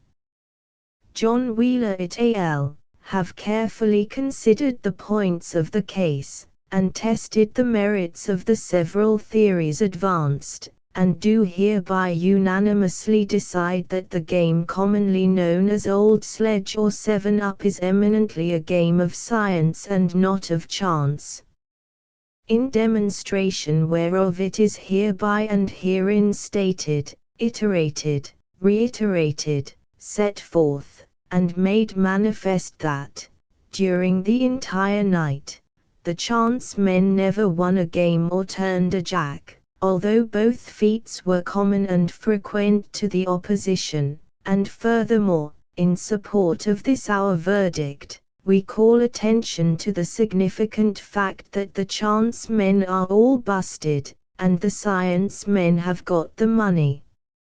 It is the deliberate opinion of this jury, that the chance theory concerning 7-Up is a pernicious doctrine, and calculated to inflict untold suffering and pecuniary loss upon any community that takes stock in it. That is the way that 7-Up came to be set apart and particularized in the statute books of Kentucky as being a game not of chance but of science, and therefore not punishable under the law, said Mr. K. That verdict is of record, and holds good to this day. The late Benjamin Franklin, written about 1870, p275.jpg, 93k, never put off till tomorrow what you can do day after tomorrow just as well. Bf. This party was one of those persons whom they call philosophers. He was twins, being born simultaneously in two different houses in the city of Boston. These houses remain unto this day, and have signs upon them worded in accordance with the facts. The signs are considered well enough to have, though not necessary, because the inhabitants point out the two birthplaces to the stranger anyhow, and sometimes as often as several times in the same day. The subject of this memoir was of a vicious disposition, and early prostituted his talents to the invention of maxims and aphorisms calculated to inflict suffering upon the rising generation of all subsequent ages. His simplest acts, also, were contrived with a view to their being held up for the emulation of boys forever, boys who might otherwise have been happy. It was in this spirit that he became the son of a soap boiler, and probably for no other reason than that the efforts of all future boys who tried to be anything might be looked upon with suspicion unless they were the sons of soap boilers. With a malevolence which is without parallel in history, he would work all day, and then sit up nights, and let on to be studying algebra by the light of a smouldering fire, so that all other boys might have to do that also, or else have Benjamin Franklin thrown up to them. P276.jpg, 29k. Not satisfied with these proceedings, he had a fashion of living wholly on bread and water, and studying astronomy at meal-time, a thing which has brought affliction to millions of boys since, whose fathers had read Franklin's pernicious biography. His maxims were full of animosity toward boys. Nowadays a boy cannot follow out a single natural instinct without tumbling over some of those everlasting aphorisms and hearing from Franklin on the spot. If he buys 2 cents worth of peanuts, his father says, "Remember what Franklin has said, my son, a grout a day's a penny a year, and the comfort is all gone out of those peanuts." If he wants to spin his top when he has done work, his father quotes, "Procrastination is the thief of time." If he does a virtuous action, he never gets anything for it, because virtue is its own reward. And that boy is hounded to death and robbed of his natural rest, because Franklin said once, in one of his inspired flights of malignity, "Early to bed and early to rise makes a man healthy and wealthy and wise." As if it were any object to a boy to be healthy and wealthy and wise on such terms. The sorrow that maxim has cost me, through my parents, experimenting on me with it, tongue cannot tell. The legitimate result is my present state of general debility, indigence, and mental aberration. My parents used to have me up before 9 o'clock in the morning sometimes when I was a boy. If they had let me take my natural rest, where would I have been now? Keeping store, no doubt, and respected by all. And what an adroit old adventurer the subject of this memoir was! In order to get a chance to fly his kite on Sunday, he used to hang a key on the string and let on to be fishing for lightning. And a guileless public would go home chirping about the wisdom and the genius of the hoary Sabbath breaker. If anybody caught him playing mumble peg by himself, after the age of 60, he would immediately appear to be ciphering out how the grass grew, as if it was any of his business. My grandfather knew him well, and he says Franklin was always fixed, always ready. If a body, during his old age, happened on him unexpectedly when he was catching flies, or making mud pies, or sliding on a cellar door, he would immediately look wise, and rip out a maxim, and walk off with his nose in the air and his cap turned wrong side before, trying to appear absent-minded and eccentric. He was a hard lot. He invented a stove that would smoke your head off in 4 hours by the clock. One can see the almost devilish satisfaction he took in it by his giving it his name. He was always proud of telling how he entered Philadelphia for the first time, with nothing in the world but 2 shillings in his pocket and 4 rolls of bread under his arm. But really, when you come to examine it critically, it was nothing. Anybody could have done it. To the subject of this memoir belongs the honor of recommending the army to go back to bows and arrows in place of bayonets and muskets. He observed, with his customary force, that the bayonet was very well under some circumstances, but that he doubted whether it could be used with accuracy at a long range. Benjamin Franklin did a great many notable things for his country, and made her young name to be honored in many lands as the mother of such a son. It is not the idea of this memoir to ignore that or cover it up. No, the simple idea of it is to snub those pretentious maxims of his, which he worked up with a great show of originality out of truisms that had become wearisome platitudes as early as the dispersion from Babel, and also to snub his stove, and his military inspirations, his unseemly endeavor to make himself conspicuous when he entered Philadelphia, and his flying his kite and fooling away his time in all sorts of such ways when he ought to have been foraging for soap fat, or constructing candles.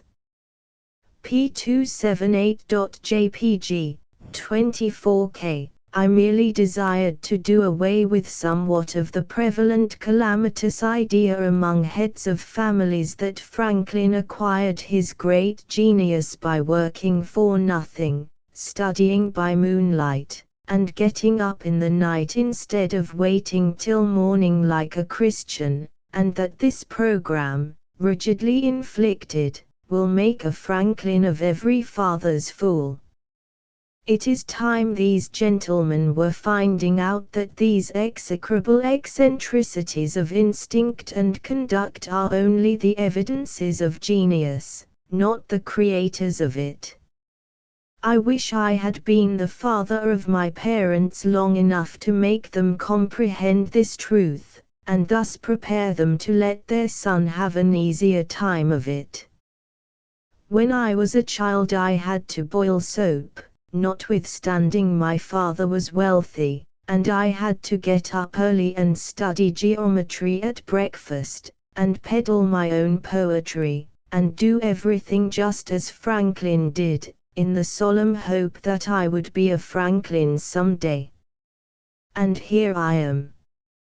P279.jpg, 85K, P280.jpg, 95K, P281.jpg, 69K, P282.jpg, 82K, Mr. Bloke's item, written about 1865, P167.jpg, 130K, our esteemed friend, Mr. John William Bloke, of Virginia City, walked into the office where we are sub-editor at a late hour last night, with an expression of profound and heartfelt suffering upon his countenance, and, sighing heavily, laid the following item reverently upon the desk, and walked slowly out again.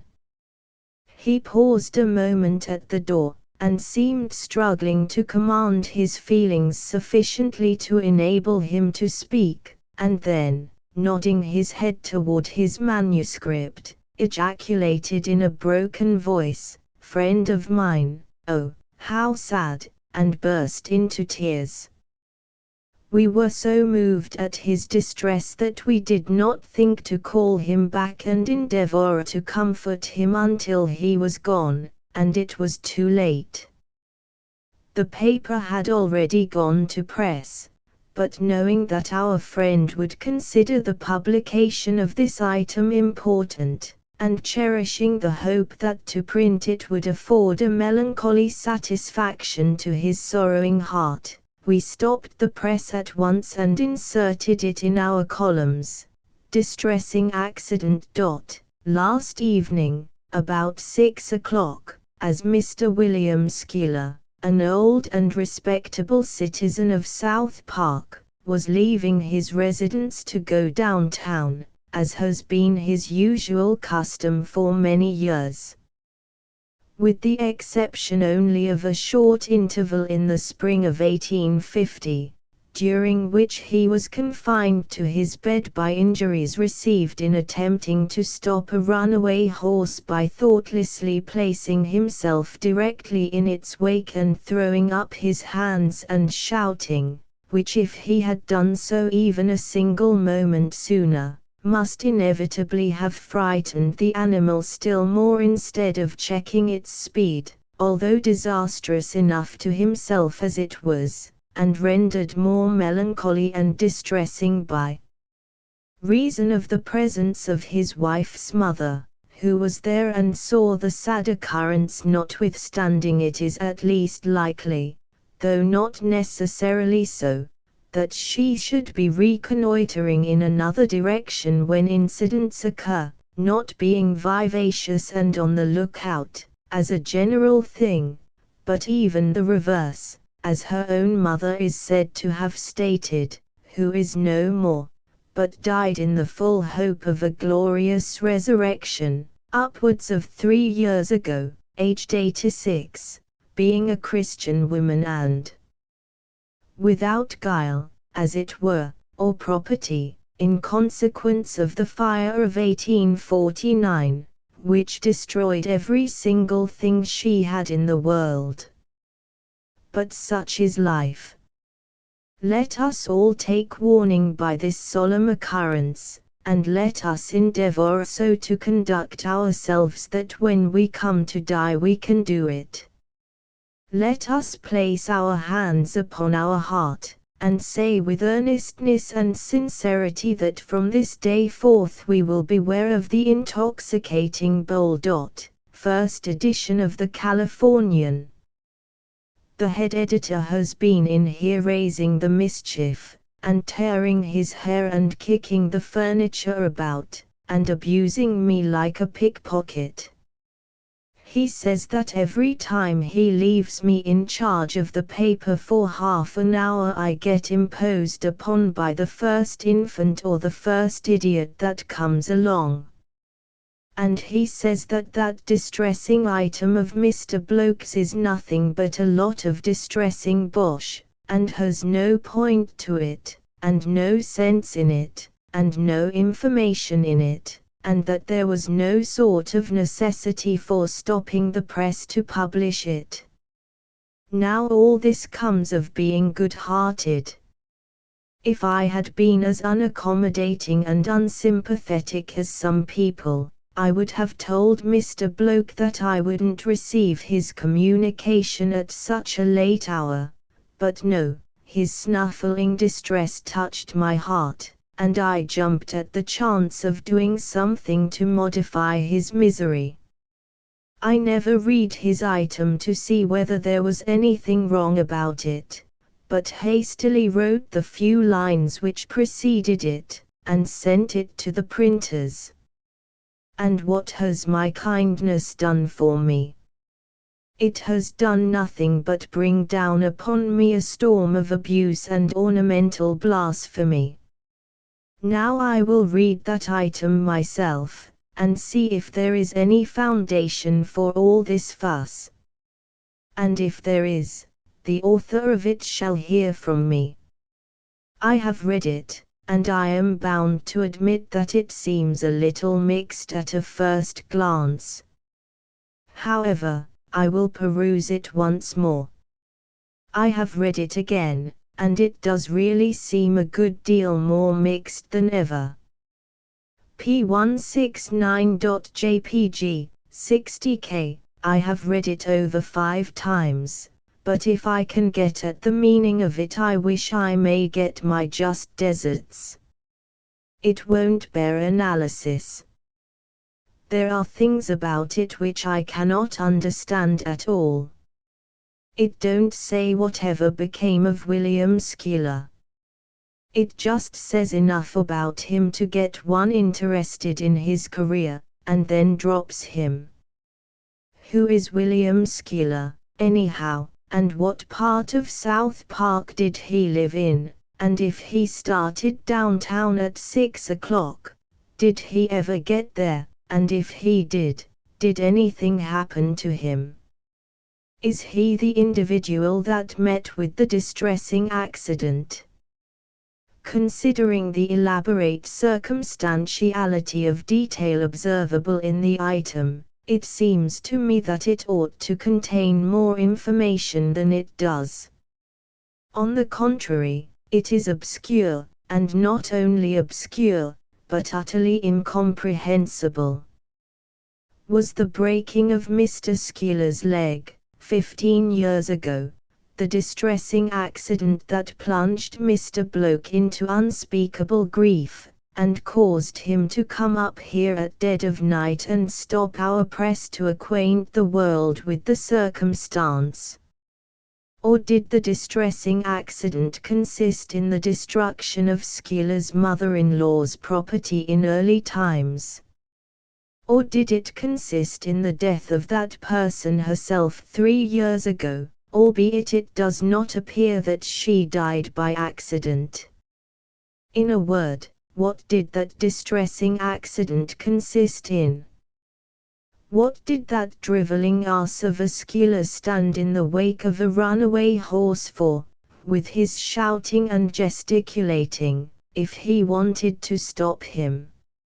And how the mischief could he get run over by a horse that had already passed beyond him? And what are we to take warning by? And how is this extraordinary chapter of incomprehensibilities going to be a lesson to us? And, above all, what has the intoxicating bowl got to do with it, anyhow? It is not stated that Schuyler drank, or that his wife drank, or that his mother-in-law drank, or that the horse drank. Wherefore, then, the reference to the intoxicating bowl? It does seem to me that if Mr. Bloke had let the intoxicating bowl alone himself, he never would have got into so much trouble about this exasperating imaginary accident. I have read this absurd item over and over again, with all its insinuating plausibility, until my head swims, but I can make neither head nor tail of it. There certainly seems to have been an accident of some kind or other, but it is impossible to determine what the nature of it was, or who was the sufferer by it. I do not like to do it, but I feel compelled to request that the next time anything happens to one of Mr. Bloke's friends, he will append such explanatory notes to his account of it as will enable me to find out what sort of an accident it was and whom it happened to. I had rather all his friends should die than that I should be driven to the verge of lunacy again in trying to cipher out the meaning of another such production as the above. A medieval romance, written about 1868. P171.jpg, 95K, Chapter I. The Secret Revealed. It was night. Stillness reigned in the grand old feudal castle of Klugenstein. The year 1222 was drawing to a close. Far away up in the tallest of the castle's towers a single light glimmered. A secret council was being held there. The stern old lord of Klugenstein sat in a chair of state meditating. Presently he said, with a tender accent, "My daughter." A young man of noble presence, clad from head to heel in knightly mail, answered, "Speak, father." "My daughter, the time is come for the revealing of the mystery that hath puzzled all your young life. Know, then, that it had its birth in the matters which I shall now unfold. My brother Ulrich is the great Duke of Brandenburg. Our father, on his deathbed, decreed that if no son were born to Ulrich, the succession should pass to my house, provided a son were born to me. And further, in case no son were born to either, but only daughters, then the succession should pass to Ulrich's daughter, if she proved stainless. If she did not, my daughter should succeed, if she retained a blameless name. And so I, and my old wife here, prayed fervently for the good boon of a son, but the prayer was vain. You were born to us. I was in despair. I saw the mighty prize slipping from my grasp, the splendid dream vanishing away. And I had been so hopeful. 5 years had Ulrich lived in wedlock, and yet his wife had borne no heir of either sex. But hold, I said, all is not lost. A saving scheme had shot athwart my brain. You were born at midnight. Only the leech, the nurse, and 6 waiting women knew your sex. I hanged them every one before an hour had sped. Next morning all the barony went mad with rejoicing over the proclamation that a son was born to Klugenstein, an heir to mighty Brandenburg. And well the secret has been kept. Your mother's own sister nursed your infancy, and from that time forward we feared nothing. When you were 10 years old, a daughter was born to Ulrich. We grieved, but hoped for good results from measles, or physicians, or other natural enemies of infancy, but were always disappointed. She lived, she throve, heaven's malison upon her. But it is nothing. we are safe. For, ha ha! Have we not a son? And is not our son the future Duke? Our well-beloved Conrad, is it not so? For, woman of 28 years, as you are, my child, none other name than that hath ever fallen to you.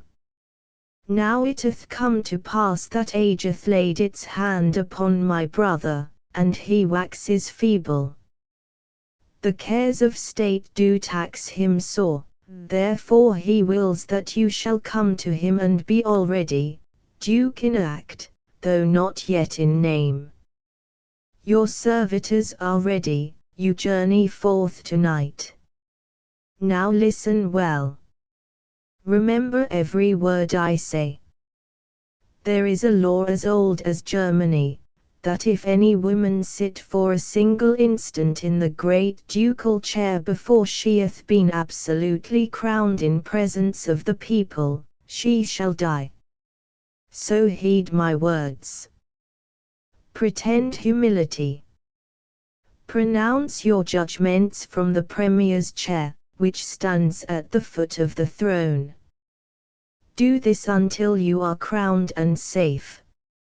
It is not likely that your sex will ever be discovered, but still it is the part of wisdom to make all things as safe as may be in this treacherous earthly life.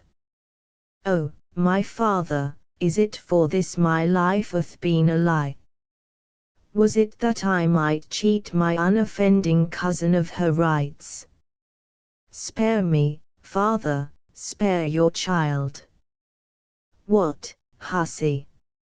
Is this my reward for the august fortune my brain has wrought for thee? By the bones of my father, this puling sentiment of thine but ill accords with my humour. Betake thee to the Duke, instantly. And beware how thou meddlest with my purpose. Let this suffice, of the conversation. It is enough for us to know that the prayers, the entreaties, and the tears of the gentle-natured girl availed nothing. Neither they nor anything could move the stout old lord of Klugenstein. And so, at last, with a heavy heart, the daughter saw the castle gates close behind her, and found herself riding away in the darkness surrounded by a knightly array of armed vassals and a brave following of servants.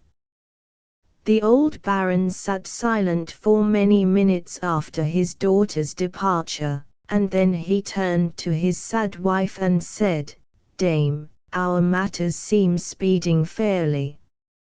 It is full 3 months since I sent the shrewd and handsome Count Detzin on his devilish mission to my brother's daughter Constance. If he fail, we are not wholly safe, but if he do succeed, no power can bar our girl from being Duchess, even though ill fortune should decree she never should be Duke. My heart is full of bodings, yet all may still be well. Tush, woman! Leave the owls to croak. To bed with ye, and dream of Brandenburg and grandeur." Chapter 2. Festivity and tears. 6 days after the occurrences related in the above chapter, the brilliant capital of the Duchy of Brandenburg was resplendent with military pageantry, and noisy with the rejoicings of loyal multitudes, for Conrad, the young heir to the crown, was come.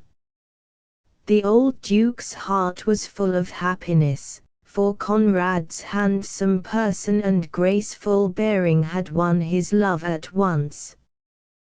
The great halls of the palace were thronged with nobles, who welcomed Conrad bravely, and so bright and happy did all things seem, that he felt his fears and sorrows passing away and giving place to a comforting contentment. But in a remote apartment of the palace a scene of a different nature was transpiring.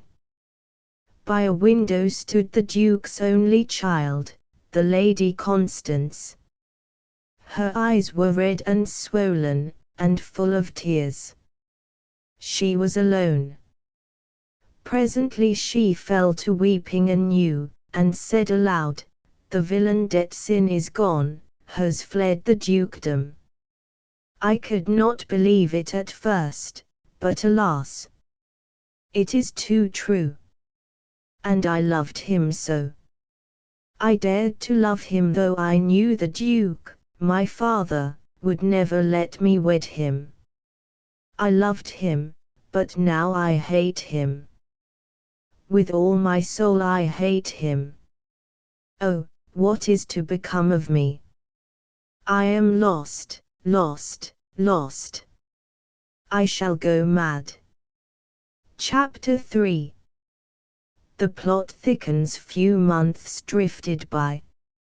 All men published the praises of the young Conrad's government and extolled the wisdom of his judgments, the mercifulness of his sentences, and the modesty with which he bore himself in his great office. The old Duke soon gave everything into his hands, and sat apart and listened with proud satisfaction while his heir delivered the decrees of the crown from the seat of the Premier. It seemed plain that one so loved and praised and honored of all men as Conrad was, could not be otherwise than happy. But, strangely enough, he was not. For he saw with dismay that the Princess Constance had begun to love him. The love of the rest of the world was happy fortune for him, but this was freighted with danger. And he saw, moreover, that the delighted Duke had discovered his daughter's passion likewise, and was already dreaming of a marriage. Every day somewhat of the deep sadness that had been in the princess's face faded away, every day hope and animation beamed brighter from her eye, and by even vagrant smiles visited the face that had been so troubled. Conrad was appalled. He bitterly cursed himself for having yielded to the instinct that had made him seek the companionship of one of his own sex when he was new and a stranger in the palace, when he was sorrowful and yearned for a sympathy such as only women can give or feel. He now began to avoid his cousin. But this only made matters worse, for, naturally enough, the more he avoided her the more she cast herself in his way. He marveled at this at first, and next it startled him. The girl haunted him, she hunted him, she happened upon him at all times and in all places, in the night as well as in the day. She seemed singularly anxious. There was surely a mystery somewhere. This could not go on forever. All the world was talking about it. The Duke was beginning to look perplexed. Poor Conrad was becoming a very ghost through dread and dire distress. One day as he was emerging from a private anteroom attached to the picture gallery, Constance confronted him, and seizing both his hands, in hers, exclaimed, "Oh, why do you avoid me? What have I done, what have I said, to lose your kind opinion of me, for surely I had it once? Conrad, do not despise me, but pity a tortured heart. I cannot hold the words unspoken longer, lest they kill me. I love you, Conrad. There, despise me if you must, but they would be uttered." Conrad was speechless. Constance hesitated a moment, and then, misinterpreting his silence, a wild gladness flamed in her eyes, and she flung her arms about his neck and said, you relent, you relent. You can love me, you will love me. Oh, say you will, my own, my worshipped Conrad. Conrad groaned aloud. A sickly pallor overspread his countenance, and he trembled like an aspen. Presently, in desperation, he thrust the poor girl from him, and cried, "You know not what you ask. It is forever and ever impossible." And then he fled like a criminal, and left the princess stupefied with amazement. A minute afterwards she was crying and sobbing there, and Conrad was crying and sobbing in his chamber. Both were in despair. Both saw ruin staring them in the face. By and by Constance rose slowly to her feet and moved away, saying, "To think that he was despising my love at the very moment that I thought it was melting his cruel heart. I hate him. He spurned me, did this man, he spurned me from him like a dog." Chapter 4. The awful revelation. Time passed on. A settled sadness rested once more upon the countenance of the good Duke's daughter. She and Conrad were seen together no more now. The Duke grieved at this. But as the weeks wore away, Conrad's color came back to his cheeks and his old-time vivacity to his eye, and he administered the government with a clear and steadily ripening wisdom. Presently a strange whisper began to be heard about the palace. It grew louder, it spread farther. The gossips of the city got hold of it. It swept the dukedom.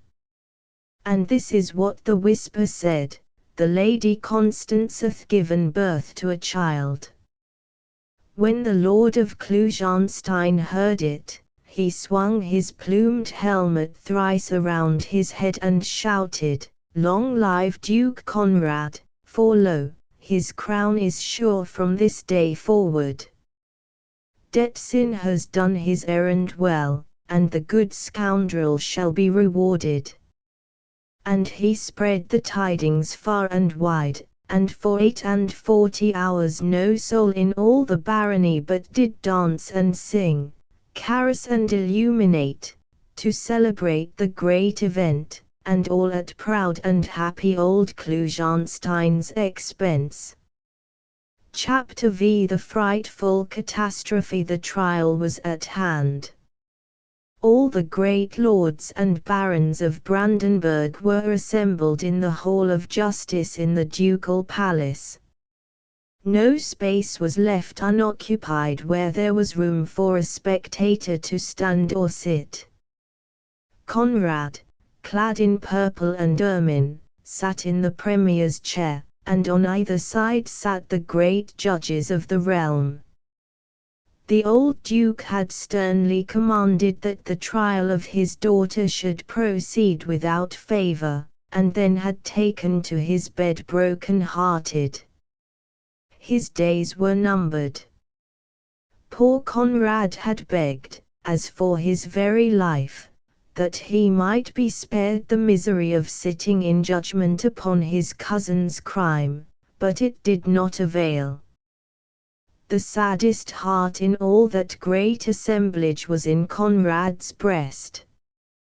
The gladdest was in his father's, for unknown to his daughter Conrad the old Baron Klugenstein was come, and was among the crowd of nobles, triumphant in the swelling fortunes of his house. After the heralds had made due proclamation and the other preliminaries had followed, the venerable Lord Chief Justice said, "Prisoner, stand forth." The unhappy princess rose, and stood unveiled before the vast multitude. The Lord Chief Justice continued, "Most noble lady, before the great judges of this realm it hath been charged and proven that out of holy wedlock your grace hath given birth unto a child, and by our ancient law the penalty is death, excepting in one sole contingency whereof his grace the acting duke, our good Lord Conrad, will advertise you in his solemn sentence now, wherefore, give heed. Conrad stretched forth the reluctant scepter, and in the self-same moment the womanly heart beneath his robe yearned pityingly toward the doomed prisoner, and the tears came into his eyes. He opened his lips to speak, but the Lord Chief Justice said quickly, "Not there, your grace, not there. It is not lawful to pronounce judgment upon any of the ducal line save from the ducal throne." A shudder went to the heart of poor Conrad, and a tremor shook the iron frame of his old father likewise. Conrad had not been crowned, dared he profane the throne? He hesitated and turned pale with fear. But it must be done. Wondering eyes were already upon him. They would be suspicious eyes if he hesitated longer. He ascended the throne. Presently he stretched forth the scepter again, and said, "Prisoner, in the name of our sovereign lord, Ulrich, Duke of Brandenburg, I proceed to the solemn duty that hath devolved upon me. Give heed to my words. By the ancient law of the land, except you produce the partner of your guilt and deliver him up to the executioner, you must surely die. Embrace this opportunity, save yourself while yet you may. Name the father of your child." A solemn hush fell upon the great court, a silence so profound that men could hear their own hearts beat. Then the princess slowly turned, with eyes gleaming with hate, and pointing her finger straight at Conrad, said, "Thou art the man." An appalling conviction of his helpless, hopeless peril struck a chill to Conrad's heart like the chill of death itself. What power on earth could save him? To disprove the charge he must reveal that he was a woman, and for an uncrowned woman to sit in the ducal chair was death. At one and the same moment he and his grim old father swooned and fell to the ground. P178.jpg, 128K. The remainder of this thrilling and eventful story will not be found in this or any other publication, either now or at any future time. The truth is, I have got my hero, or heroine, into such a particularly close place that I do not see how I am ever going to get him, or her, out of it again, and therefore I will wash my hands of the whole business, and leave that person to get out the best way that offers, or else stay there. I thought it was going to be easy enough to straighten out that little difficulty, but it looks different now. Petition concerning copyright to the Honorable the Senate and House of Representatives in Congress assembled. Whereas, the Constitution guarantees equal rights to all, backed by the Declaration of Independence, and whereas, under our laws, the right of property in real estate is perpetual, and whereas, under our laws, the right of property in the literary result of a citizen's intellectual labor is restricted to 4 to 2 years, and whereas, 4 to 2 years seems an exceedingly just and righteous term, and a sufficiently long one for the retention of property, therefore, your petitioner, having the good of his country solely at heart, humbly prays that equal rights and fair and equal treatment may be meted out to all citizens, by the restriction of rights in all property, real estate included, to the beneficent term of 42 years. Then shall all men bless your honorable body and be happy. And for this will your petitioner ever pray. Mark Twain.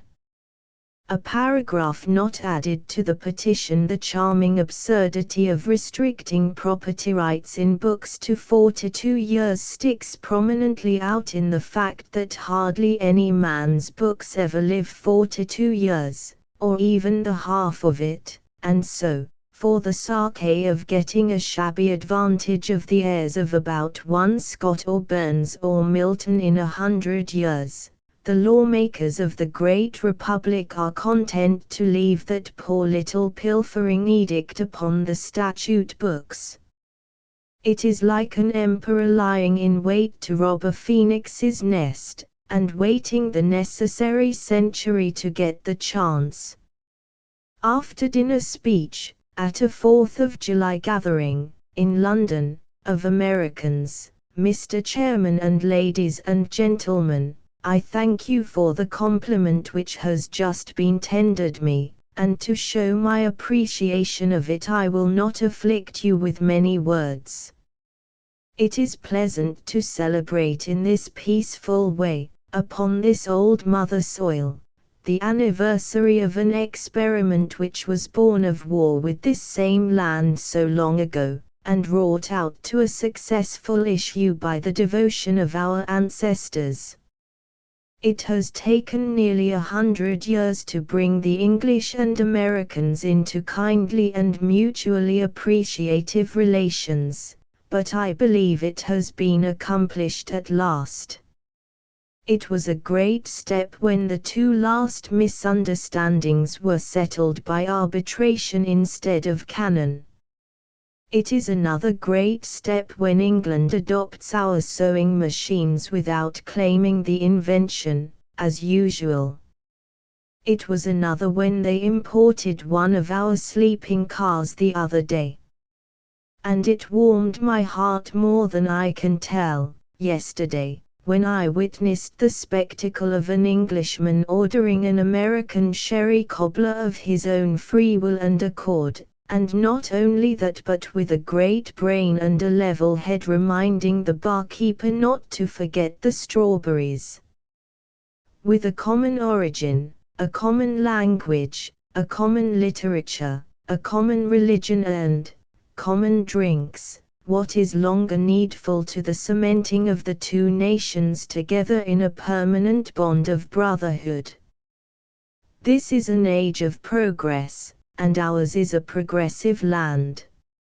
A great and glorious land, too, a land which has developed a Washington, a Franklin, a William M. Tweed, a Longfellow, a Motley, a Jay Gould, a Samuel C. Pomeroy, a recent Congress which has never had its equal, in some respects, and a United States Army which conquered 60 Indians in 8 months by tiring them out, which is much better than uncivilized slaughter, God knows.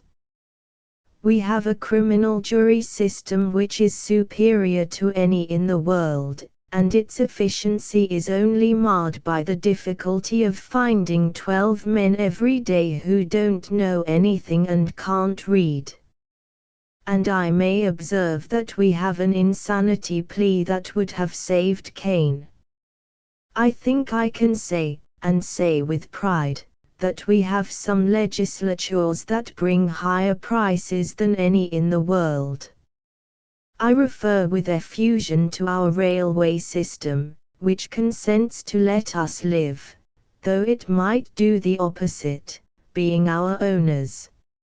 It only destroyed 3,070 lives last year by collisions, and 27,260 by running over heedless and unnecessary people at crossings. The companies seriously regretted the killing of these 30,000 people, and went so far as to pay for some of them, voluntarily, of course, for the meanest of us would not claim that we possess a court treacherous enough to enforce a law against a railway company. But, thank heaven, the railway companies are generally disposed to do the right and kindly thing without compulsion. I know of an instance which greatly touched me at the time. After an accident, the company sent home the remains of a dear distant old relative of mine in a basket, with the remark, "Please state what figure you hold him at, and return the basket." Now there couldn't be anything friendlier than that. But I must not stand here and brag all night. However, you won't mind a body bragging a little about his country on the 4th of July. It is a fair and legitimate time to fly the eagle. I will say only one more word of brag, and a hopeful one. It is this. We have a form of government which gives each man a fair chance and no favor. With us no individual is born with a right to look down upon his neighbor and hold him in contempt. Let such of us as are not dukes find our consolation in that. And we may find hope for the future in the fact that, as unhappy as is the condition of our political morality today, England has risen up out of a far fouler since the days when Charles I ennobled courtesans and all political place was a matter of bargain and sale. There is hope for us yet. At least the above is the speech which I was going to make, but our minister, General Schenck, presided, and after the blessing, got up and made a great long inconceivably dull harangue, and wound up by saying that inasmuch as speech-making did not seem to exhilarate the guests much, all further oratory would be dispensed with during the evening, and we could just sit and talk privately to our elbow neighbors and have a good sociable time. It is known that in consequence of that remark 44 perfected speeches died in the womb. The depression, the gloom, the solemnity that reigned over the banquet from that time forth will be a lasting memory with many that were there. By that one thoughtless remark General Schenck lost 44 of the best friends he had in England. More than one said that night, and this is the sort of person that is sent to represent us in a great sister empire. Lionizing murderers P182.jpg, 135K. I had heard so much about the celebrated fortune teller Madam, that I went to see her yesterday. She has a dark complexion naturally, and this effect is heightened by artificial aids which cost her nothing. She wears curls, very black ones, and I had an impression that she gave their native attractiveness a lift with rancid butter. She wears a reddish check handkerchief, cast loosely around her neck, and it was plain that her other one is slow getting back from the wash. I presume she takes snuff. At any rate, something resembling it had lodged among the hairs sprouting from her upper lip. I know she likes garlic, I knew that as soon as she sighed. She looked at me searchingly for nearly a minute, with her black eyes, and then said, "It is enough. Come." She started down a very dark and dismal corridor, I stepping close after her. Presently she stopped, and said that, as the way was so crooked and dark, perhaps she had better get a light. But it seemed ungallant to allow a woman to put herself to so much trouble for me, and so I said, It is not worthwhile, madam. If you will heave another sigh, I think I can follow it. So we got along all right. Arrived at her official and mysterious den, she asked me to tell her the date of my birth, the exact hour of that occurrence, and the color of my grandmother's hair. I answered as accurately as I could.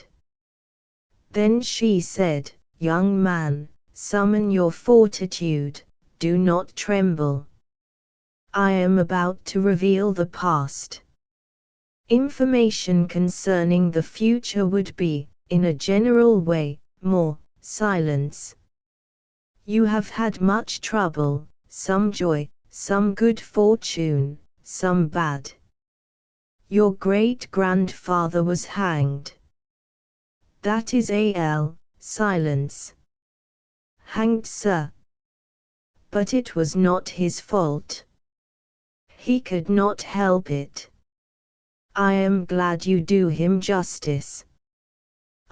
Grieve, rather, that the jury did. He was hanged. His star crosses yours in the 4th Division, 5th Sphere. Consequently you will be hanged also. In view of this cheerful, I must have silence. Yours was not, in the beginning, a criminal nature, but circumstances changed it. At the age of 9 you stole sugar. At the age of 15 you stole money. At 20 you stole horses. At 25 you committed arson. At 30, hardened in crime, you became an editor. You are now a public lecturer. Worse things are in store for you. You will be sent to Congress. Next, to the penitentiary.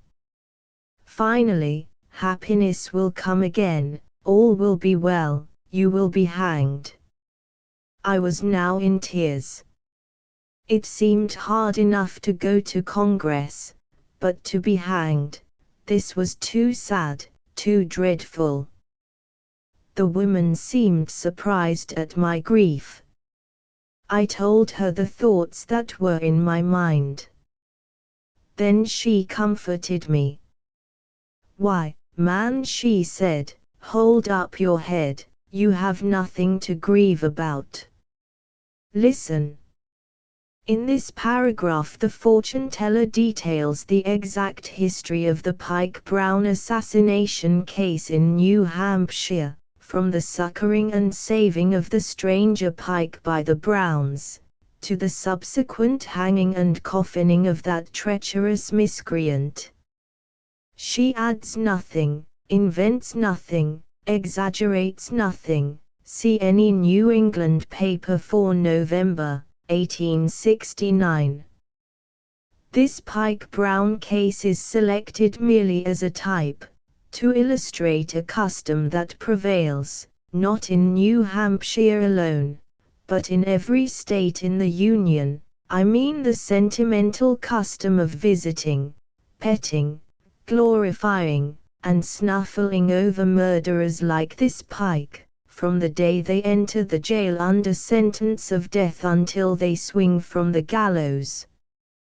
The following extract from the Temple Bar, 1866, reveals the fact that this custom is not confined to the United States.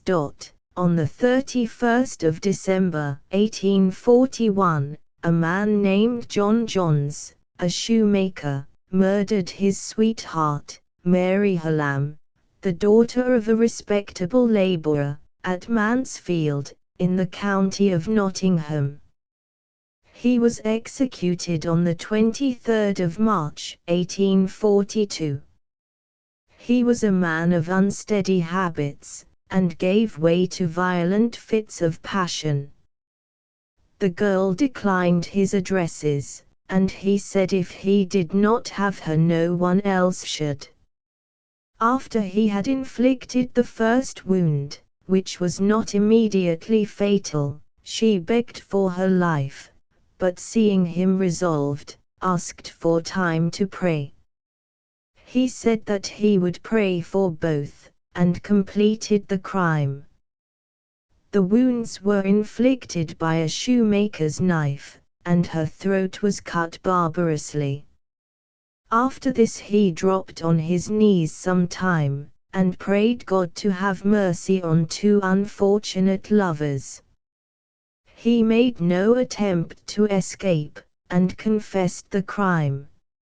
After his imprisonment he behaved in a most decorous manner. He won upon the good opinion of the jail chaplain, and he was visited by the Bishop of Lincoln. It does not appear that he expressed any contrition for the crime, but seemed to pass away with triumphant certainty that he was going to rejoin his victim in heaven. He was visited by some pious and benevolent ladies of Nottingham, some of whom declared he was a child of God, if ever there was one. One of the ladies sent him a white camellia to wear at his execution. "You will live in New Hampshire. In your sharp need and distress the Brown family will succor you, such of them as Pike the assassin left alive.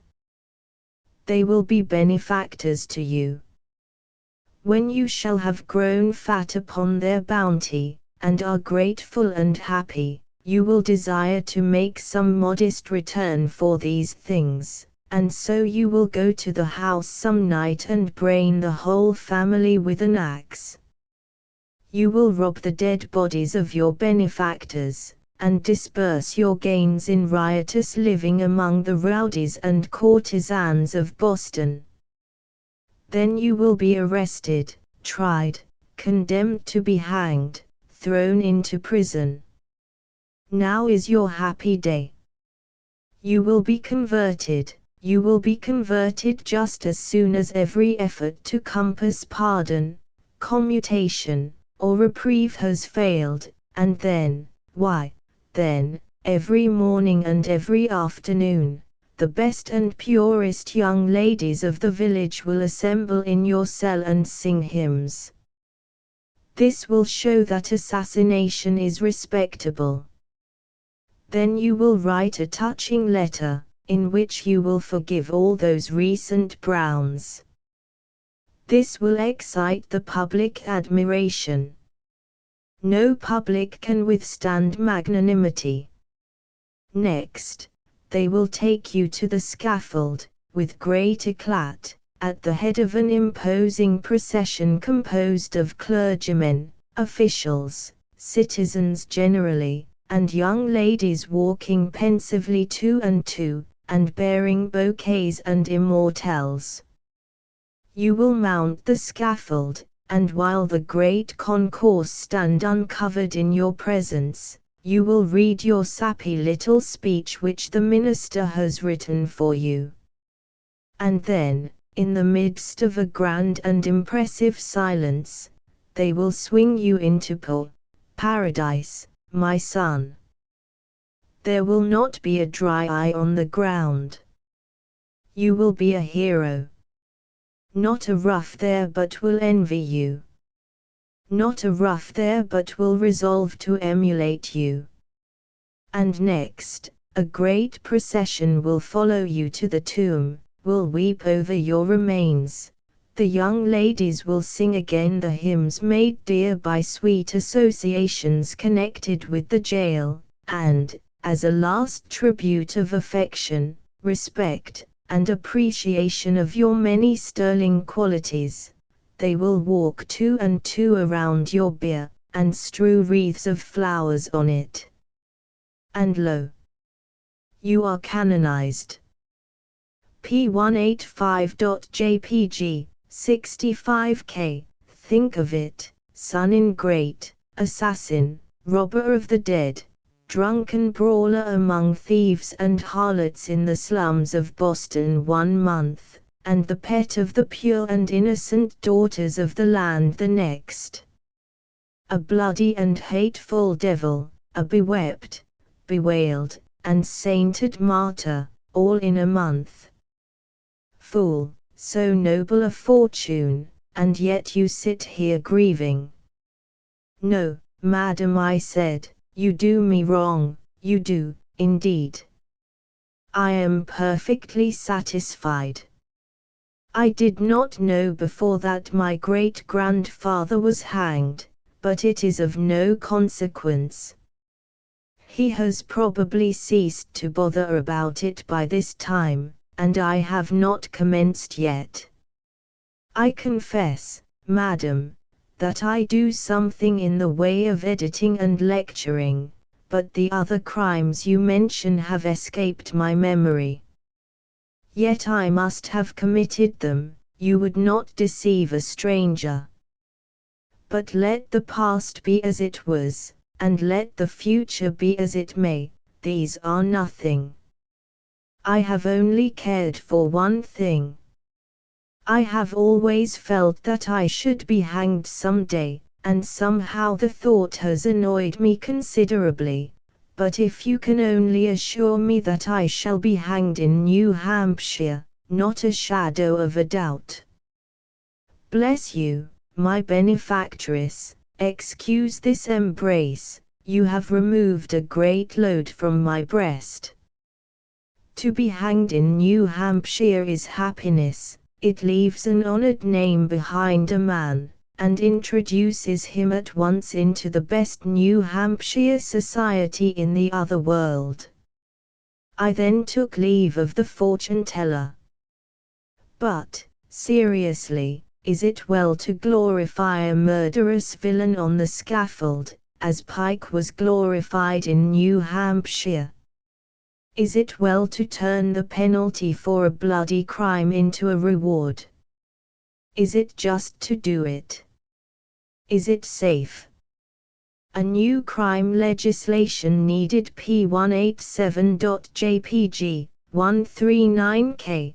This country, during the last 30 or 40 years, has produced some of the most remarkable cases of insanity of which there is any mention in history. For instance, there was the Baldwin case, in Ohio, 22 years ago. Baldwin, from his boyhood up, had been of a vindictive, malignant, quarrelsome nature. He put a boy's eye out once, and never was heard upon any occasion to utter a regret for it. He did many such things.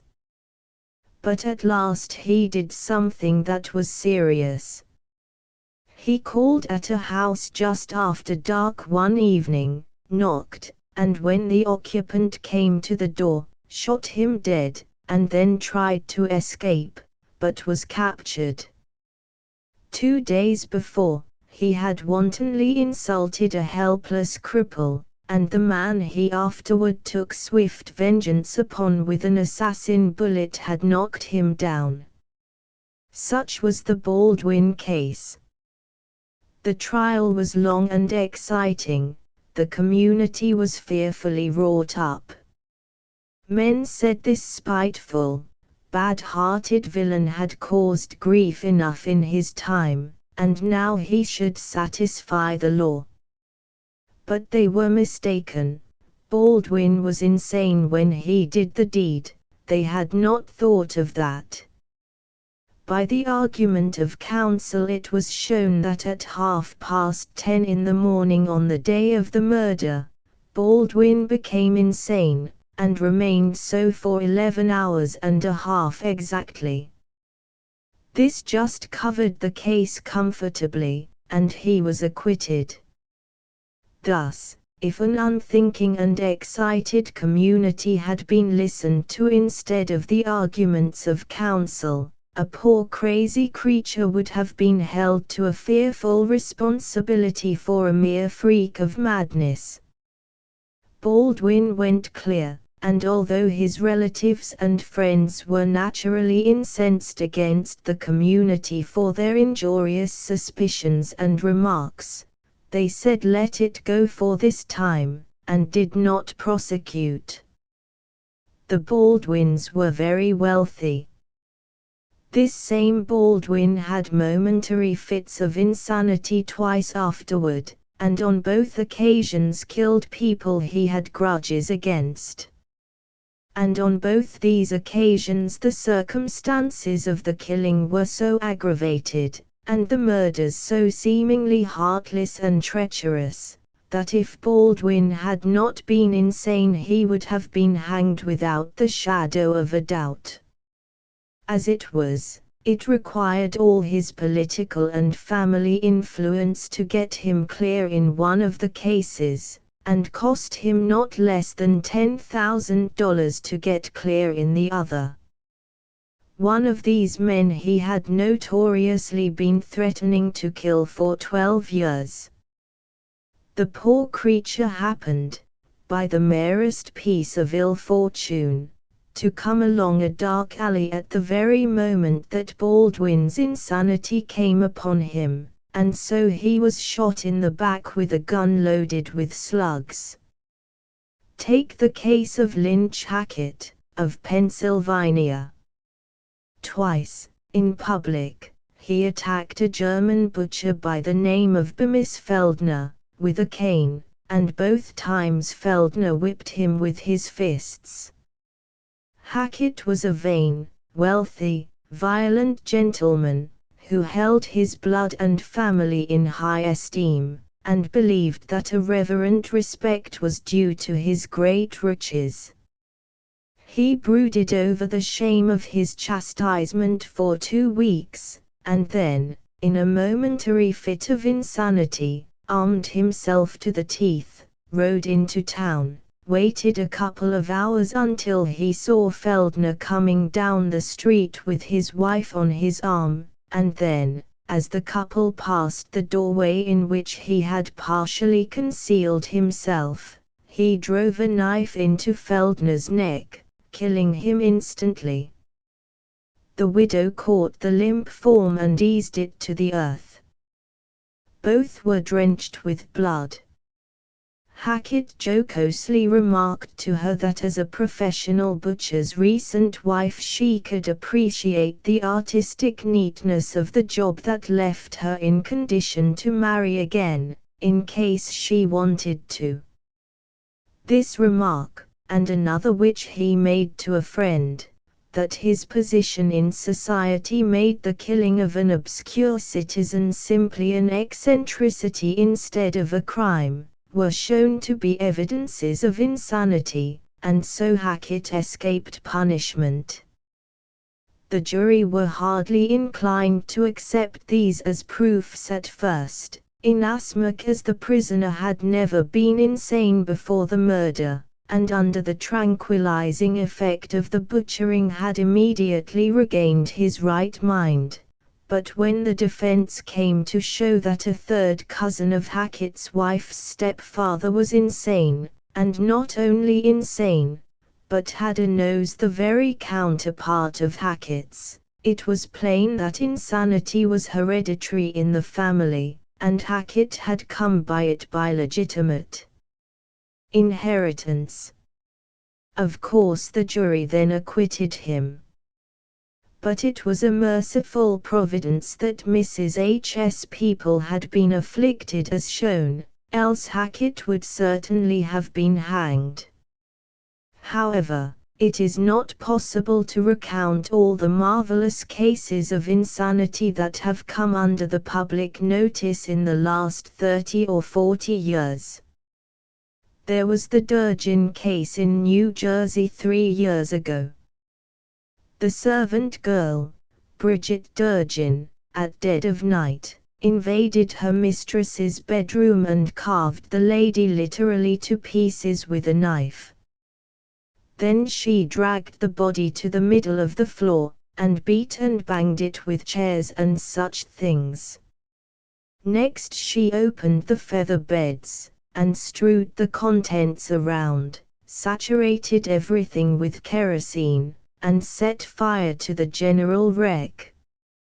She now took up the young child of the murdered woman in her blood-smeared hands and walked off, through the snow, with no shoes on, to a neighbor's house a quarter of a mile off, and told a string of wild, incoherent stories about some men coming and setting fire to the house, and then she cried piteously, and without seeming to think there was anything suggestive about the blood upon her hands, her clothing, and the baby, volunteered the remark that she was afraid those men had murdered her mistress. Afterward, by her own confession and other testimony, it was proved that the mistress had always been kind to the girl, consequently there was no revenge in the murder, and it was also shown that the girl took nothing away from the burning house, not even her own shoes, and consequently robbery was not the motive. Now, the reader says, here comes that same old plea of insanity again. But the reader has deceived himself this time. No such plea was offered in her defense. The judge sentenced her. Nobody persecuted the governor with petitions for her pardon, and she was promptly hanged. There was that youth in Pennsylvania, whose curious confession was published some years ago. It was simply a conglomeration of incoherent drivel from beginning to end, and so was his lengthy speech on the scaffold afterward. For a whole year he was haunted with a desire to disfigure a certain young woman, so that no one would marry her. He did not love her himself, and did not want to marry her, but he did not want anybody else to do it. He would not go anywhere with her, and yet was opposed to anybody else's escorting her. Upon one occasion he declined to go to a wedding with her, and when she got other company, lay in wait for the couple by the road, intending to make them go back or kill the escort. After spending sleepless nights over his ruling desire for a full year, he at last attempted its execution, that is, attempted to disfigure the young woman. It was a success. It was permanent. In trying to shoot her cheek, as she sat at the supper table with her parents and brothers and sisters, in such a manner as to mar its comeliness, one of his bullets wandered a little out of the course, and she dropped dead. To the very last moment of his life he bewailed the ill luck that made her move her face just at the critical moment. And so he died, apparently about half persuaded that somehow it was chiefly her own fault that she got killed. This idiot was hanged. The plea of insanity was not offered. Insanity certainly is on the increase in the world, and crime is dying out. There are no longer any murders, none worth mentioning, at any rate. Formerly, if you killed a man, it was possible that you were insane, but now, if you, having friends and money, kill a man, it is evidence that you are a lunatic. In these days, too, if a person of good family and high social standing steals anything, they call it kleptomania, and send him to the lunatic asylum. If a person of high standing squanders his fortune in dissipation, and closes his career with strychnine or a bullet, temporary aberration is what was the trouble with him. Is not this insanity plea becoming rather common? Is it not so common that the reader confidently expects to see it offered in every criminal case that comes before the courts? And is it not so cheap, and so common, and often so trivial, that the reader smiles in derision when the newspaper mentions it? And is it not curious to note how very often it wins acquittal for the prisoner? Of late years it does not seem possible for a man to so conduct himself, before killing another man, as not to be manifestly insane. If he talks about the stars, he is insane.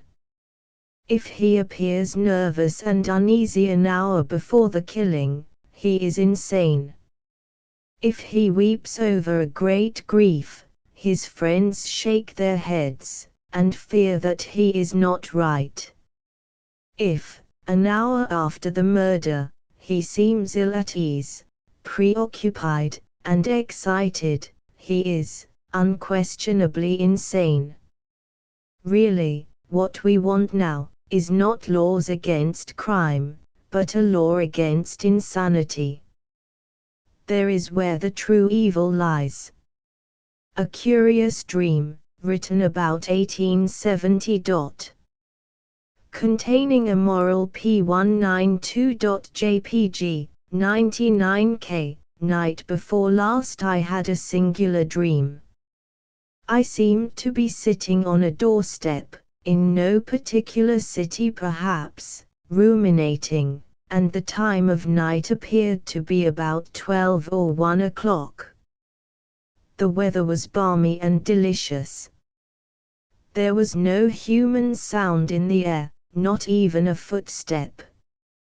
There was no sound of any kind to emphasize the dead stillness, except the occasional hollow barking of a dog in the distance and the fainter answer of a further dog. Presently up the street I heard a bony clacking, and guessed it was the castanets of a serenading party. In a minute more a tall skeleton, hooded, and half-clad in a tattered and mouldy shroud, whose shreds were flapping about the ruby latticework of its person, swung by me with a stately stride and disappeared in the grey gloom of the starlight.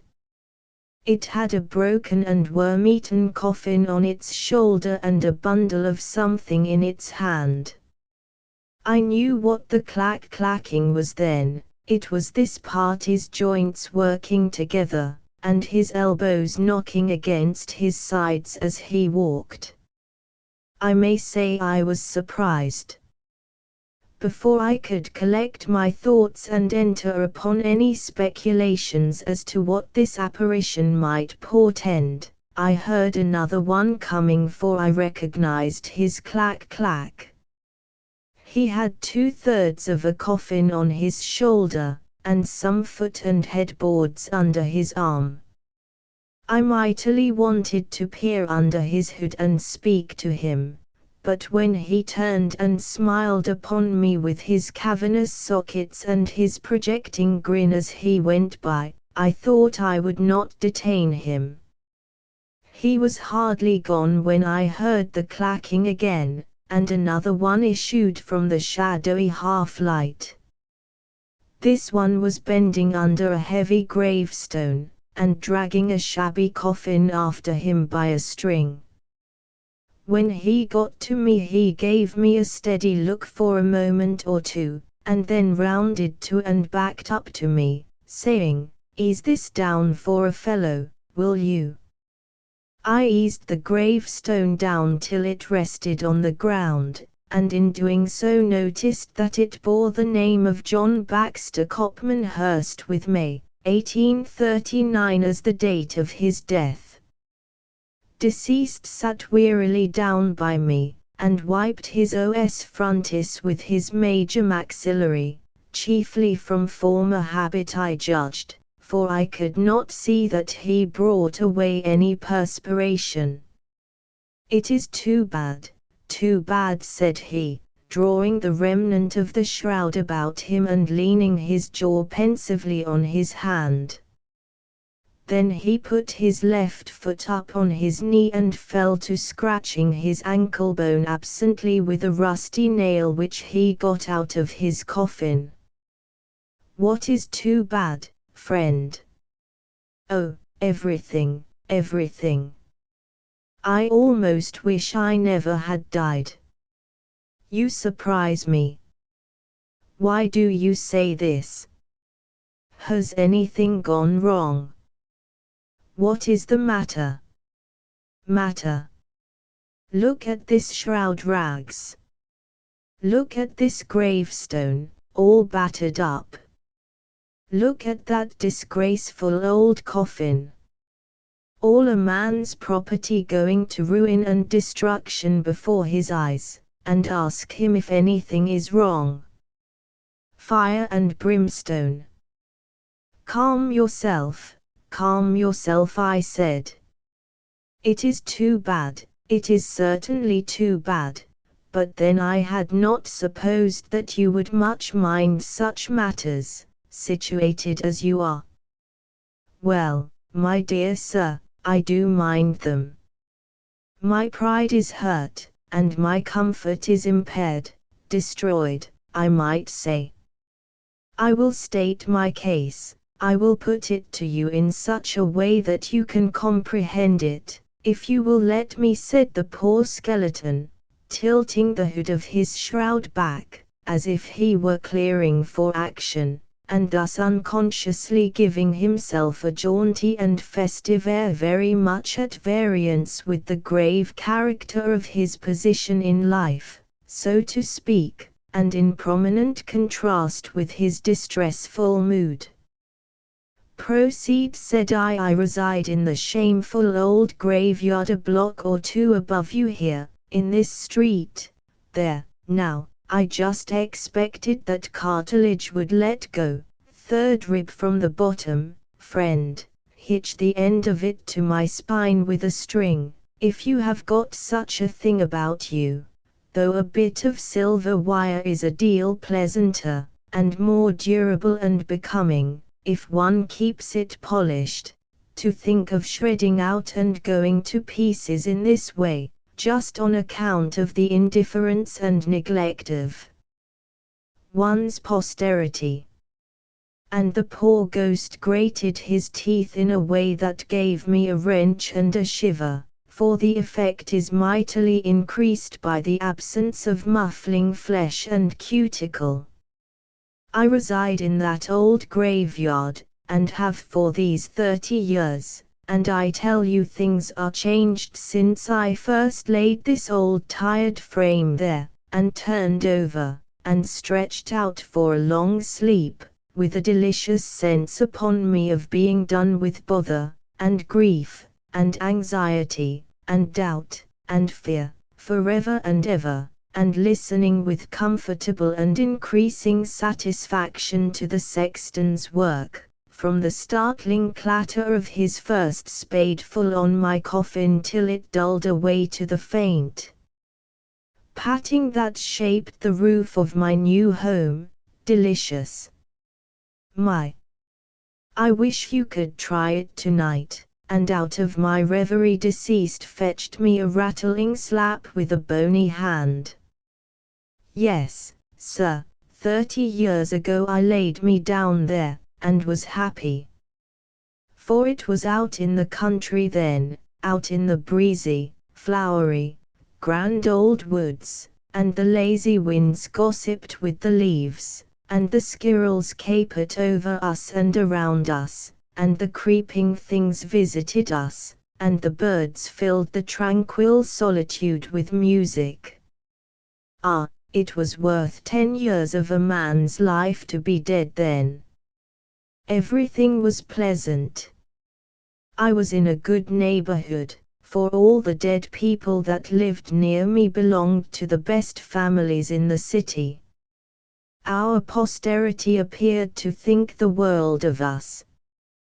They kept our graves in the very best condition.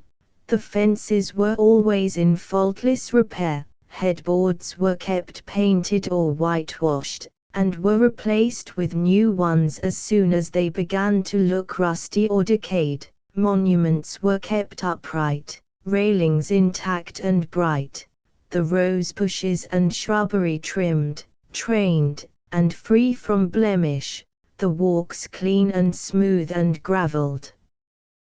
But that day is gone by. Our descendants have forgotten us. My grandson lives in a stately house built with money made by these old hands of mine, and I sleep in a neglected grave with invading vermin that gnaw my shroud to build them nests withal.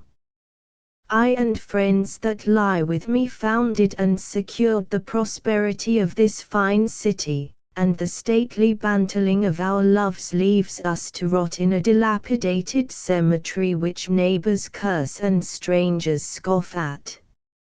See the difference between the old time and this. For instance, our graves are all caved in now, our headboards have rotted away and tumbled down. Our railings reel this way and that, with one foot in the air, after a fashion of unseemly levity. Our monuments lean wearily, and our gravestones bow their heads discouraged. There be no adornments any more, no roses, nor shrubs, nor gravelled walks, nor anything that is a comfort to the eye, and even the paintless old board fence that did make a show of holding us sacred from companionship with beasts and the defilement of heedless feet, has tottered till it overhangs the street, and only advertises the presence of our dismal resting place and invites yet more derision to it. And now we cannot hide our poverty and tatters in the friendly woods, for the city has stretched its withering arms abroad and taken us in. And all that remains of the cheer of our old home is the cluster of lugubrious forest trees that stand, bored and weary of a city life, with their feet in our coffins, looking into the hazy distance and wishing they were there. I tell you it is disgraceful. P195.jpg, 45K, you begin to comprehend. You begin to see how it is. While our descendants are living sumptuously on our money, right around us in the city, we have to fight hard to keep skull and bones together. Bless you, there isn't a grave in our cemetery that doesn't leak, not one.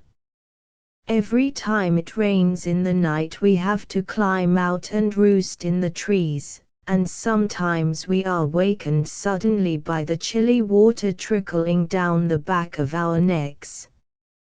Then I tell you there is a general heaving up of old graves and kicking over of old monuments, and scampering of old skeletons for the trees.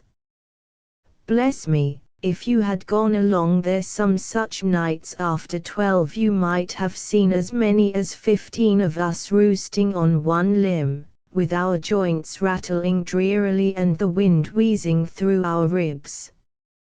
Many a time we have perched there for 3 or 4 dreary hours, and then come down, stiff and chilled through and drowsy, and borrowed each other's skulls to bail out our graves with. If you will glance up in my mouth now as I tilt my head back, you can see that my headpiece is half full of old dry sediment. How top-heavy and stupid it makes me sometimes.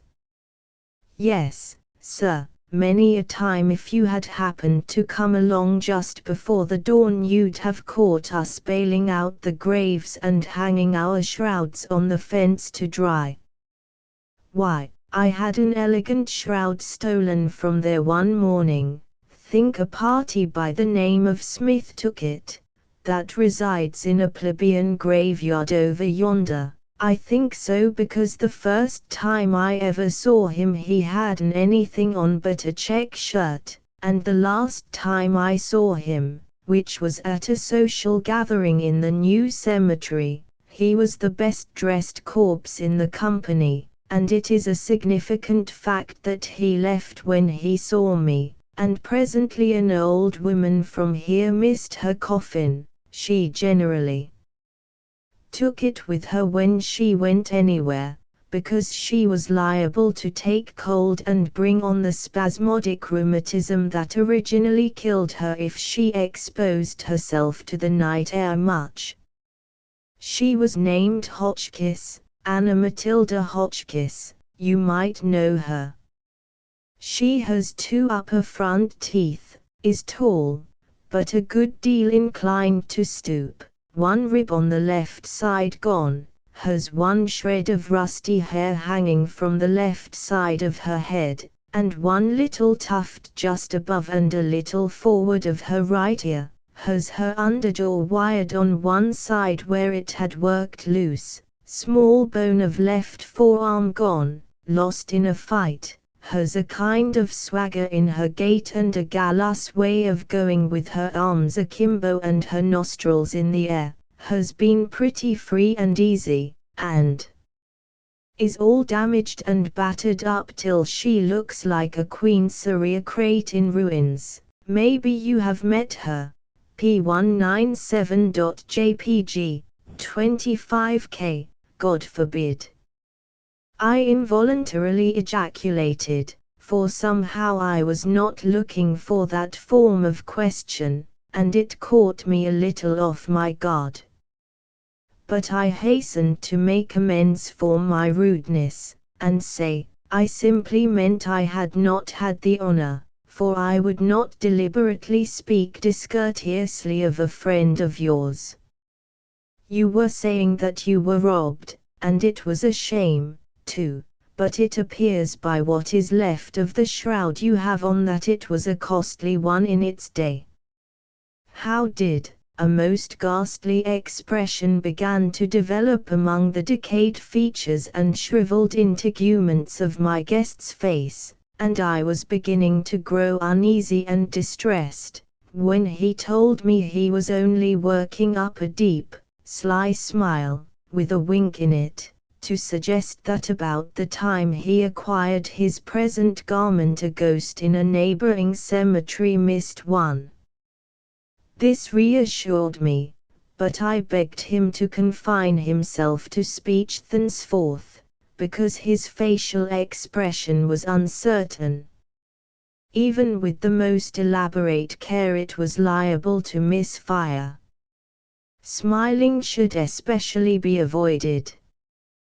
What he might honestly consider a shining success was likely to strike me in a very different light. I said I liked to see a skeleton cheerful, even decorously playful, but I did not think smiling was a skeleton's best hold.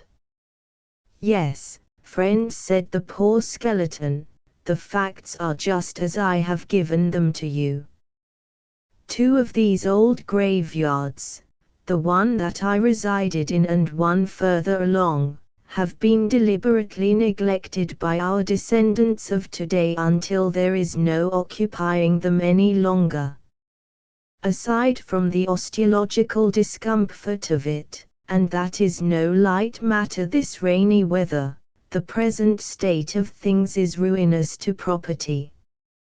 We have got to move or be content to see our effects wasted away and utterly destroyed. Now, you will hardly believe it, but it is true, nevertheless, that there isn't a single coffin in good repair among all my acquaintance. Now that is an absolute fact. I do not refer to low people who come in a pine box mounted on an express wagon, but I am talking about your high-toned, silver-mounted burial case, your monumental sort, that travel under black plumes at the head of a procession and have choice of cemetery lots. I mean folks like the Jarvises, and the Bledsoes and Burlings, and such. They are all about ruined. The most substantial people in our set, they were. And now look at them, utterly used up and poverty-stricken. One of the Bledsoes actually traded his monument to a late barkeeper for some fresh shavings to put under his head. I tell you it speaks volumes, for there is nothing a corpse takes so much pride in as his monument. He loves to read the inscription. He comes after a while to believe what it says himself, and then you may see him sitting on the fence night after night enjoying it. Epitaphs are cheap, and they do a poor chap a world of good after he is dead, especially if he had hard luck while he was alive. I wish they were used more. Now I don't complain, but confidentially I do think it was a little shabby in my descendants to give me nothing but this old slab of a gravestone, and all the more that there isn't a compliment on it. It used to have gone to his just reward on it, and I was proud when I first saw it. But by and by I noticed that whenever an old friend of mine came along he would hook his chin on the railing and pull a long face and read along down till he came to that, and then he would chuckle to himself and walk off, looking satisfied and comfortable. So I scratched it off to get rid of those fools. But a dead man always takes a deal of pride in his monument. Yonder goes half a dozen of the Jarvises now, with the family monument along. And Smithers and some hired spectres went by with his a while ago. Hello, Higgins, goodbye, old friend. That's Meredith Higgins, died in '44. Belongs to our set in the cemetery, fine old family, great-grandmother was an Injun, I am on the most familiar terms with him, he didn't hear me was the reason he didn't answer me. And I am sorry, too, because I would have liked to introduce you. You would admire him. He is the most disjointed, sway-backed, and generally distorted old skeleton you ever saw, but he is full of fun. When he laughs it sounds like rasping two stones together, and he always starts it off with a cheery screech like raking a nail across a window pane. Hey, Jones. That is old Columbus Jones, shroud cost $400, entire trousseau, including monument, $2,700. This was in the spring of '26. It was enormous style for those days. Dead people came all the way from the Alleghenies to see his things. The party that occupied the grave next to mine remembers it well. Now do you see that individual going along with a piece of a headboard under his arm, one leg bone below his knee gone, and not a thing in the world on? That is Barstow Dalhousie, and next to Columbus Jones he was the most sumptuously outfitted person that ever entered our cemetery. We are all leaving. We cannot tolerate the treatment we are receiving at the hands of our descendants. They open new cemeteries, but they leave us to our ignominy. They mend the streets, but they never mend anything that is about us or belongs to us. Look at that coffin of mine. Yet I tell you in its day it was a piece of furniture that would have attracted attention in any drawing room in this city. You may have it if you want it, I can't afford to repair it. Put a new bottom in her, and part of a new top, and a bit of fresh lining along the left side, and you'll find her about as comfortable as any receptacle of her species you ever tried. No thanks, no, don't mention it, you have been civil to me, and I would give you all the property I have got before I would seem ungrateful. Now this winding sheet is a kind of a sweet thing in its way, if you would like to know. Well, just as you say, but I wished to be fair and liberal, there's nothing mean about me. Goodbye, friend, I must be going. I may have a good way to go tonight, don't know. I only know one thing for certain, and that is that I am on the emigrant trail now, and I'll never sleep in that crazy old cemetery again. I will travel till I find respectable quarters, if I have to hoof it to New Jersey. All the boys are going. It was decided in public conclave, last night, to emigrate, and by the time the sun rises there won't be a bone left in our old habitations. Such cemeteries may suit my surviving friends, but they do not suit the remains that have the honor to make these remarks. My opinion is the general opinion. If you doubt it, go and see how the departing ghosts upset things before they started. They were almost riotous in their demonstrations of distaste. Hello, here are some of the Bledsoes, and if you will give me a lift with this tombstone I guess I will join company and jog along with them. Mighty respectable old family, the Bledsoes, and used to always come out in 6-horse hearses and all that sort of thing 50 years ago when I walked these streets in daylight. Goodbye, friend.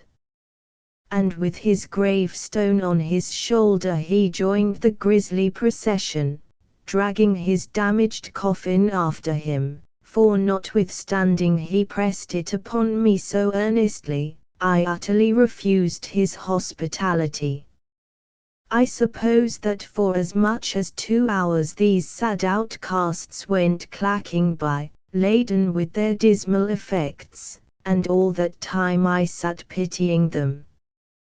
1 or 2 of the youngest and least dilapidated among them inquired about midnight trains on the railways, but the rest seemed unacquainted with that mode of travel, and merely asked about common public roads to various towns and cities, some of which are not on the map now, and vanished from it and from the earth as much as 30 years ago, and some few of them never had existed anywhere but on maps, and private ones in real estate agencies at that.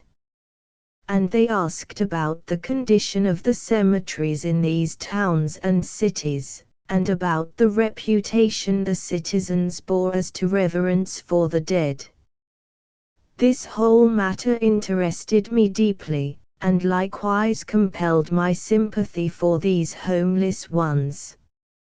And it all seeming real, and I not knowing it was a dream, I mentioned to one shrouded wanderer an idea that had entered my head to publish an account of this curious and very sorrowful exodus, but said also that I could not describe it truthfully, and just as it occurred, without seeming to trifle with a grave subject and exhibit an irreverence for the dead that would shock and distress their surviving friends. But this bland and stately remnant of a former citizen leaned him far over my gate and whispered in my ear, and said, "Do not let that disturb you. The community that can stand such graveyards as those we are emigrating from can stand anything a body can say about the neglected and forsaken dead that lie in them." At that very moment a cock crowed, and the weird procession vanished and left not a shred or a bone behind. I awoke, and found myself lying with my head out of the bed and sagging downward considerably, a position favorable to dreaming dreams with morals in them, maybe, but not poetry. Note. The reader is assured that if the cemeteries in his town are kept in good order, this dream is not leveled at his town at all, but is leveled particularly and venomously at the next town. P201.jpg, 23K, a true story repeated word for word as I heard it, written about 1876. P202.jpg, 118K, It was summertime, and twilight. We were sitting on the porch of the farmhouse, on the summit of the hill, and Aunt Rachel was sitting respectfully below our level, on the steps, for she was our servant, and colored. She was of mighty frame and stature. She was 60 years old, but her eye was undimmed and her strength unabated. She was a cheerful, hearty soul, and it was no more trouble for her to laugh than it is for a bird to sing. She was under fire now, as usual when the day was done. That is to say, she was being chaffed without mercy, and was enjoying it. She would let off peal after peal of laughter, and then sit with her face in her hands and shake with throes of enjoyment which she could no longer get breath enough to express. At such a moment as this a thought occurred to me, and I said, "Aunt Rachel, how is it that you've lived 60 years and never had any trouble?" She stopped quaking. She paused, and there was a moment of silence. She turned her face over her shoulder toward me, and said, without even a smile her voice, "Mr. C, is you in honest?" It surprised me a good deal, and it sobered my manner and my speech, too. I said, "Why, I thought, that is, I meant, why, you can't have had any trouble. I've never heard you sigh, and never seen your eye when there wasn't a laugh in it." She faced fairly around now, and was full earnestness. "Has I had any trouble? Mr. C, I's gwine to tell you, den I leave it to you. I was born down 'mongst de slaves, I knows all 'bout slavery, case I been one of 'em my own sef. Well saw, my ole man, that's my husband, he was loving and kind to me, just as kind as you is to yo' own wife. An' we had chillen, 7 chillen, an' we loved dem chillen just de same as you loves yo' chillen. Day was black, but the Lord can't make chillen so black but what day mother loves 'em and wouldn't give 'em up. No, not for anything that's in this whole world. Well, sir, I was raised in Ole, Virginia, but my mother she was raised in Maryland, and my souls she was terrible when she'd git started. My lan. But she'd make the fur fly. When she'd git into dem tantrums, she always had one word that she said. She'd straighten herself up and put her fists in her hips and say, "I want you to understand that I warn't born in the mash to be fooled by trash. I's one o' de ole blue hens chickens, I is. Casu, that's what folks that's born in Maryland calls deselves, and dey's proud of it." Well, that was her word. I don't ever forget it, because she said it so much, and because she said it one day when my little Henry tore his wrist awful, and most busted his head, right up at the top of his forehead, and the niggers didn't fly around fast enough to tend to him. And when they talk back at her, she up and she says, "Look he," she says, "I want you niggers to understand that I warn't born in de mash be fooled by trash. I's one o' de ole blue hens chickens, I is," and den she clear that kitchen and bandage up de chili herself. So I says that word, too, when I's riled. Well, bimeby my ole mistus say she's broke, and she got to sell all de niggers on de place. And when I hear that they gwine to sell us all off at auction in Richmond, oh, the good gracious! I know what that mean. Aunt Rachel had gradually risen, while she warmed to her subject, and now she towered above us, black against the stars. They put chains on us and put us on a stand as high as dispo ch, 20 foot high, and all the people stood around, crowds and crowds. And they come up dar and look at us all round, and squeeze our arm, and make us git up and walk, and den say, "Dis one too ole or dis one lame or dis one don't mount to much." And they sold my ole man, and took him away, and they begin to sell my children and take them away, and I begin to cry, and the man say, "Shet up yo damn blubberin'," and hit me on the mouth wid his hand. And when the last one was gone but my little Henry, I grab him clost up to my brace so, and I riz up and says, "You shan't take him away," I says, "I'll kill the man that teches him," I says. But my little Henry whisper and say I gwine to run away, and den I work and buy yo freedom. Oh, bless the chili, he always so good.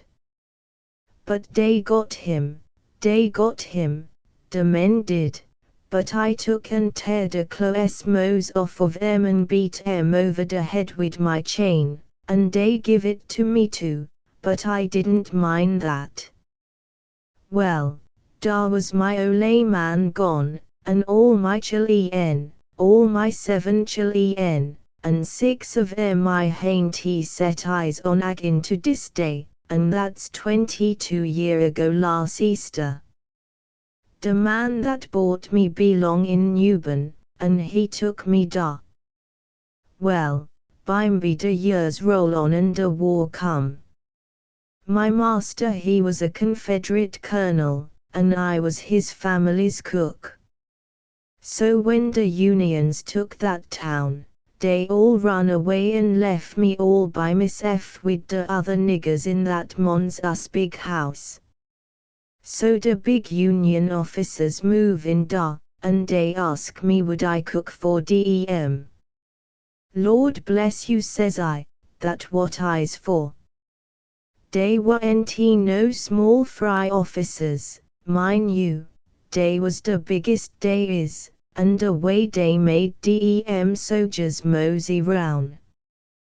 The general he told me to boss that kitchen, and he say, if anybody come meddlin' with you, you just make em walk chalk, don't you be afeard, he say, you's mong friends now. Well, I thinks to myself, if my little Henry ever got a chance to run away, he'd make to the north, o' course. So one day I comes in dar whar the big officers was, in the parlor, and I drops a kerchie, so, and I up and told em 'bout my Henry. They a listening to my troubles just the same as if I was white folks, and I says, what I come for is because if he got away and got up north whar you gemmen comes from, you might a seen him, maybe, and could tell me so as I could find him agin. He was very little, and he had a scar on his left wrist and at the top of his forehead. Den they look mournful, and the general says, how long since you lost him, and I say, 13 year. Den the general say, he wouldn't be little no mo now, he's a man. I never thought o' that before. He was only that little fella to me yet. I never thought 'bout him growing up and being big. But I see it den. None o' the gemmen had run across him, so they couldn't do nothing for me. But all that time, I didn't know it, my Henry was run off to the north, years and years, and he was a barber, too, and worked for his F. And bimeby, when the war come he ups and he says, I's done barberin he says, I's gwine to find my ole mammy, less'n she's dead. So he sold out and went to whar dey was recruitin', and hired his F out to the colonel for his servant, and den he went all through the battles everywhere, huntin' for his ole mammy. Yes, indeedy, he'd hire to fust one officer and den another, tell he'd ransacked the whole South, but you see I didn't know nothing 'bout dis. How was I gwine to know it? Well, one night we had a big soldier ball. The soldiers dar at Newbern was always having balls and carryin' on. Dey had 'em in my kitchen, heaps o' times, cace it was so big. Mind you, I was down on sick doin' s, because my place was wid the officers, and it rasped me to have dem common soldiers cavortin' round in my kitchen like that. But I always stood around and kept things straight, I did, and sometimes dey dgit my dander up, and den I'd make 'em clear that kitchen, mine I tell you. Well, one night, it was a Friday night, dey comes a whole platoon FM a nigger regiment that was on guard at the house. The house was headquarters, you know, and den I was just a bilin' mad. I was just a boomin'. I swelled around, and swelled around, I just was a itchin' for 'em to do somethin' for to start me. And dey was a waltzin' and a dancin'. My butt dey was having a time.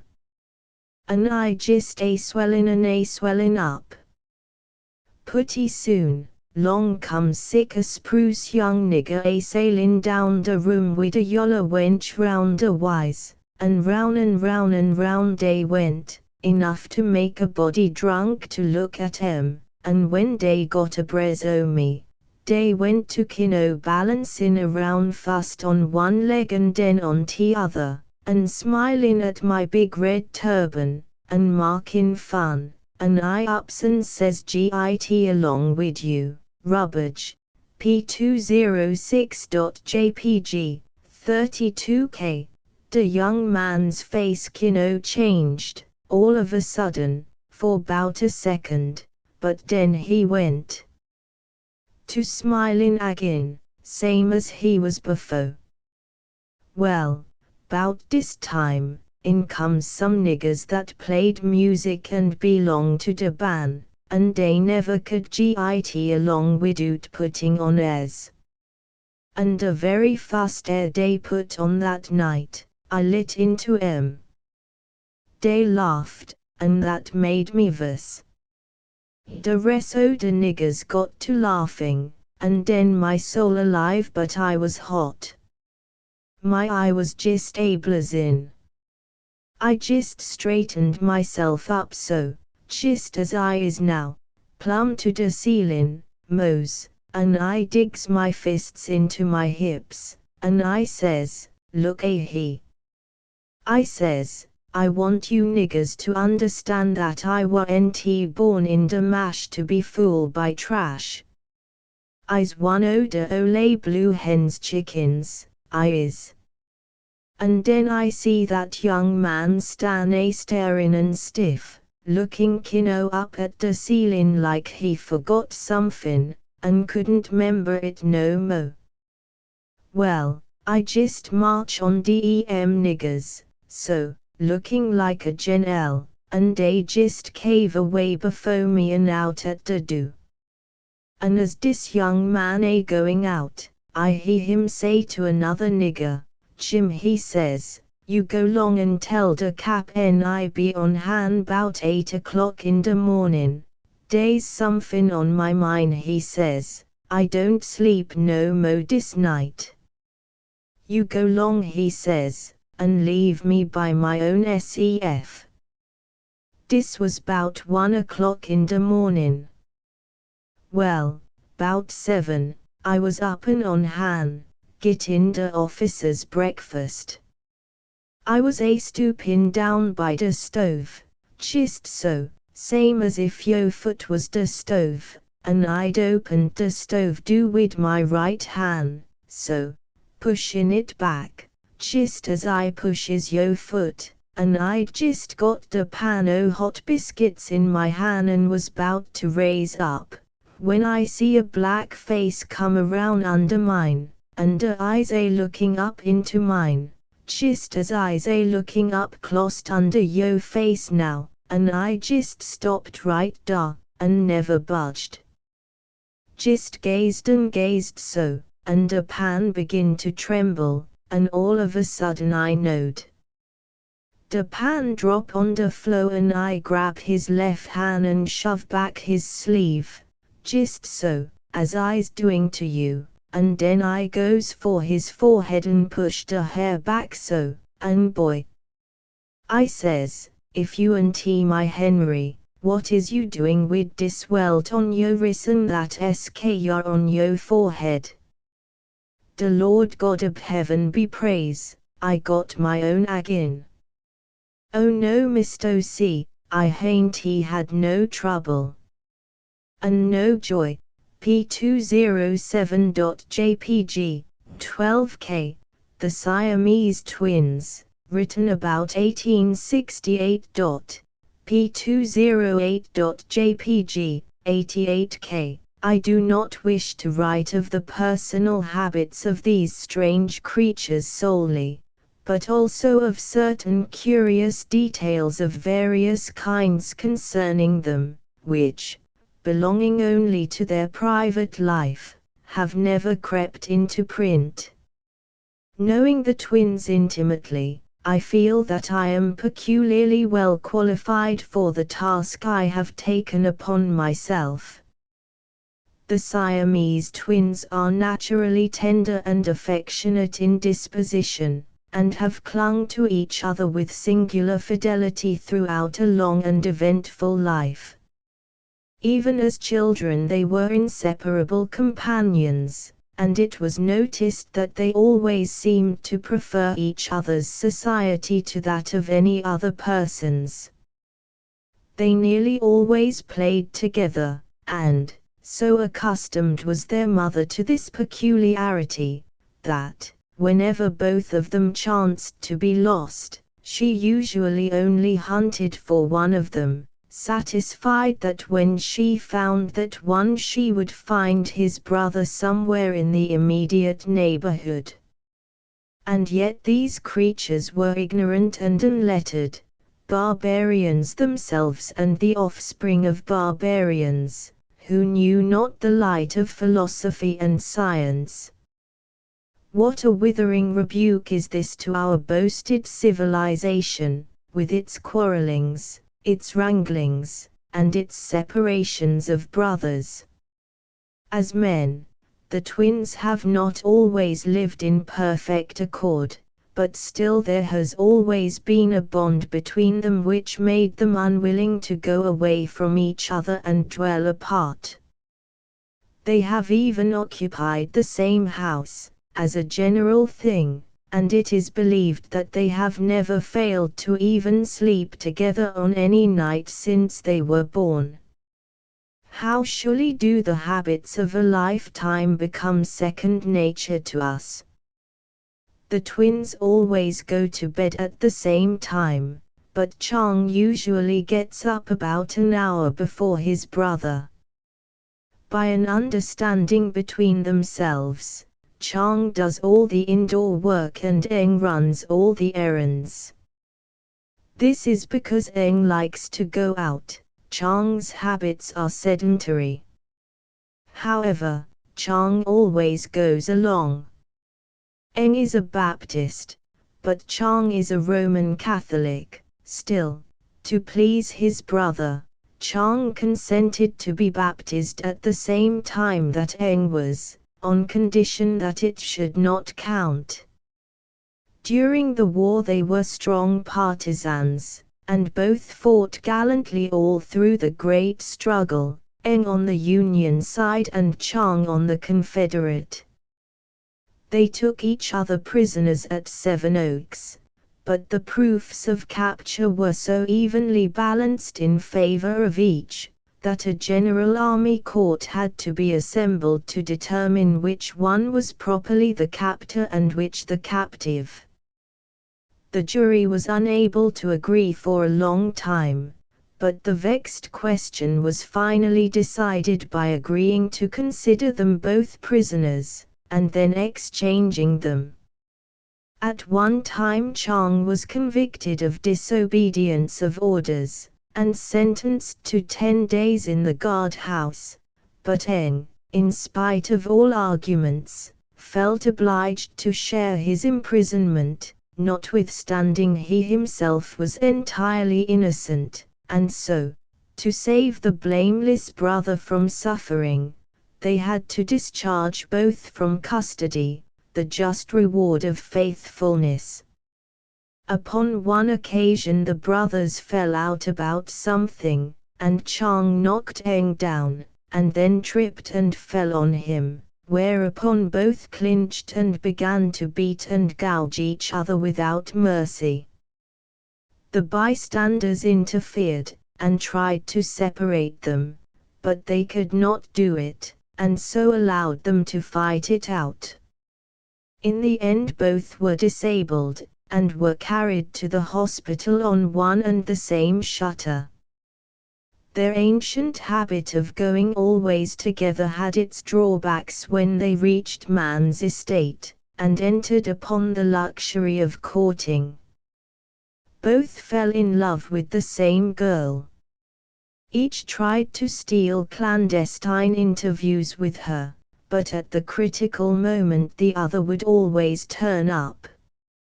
By and by Eng saw, with distraction, that Chang had won the girl's affections, and, from that day forth, he had to bear with the agony of being a witness to all their dainty billing and cooing. But with a magnanimity that did him infinite credit, he succumbed to his fate, and gave countenance and encouragement to a state of things that bade fair to sunder his generous heartstrings.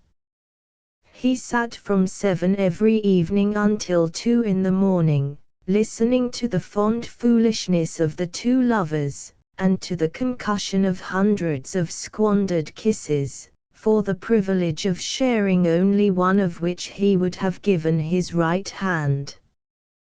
But he sat patiently, and waited, and gaped, and yawned, and stretched, and longed for 2 o'clock to come. And he took long walks with the lovers on moonlight evenings, sometimes traversing 10 miles, notwithstanding he was usually suffering from rheumatism. He is an inveterate smoker, but he could not smoke on these occasions, because the young lady was painfully sensitive to the smell of tobacco. Eng cordially wanted them married, and done with it, but although Chang often asked the momentous question, the young lady could not gather sufficient courage to answer it while Eng was by.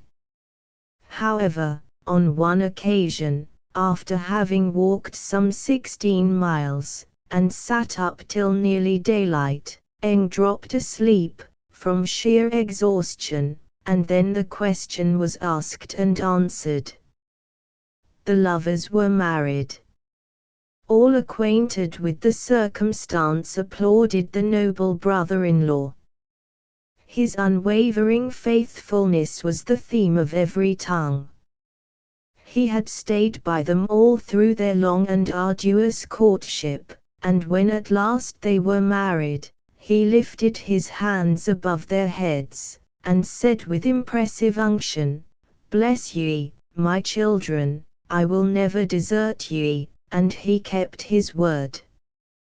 Fidelity like this is all too rare in this cold world. By and by Eng fell in love with his sister-in-law's sister, and married her, and since that day they have all lived together, night and day, in an exceeding sociability which is touching and beautiful to behold, and is a scathing rebuke to our boasted civilization. The sympathy existing between these two brothers is so close and so refined that the feelings, the impulses, the emotions of the one are instantly experienced by the other.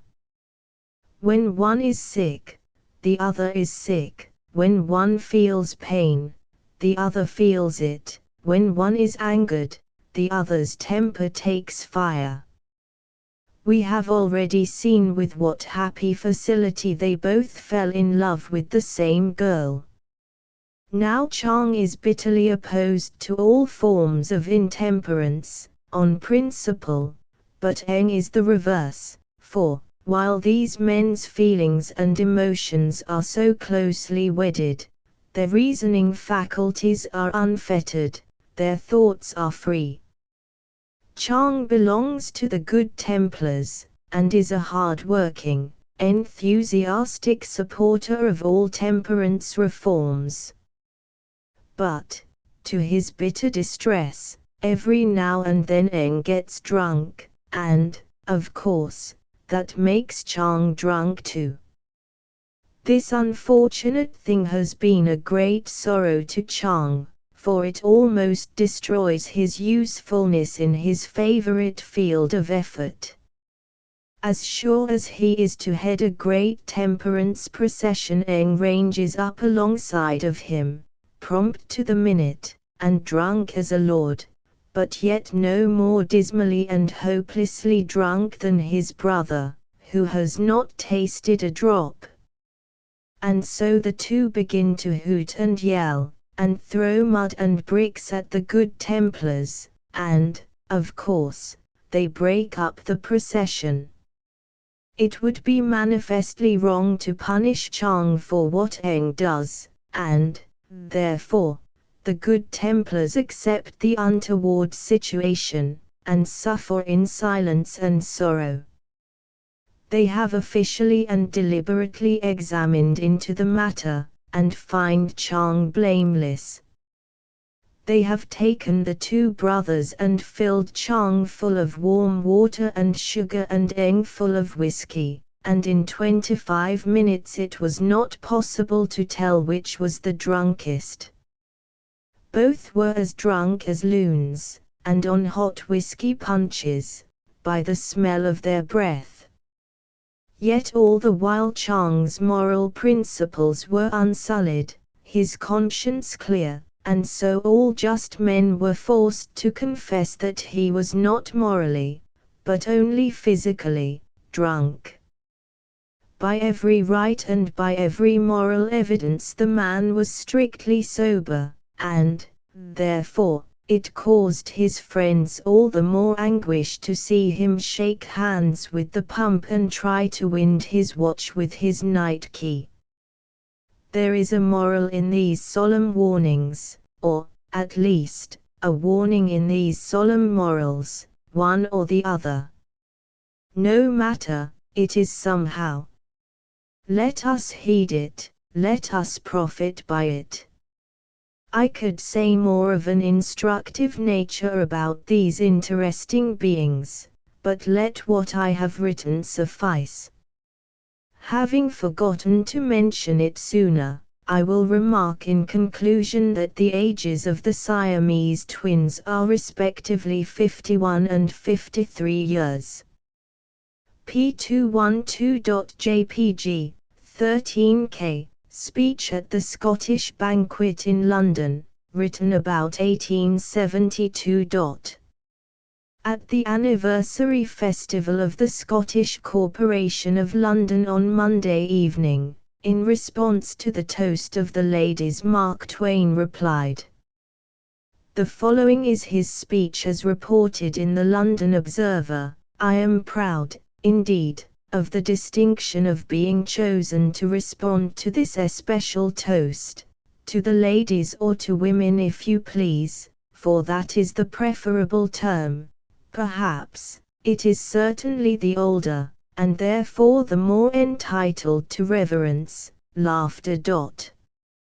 I have noticed that the Bible, with that plain, blunt honesty which is such a conspicuous characteristic of the Scriptures, is always particular to never refer to even the illustrious mother of all mankind herself as a lady, but speaks of her as a woman. Laughter. It is odd, but you will find it is so. I am peculiarly proud of this honor, because I think that the toast to women is one which, by right and by every rule of gallantry, should take precedence of all others, of the army, of the navy, of even royalty itself, perhaps, though the latter is not necessary in this day and in this land, for the reason that, tacitly, you do drink a broad general health to all good women when you drink the health of the Queen of England and the Princess of Wales. Loud cheers. I have in mind a poem just now which is familiar to you all, familiar to everybody. And what an inspiration that was, and how instantly the present toast recalls the verses to all our minds, when the most noble, the most gracious, the purest, and sweetest of all poets says, Woman.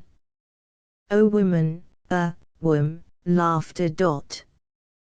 However, you remember the lines, and you remember how feelingly, how daintily, how almost imperceptibly the verses raise up before you, feature by feature, the ideal of a true and perfect woman, and how, as you contemplate the finished marvel, your homage grows into worship of the intellect that could create so fair a thing out of mere breath, mere words. And you call to mind now, as I speak, how the poet, with stern fidelity to the history of all humanity, delivers this beautiful child of his heart and his brain over to the trials and sorrows that must come to all, sooner or later, that abide in the earth, and how the pathetic story culminates in that apostrophe, so wild, so regretful, so full of mournful retrospection. The lines run thus, alas, alas, alas. Alas, alas. And so on. Laughter. I do not remember the rest, but, taken together, it seems to me that poem is the noblest tribute to woman that human genius has ever brought forth, laughter, and I feel that if I were to talk hours I could not do my great theme completer or more graceful justice than I have now done in simply quoting that poet's matchless words. Renewed laughter. The phases of the womanly nature are infinite in their variety. Take any type of woman, and you shall find in it something to respect, something to admire, something to love. And you shall find the whole joining you heart and hand. Who was more patriotic than Joan of Arc? Who was braver? Who has given us a grander instance of self-sacrificing devotion? Ah! You remember well, what a throb of pain, what a great tidal wave of grief swept over us all when Joan of Arc fell at Waterloo. Much laughter. Who does not sorrow for the loss of Sappho, the sweet singer of Israel? Laughter. Who among us does not miss the gentle ministrations, the softening influences, the humble piety of Lucretia Borgia? Laughter. Who can join in the heartless libel that says woman is extravagant in dress when he can look back and call to mind our simple and lowly Mother Eve arrayed in her modification of the Highland costume? Roars of laughter. Sir, women have been soldiers, women have been painters, women have been poets. As long as language lives, the name of Cleopatra will live. And, not because she conquered George III. Laughter, but because she wrote those divine lines, "Let dogs delight to bark and bite, for God hath made them so." More laughter. The story of the world is adorned with the names of illustrious ones of our own sex, some of them sons of St. Andrew, too, Scott, Bruce, Burns, the warrior Wallace, Ben Nevis, Laughter, the gifted Ben Lomond, and the great new Scotchman, Ben Disraeli. Great laughter. Out of the great plains of history tower whole mountain ranges of sublime women, the Queen of Sheba, Josephine, Semiramis, Sari Gamp, the list is endless. Laughter, but I will not call the mighty roll. The names rise up in your own memories at the mere suggestion, illuminous with the glory of deeds that cannot die, hallowed by the loving worship of the good and the true of all epochs and all climes. Cheers. Suffice it for our pride and our honor that we in our day have added to it such names as those of Grace Darling and Florence Nightingale. Cheers. Woman is all that she should be, gentle, patient, long-suffering, trustful, unselfish, full of generous impulses. It is her blessed mission to comfort the sorrowing, plead for the erring, encourage the faint of purpose, succor the distressed, uplift the fallen, befriend the friendless, in a word, afford the healing of her sympathies and a home in her heart for all the bruised and persecuted children of misfortune that knock at its hospitable door. Cheers. And when I say, God bless her, there is none among us who has known the ennobling affection of a wife, or the steadfast devotion of a mother, but in his heart will say, Amen. Loud and prolonged cheering. Mr. Benjamin Disraeli, at that time Prime Minister of England, had just been elected Lord Rector of Glasgow University, and had made a speech which gave rise to a world of discussion. A Ghost Story P215.jpg, 117K. I took a large room, far up Broadway, in a huge old building whose upper stories had been wholly unoccupied for years until I came. The place had long been given up to dust and cobwebs, to solitude and silence. I seemed groping among the tombs and invading the privacy of the dead, that first night I climbed up to my quarters. For the first time in my life a superstitious dread came over me, and as I turned a dark angle of the stairway and an invisible cobweb swung its slazy woof in my face and clung there, I shuddered as one who had encountered a phantom. I was glad enough when I reached my room and locked out the mold and the darkness. A cheery fire was burning in the grate, and I sat down before it with a comforting sense of relief.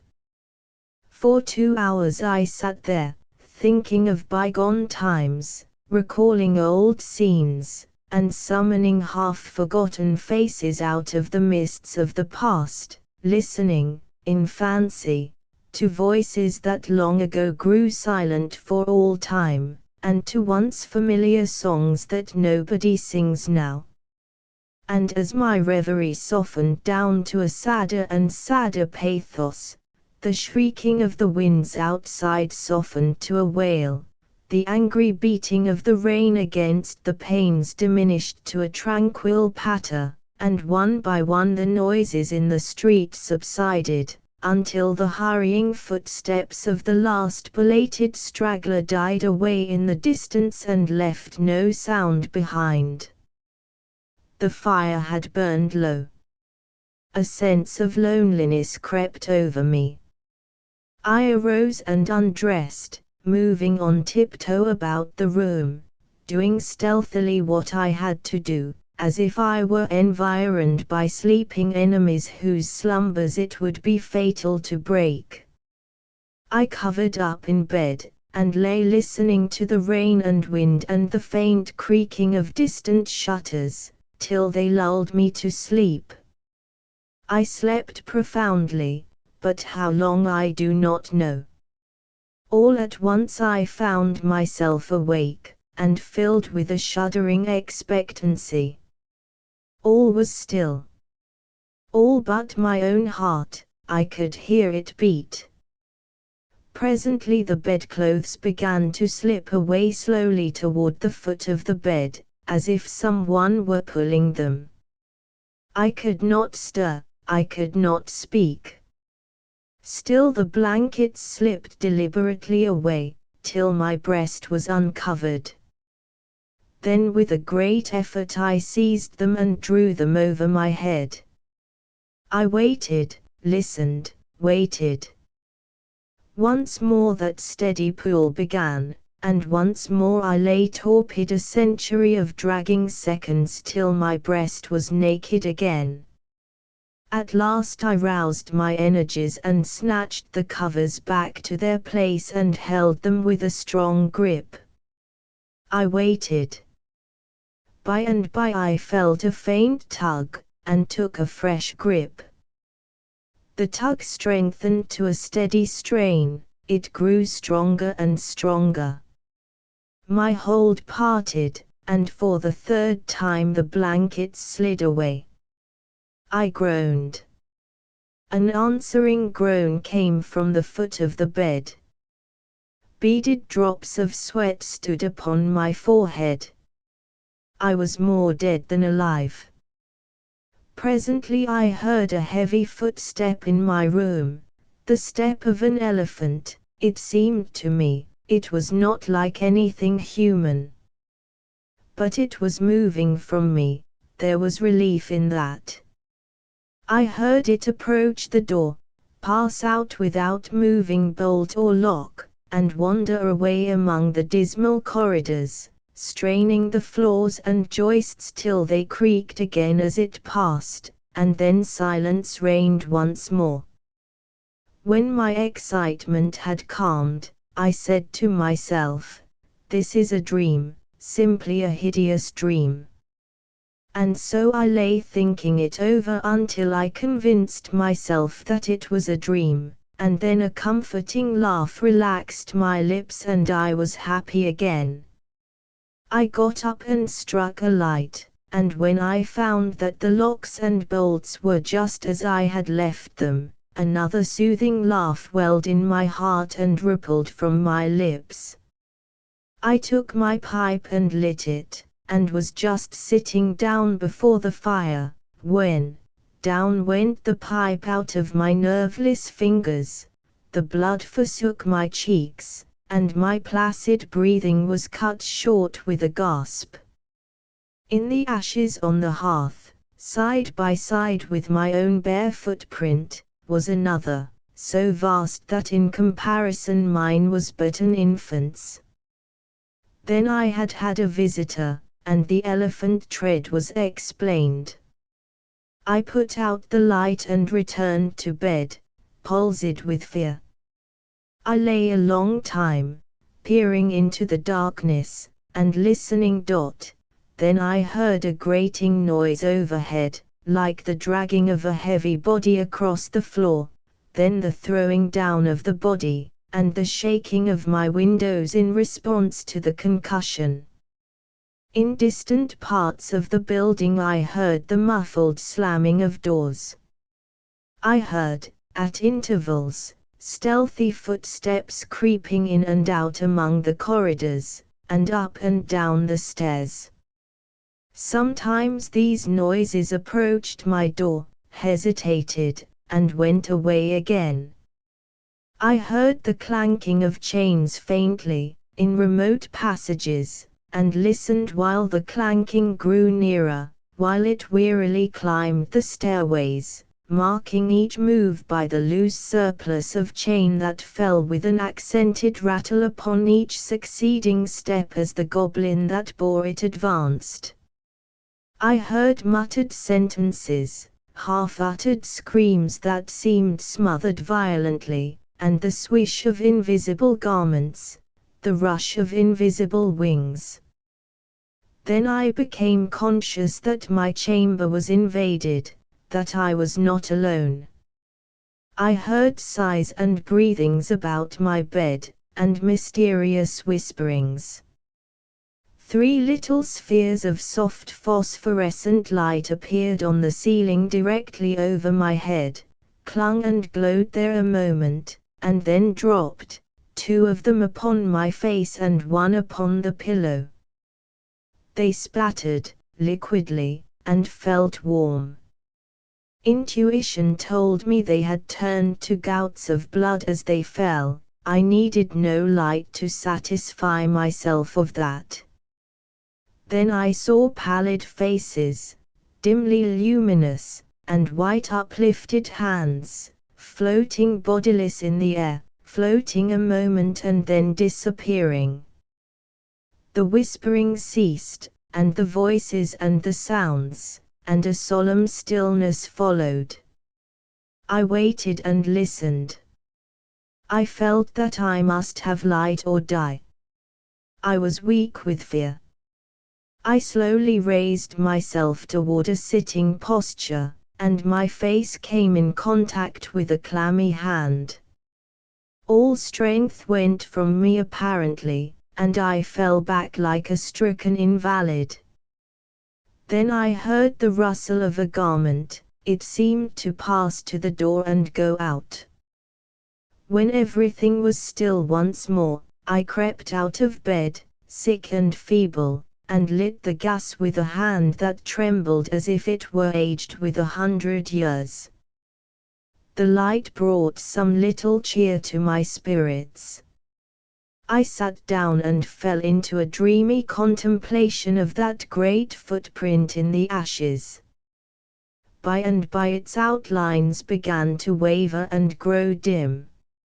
I glanced up and the broad gas flame was slowly wilting away.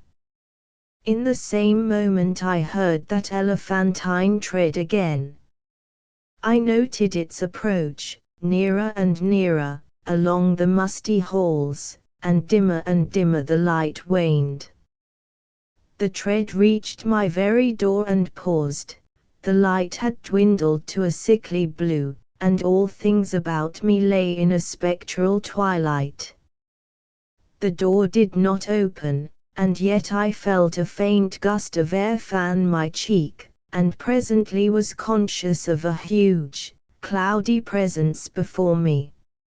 I watched it with fascinated eyes. A pale glow stole over the thing. Gradually its cloudy folds took shape, an arm appeared, then legs, then a body, and last a great sad face looked out of the vapor. Stripped of its filmy housings, naked, muscular and comely, the majestic Cardiff giant loomed above me.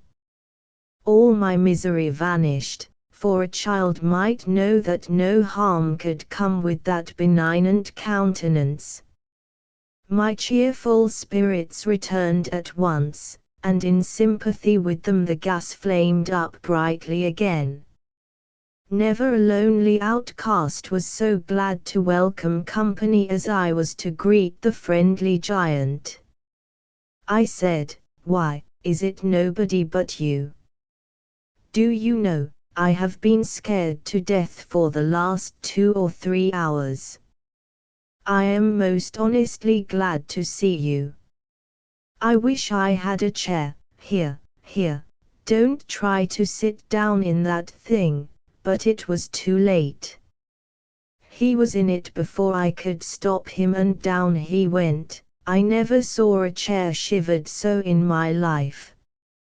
Stop, stop, you'll ruin Ev, too late again. There was another crash, and another chair was resolved into its original elements. Confound it, haven't you got any judgment at all? Do you want to ruin all the furniture on the place? Here, here, you petrified fool, but it was no use. Before I could arrest him he had sat down on the bed, and it was a melancholy ruin. Now what sort of a way is that to do? First you come lumbering about the place bringing a legion of vagabond goblins along with you to worry me to death. And then when I overlook an indelicacy of costume which would not be tolerated anywhere by cultivated people except in a respectable theatre, and not even there if the nudity were of your sex, you repay me by wrecking all the furniture you can find to sit down on. And why will you? You damage yourself as much as you do me. You have broken off the end of your spinal column, and littered up the floor with chips of your hams till the place looks like a marble yard. You ought to be ashamed of yourself, you are big enough to know better. Well, I will not break any more furniture. But what am I to do? I have not had a chance to sit down for a century. And the tears came into his eyes. Poor devil, I said, I should not have been so harsh with you. And you are an orphan, too, no doubt. But sit down on the floor here, nothing else can stand your weight, and besides, we cannot be sociable with you away up there above me. I want you down where I can perch on this high counting house stool and gossip with you face to face. P219.jpg, 32K. So he sat down on the floor, and lit a pipe which I gave him, threw one of my red blankets over his shoulders, inverted my sitz bath on his head, helmet fashion, and made himself picturesque and comfortable. Then he crossed his ankles, while I renewed the fire, and exposed the flat, honeycombed bottoms of his prodigious feet to the grateful warmth. What is the matter with the bottom of your feet and the back of your legs, that they are gouged up so? Infernal chilblains, I caught them clear up to the back of my head, roosting out there under Newell's farm. But I love the place, I love it as one loves his old home. There is no peace for me like the peace I feel when I am there. We talked along for half an hour, and then I noticed that he looked tired, and spoke of it. Tired, he said. Well, I should think so. And now I will tell you all about it, since you have treated me so well. I am the spirit of the petrified man that lies across the street there in the museum. I am the ghost of the Cardiff giant. I can have no rest, no peace, till they have given that poor body burial again. Now what was the most natural thing for me to do, to make men satisfy this wish? Terrify them into it, haunt the place where the body lay. So I haunted the museum night after night. I even got other spirits to help me. But it did no good, for nobody ever came to the museum at midnight. Then it occurred to me to come over the way and haunt this place a little. I felt that if I ever got a hearing I must succeed, for I had the most efficient company that perdition could furnish. Night after night we have shivered around through these mildewed halls, dragging chains, groaning, whispering, tramping up and down stairs, till, to tell you the truth, I am almost worn out. But when I saw a light in your room tonight, I roused my energies again and went at it with a deal of the old freshness. But I am tired out, entirely fagged out. Give me, I beseech you, give me some hope. I lit off my perch in a burst of excitement, and exclaimed, this transcends everything, everything that ever did occur. Why, you poor blundering old fossil, you have had all your trouble for nothing, you have been haunting a plaster cast of yourself. The real Cardiff giant is in Albany, a fact. The original fraud was ingeniously and fraudfully duplicated, and exhibited in New York as the only genuine Cardiff giant, to the unspeakable disgust of the owners of the real Colossus, at the very same time that the latter was drawing crowds at a museum in Albany. Confound it, don't you know your own remains? I never saw such an eloquent look of shame, of pitiable humiliation, overspread a countenance before. The petrified man rose slowly to his feet, and said, honestly, is that true? As true as I am sitting here. He took the pipe from his mouth and laid it on the mantel, then stood irresolute a moment, unconsciously, from old habit, thrusting his hands where his pantaloons' pockets should have been, and meditatively dropping his chin on his breast, and finally said, well, I never felt so absurd before. The petrified man has sold everybody else, and now the mean fraud has ended by selling its own ghost. My son, if there is any charity left in your heart for a poor friendless phantom like me, don't let this get out. Think how you would feel if you had made such an ass of yourself. I heard his stately tramp die away, step by step down the stairs and out into the deserted street, and felt sorry that he was gone, poor fellow, and sorrier still that he had carried off my red blanket and my bathtub. The Capitoline Venus Chapter IP222.jpg, 121K, seen an artist's studio in Rome. Oh, George, I do love you. Bless your dear heart, Mary, I know that. Why is your father so obdurate? George, he means well, but art is folly to him, he only understands groceries. He thinks you would starve me. Confound his wisdom, it savours of inspiration. Why am I not a money-making bowelless grocer, instead of a divinely gifted sculptor with nothing to eat? Do not despond, Georgie, dear, all his prejudices will fade away as soon as you shall have acquired 50,000 dole, 50,000 demons. Child, I am in arrears for my board. Chapter 2.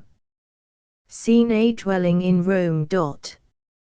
My dear sir, it is useless to talk. I haven't anything against you, but I can't let my daughter marry a hash of love, art, and starvation. I believe you have nothing else to offer. Sir, I am poor, I grant you. But is fame nothing? The Honorable Bellamy Foodle of Arkansas says that my new statue of America is a clever piece of sculpture, and he is satisfied that my name will one day be famous. Bosh! What does that Arkansas ass know about it? Fame's nothing. The market price of your marble scarecrow is the thing to look at. It took you 6 months to chisel it, and you can't sell it for $100. No, sir. Show me $50,000 and you can have my daughter, otherwise she marries young Simper. You have just 6 months to raise the money in. Good morning, sir. Alas! Woe is me. Chapter 3. Scene the studio. Oh, John, friend of my boyhood, I am the unhappiest of men. You're a simpleton. I have nothing left to love but my poor statue of America, and see, even she has no sympathy for me in her cold marble countenance, so beautiful and so heartless. You're a dummy. Oh, John. Oh, fudge. Didn't you say you had 6 months to raise the money in? Don't deride my agony, John. If I had 6 centuries, what good would it do? How could it help a poor wretch without name, capital, or friends? Idiot. Coward. Baby. 6 months to raise the money in, and 5 will do. Are you insane? 6 months, an abundance. Leave it to me. I'll raise it. What do you mean, John? How on earth can you raise such a monstrous sum for me? Will you let that be my business, and not meddle? Will you leave the thing in my hands? Will you swear to submit to whatever I do? Will you pledge me to find no fault with my actions? I am dizzy, bewildered, but I swear. John took up a hammer and deliberately smashed the nose of America. He made another pass and 2 of her fingers fell to the floor, another, and part of an ear came away, another, and a row of toes was mangled and dismembered, another, and the left leg, from the knee down, lay a fragmentary ruin. P224.jpg, 40K, John put on his hat and departed. George gazed speechless upon the battered and grotesque nightmare before him for the space of 30 seconds, and then wilted to the floor and went into convulsions. John returned presently with a carriage, got the broken-hearted artist and the broken-legged statue aboard, and drove off, whistling low and tranquilly.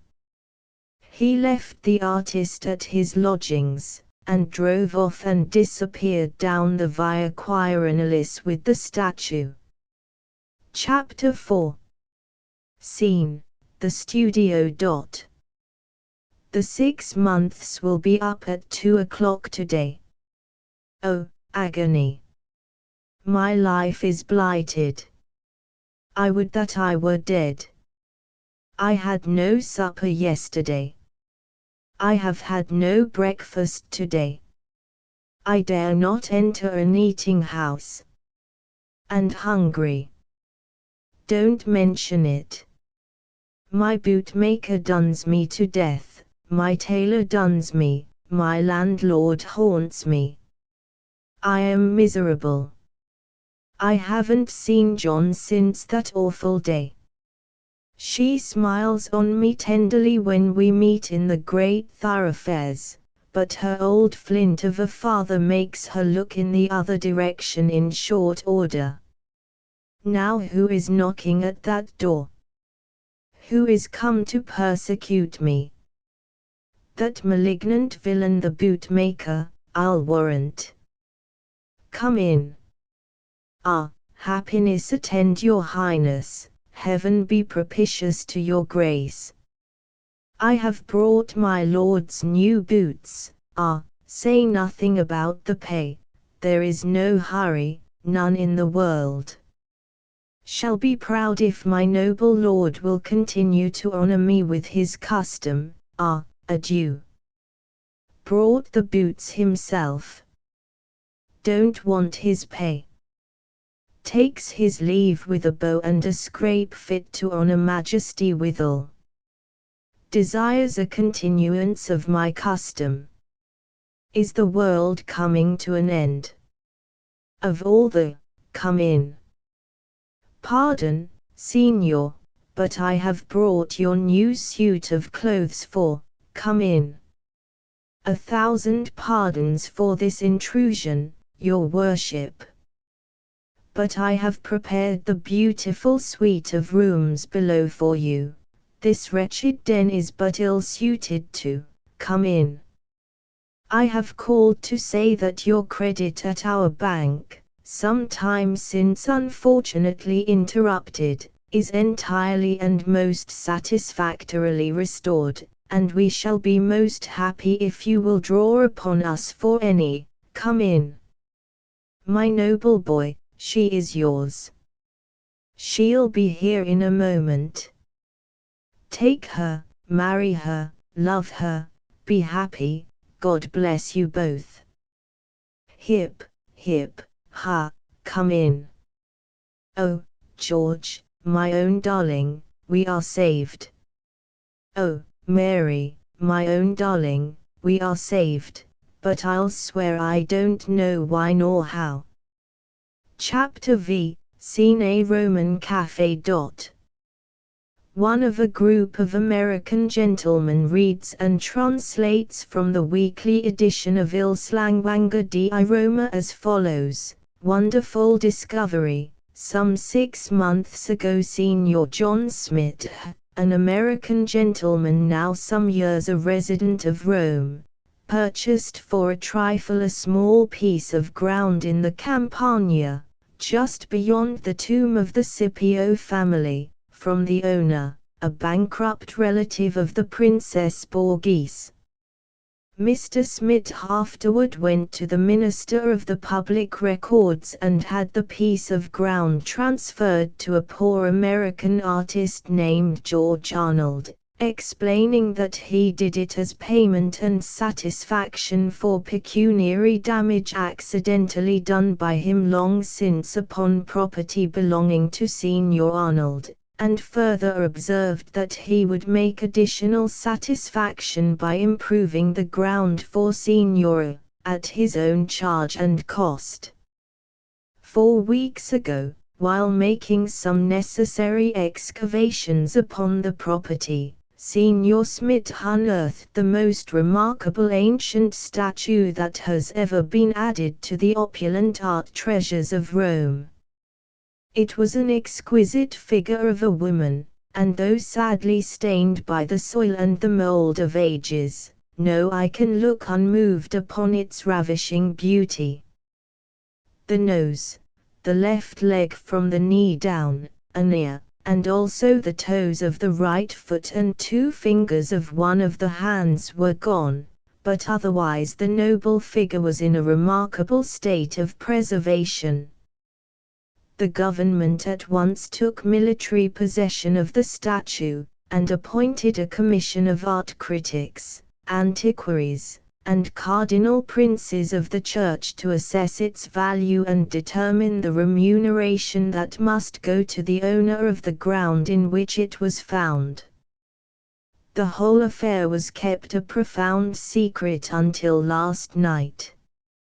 In the meantime the commission sat with closed doors and deliberated. Last night they decided unanimously that the statue is a Venus, and the work of some unknown but sublimely gifted artist of the 3rd century before Christ. They consider it the most faultless work of art the world has any knowledge of. At midnight they held a final conference and decided that the Venus was worth the enormous sum of 10 million francs. In accordance with Roman law and Roman usage, the government being half owner in all works of art found in the Campagna, the state has naught to do but pay 5 million francs to Mr. Arnold and take permanent possession of the beautiful statue. This morning the Venus will be removed to the capital, there to remain, and at noon the commission will wait upon Signor Arnold with His Holiness the Pope's order upon the treasury for the princely sum of 5 million francs in gold. Chorus of voices. Luck. It's no name for it. Another voice. Gentlemen, I propose that we immediately form an American joint stock company for the purchase of lands and excavations of statues here, with proper connections in Wall Street to bull and bear the stock. All. Agreed. Chapter 6. Scene: the Roman capital 10 years later. Dearest Mary, this is the most celebrated statue in the world. This is the renowned Capitoline Venus you've heard so much about. Here she is with her little blemishes restored, that is, patched, by the most noted Roman artists, and the mere fact that they did the humble patching of so noble a creation will make their names illustrious while the world stands. How strange it seems, this place. The day before I last stood here, 10 happy years ago, I wasn't a rich man, bless your soul, I hadn't a cent. And yet I had a good deal to do with making Rome mistress of this grandest work of ancient art the world contains. P227.jpg, 72K, the worshipped, the illustrious Capitoline Venus, and what a sum she is valued at. 10 millions of francs. Yes, now she is. And oh, Georgie, how divinely beautiful she is. Ah, yes, but nothing to what she was before that blessed John Smith broke her leg and battered her nose. Ingenious Smith, gifted Smith, noble Smith, author of all our bliss. Hark!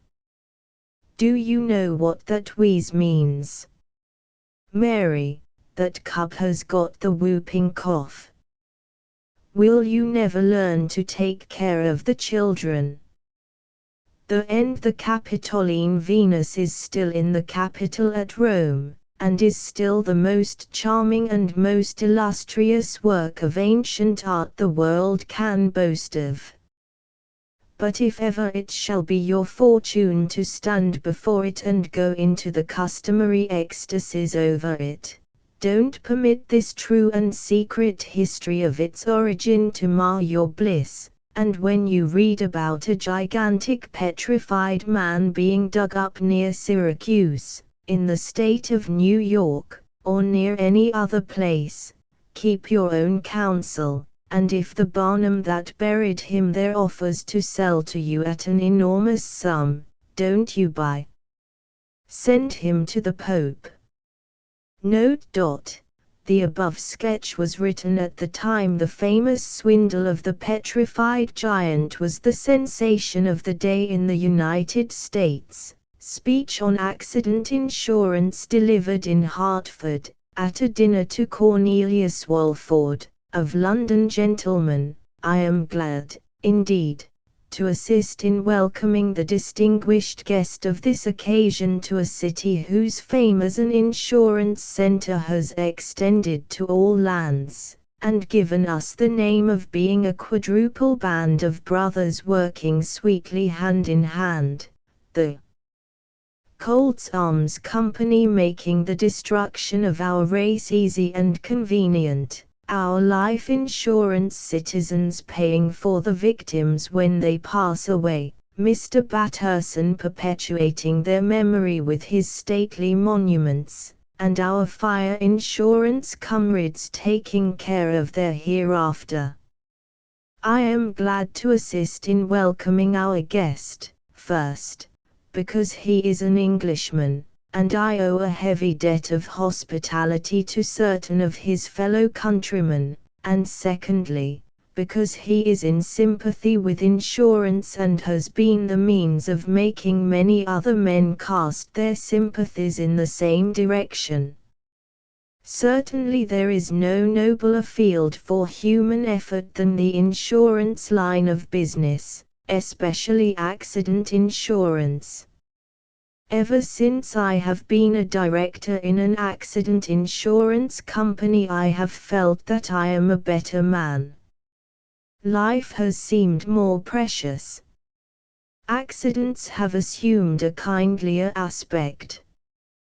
Distressing special providences have lost half their horror.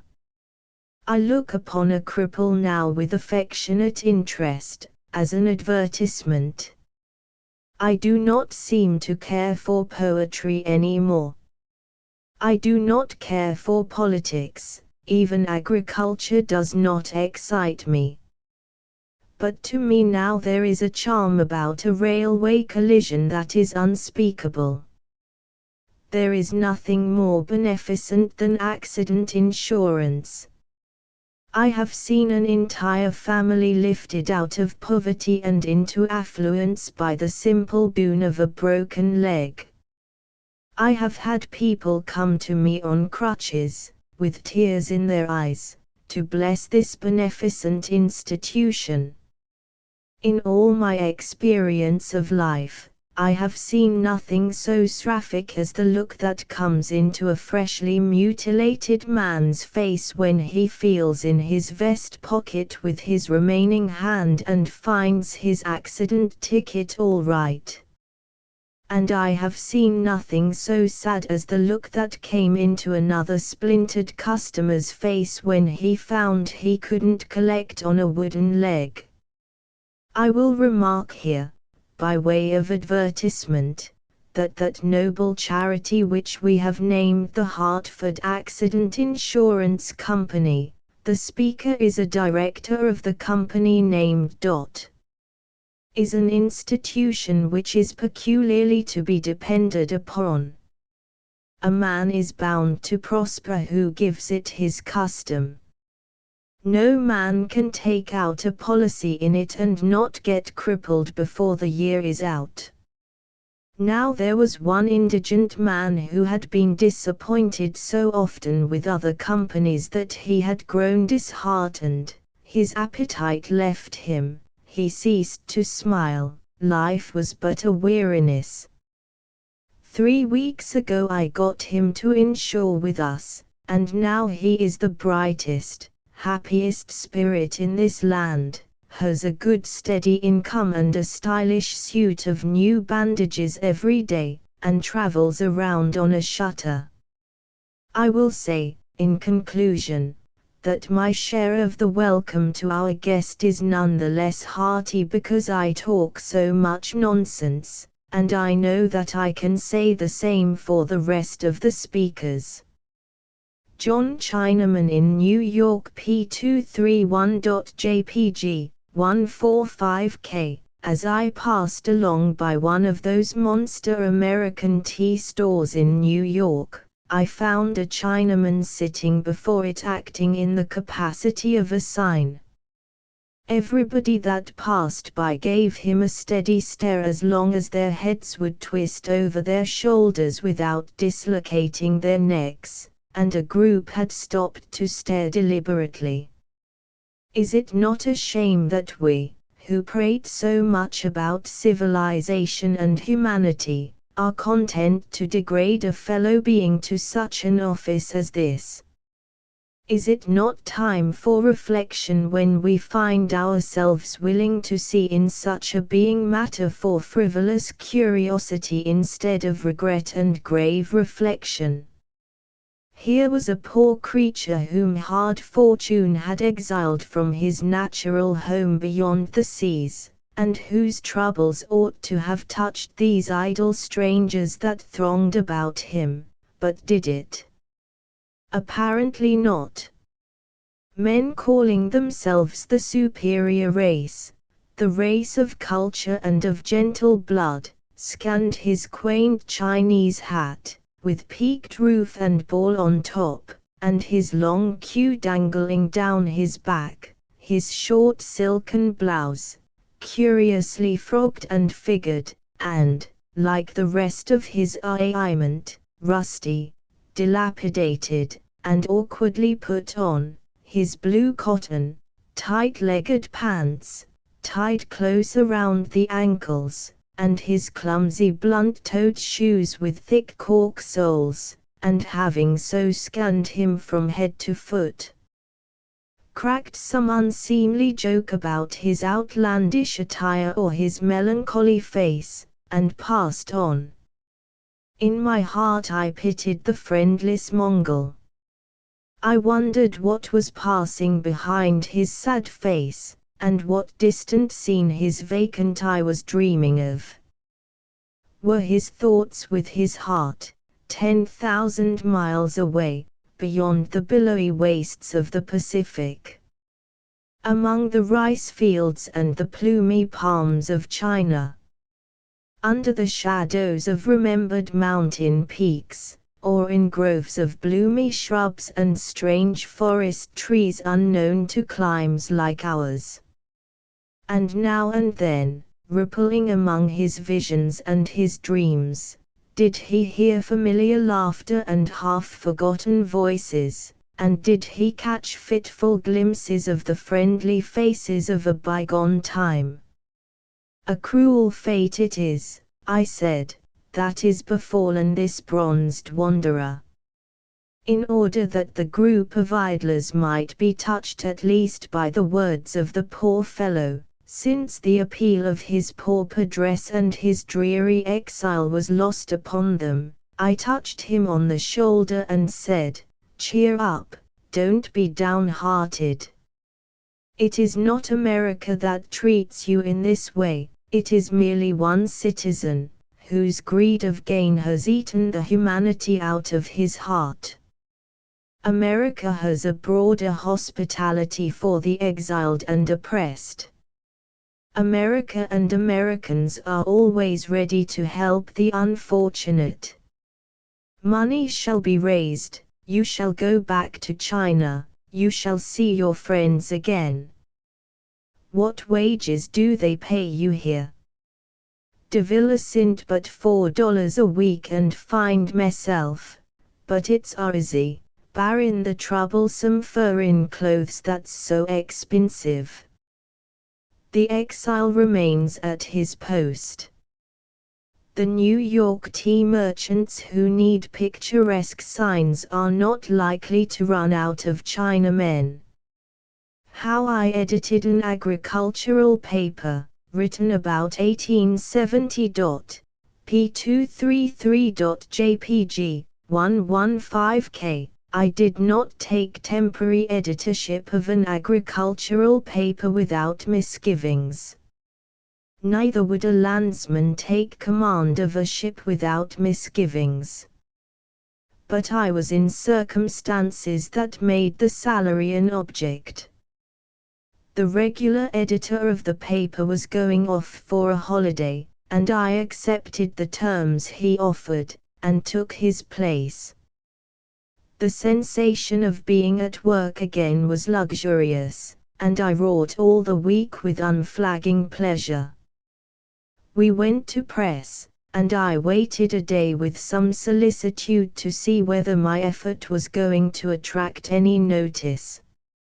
As I left the office, toward sundown, a group of men and boys at the foot of the stairs dispersed with one impulse, and gave me passageway, and I heard one or two of them say, "That's him." I was naturally pleased by this incident. The next morning I found a similar group at the foot of the stairs, and scattering couples and individuals standing here and there in the street and over the way, watching me with interest. The group separated and fell back as I approached, and I heard a man say, "Look at his eye." I pretended not to observe the notice I was attracting, but secretly I was pleased with it, and was purposing to write an account of it to my aunt. I went up the short flight of stairs, and heard cheery voices and a ringing laugh as I drew near the door, which I opened, and caught a glimpse of two young rural-looking men, whose faces blanched and lengthened when they saw me, and then they both plunged through the window with a great crash. I was surprised. In about half an hour an old gentleman, with a flowing beard and a fine but rather austere face, entered, and sat down at my invitation. He seemed to have something on his mind. He took off his hat and set it on the floor, and got out of it a red silk handkerchief and a copy of our paper. He put the paper on his lap, and while he polished his spectacles with his handkerchief he said, "Are you the new editor?" I said I was. "Have you ever edited an agricultural paper before?" "No," I said, "this is my first attempt." "Very likely. Have you had any experience in agriculture practically?" "No, I believe I have not." "Some instinct told me so," said the old gentleman, putting on his spectacles, and looking over them at me with asperity, while he folded his paper into a convenient shape. "I wish to read you what must have made me have that instinct. It was this editorial. Listen, and see if it was you that wrote it. Turnips should never be pulled, it injures them. It is much better to send a boy up and let him shake the tree. Now, what do you think of that, for I really suppose you wrote it." "Think of it? Why, I think it is good. I think it is sense. I have no doubt that every year millions and millions of bushels of turnips are spoiled in this township alone by being pulled in a half-ripe condition, when, if they had sent a boy up to shake the tree, shake your grandmother. Turnips don't grow on trees." "Oh, they don't they? Well, who said they did?" The language was intended to be figurative, wholly figurative. Anybody that knows anything will know that I meant that the boy should shake the vine. Then this old person got up and tore his paper all into small shreds, and stamped on them, and broke several things with his cane, and said I did not know as much as a cow, and then went out and banged the door after him, and, in short, acted in such a way that I fancied he was displeased about something. But not knowing what the trouble was, I could not be any help to him.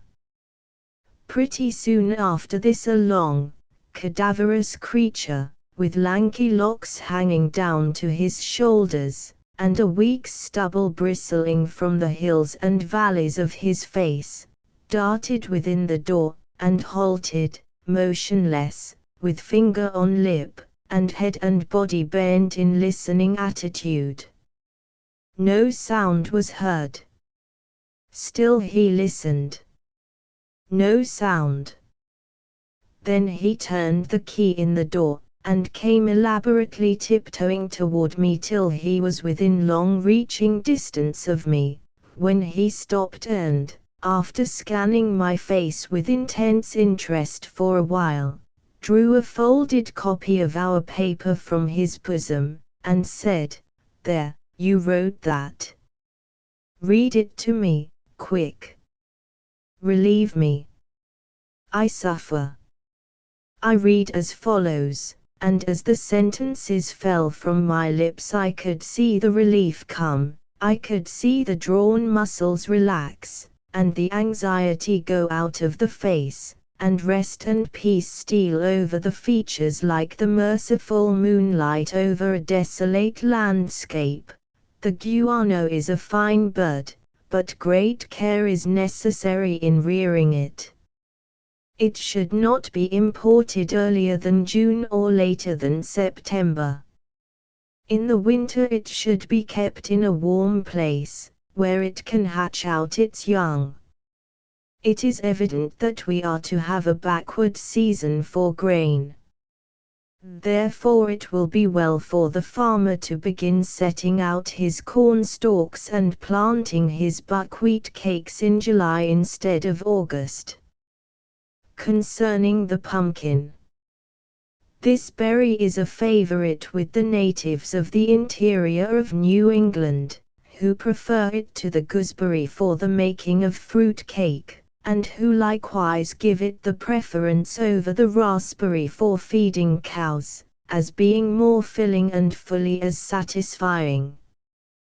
The pumpkin is the only esculent of the orange family that will thrive in the north, except the gourd and one or two varieties of the squash. But the custom of planting it in the front yard with the shrubbery is fast going out of vogue, for it is now generally conceded that the pumpkin as a shade tree is a failure. Now, as the warm weather approaches, and the ganders begin to spawn, the excited listener sprang toward me to shake hands, and said, "There, that will do. I know I am all right now, because you have read it just as I did, word for word. But, stranger, when I first read it this morning, I said to myself, I never believed it before, notwithstanding my friends kept me under watch so strict, but now I believe I am crazy." And with that I fetched a howl that you might have heard 2 miles, and started out to kill somebody, because, you know, I knew it would come to that sooner or later, and so I might as well begin. I read one of them paragraphs over again, so as to be certain, and then I burned my house down and started. I have crippled several people, and have got one fellow up a tree, where I can get him if I want him.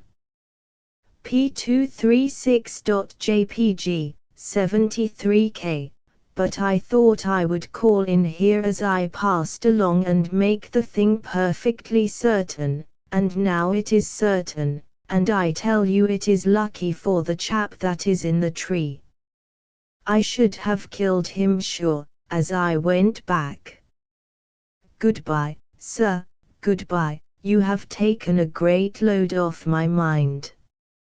My reason has stood the strain of one of your agricultural articles, and I know that nothing can ever unseat it now.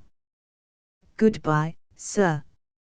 I felt a little uncomfortable about the cripplings and arsons this person had been entertaining himself with, for I could not help feeling remotely accessory to them. But these thoughts were quickly banished, for the regular editor walked in. I thought to myself, now if you had gone to Egypt as I recommended you to, I might have had a chance to get my hand in, but you wouldn't do it, and here you are. I sort of expected you. The editor was looking sad and perplexed and dejected. He surveyed the wreck which that old rioter and those 2 young farmers had made, and then said, "This is a sad business, a very sad business. There is the mucilage bottle broken, and 6 panes of glass, and a spittoon, and 2 candlesticks. But that is not the worst. The reputation of the paper is injured, and permanently, I fear. True, there never was such a call for the paper before, and it never sold such a large edition or soared to such celebrity, but does one want to be famous for lunacy, and prosper upon the infirmities of his mind? My friend, as I am an honest man, the street out here is full of people, and others are roosting on the fences, waiting to get a glimpse of you, because they think you are crazy. And well they might after reading your editorials. They are a disgrace to journalism. Why, what put it into your head that you could edit a paper of this nature? You do not seem to know the first rudiments of agriculture. You speak of a furrow and a harrow as being the same thing, you talk of the molting season for cows, and you recommend the domestication of the polecat on account of its playfulness and its excellence as a ratter. Your remark that clams will lie quiet if music be played to them was superfluous, entirely superfluous. Nothing disturbs clams. Clams always lie quiet. Clams care nothing whatever about music. Ah, heavens and earth, friend! If you had made the acquiring of ignorance the study of your life, you could not have graduated with higher honor than you could today. I never saw anything like it. Your observation that the horse chestnut as an article of commerce is steadily gaining in favor is simply calculated to destroy this journal. I want you to throw up your situation and go. I want no more holiday, I could not enjoy it if I had it. Certainly not with you in my chair. I would always stand in dread of what you might be going to recommend next. It makes me lose all patience every time I think of your discussing oyster beds under the head of landscape gardening. I want you to go. Nothing on earth could persuade me to take another holiday. Oh! Why didn't you tell me you didn't know anything about agriculture? Tell you, you cornstalk, you cabbage, you son of a cauliflower. It's the first time I ever heard such an unfeeling remark. I tell you I have been in the editorial business going on 14 years, and it is the first time I ever heard of a man's having to know anything in order to edit a newspaper. You turnip, who write the dramatic critiques for the second-rate papers. Why, a parcel of promoted shoemakers and apprentice apothecaries, who know just as much about good acting as I do about good farming and no more. Who review the books. People who never wrote one. Who do up the heavy leaders on finance. Parties who have had the largest opportunities for knowing nothing about it. Who criticize the Indian campaigns. Gentlemen who do not know a war whoop from a wigwam, and who never have had to run a foot race with a tomahawk, or pluck arrows out of the several members of their families to build the evening campfire with. Who write the temperance appeals, and clamor about the flowing bowl. Folks who will never draw another sober breath till they do it in the grave. Who edit the agricultural papers, you, yam. Men, as a general thing, who fail in the poetry line, yellow-colored novel line, sensation, drama line, city editor line, and finally fall back on agriculture as a temporary reprieve from the poorhouse. You try to tell me anything about the newspaper business. Sir, I have been through it from Alpha to Omaha, and I tell you that the less a man knows the bigger the noise he makes and the higher the salary he commands. Heaven knows if I had but been ignorant instead of cultivated, and impudent instead of diffident, I could have made a name for myself in this cold, selfish world. I take my leave, sir. Since I have been treated as you have treated me, I am perfectly willing to go. But I have done my duty. I have fulfilled my contract as far as I was permitted to do it. I said I could make your paper of interest to all classes, and I have. I said I could run your circulation up to 20,000 copies, and if I had had 2 more weeks I'd have done it. And I'd have given you the best class of readers that ever an agricultural paper had, not a farmer in it, nor a solitary individual who could tell a watermelon tree from a peach vine to save his life. You are the loser by this rupture, not me, pie plant. Adios. I then left. The Petrified Man P239.jpg, 125K. Now, to show how really hard it is to foist a moral or a truth upon an unsuspecting public through a burlesque without entirely and absurdly missing one's mark, I will here set down 2 experiences of my own in this thing. In the fall of 1862, in Nevada and California, the people got to running wild about extraordinary petrifactions and other natural marvels. One could scarcely pick up a paper without finding in it 1 or 2 glorified discoveries of this kind. The mania was becoming a little ridiculous. I was a brand new local editor in Virginia City, and I felt called upon to destroy this growing evil. We all have our benignant, fatherly moods at one time or another, I suppose. I chose to kill the petrifaction mania with a very delicate satire. But maybe it was altogether too delicate, for nobody ever perceived the satire part of it at all. I put my scheme in the shape of the discovery of a remarkably petrified man. I had had a temporary falling out with Mr. the new coroner and justice of the peace of Humboldt, and thought I might as well touch him up a little at the same time and make him ridiculous, and thus combine pleasure with business.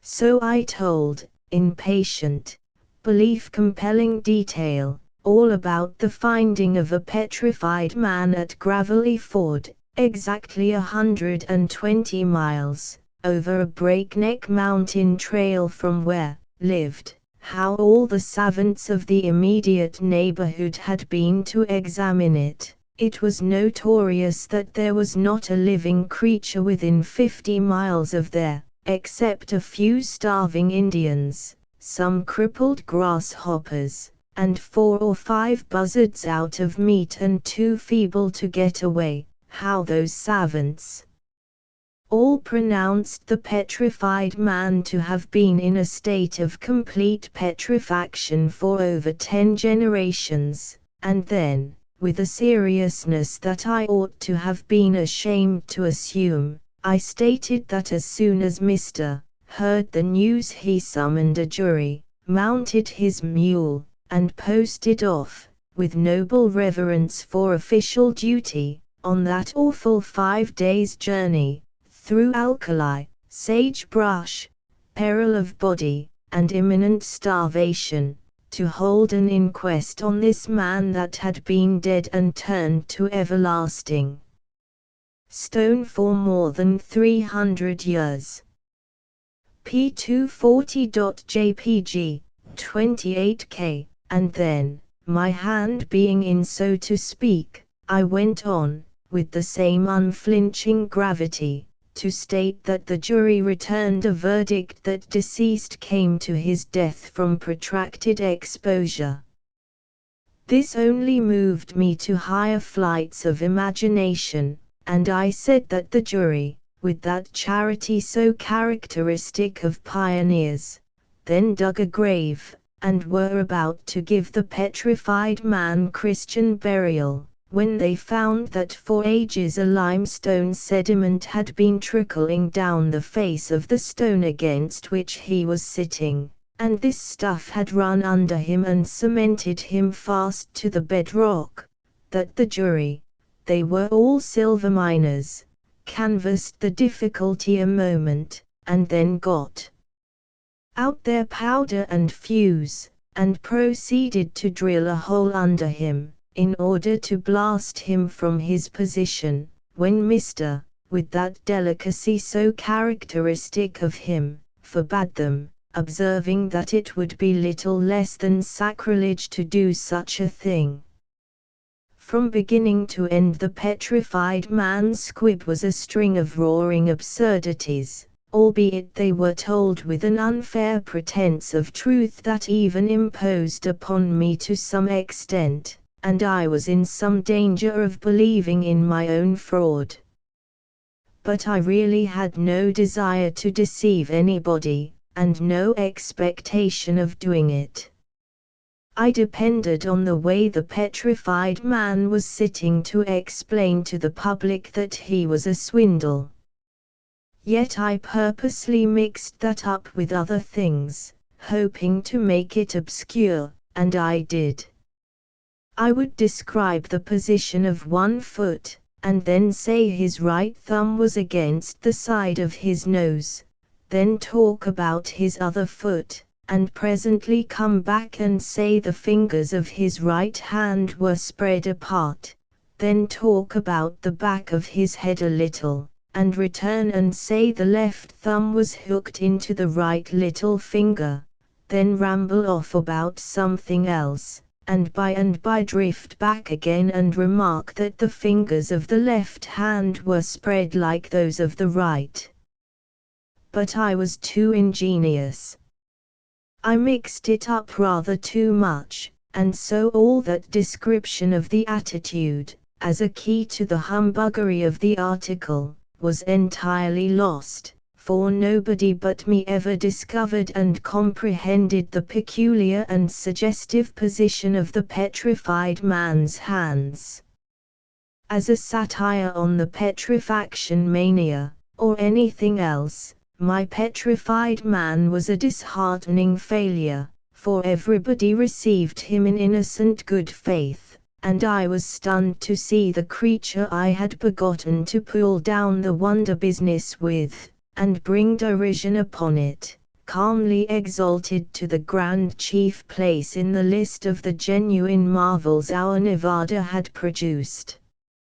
I was so disappointed at the curious miscarriage of my scheme, that at first I was angry, and did not like to think about it, but by and by, when the exchanges began to come in with the petrified man copied and guilelessly glorified, I began to feel a soothing secret satisfaction, and as my gentleman's field of travels broadened, and by the exchanges I saw that he steadily and implacably penetrated territory after territory, state after state, and land after land, till he swept the great globe, and culminated in sublime and unimpeached legitimacy in the august London Lancet. My cup was full, and I said I was glad I had done it. I think that for about 11 months, as nearly as I can remember, Mr. S. Daily Mailbag continued to be swollen by the addition of half a bushel of newspapers hailing from many climes with the petrified man in them, marked around with a prominent belt of ink. I sent them to him. I did it for spite, not for fun. He used to shovel them into his backyard and curse.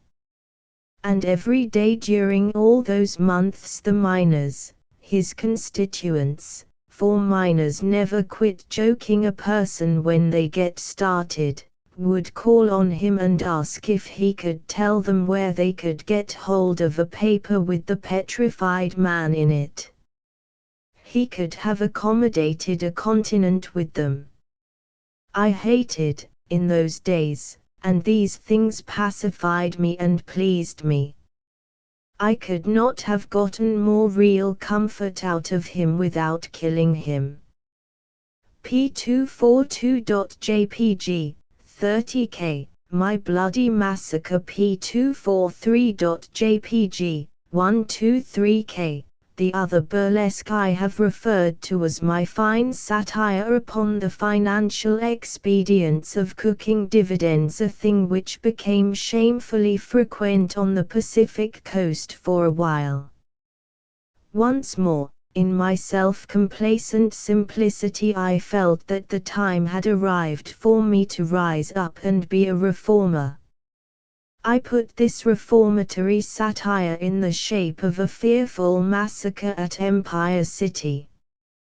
The San Francisco papers were making a great outcry about the iniquity of the Daney Silver Mining Company, whose directors had declared a cooked or false dividend, for the purpose of increasing the value of their stock, so that they could sell out at a comfortable figure, and then scramble from under the tumbling concern. And while abusing the Daney, those papers did not forget to urge the public to get rid of all their silver stocks and invest in sound and safe San Francisco stocks, such as the Spring Valley Water Company, etc. But right at this unfortunate juncture, behold, the Spring Valley cooked a dividend too.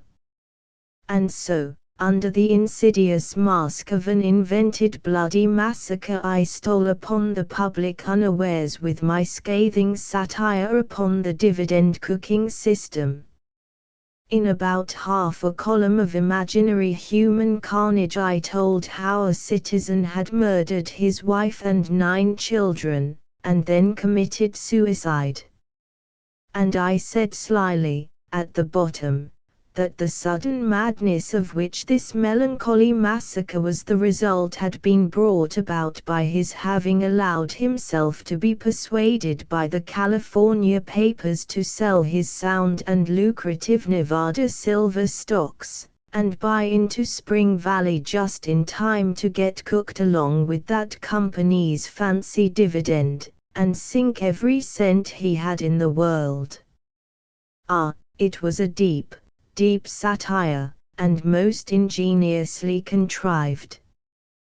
But I made the horrible details so carefully and conscientiously interesting that the public devoured them greedily, and wholly overlooked the following distinctly stated facts, to wit, the murderer was perfectly well known to every creature in the land as a bachelor, and consequently he could not murder his wife and 9 children. He murdered them in his splendid dressed stone mansion just in the edge of the great pine forest between Empire City and Dutch Nicks, when even the very pickled oysters that came on our tables knew that there was not a dressed stone mansion in all Nevada territory, also that, so far from there being a great pine forest between Empire City and Dutch Nicks, there wasn't a solitary tree within 15 miles of either place,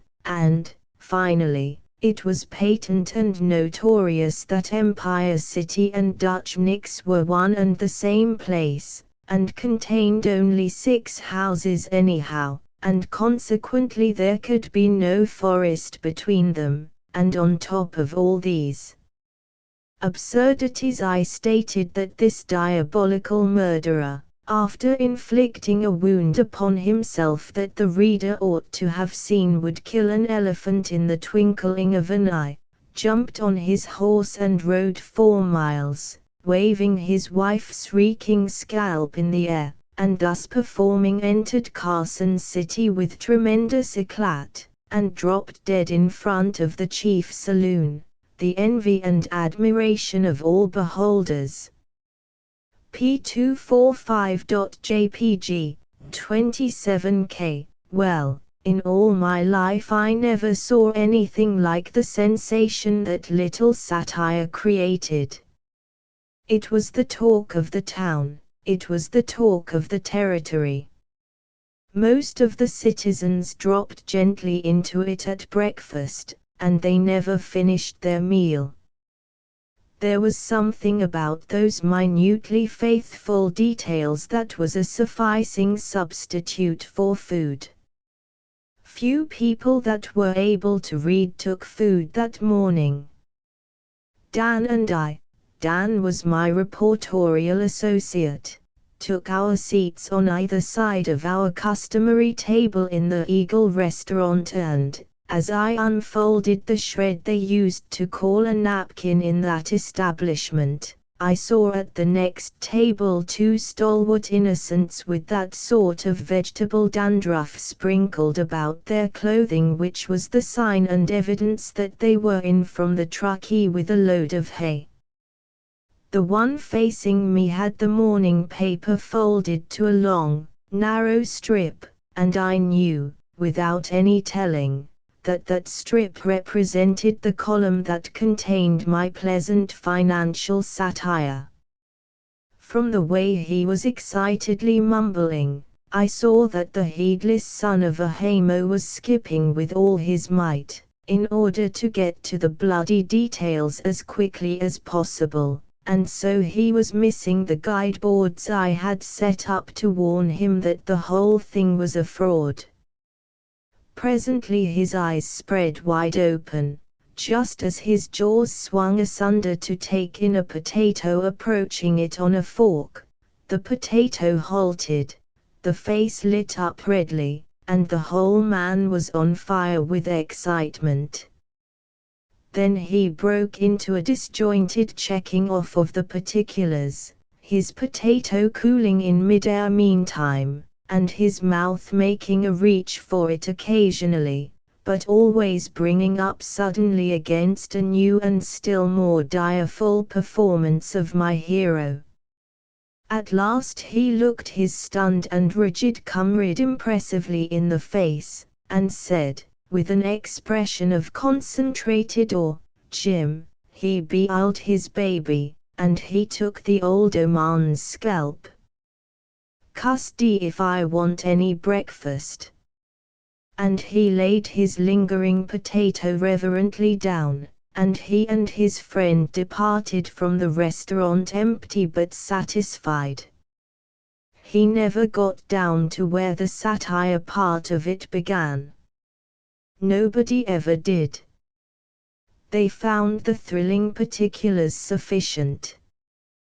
To drop in with a poor little moral at the fag end of such a gorgeous massacre was like following the expiring sun with a candle and hope to attract the world's attention to it.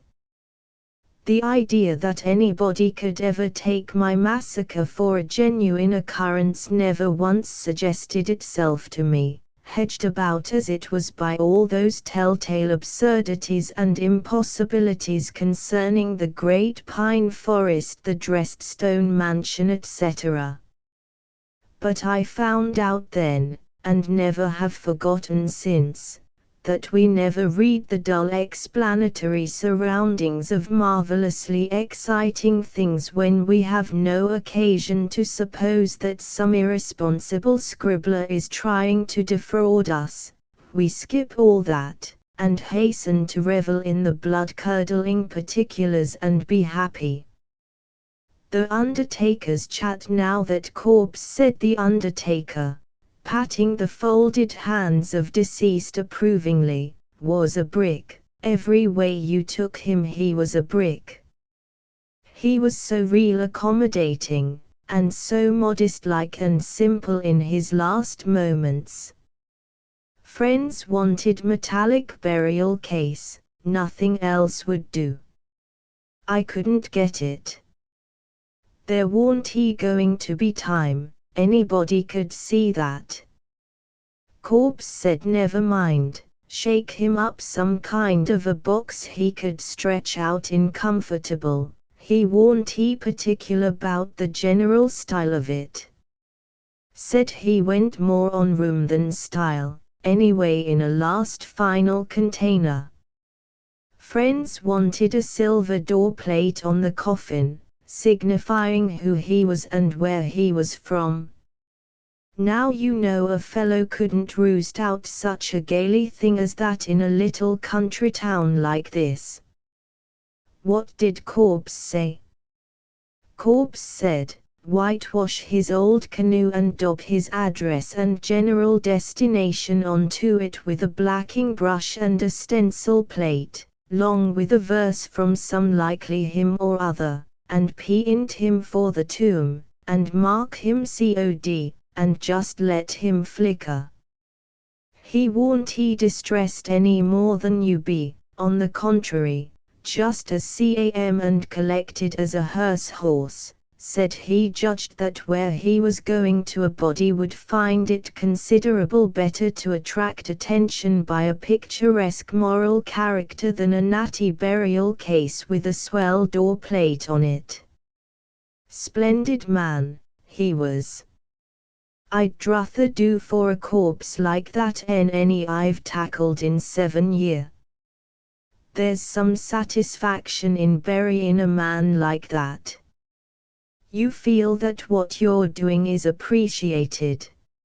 Lord bless you, so's he got planted before he spiled, he was perfectly satisfied, said his relations meant well, perfectly well, but all them preparations was bound to delay the thing more or less, and he didn't wish to be kept laying around. You never see such a clear head as what he had, and so calm and so cool.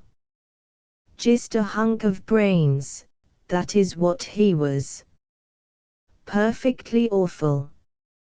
It was a ripping distance from one end of that man's head to the other. Often and over again he's had brain fever raging in one place, and the rest of the pile didn't know anything about it, didn't affect it any more than an Injun insurrection in Arizona affects the Atlantic states. Well, the relations they wanted a big funeral, but Corpse said he was down on flummery, didn't want any procession, fill the hearse full of mourners, and get out a stern line and tow him behind. He was the most down on style of any remains I ever struck. A beautiful, simple-minded creature, it was what he was, you can depend on that.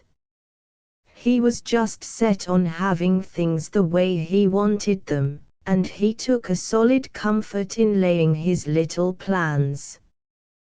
He had me measure him and take a whole raft of directions. Then he had the minister stand up behind a long box with a tablecloth over it, to represent the coffin, and read his funeral sermon, saying "Encore, encore," at the good places, and making him scratch out every bit of brag about him, and all the hifalutin, and then he made them trot out the choir, so's he could help them pick out the tunes for the occasion. And he got them to sing Pop Goes the Weasel because he'd always liked that tune when he was downhearted, and solemn music made him sad, and when they sung that with tears in their eyes, because they all loved him, and his relations grieving around, he just laid there as happy as a bug, and trying to beat time and showing all over how much he enjoyed it. And presently he got worked up and excited, and tried to join in, for, mind you, he was pretty proud of his abilities in the singing line, but the first time he opened his mouth and was just going to spread himself, his breath took a walk. I never see a man snuffed out so sudden. Ah, it was a great loss. A powerful loss to this poor little one-horse town. Well, well, well, I hain't got time to be palavering along here. Got to nail on the lid and mosey along with him, and if you'll just give me a lift we'll skeet him into the hearse and meander along. Relations bound to have it so. Don't pay no attention to dying injunctions, minute a corpse's gone. But, if I had my way, if I didn't respect his last wishes and tow him behind the hearse I'll be custy. I consider that whatever a corpse wants done for his comfort is little enough matter, and a man hain't got no right to deceive him or take advantage of him, and whatever a corpse trusts me to do I may going to do, you know, even if it's to stuff him and paint him yaller and keep him for a keepsake, you hear me? He cracked his whip and went lumbering away with his ancient ruin of a hearse, and I continued my walk with a valuable lesson learned, that a healthy and wholesome cheerfulness is not necessarily impossible to any occupation. The lesson is likely to be lasting, for it will take many months to obliterate the memory of the remarks and circumstances that impressed it. Concerning chambermaids. P250.jpg, 92K, against all chambermaids, of whatsoever age or nationality, I launch the curse of bachelordom. Because they always put the pillows at the opposite end of the bed from the gas burner, so that while you read and smoke before sleeping, as is the ancient and honored custom of bachelors, you have to hold your book aloft, in an uncomfortable position, to keep the light from dazzling your eyes. When they find the pillows removed to the other end of the bed in the morning, they receive not the suggestion in a friendly spirit, but, glorying in their absolute sovereignty, and unpitying your helplessness, they make the bed just as it was originally, and gloat in secret over the pang their tyranny will cause you. Always after that, when they find you have transposed the pillows, they undo your work, and thus defy and seek to embitter the life that God has given you. If they cannot get the light in an inconvenient position any other way, they move the bed. If you pull your trunk out 6 inches from the wall, so that the lid will stay up when you open it, they always shove that trunk back again.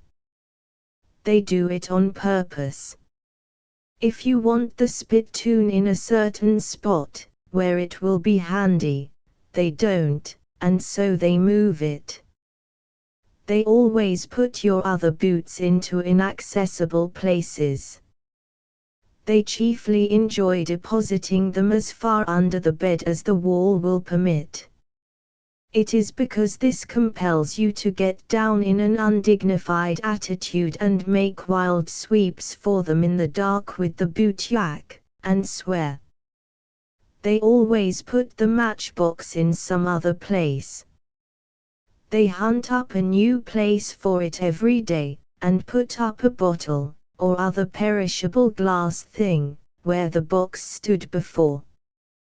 This is to cause you to break that glass thing, groping in the dark, and get yourself into trouble. They are forever and ever moving the furniture. When you come in the night you can calculate on finding the bureau where the wardrobe was in the morning. And when you go out in the morning, if you leave the slop bucket by the door and rocking chair by the window, when you come in at midnight or thereabout, you will fall over that rocking chair, and you will proceed toward the window and sit down in that slop tub. This will disgust you. They like that.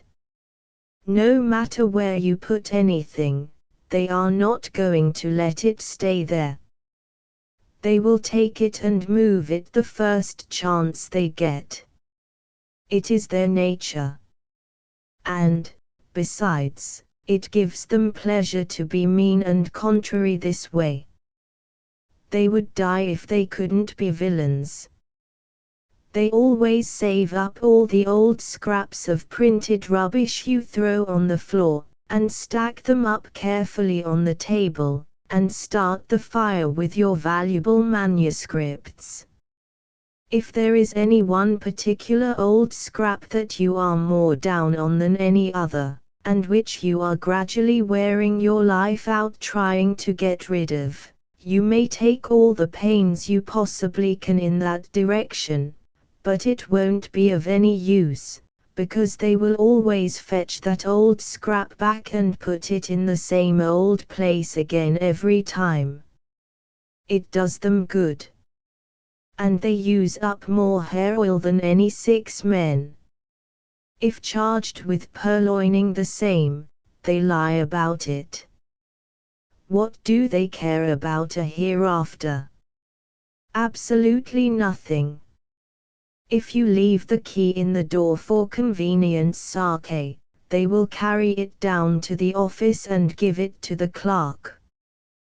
They do this under the vile pretense of trying to protect your property from thieves, but actually they do it because they want to make you tramp back downstairs after it when you come home tired, or put you to the trouble of sending a waiter for it, which waiter will expect you to pay him something. In which case I suppose the degraded creatures divide. They keep always trying to make your bed before you get up, thus destroying your rest and inflicting agony upon you, but after you get up, they don't come any more till next day. They do all the mean things they can think of, and they do them just out of pure cussedness, and nothing else. Chambermaids are dead to every human instinct. If I can get a bill through the legislature abolishing chambermaids, I mean to do it. Aurelia's unfortunate young man, written about 1865. P253.jpg, 89K. The facts in the following case came to me by letter from a young lady who lives in the beautiful city of San Jose. She is perfectly unknown to me, and simply signs herself Aurelia Maria, which may possibly be a fictitious name. But no matter, the poor girl is almost heartbroken by the misfortunes she has undergone, and so confused by the conflicting counsels of misguided friends and insidious enemies that she does not know what course to pursue in order to extricate herself from the web of difficulties in which she seems almost hopelessly involved. In this dilemma she turns to me for help, and supplicates for my guidance and instruction with a moving eloquence that would touch the heart of a statue. Hear her sad story. She says that when she was 16 years old she met and loved, with all the devotion of a passionate nature, a young man from New Jersey, named Williamson Breckinridge Caruthers, who was some 6 years her senior. They were engaged, with the free consent of their friends and relatives, and for a time it seemed as if their career was destined to be characterized by an immunity from sorrow beyond the usual lot of humanity. But at last the tide of fortune turned. Young Caruthers became infected with smallpox of the most virulent type, and when he recovered from his illness his face was pitted like a waffle mold, and his comeliness gone forever. Aurelia thought to break off the engagement at first, but pity for her unfortunate lover caused her to postpone the marriage day for a season, and give him another trial. The very day before the wedding was to have taken place, Breckinridge, while absorbed in watching the flight of a balloon, walked into a well and fractured one of his legs, and it had to be taken off above the knee. Again Aurelia was moved to break the engagement, but again love triumphed, and she set the day forward and gave him another chance to reform. And again misfortune overtook the unhappy youth. He lost one arm by the premature discharge of a 4th of July cannon, and within 3 months he got the other pulled out by a carding machine. Aurelia's heart was almost crushed by these latter calamities. She could not but be deeply grieved to see her lover passing from her by piecemeal, feeling, as she did, that he could not last forever under this disastrous process of reduction, yet knowing of no way to stop its dreadful career, and in her tearful despair she almost regretted, like brokers who hold on and lose, that she had not taken him at first, before he had suffered such an alarming depreciation. Still, her brave soul bore her up, and she resolved to bear with her friend's unnatural disposition yet a little longer. Again the wedding day approached, and again disappointment overshadowed it. Carruthers fell ill with the erysipelas, and lost the use of one of his eyes entirely. The friends and relatives of the bride, considering that she had already put up with more than could reasonably be expected of her, now came forward and insisted that the match should be broken off, but after wavering a while, Aurelia, with a generous spirit which did her credit, said she had reflected calmly upon the matter, and could not discover that Breckinridge was to blame. So she extended the time once more, and he broke his other leg. It was a sad day for the poor girl when she saw the surgeons reverently bearing away the sack whose uses she had learned by previous experience, and her heart told her the bitter truth that some more of her lover was gone. She felt that the field of her affections was growing more and more circumscribed every day, but once more she frowned down her relatives and renewed her betrothal. Shortly before the time set for the nuptials another disaster occurred. There was but one man scalped by the Owens River Indians last year. That man was Williamson Breckinridge Carruthers of New Jersey. He was hurrying home with happiness in his heart, when he lost his hair forever, and in that hour of bitterness he almost cursed the mistaken mercy that had spared his head. At last Aurelia is in serious perplexity as to what she ought to do. She still loves her Breckinridge, she writes, with truly womanly feeling. She still loves what is left of him, but her parents are bitterly opposed to the match, because he has no property and is disabled from working, and she has not sufficient means to support both comfortably.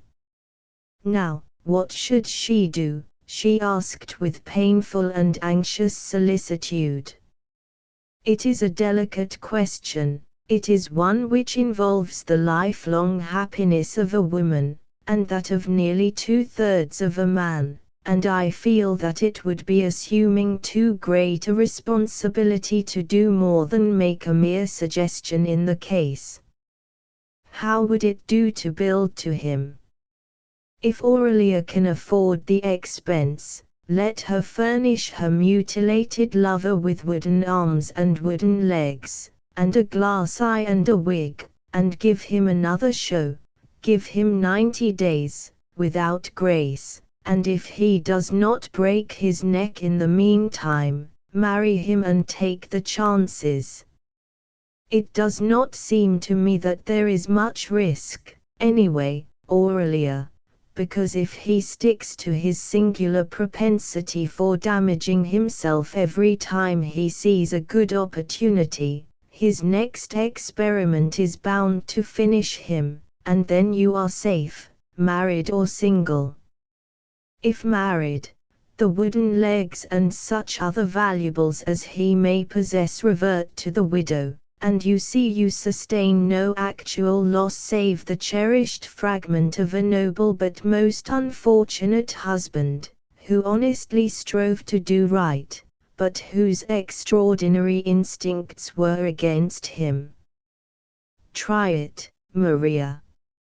I have thought the matter over carefully and well, and it is the only chance I see for you. It would have been a happy conceit on the part of Carruthers if he had started with his neck and broken that first, but since he has seen fit to choose a different policy and string himself out as long as possible, I do not think we ought to upbraid him for it if he has enjoyed it. We must do the best we can under the circumstances, and try not to feel exasperated at him. After Jenkins' a grand affair of a ball, the Pioneers, came off at the Occidental some time ago. The following notes of the costumes worn by the belles of the occasion may not be uninteresting to the general reader, and Jenkins may get an idea therefrom. Mrs. W.M. was attired in an elegant pate de foie gras made expressly for her, and was greatly admired. Miss S. had her hair done up. She was the center of attraction for the gentlemen and the envy of all the ladies. Mrs. G.W. was tastefully dressed in a tout ensemble and was greeted with deafening applause wherever she went. Mrs. C.N. was superbly arrayed in white kid gloves. Her modest and engaging manner accorded well with the unpretending simplicity of her costume and caused her to be regarded with absorbing interest by every one. The charming Miss M.M.B. appeared in a thrilling waterfall, whose exceeding grace and volume compelled the homage of pioneers and emigrants alike. How beautiful she was! The queenly Mrs. L.R. was attractively attired in her new and beautiful false teeth, and the bonjour effect they naturally produced was heightened by her enchanting and well-sustained smile. Miss R.P., with that repugnance to ostentation in dress which is so peculiar to her, was attired in a simple white lace collar, fastened with a neat pearl button solitaire. The fine contrast between the sparkling vivacity of her natural optic, and the steadfast attentiveness of her placid glass eye, was the subject of general and enthusiastic remark. Miss C.L.B. had her fine nose elegantly enamelled, and the easy grace with which she blew it from time to time marked her as a cultivated and accomplished woman of the world. Its exquisitely modulated tone excited the admiration of all who had the happiness to hear it. About Barbers P257.jpg, 140k, all things change except barbers, the ways of barbers, and the surroundings of barbers. These never change. What one experiences in a barber's shop the first time he enters one is what he always experiences in barbers' shops afterward till the end of his days. I got shaved this morning as usual. A man approached the door from Jones Street as I approached it from Main, a thing that always happens. I hurried up, but it was of no use. He entered the door one little step ahead of me, and I followed in on his heels and saw him take the only vacant chair, the one presided over by the best barber. It always happens so. I sat down, hoping that I might fall heir to the chair belonging to the better of the remaining two barbers, for he had already begun combing his man's hair, while his comrade was not yet quite done rubbing up and oiling his customer's locks. I watched the probabilities with strong interest. When I saw that number 2 was gaining on number 1, my interest grew to solicitude. When number 1 stopped a moment to make change on a bath ticket for a newcomer, and lost ground in the race, my solicitude rose to anxiety. When number 1 caught up again, and both he and his comrade were pulling the towels away and brushing the powder from their customers' cheeks, and it was about an even thing which one would say next, first, my very breath stood still with the suspense. But when at the culminating moment number 1 stopped to pass a comb a couple of times through his customer's eyebrows, I saw that he had lost the race by a single instant, and I rose indignant and quitted the shop, to keep from falling into the hands of number 2. For I have none of that enviable firmness that enables a man to look calmly into the eyes of a waiting barber and tell him he will wait for his fellow barber's chair.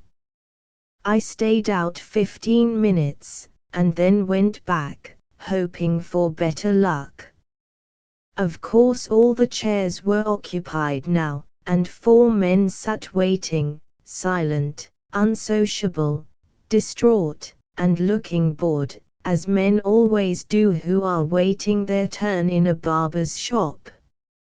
I sat down in one of the iron-armed compartments of an old sofa, and put in the time for a while reading the framed advertisements of all sorts of quack nostrums for dyeing and coloring the hair.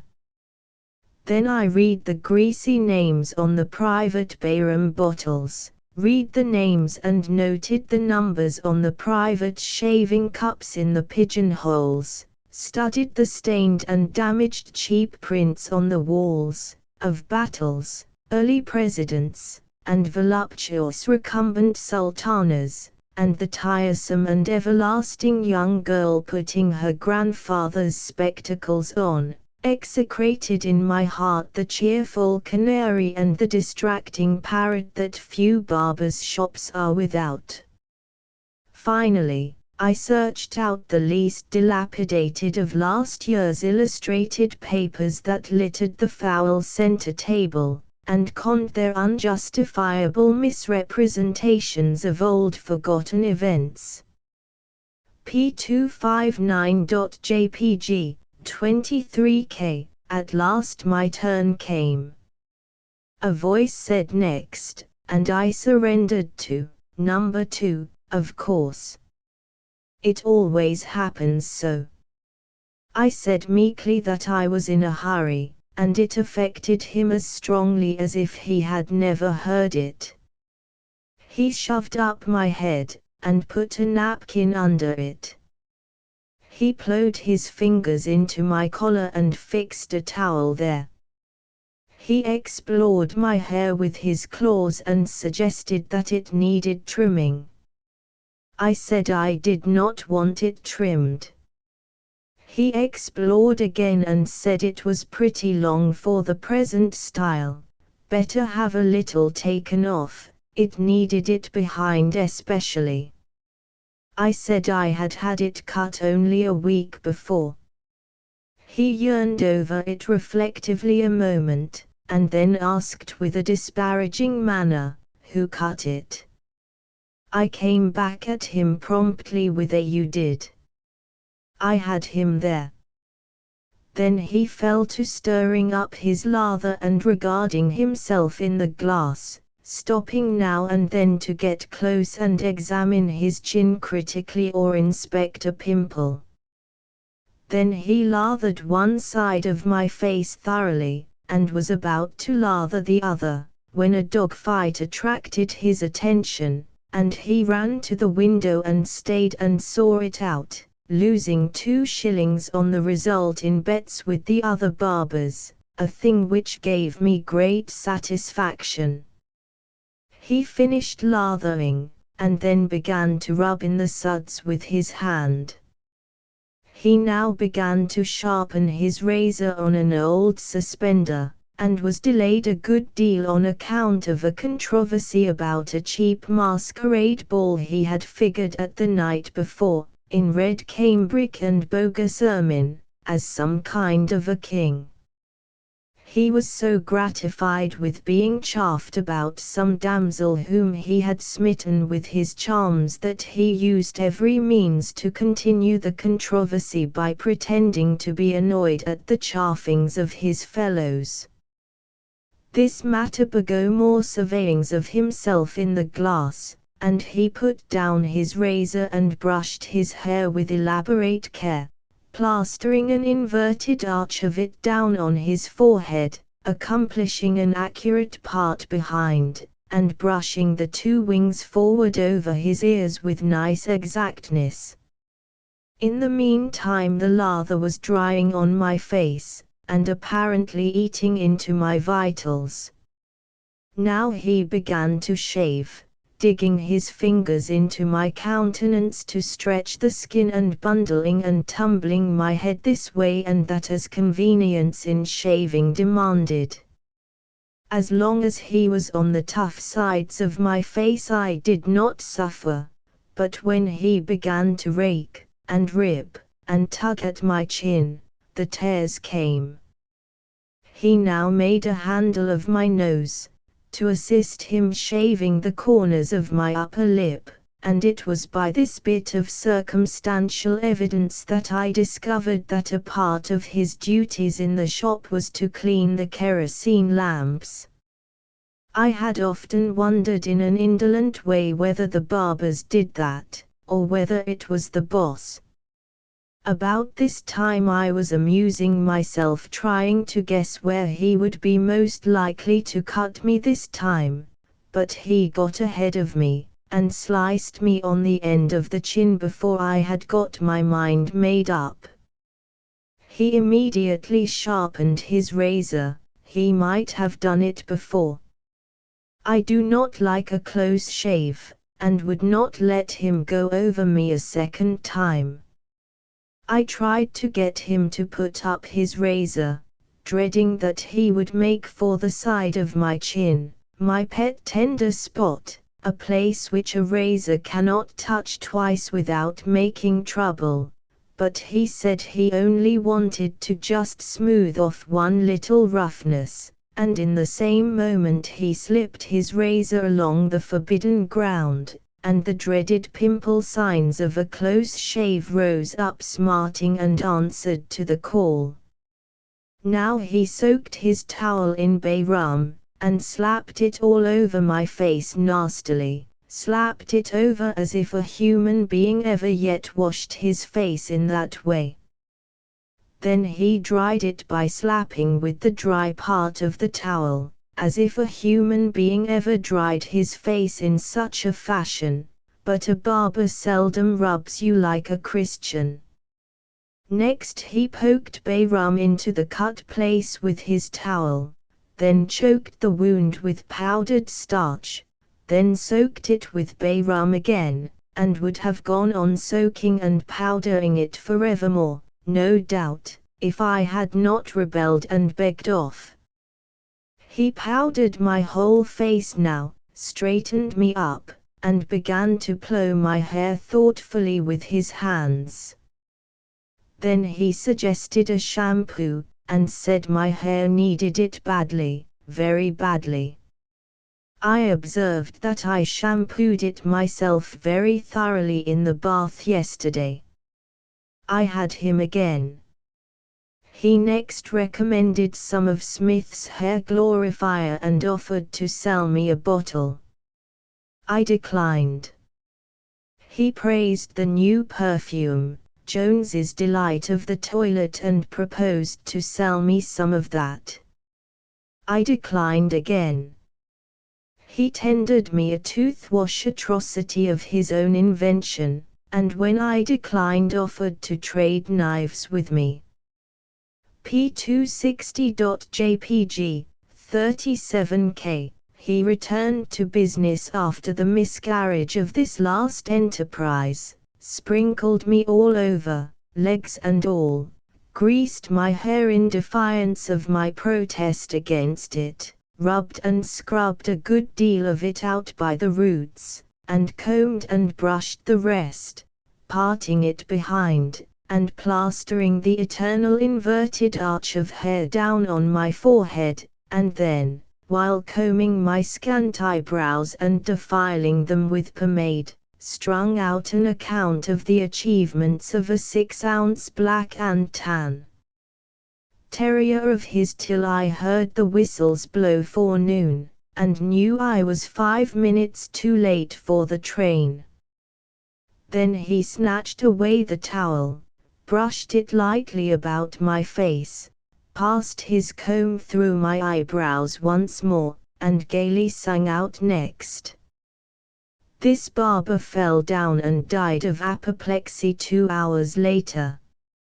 I am waiting over a day for my revenge. I am going to attend his funeral. Party cries in Ireland P262.jpg, 132k. Belfast is a peculiarly religious community. This may be said of the whole of the north of Ireland. About 1/2 of the people are Protestants and the other half Catholics. Each party does all it can to make its own doctrines popular and draw the affections of the irreligious toward them. One hears constantly of the most touching instances of this zeal. A week ago a vast concourse of Catholics assembled at Armagh to dedicate a new cathedral, and when they started home again the roadways were lined with groups of meek and lowly Protestants who stoned them till all the region round about was marked with blood. I thought that only Catholics argued in that way, but it seems to be a mistake. Every man in the community is a missionary and carries a brick to admonish the erring with. The law has tried to break this up, but not with perfect success.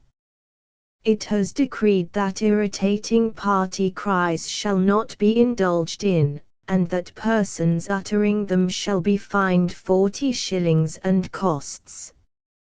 And so, in the police court reports every day, one sees these fines recorded. Last week a girl of 12 years old was fined the usual 40 shillings and costs for proclaiming in the public streets that she was a Protestant. The usual cry is, "To hell with the Pope," or "To hell with the Protestants," according to the utterer's system of salvation. One of Belfast's local jokes was very good. It referred to the uniform and inevitable fine of 40 shillings and costs for uttering a party cry, and it is no economical fine for a poor man, either, by the way. They say that a policeman found a drunken man lying on the ground, up a dark alley, entertaining himself with shouting, "To hell with! To hell with!"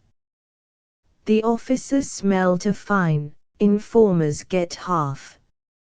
What's that you say? To hell with. To hell with who? To hell with what? Ah, bedad, ye can finish it yourself, it's too expensive for me. I think the seditious disposition, restrained by the economical instinct, is finely put in that. The facts concerning the recent resignation, written about 1867, Washington, December, 1867. I have resigned. The government appears to go on much the same, but there is a spoke out of its wheel, nevertheless. I was clerk of the Senate Committee on Conchology and I have thrown up the position. I could see the plainest disposition on the part of the other members of the government to debar me from having any voice in the councils of the nation, and so I could no longer hold office and retain my self-respect. If I were to detail all the outrages that were heaped upon me during the 6 days that I was connected with the government in an official capacity, the narrative would fill a volume. They appointed me clerk of that committee on conchology and then allowed me no amanuensis to play billiards with. I would have borne that, lonesome as it was, if I had met with that courtesy from the other members of the cabinet which was my due. But I did not.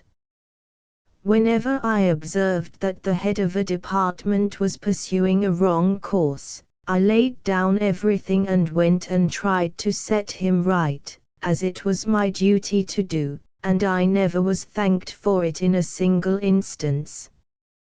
I went, with the best intentions in the world, to the Secretary of the Navy, and said, "Sir, I cannot see that Admiral Farragut is doing anything but skirmishing around there in Europe, having a sort of picnic. Now, that may be all very well, but it does not exhibit itself to me in that light. If there is no fighting for him to do, let him come home. There is no use in a man having a whole fleet for a pleasure excursion. It is too expensive. Mind, I do not object to pleasure excursions for the naval officers, pleasure excursions that are in reason, pleasure excursions that are economical. Now, they might go down the Mississippi on a raft. You ought to have heard him storm. One would have supposed I had committed a crime of some kind. But I didn't mind. I said it was cheap, and full of Republican simplicity, and perfectly safe. I said that, for a tranquil pleasure excursion, there was nothing equal to a raft. Then the Secretary of the Navy asked me who I was, and when I told him I was connected with the government, he wanted to know in what capacity. I said that, without remarking upon the singularity of such a question, coming, as it did, from a member of that same government, I would inform him that I was clerk of the Senate Committee on Conchology. Then there was a fine storm. He finished by ordering me to leave the premises, and give my attention strictly to my own business in future. My first impulse was to get him removed. However, that would harm others besides himself, and do me no real good, and so I let him stay. I went next to the Secretary of War, who was not inclined to see me at all until he learned that I was connected with the government. If I had not been on important business, I suppose I could not have got in. I asked him for a light. He was smoking at the time, and then I told him I had no fault to find with his defending the parole stipulations of General Lee and his comrades in arms, but that I could not approve of his method of fighting the Indians on the plains. I said he fought too scattering. He ought to get the Indians more together, get them together in some convenient place, where he could have provisions enough for both parties, and then have a general massacre. I said there was nothing so convincing to an Indian as a general massacre. If he could not approve of the massacre, I said the next surest thing for an Indian was soap and education. Soap and education are not as sudden as a massacre, but they are more deadly in the long run, because a half-massacred Indian may recover, but if you educate him and wash him, it is bound to finish him some time or other. It undermines his constitution, it strikes at the foundation of his being. Sir, I said, the time has come when blood-curdling cruelty has become necessary. Inflict soap and a spelling book on every Indian that ravages the plains, and let them die. The Secretary of War asked me if I was a member of the cabinet, and I said I was. He inquired what position I held, and I said I was clerk of the Senate Committee on Conchology. I was then ordered under arrest for contempt of court, and restrained of my liberty for the best part of the day. I almost resolved to be silent thenceforward, and let the government get along the best way it could. But duty called, and I obeyed. I called on the Secretary of the Treasury. He said, "What will you have?" The question threw me off my guard. I said, "Rum punch." He said, "If you have got any business here, sir, state it, and in as few words as possible." I then said that I was sorry he had seen fit to change the subject so abruptly, because such conduct was very offensive to me, but under the circumstances I would overlook the matter and come to the point. I now went into an earnest expostulation with him upon the extravagant length of his report. I said it was expensive, unnecessary, and awkwardly constructed. There were no descriptive passages in it, no poetry, no sentiment, no heroes, no plot, no pictures, not even woodcuts. Nobody would read it, that was a clear case. I urged him not to ruin his reputation by getting out a thing like that. If he ever hoped to succeed in literature, he must throw more variety into his writings. He must beware of dry detail. I said that the main popularity of the almanac was derived from its poetry and conundrums, and that a few conundrums distributed around through his Treasury report would help the sale of it more than all the internal revenue he could put into it. I said these things in the kindest spirit, and yet the Secretary of the Treasury fell into a violent passion. He even said I was an ass. He abused me in the most vindictive manner, and said that if I came there again meddling with his business he would throw me out of the window. I said I would take my hat and go, if I could not be treated with the respect due to my office, and I did go. It was just like a new author. They always think they know more than anybody else when they are getting out their first book. Nobody can tell them anything. During the whole time that I was connected with the government, it seemed as if I could not do anything in an official capacity without getting myself into trouble. And yet I did nothing, attempted nothing, but what I conceived to be for the good of my country. The sting of my wrongs may have driven me to unjust and harmful conclusions, but it surely seemed to me that the Secretary of State, the Secretary of War, the Secretary of the Treasury, and others of my confreres had conspired from the very beginning to drive me from the administration. I never attended but one cabinet meeting while I was connected with the government. That was sufficient for me.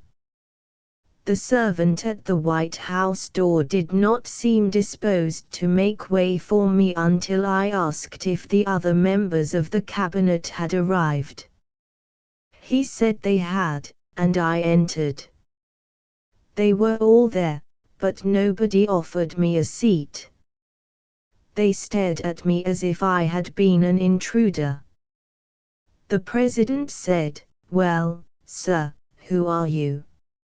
I handed him my card, and he read, "The Hun Mark Twain, clerk of the Senate Committee on Conchology." Then he looked at me from head to foot, as if he had never heard of me before. The Secretary of the Treasury said, "This is the meddlesome ass that came to recommend me to put poetry and conundrums in my report, as if it were an almanac." The Secretary of War said, "It is the same visionary that came to me yesterday with a scheme to educate a portion of the Indians to death, and massacre the balance." The Secretary of the Navy said, "I recognize this youth as the person who has been interfering with my business time and again during the week.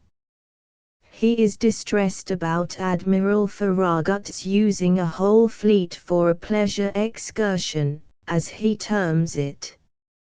His proposition about some insane pleasure excursion on a raft is too absurd to repeat." I said, "Gentlemen, I perceive here a disposition to throw discredit upon every act of my official career. I perceive, also, a disposition to debar me from all voice in the councils of the nation. No notice whatever was sent to me today. It was only by the merest chance that I learned that there was going to be a cabinet meeting. But let these things pass. All I wish to know is this a cabinet meeting or is it not?" The president said it was. Then I said, "Let us proceed to business at once, and not fritter away valuable time in unbecoming fault-findings with each other's official conduct." The Secretary of State now spoke up, in his benignant way, and said, "Young man, you are laboring under a mistake. The clerks of the congressional committees are not members of the cabinet. Neither are the doorkeepers of the Capitol, strange as it may seem. Therefore, much as we could desire your more than human wisdom in our deliberations, we cannot lawfully avail ourselves of it.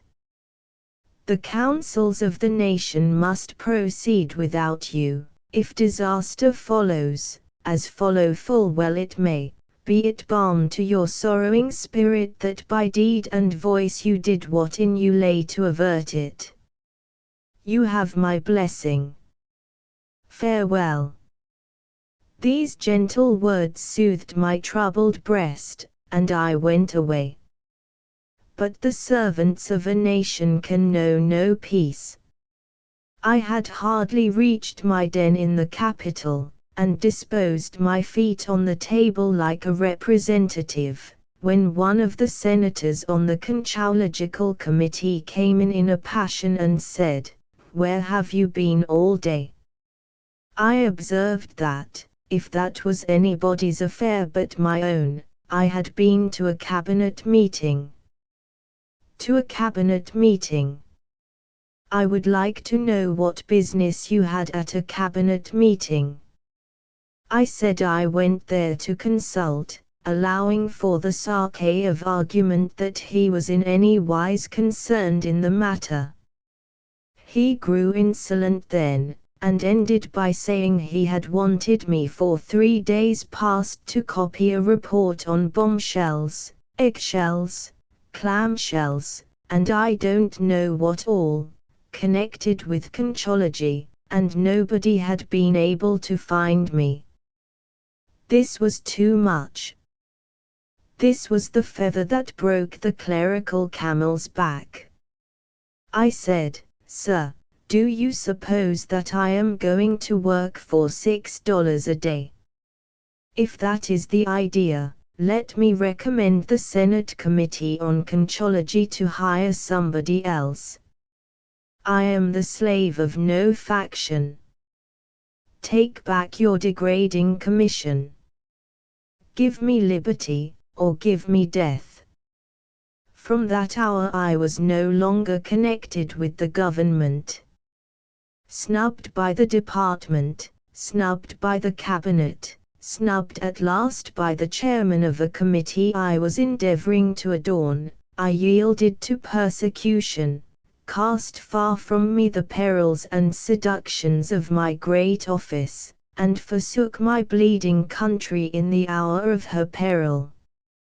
But I had done the state some service, and I sent in my bill, the United States of America in account with the Honorable Clerk of the Senate Committee on Conchology, Doctor to consultation with Secretary of War $50 to consultation with Secretary of Navy $50 to consultation with Secretary of the Treasury $50 Cabinet consultation no charge to mileage to and from Jerusalem, via Egypt, Algiers, Gibraltar, and Cadiz, 14,000 miles, at 20 c.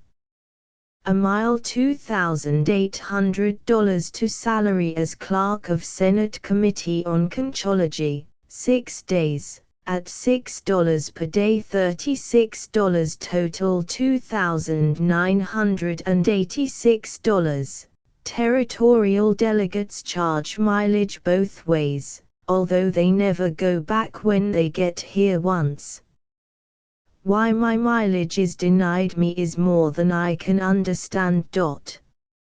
Not an item of this bill has been paid, except that trifle of $36 for clerkship salary. The Secretary of the Treasury, pursuing me to the last, drew his pen through all the other items, and simply marked in the margin "not allowed." So, the dread alternative is embraced at last. Repudiation has begun. The nation is lost. I am done with official life for the present. Let those clerks who are willing to be imposed on remain. I know numbers of them in the departments who are never informed when there is to be a cabinet meeting, whose advice is never asked about war, or finance, or commerce, by the heads of the nation, any more than if they were not connected with the government, and who actually stay in their offices day after day and work. They know their importance to the nation, and they unconsciously show it in their bearing, and the way they order their sustenance at the restaurant, but they work. I know one who has to paste all sorts of little scraps from the newspapers into a scrapbook, sometimes as many as 8 or 10 scraps a day.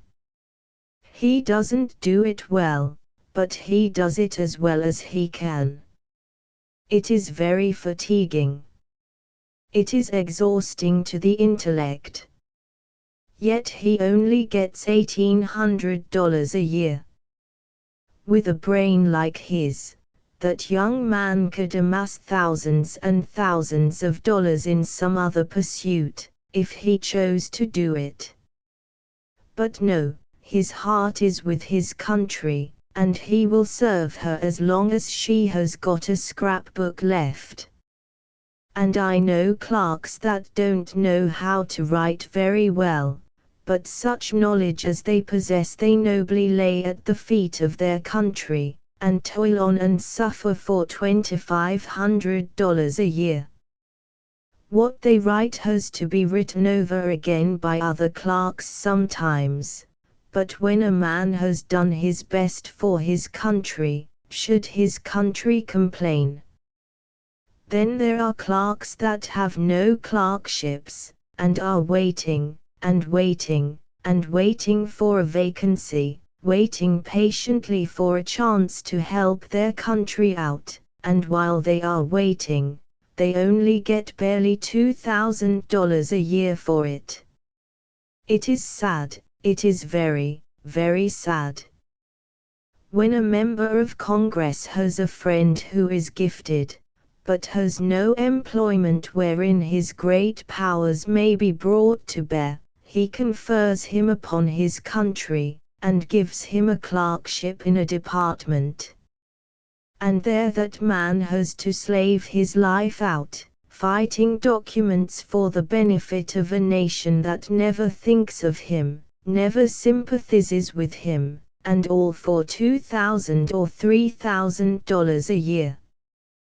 When I shall have completed my list of all the clerks in the several departments, with my statement of what they have to do, and what they get for it, you will see that there are not half enough clerks, and that what there are do not get half enough pay. History repeats itself. P271.jpg 103K. The following I find in a Sandwich Island paper which some friend has sent me from that tranquil far-off retreat. The coincidence between my own experience and that here set down by the late Mr. Benton is so remarkable that I cannot forbear publishing and commenting upon the paragraph. The Sandwich Island paper says, "How touching is this tribute of the late Honorable T.H. Benton to his mother's influence. My mother asked me never to use tobacco. I have never touched it from that time to the present day. She asked me not to gamble, and I have never gambled. I cannot tell who is losing in games that are being played. She admonished me, too, against liquor drinking, and whatever capacity for endurance I have at present, and whatever usefulness I may have attained through life, I attribute to having complied with her pious and correct wishes. When I was 7 years of age she asked me not to drink, and then I made a resolution of total abstinence, and that I have adhered to it through all time I owe to my mother. I never saw anything so curious. It is almost an exact epitome of my own moral career, after simply substituting a grandmother for a mother. How well I remember my grandmother's asking me not to use tobacco, good old soul. She said, 'You're at it again, are you, you whelp? Now don't ever let me catch you chewing tobacco before breakfast again, or I lay I'll black snake you within an inch of your life.' I have never touched it at that hour of the morning from that time to the present day. She asked me not to gamble. She whispered and said, 'Put up those wicked cards this minute, 2 pair and a jack, you numbskull,' and the other fellows got a flush. I never have gambled from that day to this, never once, without a cold deck in my pocket. I cannot even tell who is going to lose in games that are being played unless I deal myself. When I was 2 years of age she asked me not to drink, and then I made a resolution of total abstinence. That I have adhered to it and enjoyed the beneficent effects of it through all time, I owe to my grandmother. I have never drunk a drop from that day to this of any kind of water. Honored as a curiosity. P273.jpg, 99K. If you get into conversation with a stranger in Honolulu, and experience that natural desire to know what sort of ground you are treading on by finding out what manner of man your stranger is, strike out boldly and address him as Captain. Watch him narrowly, and if you see by his countenance that you are on the wrong track, ask him where he preaches. It is a safe bet that he is either a missionary or captain of a whaler. I became personally acquainted with 72 captains and 96 missionaries. The captains and ministers form 1/2 of the population. The third fourth is composed of common Kanakas and mercantile foreigners and their families, and the final fourth is made up of high officers of the Hawaiian government. And there are just about cats enough for 3 apiece all around. A solemn stranger met me in the suburbs one day, and said, "Good morning, your reverence. Preach in the stone church yonder, no doubt." "No, I don't. I'm not a preacher." "Really, I beg your pardon, Captain. I trust you had a good season." "How much oil?" "Why, what do you take me for? I'm not a whaler." "Oh, I beg 1,000 pardons, Your Excellency. Major General in the household troops, no doubt. Minister of the Interior, likely. Secretary of War. First Gentleman of the Bedchamber. Commissioner of the Royal Stuff, man. I'm not connected in any way with the government." "Bless my life. Then who the mischief are you?" "What the mischief are you? And how the mischief did you get here? And where in thunder did you come from?" "I'm only a private personage, an unassuming stranger, lately arrived from America." "No. Not a missionary. Not a whaler. Not a member of His Majesty's government. Not even a Secretary of the Navy." "Ah! Heaven! It is too blissful to be true, alas!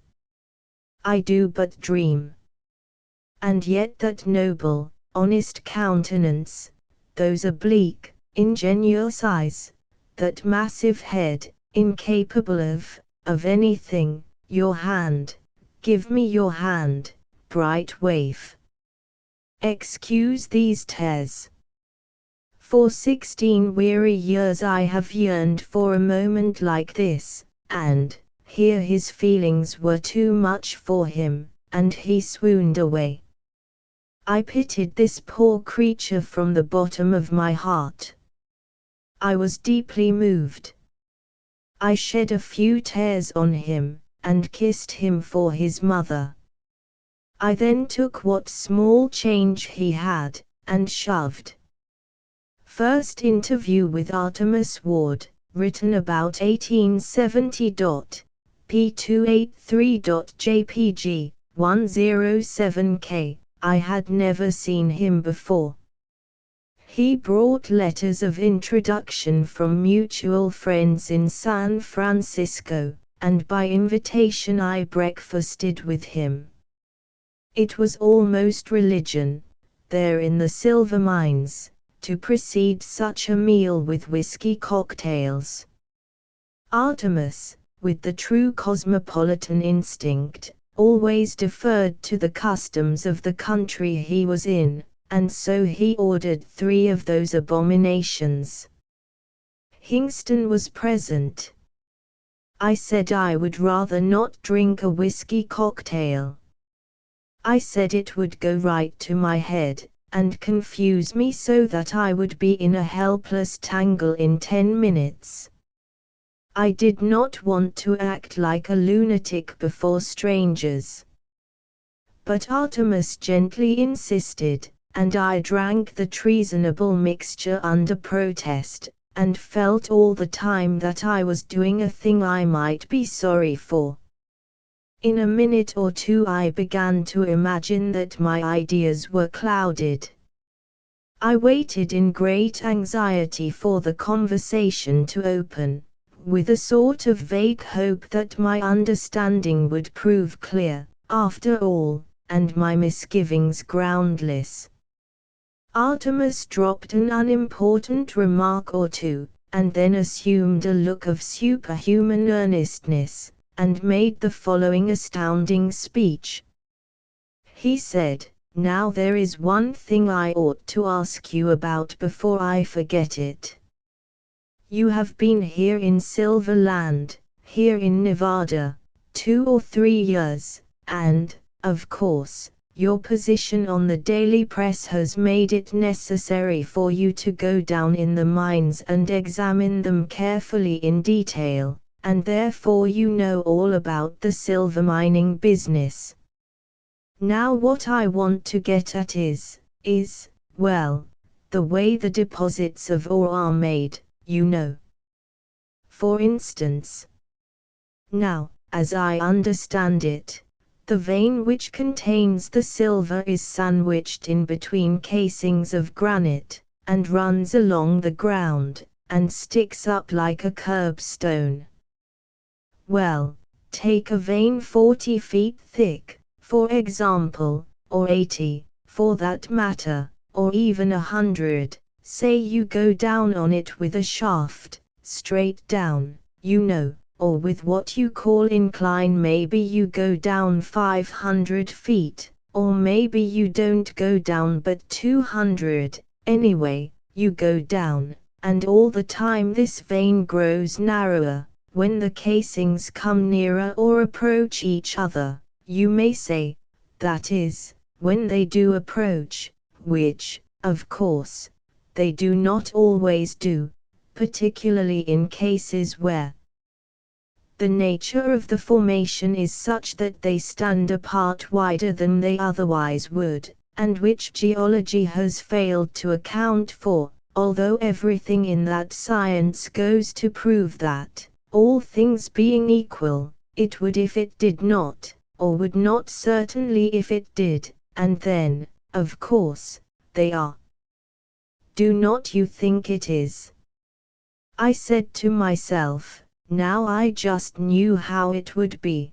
That whiskey cocktail has done the business for me. I don't understand any more than a clam. And then I said aloud, that is, if you don't mind, would you say that over again? I ought, oh, certainly.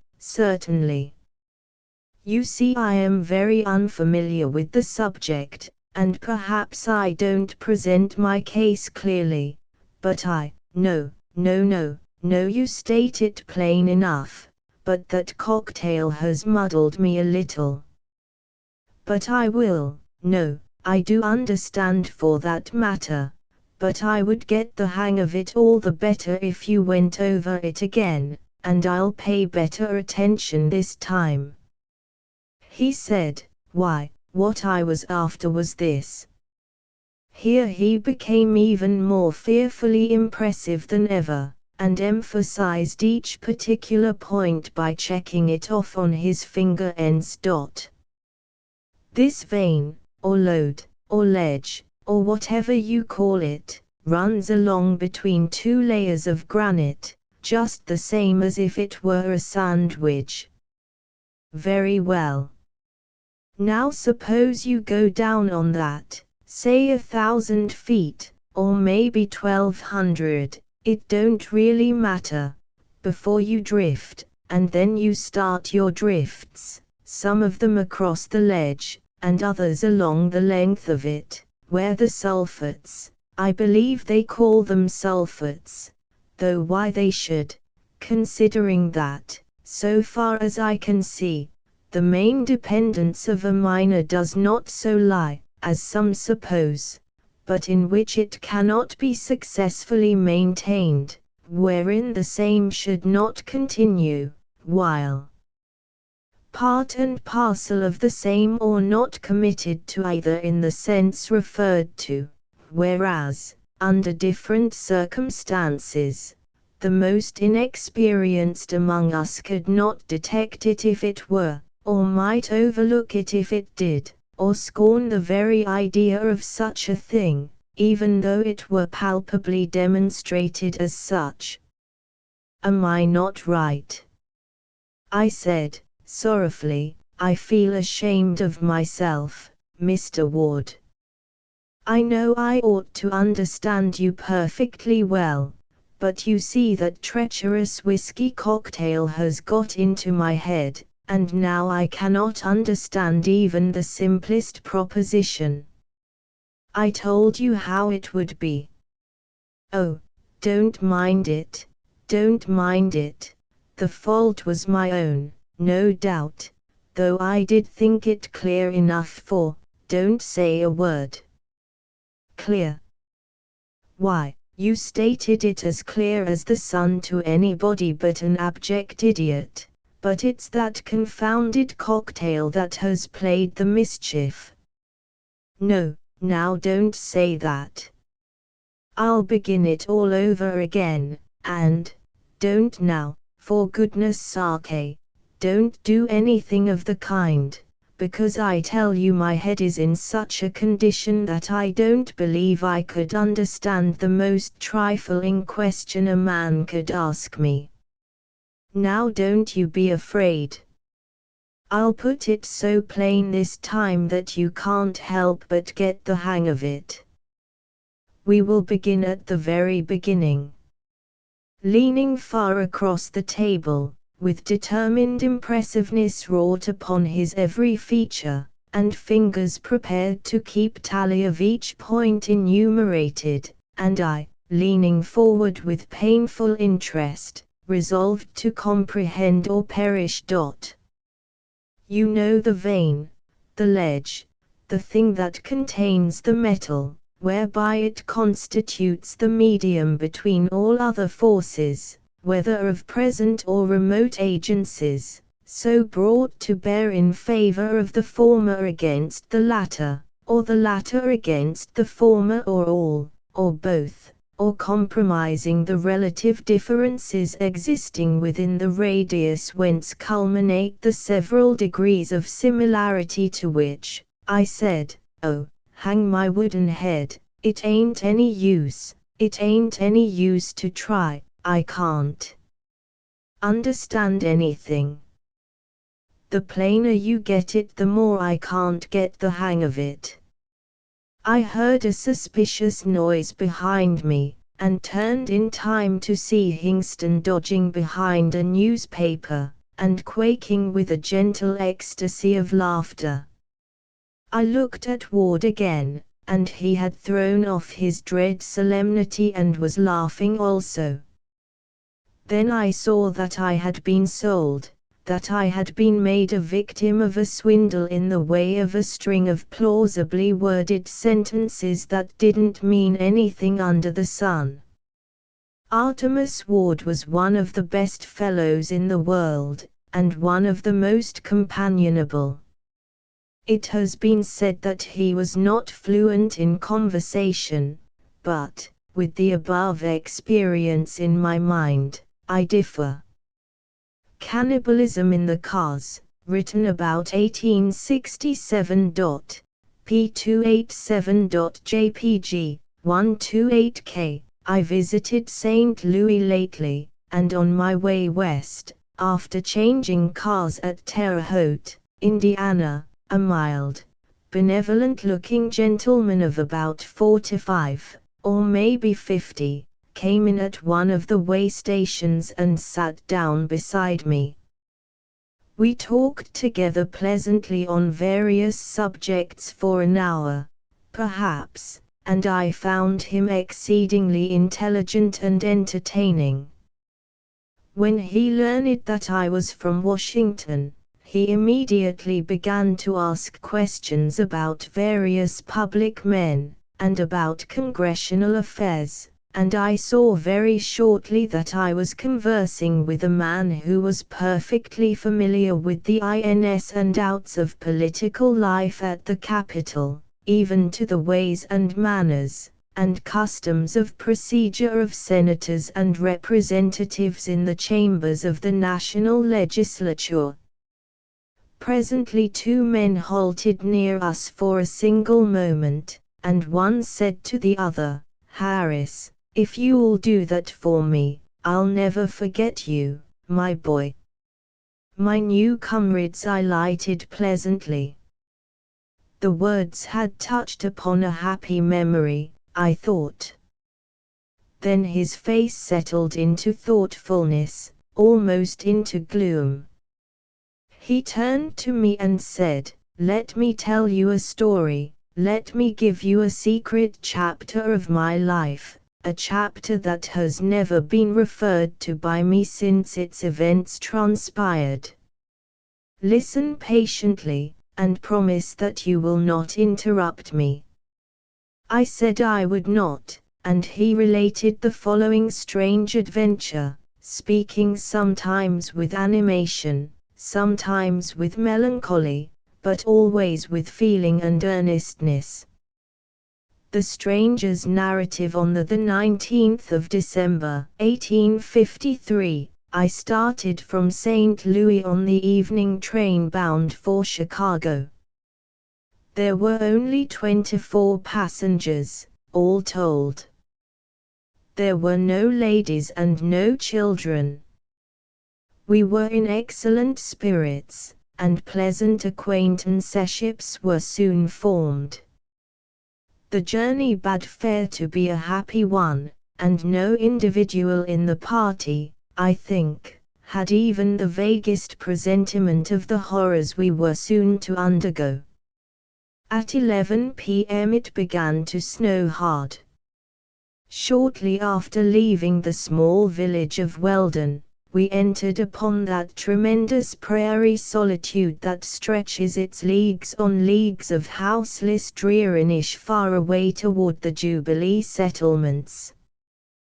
The winds, unobstructed by trees or hills, or even vagrant rocks, whistled fiercely across the level desert, driving the falling snow before it like spray from the crested waves of a stormy sea. The snow was deepening fast, and we knew, by the diminished speed of the train, that the engine was plowing through it with steadily increasing difficulty. Indeed, it almost came to a dead halt sometimes, in the midst of great drifts that piled themselves like colossal graves across the track. Conversation began to flag. Cheerfulness gave place to grave concern. The possibility of being imprisoned in the snow, on the bleak prairie, 50 miles from any house, presented itself to every mind, and extended its depressing influence over every spirit. At 2 o'clock in the morning I was aroused out of an uneasy slumber by the ceasing of all motion about me. The appalling truth flashed upon me instantly: we were captives in a snowdrift. All hands to the rescue. Every man sprang to obey. Out into the wild night, the pitchy darkness, the billowy snow, the driving storm, every soul leaped, with the consciousness that a moment lost now might bring destruction to us all. Shovels, hands, boards, anything, everything that could displace snow, was brought into instant requisition. It was a weird picture, that small company of frantic men fighting the banking snows, half in the blackest shadow and half in the angry light of the locomotive's reflector. 1 short hour sufficed to prove the utter uselessness of our efforts. The storm barricaded the track with a dozen drifts while we dug one away. And worse than this, it was discovered that the last grand charge the engine had made upon the enemy had broken the fore and aft shaft of the driving wheel. With a free track before us we should still have been helpless. We entered the car wearied with labor, and very sorrowful. We gathered about the stoves, and gravely canvassed our situation. We had no provisions whatever, in this lay our chief distress. We could not freeze, for there was a good supply of wood in the tender. This was our only comfort.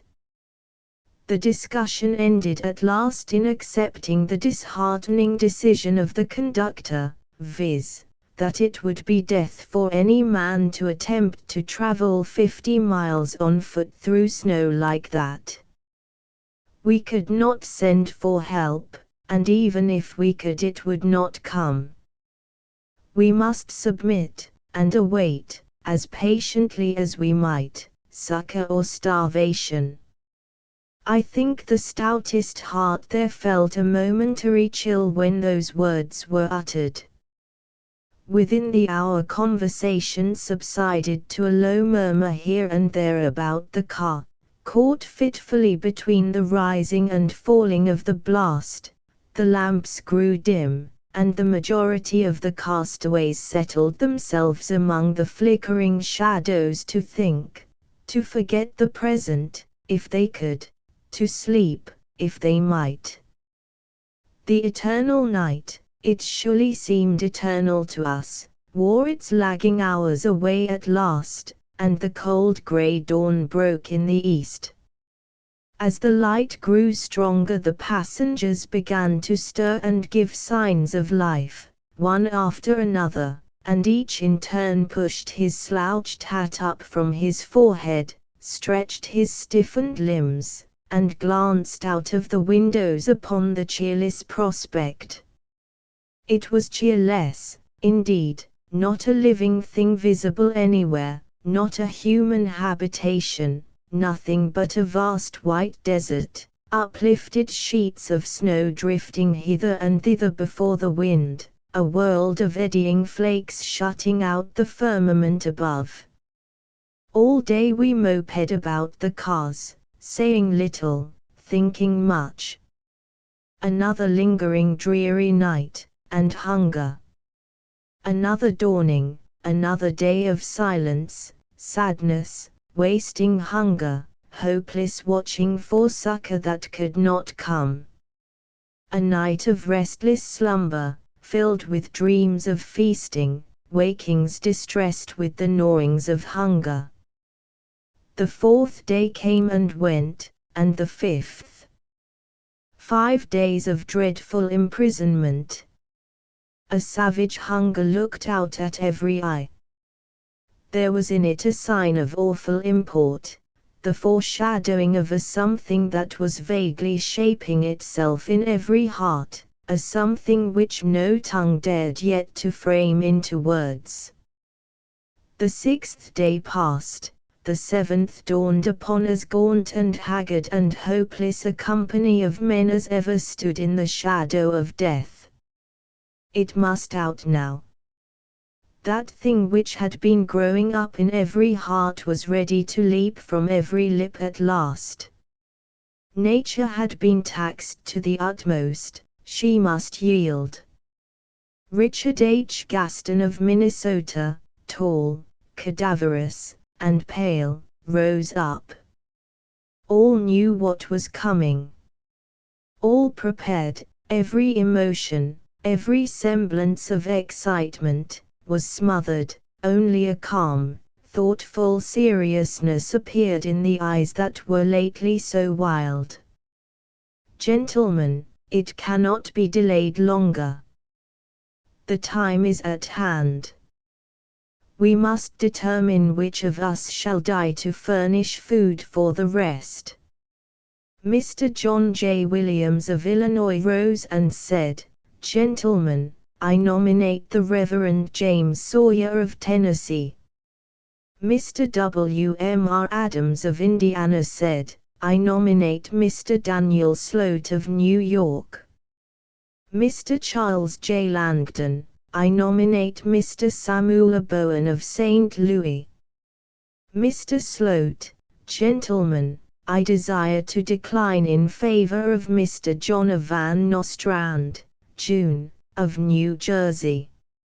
Mr. Gaston, "If there be no objection, the gentleman's desire will be acceded to." Mr. Van Nostrand objecting, the resignation of Mr. Sloat was rejected. The resignations of Messrs. Sawyer and Bowen were also offered, and refused upon the same grounds. Mr. L. Bascom of Ohio, I move that the nominations now close, and that the House proceed to an election by ballot. Mr. Sawyer, gentlemen, I protest earnestly against these proceedings. They are, in every way, irregular and unbecoming.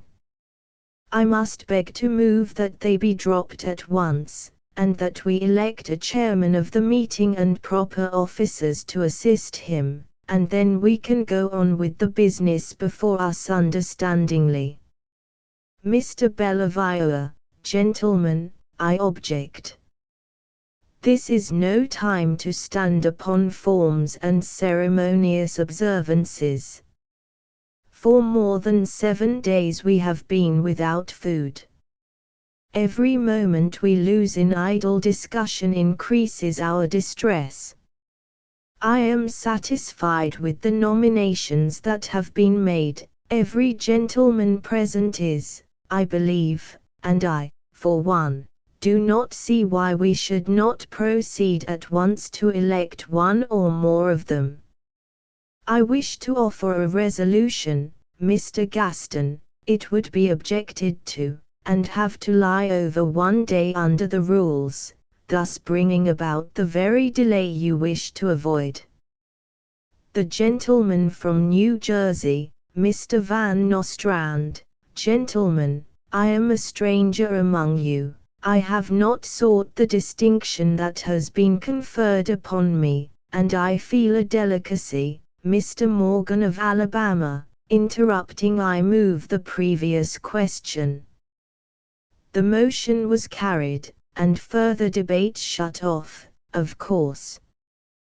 The motion to elect officers was passed, and under it Mr. Gaston was chosen chairman, Mr. Blake, secretary, Messrs. Holcombe, Dyer, and Baldwin a committee on nominations, and Mr. R. M. Howland, purveyor, to assist the committee in making selections. A recess of half an hour was then taken, and some little caucusing followed. At the sound of the gavel the meeting reassembled, and the committee reported in favor of Messrs. George Ferguson of Kentucky, Lucien Harriman of Louisiana, and W. Messick of Colorado as candidates. The report was accepted. Mr. Rogers